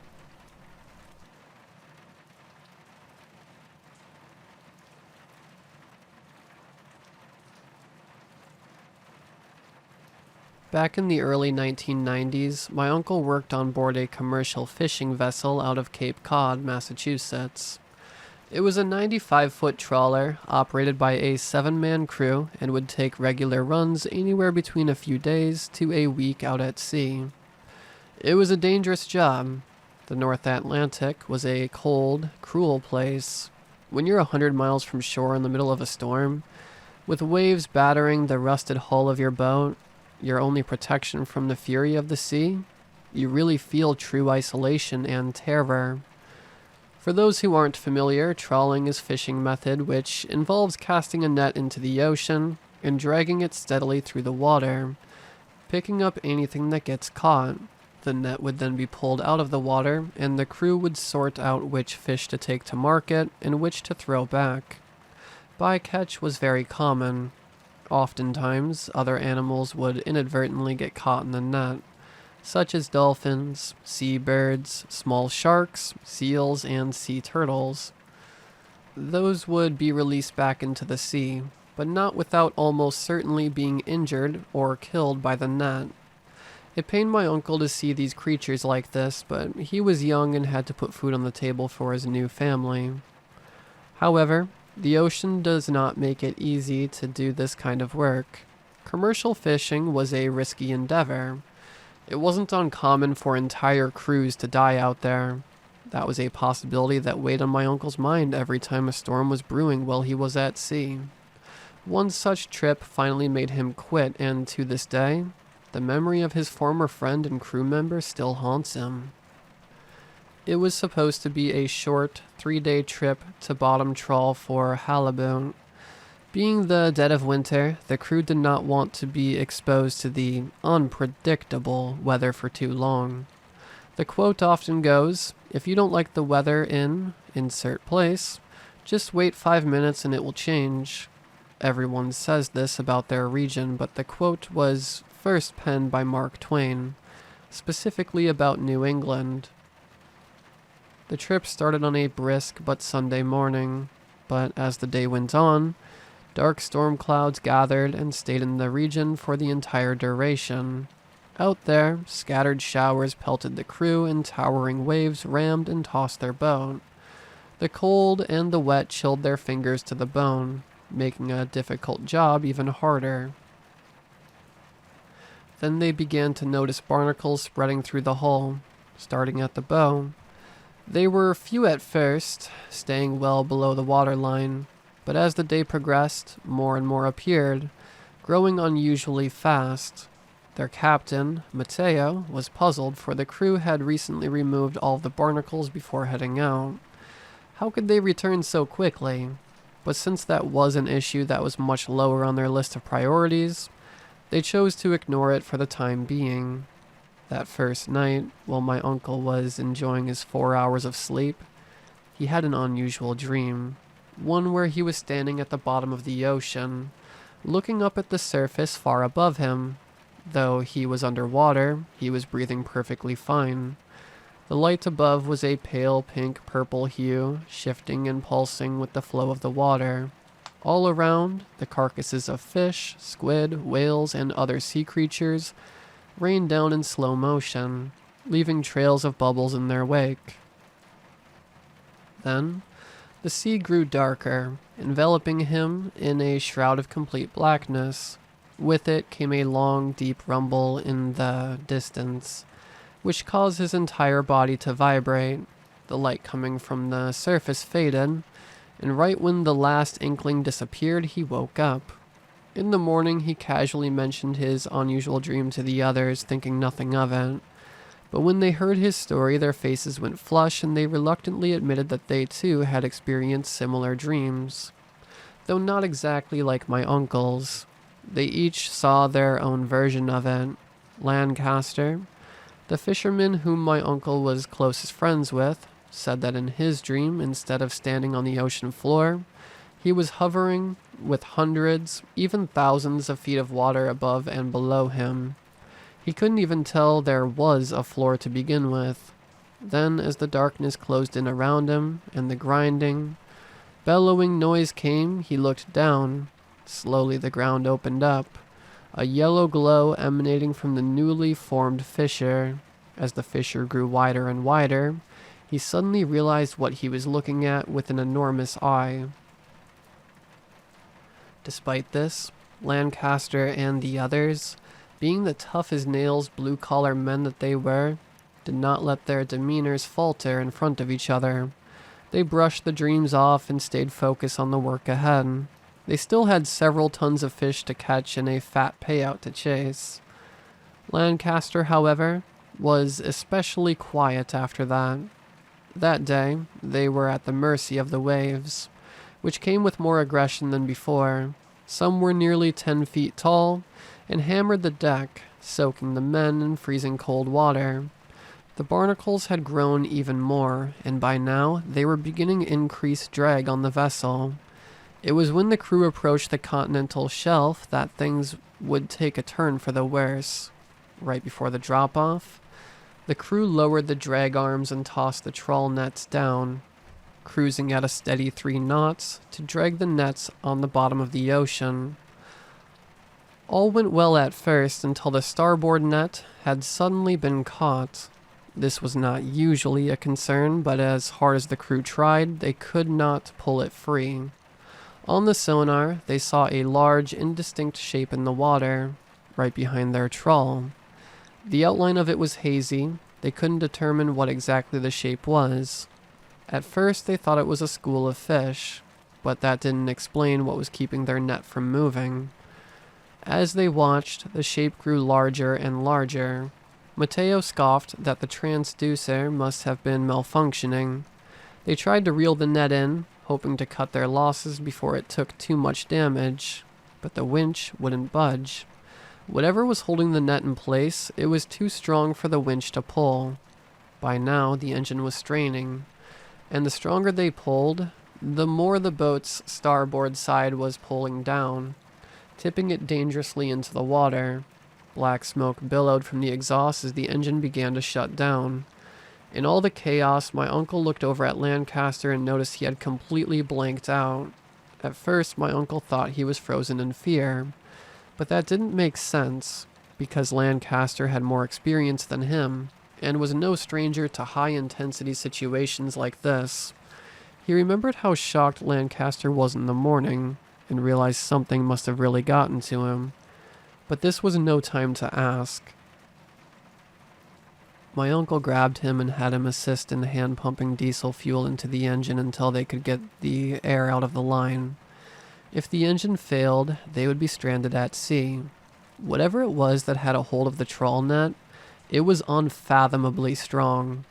Then, after struggling for what felt like forever, the net finally came free and the men were able to reel it in.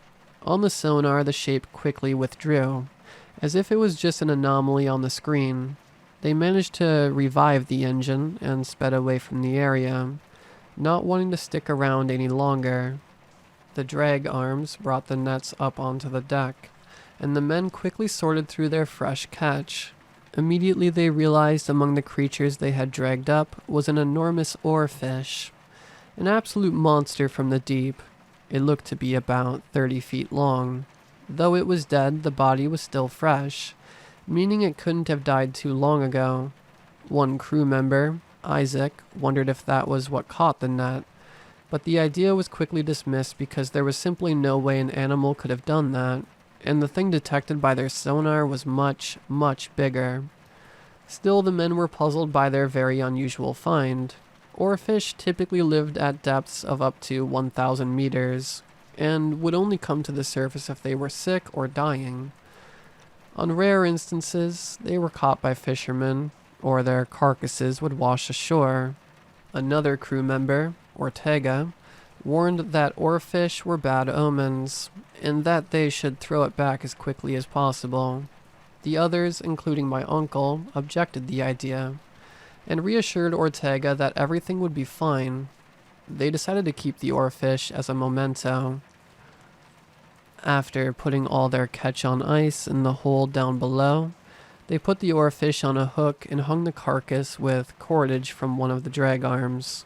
Looping their course back to shore, my uncle realized that Lancaster had been silent the entire time, and when his eyes weren't locked in a dead stare, he was constantly taking nervous glances at the oarfish. My uncle asked him what was wrong, but Lancaster didn't know. He just felt that there was something off about the carcass, a looming sense of dread that he couldn't explain. "We really should have thrown it back," he finally said. That night, the two were working together as the others slept. Lancaster had grown increasingly distant, barely responding to my uncle, and when he did, he merely gave quick one-word answers. Multiple times my uncle caught him leaned against the railing, staring off into the inky blackness of the ocean. In one final instance, his head struck out so far that it looked like one bad wave could send him overboard. My uncle had to stop him. He grabbed Lancaster by his shoulders and demanded, "What has gotten into you?" Lancaster, unfazed by the jolt he had received, asked in a calm monotone, "Do you see it?" "See what?" my uncle replied. Lancaster's behavior made him finally admit there was something deeply wrong with his friend. Maybe the sea was finally getting to him, or was it something worse? He struggled to stop his mind from tumbling down the slope of possibilities he did not want to go. Lancaster simply continued staring, his gaze as empty as the endless void below them, as if to say that his silence was the answer. My uncle felt a chill run down his spine. He let go, afraid and unsure of what to do. "Sit tight," he said, shivering. The air was freezing cold, as it had been the entire trip, but he did not feel it biting into him until this very moment. "I'll get Mateo, okay?" Lancaster didn't respond. Instead, he turned back to face the sea again. My uncle rushed below deck to wake the captain, who was a bit grumpy at first for being interrupted from what little sleep he had, but obliged to go up and help. Stepping out of the cabin, they stopped. Lancaster was gone. All that met them was the wet, limp body of the oarfish, swaying back and forth with the gentle rocking of the vessel, its silvery scales reflected hauntingly in the pale yellow deck lights. Along its body was a massive gash, revealing its hollowed-out insides completely void of internal organs, like an empty, discarded husk. They woke the rest of the crew, and soon all 6 men were desperately searching for Lancaster. They searched the entire vessel and shined their lights into the water in case he had gone overboard. Mateo swung the boat around, frantically scanning the water for any sign of him. Taking a closer look at the oarfish, their stomachs dropped when they realized it didn't look like something or someone had cut it open and gutted the carcass. It looked like something inside had torn its way out. Not taking any more chances, the crew cut the oarfish loose and tossed it overboard to be reclaimed by the sea. Following the disappearance of Lancaster, the Coast Guard led a massive search effort to find him. Sadly, they had to admit that, judging by the conditions of the sea at that time of year, he would have died very quickly from hypothermia shortly after entering the water. After that, scavenging marine life would have picked the body apart. Their only hope was to recover any human remains they could, any trace of him to bring back to his family. Sadly, nothing was ever found. My uncle expressed his condolences to Lancaster's family, and to this day, he deeply regrets leaving his friend all alone on that cold night.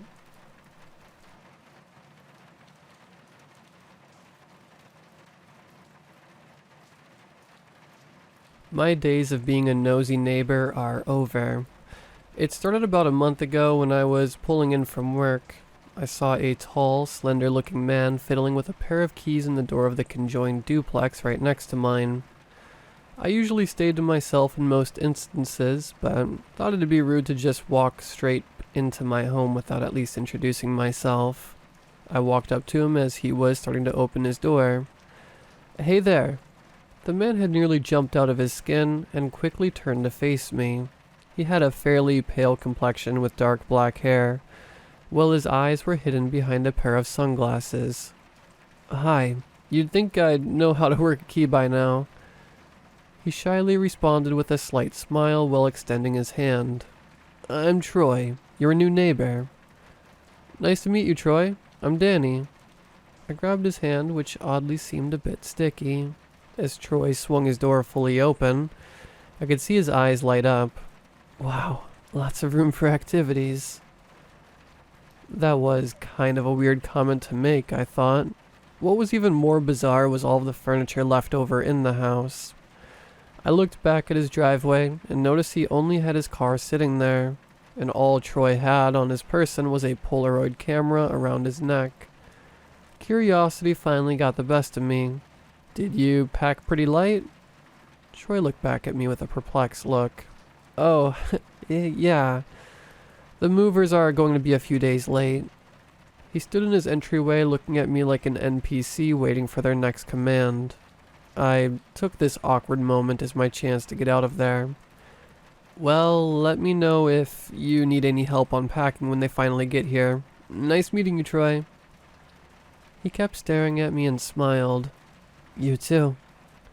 Troy began shutting his door, but stopped just before it was fully closed. I could see his face glaring at me through the crack in his door. "Our new neighbor is pretty damn odd, honey." My wife had just gotten back from picking up some groceries, and she was already hearing it from me. "I just think it's bizarre how Sarah, our landlady, always happens to find the weirdest of tenants to rent to." My wife sighed. Well, he's probably a step up from the last guy. Greg? That's a pretty low bar. How did Sarah even find a tenant so quickly? I hadn't seen Greg in a few days, but I had no idea he moved out. After dinner, I went to roll out our trash bins to the curb and happened to glance over at Troy's place again. The door was still propped open, a little bit more than earlier. I squinted as nonchalantly as I could, and could have sworn I saw the outline of Troy's face creeping through the darkness. My God, Danny. He was not waiting in his doorway watching you. You're just being paranoid. My wife apparently mistook my intrigue as paranoia, as I gave her the details of my latest Troy sighting. How do you explain him having his door propped open then? I don't know. Maybe the AC is down and he's trying to bring in some fresh air. Greg probably tarnished that place with all the smoking he did. As my wife said that, my eyes wandered outside to see Troy struggling to bring in a pretty sizable sleeping bag. I wanted to make more of a case with what I had just seen, but maybe she was right.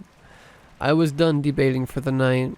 We both hopped into bed, turned on our TV, and watched a few episodes of a series we were binging before we both fell asleep. I went back out the next day after work to go bring our trash bins in when I felt a sudden tap on my shoulder. Hello, Danny. He couldn't even look me in the eyes, but I noticed Troy seemed a bit more excited. Oh, hey Troy. How's the move going? It's going well, thank you. I'm having a game night tonight. Would you and your wife care to join me? My wife was going to be out at her friend's bachelorette party, so that left me with an empty home, and it also left me with no plans or excuses. Luckily, my previous career in sales made me an expert bullshitter. Sorry, I can't. The wife and I are going out of town to see her in-laws. Maybe some other time. Gauging from his facial expression, I could tell he was pretty disappointed. I gave him a wave goodbye and started my way back in when I heard him mutter, You know we can't play unless you come in, Danny. That line sent a chill down my spine, but I tried to keep it cordial and did my best not to engage. Enjoy your night, Troy. My wife brought back some B-dubs before heading out to her bachelorette party that night, so I kicked back, cracked open a couple beers, and turned on the TV to celebrate the start of the weekend. An hour or so in, I heard a car door slam outside. I looked out our window to see 3 people, 2 guys and a woman, walking up Troy's driveway with bottles of liquor and a case of beer. I realized I had seen these 3 previously when Greg was living next door. I'm pretty sure they were his rowdy drinking buddies. Maybe that's how Troy had heard of this place. Perhaps Troy was just one of Greg's artsy stoner friends who happened to sublease for him. Usually, it'd be annoying to see a bunch of college-aged kids going in for a house party, but seeing those 3 relieved me a bit. It was good to see Troy at least had friends. It humanized him a bit more. Those cheery thoughts of mine were soon interrupted when I heard them pounding about almost immediately, and soon after that they were blasting some pretty odd music on and off. I was back to being annoyed as I thought about slamming on the wall to get them to quiet down, but then I remembered I had lied to Troy when I told him that we would be out of town. I buckled down and just dealt with it. As I was getting ready for bed, I heard the slam of a car door and the rev of an engine as it peeled off into the distance. Finally, some peace and quiet. I woke up in the middle of the night, needing to take a piss. As I rubbed my eyes and turned over to get up, in my peripheral, I thought I saw something scurry through our hallway. It was incredibly brief, but it almost looked as if someone had just crab-walked past our bedroom door. I grabbed the baseball bat I kept underneath my bed and approached my hallway with shaky legs and looked both to my left and right. Nothing. I turned on all the lights in our place and searched our entire place, but came up with nothing. After taking the most frightening piss of my life, I saw our porch motion lights had gone off.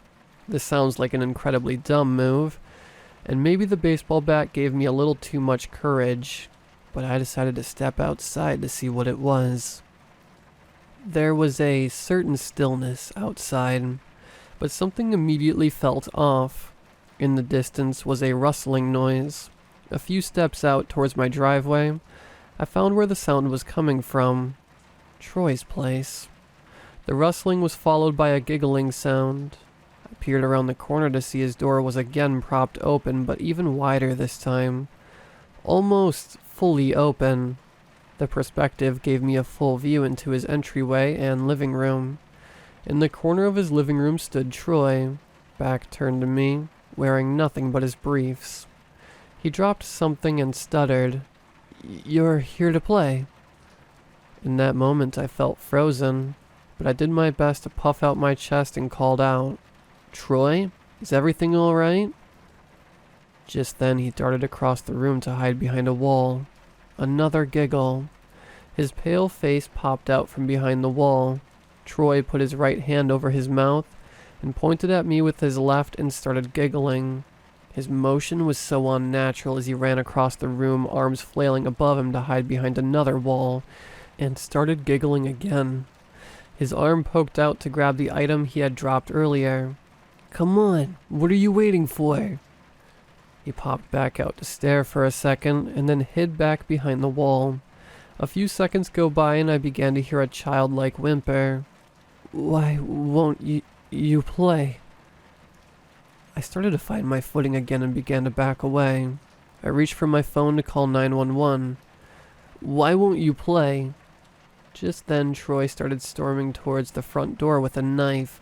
I quickly slammed it in his face and ran to my car. He pounded on his door from the inside as I threw my car in reverse and quickly got out of there.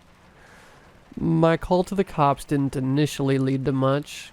They said they checked out the place, knocked on the door to no answer, and that they couldn't do much without a warrant, but that they'd keep an eye on the place throughout the night. Luckily, my buddy Drew was able to wake up to my constant barrage of calls and let me crash on his couch. I texted my wife what had happened and to not go to the house that next morning here, and I met for breakfast and called our landlady Sarah afterwards. "Hey Sarah, we were just reaching out to let you know that we've been having some issues with your new tenant next door to us." There was a deafening silence before she finally spoke up. "What are you talking about? What new tenant?" A breaking and entering report was enough to finally get the police involved. They asked me a few questions about Troy, but I feel I didn't give them much help as to who the guy was. Sarah apologized to us profusely. She mentioned being at a funeral that week and felt terrible for having us been wrapped up in this situation. She couldn't tell us much other than Troy had apparently gotten a hold of Greg's phone and his house keys, and that there was an ongoing murder investigation.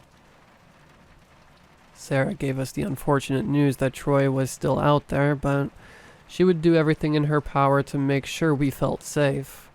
A few patrol cars would continue to monitor our place for the upcoming weeks, and Sarah had installed a ring alarm system. While we appreciated her concern, this was enough of a sign that we needed to move. We had saved up enough for a new place anyways, and this was the best excuse to get our asses moving. We got extremely lucky and found a place within our range, and a few days ago we had finally got everything packed up and ready. The movers packed everything up yesterday morning, and as they were backing out, I saw a manila envelope placed on our driveway. I opened it to read a note that simply said, "We still need to play. My door's always open." A few Polaroids fell out and my heart sank. One showed Greg with a part of his skull cracked open. He was jammed tight, sticking out of a freezer. The photo was labeled "freeze tag" in red writing. Another Polaroid was of the 3 people that went into Troy's house that dreadful night.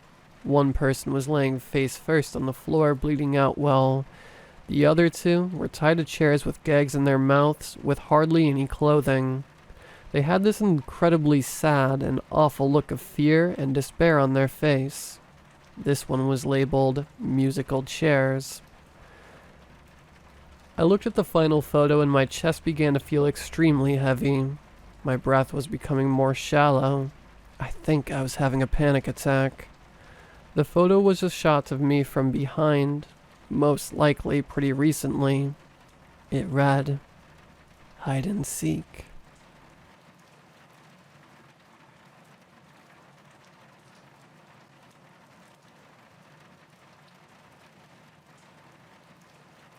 My name is Jem, and this is the story on how being a horror movie buff at a young age saved my life.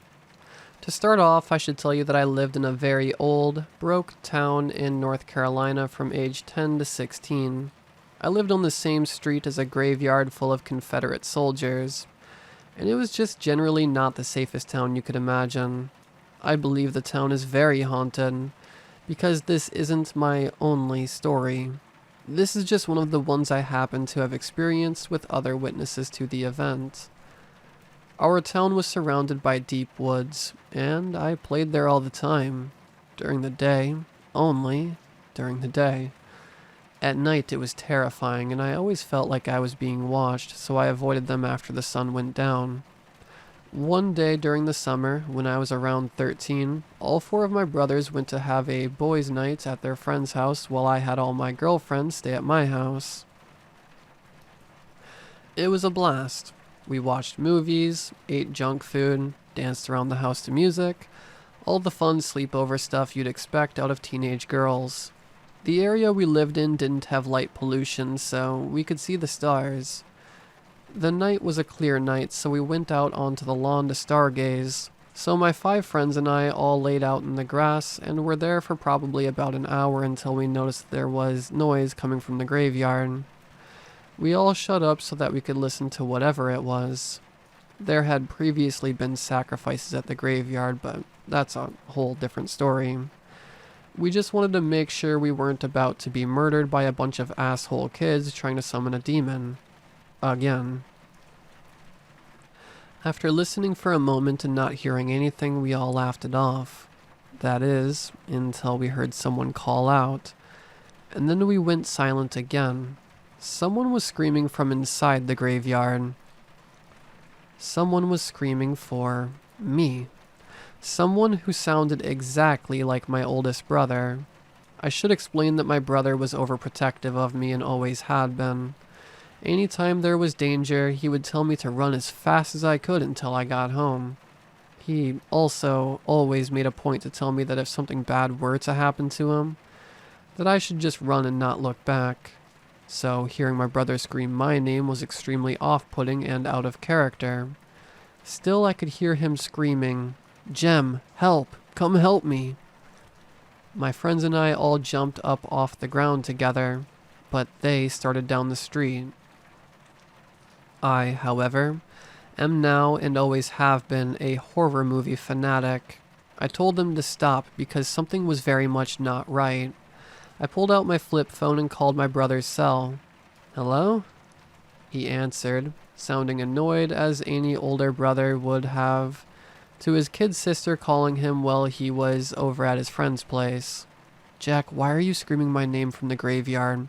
You know we aren't supposed to go there after dark," I said angrily, because first of all, he was breaking the rules, and second of all, this prank was not funny. Not at all.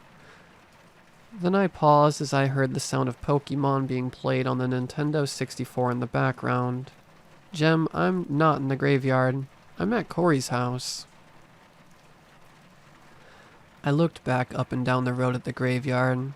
There was a figure under the light, and it screamed my name again. This time, though, along with my brother's voice, was some sort of distorted sound underneath. "Jem, get in the house now," I heard my brother say suddenly.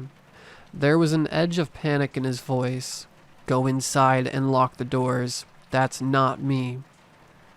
I yelled at my friends to get inside immediately. We ran inside and locked the doors, as well as going around to make sure the windows were locked too.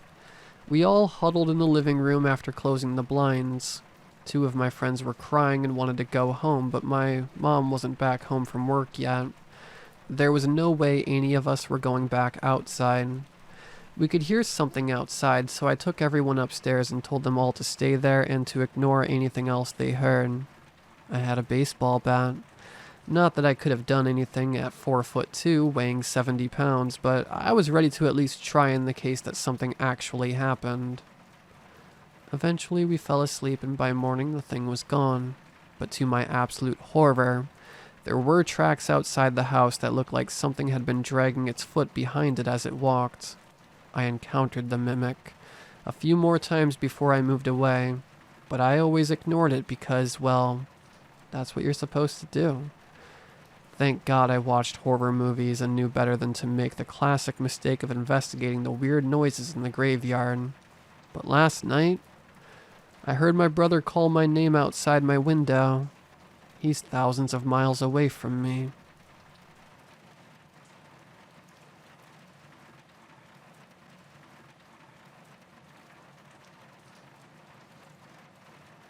I saw my dead friend online on Xbox. Where do I even start? I'm scared, and for all I know, I am screwed. Typing this is my only way of coping with the situation. I can't even leave the house until the police arrive, especially when he is outside. The police are taking forever, and eventually, their front door won't hold anymore. I should have never messaged my friend Alex back, especially since he is very much dead. Alex messaging me should have been the first red flag. Anything related to Alex still hurts to talk about. Part of me believes that his death was definitely not him taking himself out. We were close, and I knew him to be an enthusiastic, funny person. People say that being funny can be a mask for depression, but I knew this wasn't the case. We made all sorts of promises that we'd have each other's backs. He suddenly vanished for weeks, and then they found his body in a nearby river near his house. Apparently nature took its toll on his body, and we couldn't even see him for the last time. My parents started to cry for him, and I even start to imagine the pain of his parents. Alex's parents couldn't talk about his death, and most of us believe that it was because of grief. After his funeral, after I said goodbye, my parents received a strange visit from a man in a black suit. My parents refused to talk about it. My mom seemed to ask other questions about anything else. My dad straight up got angry.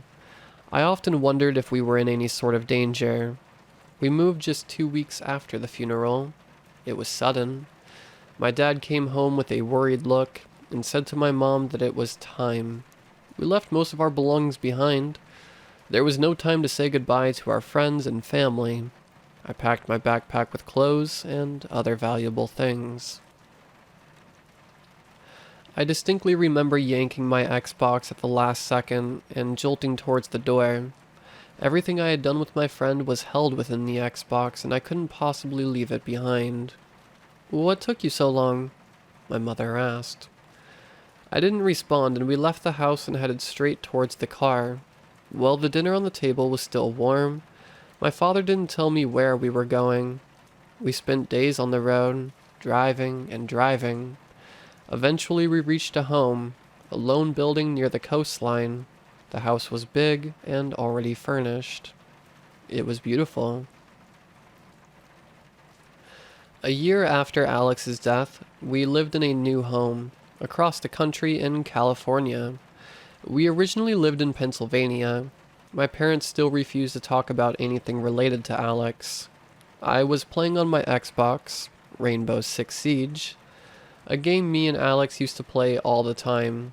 Whenever I would scroll through my friend list, I would see his name on the top, listed as favorites.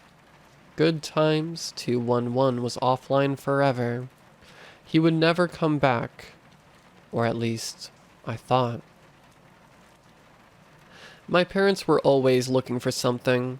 They were always cautious. My parents left for a business trip. It was urgent and apparently really important. So I had the house for myself, but before they left, they told me if I felt like I was in any danger, the shotgun was in the basement. I was playing a casual game when Alex messaged me. I froze. Confusion and terror washed over me. Immediately I thought, Alex can't actually be messaging me. I left the game and opened the message. Hola, he messaged, the text in a bubble of green. Me. Who are you? I'm Alex. Long time no see. You already forgot about me? You aren't Alex. Alex has been dead for a year. Yes, I am 100% dead. You are talking to a zombie. Whatever you are doing with my friend's account, this isn't a funny joke. You need to stop. And then they just responded with LOL. I started to type stop when he sent me an invitation to join the party, which is a group call you can do on Xbox. It was very horrifying. I was nervous about what would happen if I actually opened up the invitation, so I declined it. He sent another invitation, then another. Curiosity got the better of me and I opened the invitation, expecting it to be some sick joke. I wish it had been. Just an ear-hurting symphony of painful noises.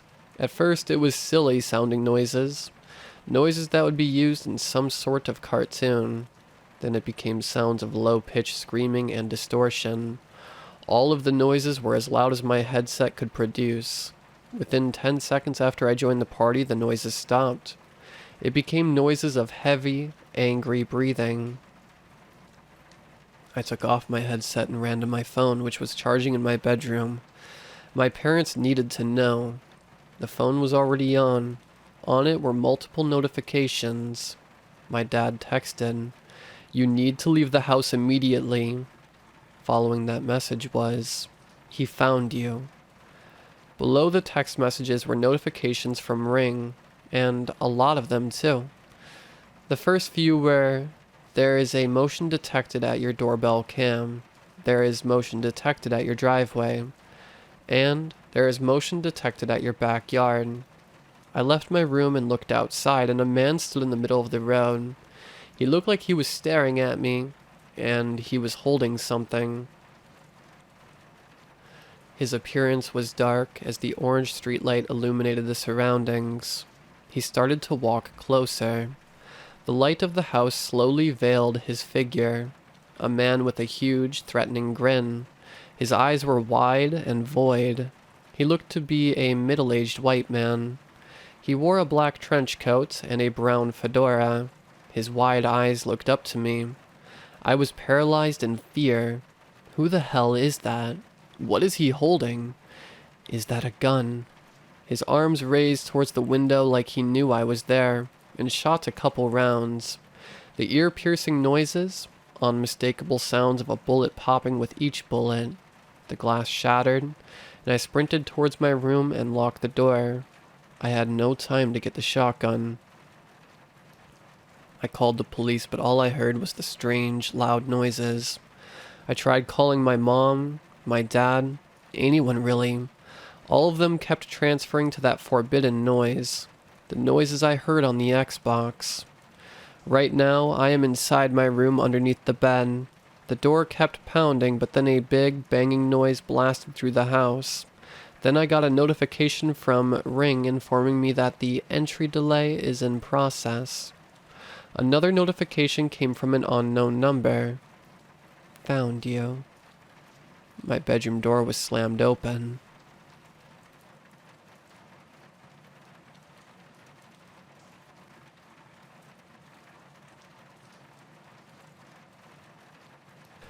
I know most people are going to think I just had a bad dream, but this experience was 100% real, and it still haunts me to this day.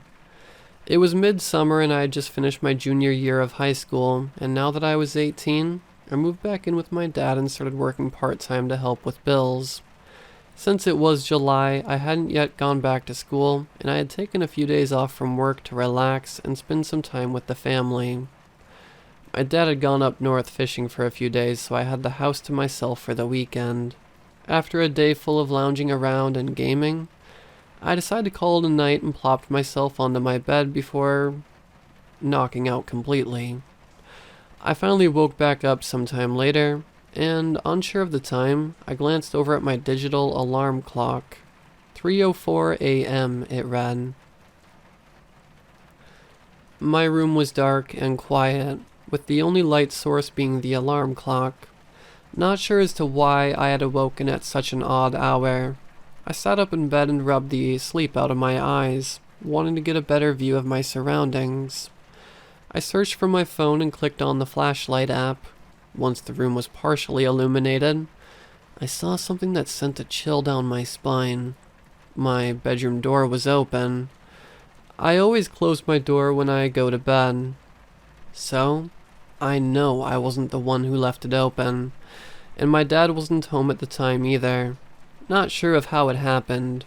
I crawled out of bed to close it, and as I reached my hand for the doorknob, I was instantly hit with a wave of terror. My skin started to crawl, my stomach was in a knot, my throat tightened up, and my heart started racing. Every fiber of my being was telling me that I wasn't alone, that something was out there, and that touching my door was a death sentence. I tried to peer out into the living room, but it was pitch black and I saw nothing. Then I turned my ear to listen for any sounds, but heard nothing. Whatever lurked out there could be neither seen nor heard, and it only served to intensify my already massive feeling of dread. So, following my gut feeling, I slowly sauntered back to my bed, crawled under the covers, and shut my eyes tight. I laid there for what felt like an eternity, afraid of whatever that thing was, wondering if it was going to come for me, or if it was waiting for me to come out. Before long, I drifted back to sleep. I awoke the following morning to discover my bedroom door properly shut again. My dad got home from his fishing trip sometime that afternoon, and I asked him if he'd seen anything strange outside the house. He said that he hadn't, but then he asked me a question that still echoes in my mind to this day. Why'd you leave the front door unlocked?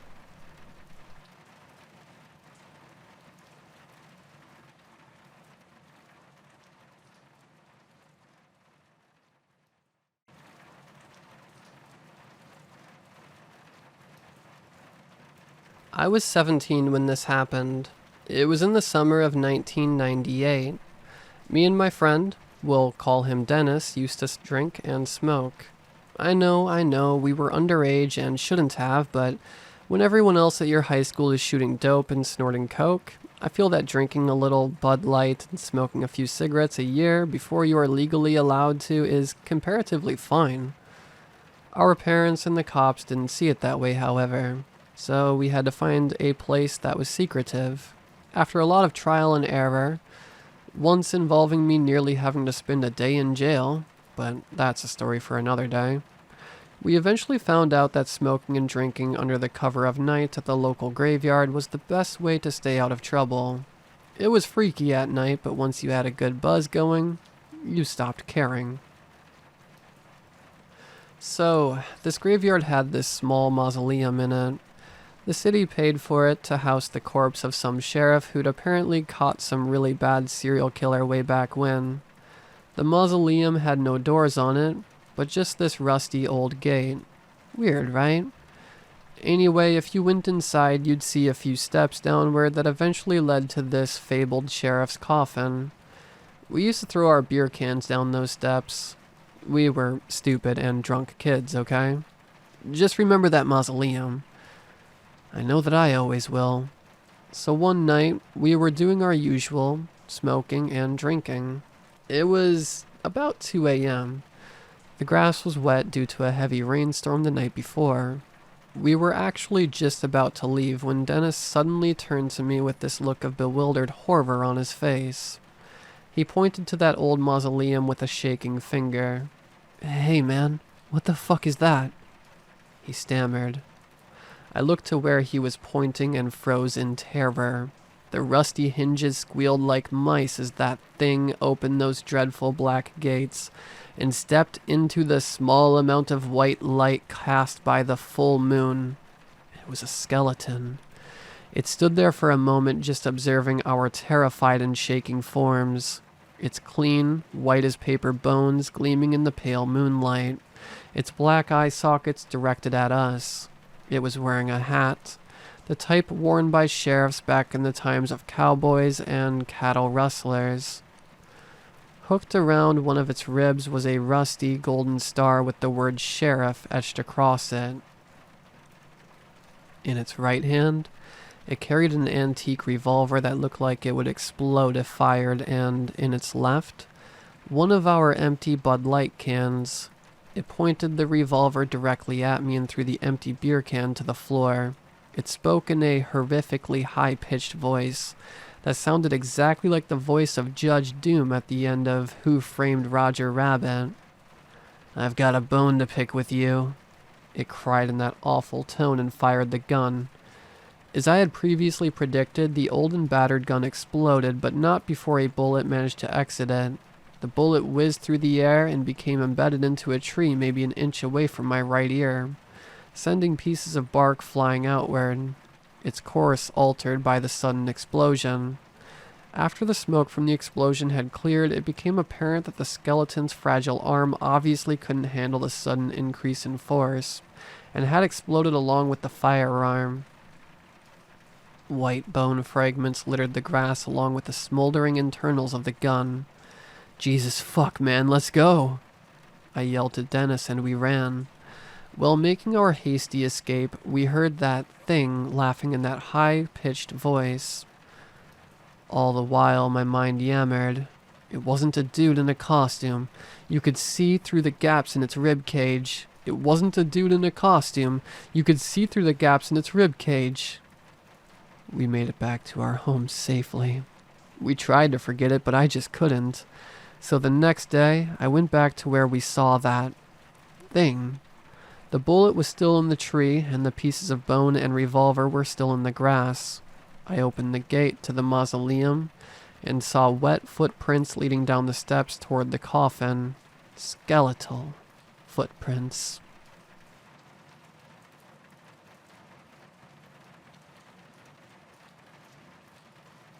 When my brother and I were kids, we didn't get to create fond memories with our grandparents like most children do. My maternal grandparents died shortly after we were born, and my paternal grandparents were strange. The only communication we had with them was through letters sent at Christmas. Every so often, we would get a letter addressed from the rest of the family that just contained random scribbles and hellos. Apart from my grandparents and the ominous letters, I never had contact with my father's side. I never even met any of them in person. I still remember the day we were dropped off in front of my grandparents' house. Not because it was the first time we were to meet them, but because of the reason, and because of the horrors that unfolded that day. My grandparents lived in an incredibly old century house that was one painted white but had begun fading and peeling long ago. The house was wrapped in a dead garden and terrible dark vines looking as if they were going to pull the house down. But the strangest thing of all was the boarded second-story windows. My mother and father had just got divorced. It happened suddenly, when it dawned on my father that she was having an affair. He didn't have time to find a living space so quickly, so he arranged to stay at a friend's place and dropped us off at my grandparents' for the meantime. My father was a sweet man. He would do anything for us, which made it all the sadder when he had no choice to leave us in what to us was a stranger's house. We had just pulled in the driveway when my dad killed the engine.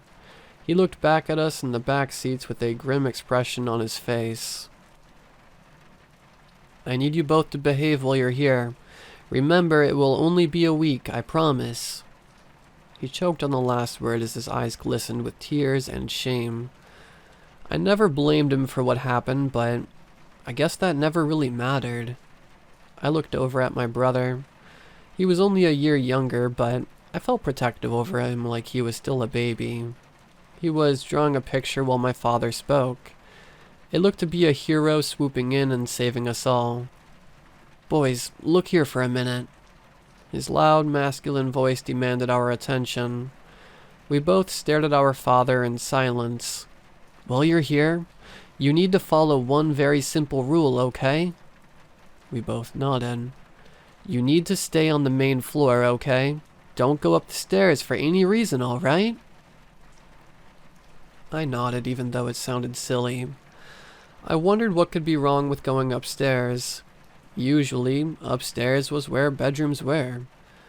Then I began wondering where we'd sleep. If only that was where my troubles ended. Tim seemed unfazed and just started coloring again. My father noticed and snatched his book out of his hands. I began to feel nervous as my father's actions were becoming uncharacteristically erratic. "Tim, this is important. Are you listening to me?" My father instantly regretted his outburst as tears welled up in Tim's eyes. He looked to my father and spoke. "I'll be strong, Dad." I had no idea where that came from, but I'll never forget it. It was the only time I saw my dad cry. "I know you will, buddy. Dennis, look after our little hero here, okay?" "Yes, sir," was all I could muster because I couldn't tell what was wrong with my father. Was he sad? Mad? Did Tim do something? But I figured it was probably because Mom was gone. I hopped out of the Cadillac and my dad brought our few bags to the door and knocked. He looked pale in that summer sun. A moment went by, and he knocked again. The door jangled and a gruff voice could be heard on the other side. "Keep your fucking shorts on, I'm coming." Tim and I snickered, as my father rolled his eyes. I could hear 1,000 locks being unlocked and the door finally flung ajar. The gruff voice suited the old man that stepped out. He wore a dirty white shirt and black suspenders. He had short white hair that blended perfectly into his white stubble. "Oh my lord, are these my boys? Look how you've grown." Our grandfather ruffled our hair as I wondered if he had ever seen us before. He ushered us into the home. It smelt like old cigarettes and most of the furniture was caked in dust. We were told to drop our bags in the room at the end of the hall. As we did, I could hear my father arguing with my grandfather. The room was small, with a double bed and a small desk. I guess Tim and I would be sharing. My father appeared in the door and held out with arms for a hug. He held Tim and I together, tightly, and then abruptly got up to leave. He just managed to muster an, "I love you, boys," before he made it out the front door. As soon as the door shut, our grandfather gave us a list of chores for the week, and then looked at us with a glint in his eye and a snarky grin. "Have you boys seen Billy Cannoli?" Our night was spent with so much laughter it hurt my ribs. Tim and I were both rolling on the ground in front of the television. Billy, a stand-up comedian, was swearing like a sailor. We never got the jokes, but we knew what bad words were, and they were hilarious. Our grandfather had given us milk and cookies, and it was difficult to not spill them everywhere. He sat and watched in his recliner, smoking a cigarette, and sipping from a glass of some vile brown liquid that smelled like chemicals. We tried to ask him questions during the commercials, like where Grandma's was, or why he never came to visit us. The only reply we got was that they have been taking care of the family. It wasn't enough for me, but the comedy show kept me quiet. I sat up, wiping the tears from my eyes with laughter. I had a perfect view of the landing above, the upper floor. There was no railing, but it appeared there once was. The stairs leading up looked old and battered, and the wallpaper looked like someone finger-painted black all over the walls. My grandfather caught me staring. "Your father warned you, didn't he?" He spoke slowly and pointed a crusty finger at me, as if accusing me of some terrible crime, the way he wagged it. "Now, if I catch either of you buggers up there, I'll tan your hide." A chuckle followed, and I dropped my gaze to Tim, who continued to draw his little superheroes on paper. It was not too long after that that Tim and I were sent to bed. I was tired, but my mind was racing. Why couldn't we go upstairs? Then Tim nudged me. "Do you hear that?" he whispered to me. Only his eyes could be seen from the covers. "Huh?" I was confused and tried to focus on listening when I heard a tapping sound. There was no rhythm, but it kept getting louder, and it was coming from upstairs. I looked at Tim, who was already stepping out from the covers. I quickly followed and rifled through my bag to grab my flashlight. We stepped out into the hall, with each step audible in the old house, but the tapping continued. We passed our grandfather's room. He snored away the creaks and groans we created, thankfully. A moment passed and we were at the first step to the old stairs. The sound was clearly coming from up there. That much was obvious now. I looked to Tim, who looked to me, and we both took our first step. When we reached the top, we saw there was only one way to go. Immediately to our left was a long, dark hallway. I shone my light and saw something disturbing. There were hand marks all over the place. It looked as if someone was walking on the walls and ceiling with their hands. I felt uneasy, but my curious nature pushed me onwards. The handprints were less spaced out on the old yellow walls as we pressed forward, making the walls look black. A door was now in front of us. It was large and solid, with the tapping just beyond it. I looked to Tim, who looked to be just as determined as me, and opened the door. It flung open wide to reveal another long hallway, this time with a horrible odor. The walls were pitch black, but something else was also splashed on them, just as black.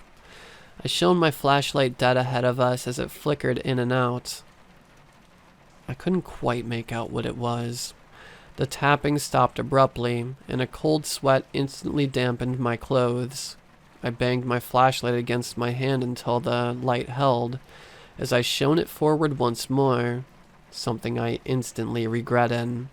What came before my eyes was an image that would be burned in my mind until I die. It was arms. Pale, sickly-looking human arms, all tangled together like a ball of yarn, each one vying to take their mass in a different direction, each limb acting on their own. Some banged the walls, others grabbed and scratched at one another. But when I shone my light at this abomination, they moved with purpose. In an instant, it wrangled towards us with incredible speed, each hand crawling, pushing, and scratching at the walls to reach us. We both screamed and ran for the stairs. A low wailing began emanating from the monster's core. We had both reached where the banisters should be when my brother pushed me. In an instant, we were falling. We were about to crash into the TV when an arm extended and grabbed my brother. I didn't even hear him scream as I crashed and was knocked out. After that day, I never saw my brother again. The police were led to believe he ran away and went missing. The truth would have never been believed. My grandfather passed soon after due to grief. My father took over taking care of the family. I ended up staying with my mom until I could move out, never seeing my father. It wasn't until last night that I got a letter from him asking for help. Attached to that letter was the random scribblings we always got as kids, but at the bottom, I saw something that made my whole body shake and I began to weep. It was a picture of the superheroes my brother used to draw, along with a little note underneath. "I love you, big brother. Be strong for Dad now."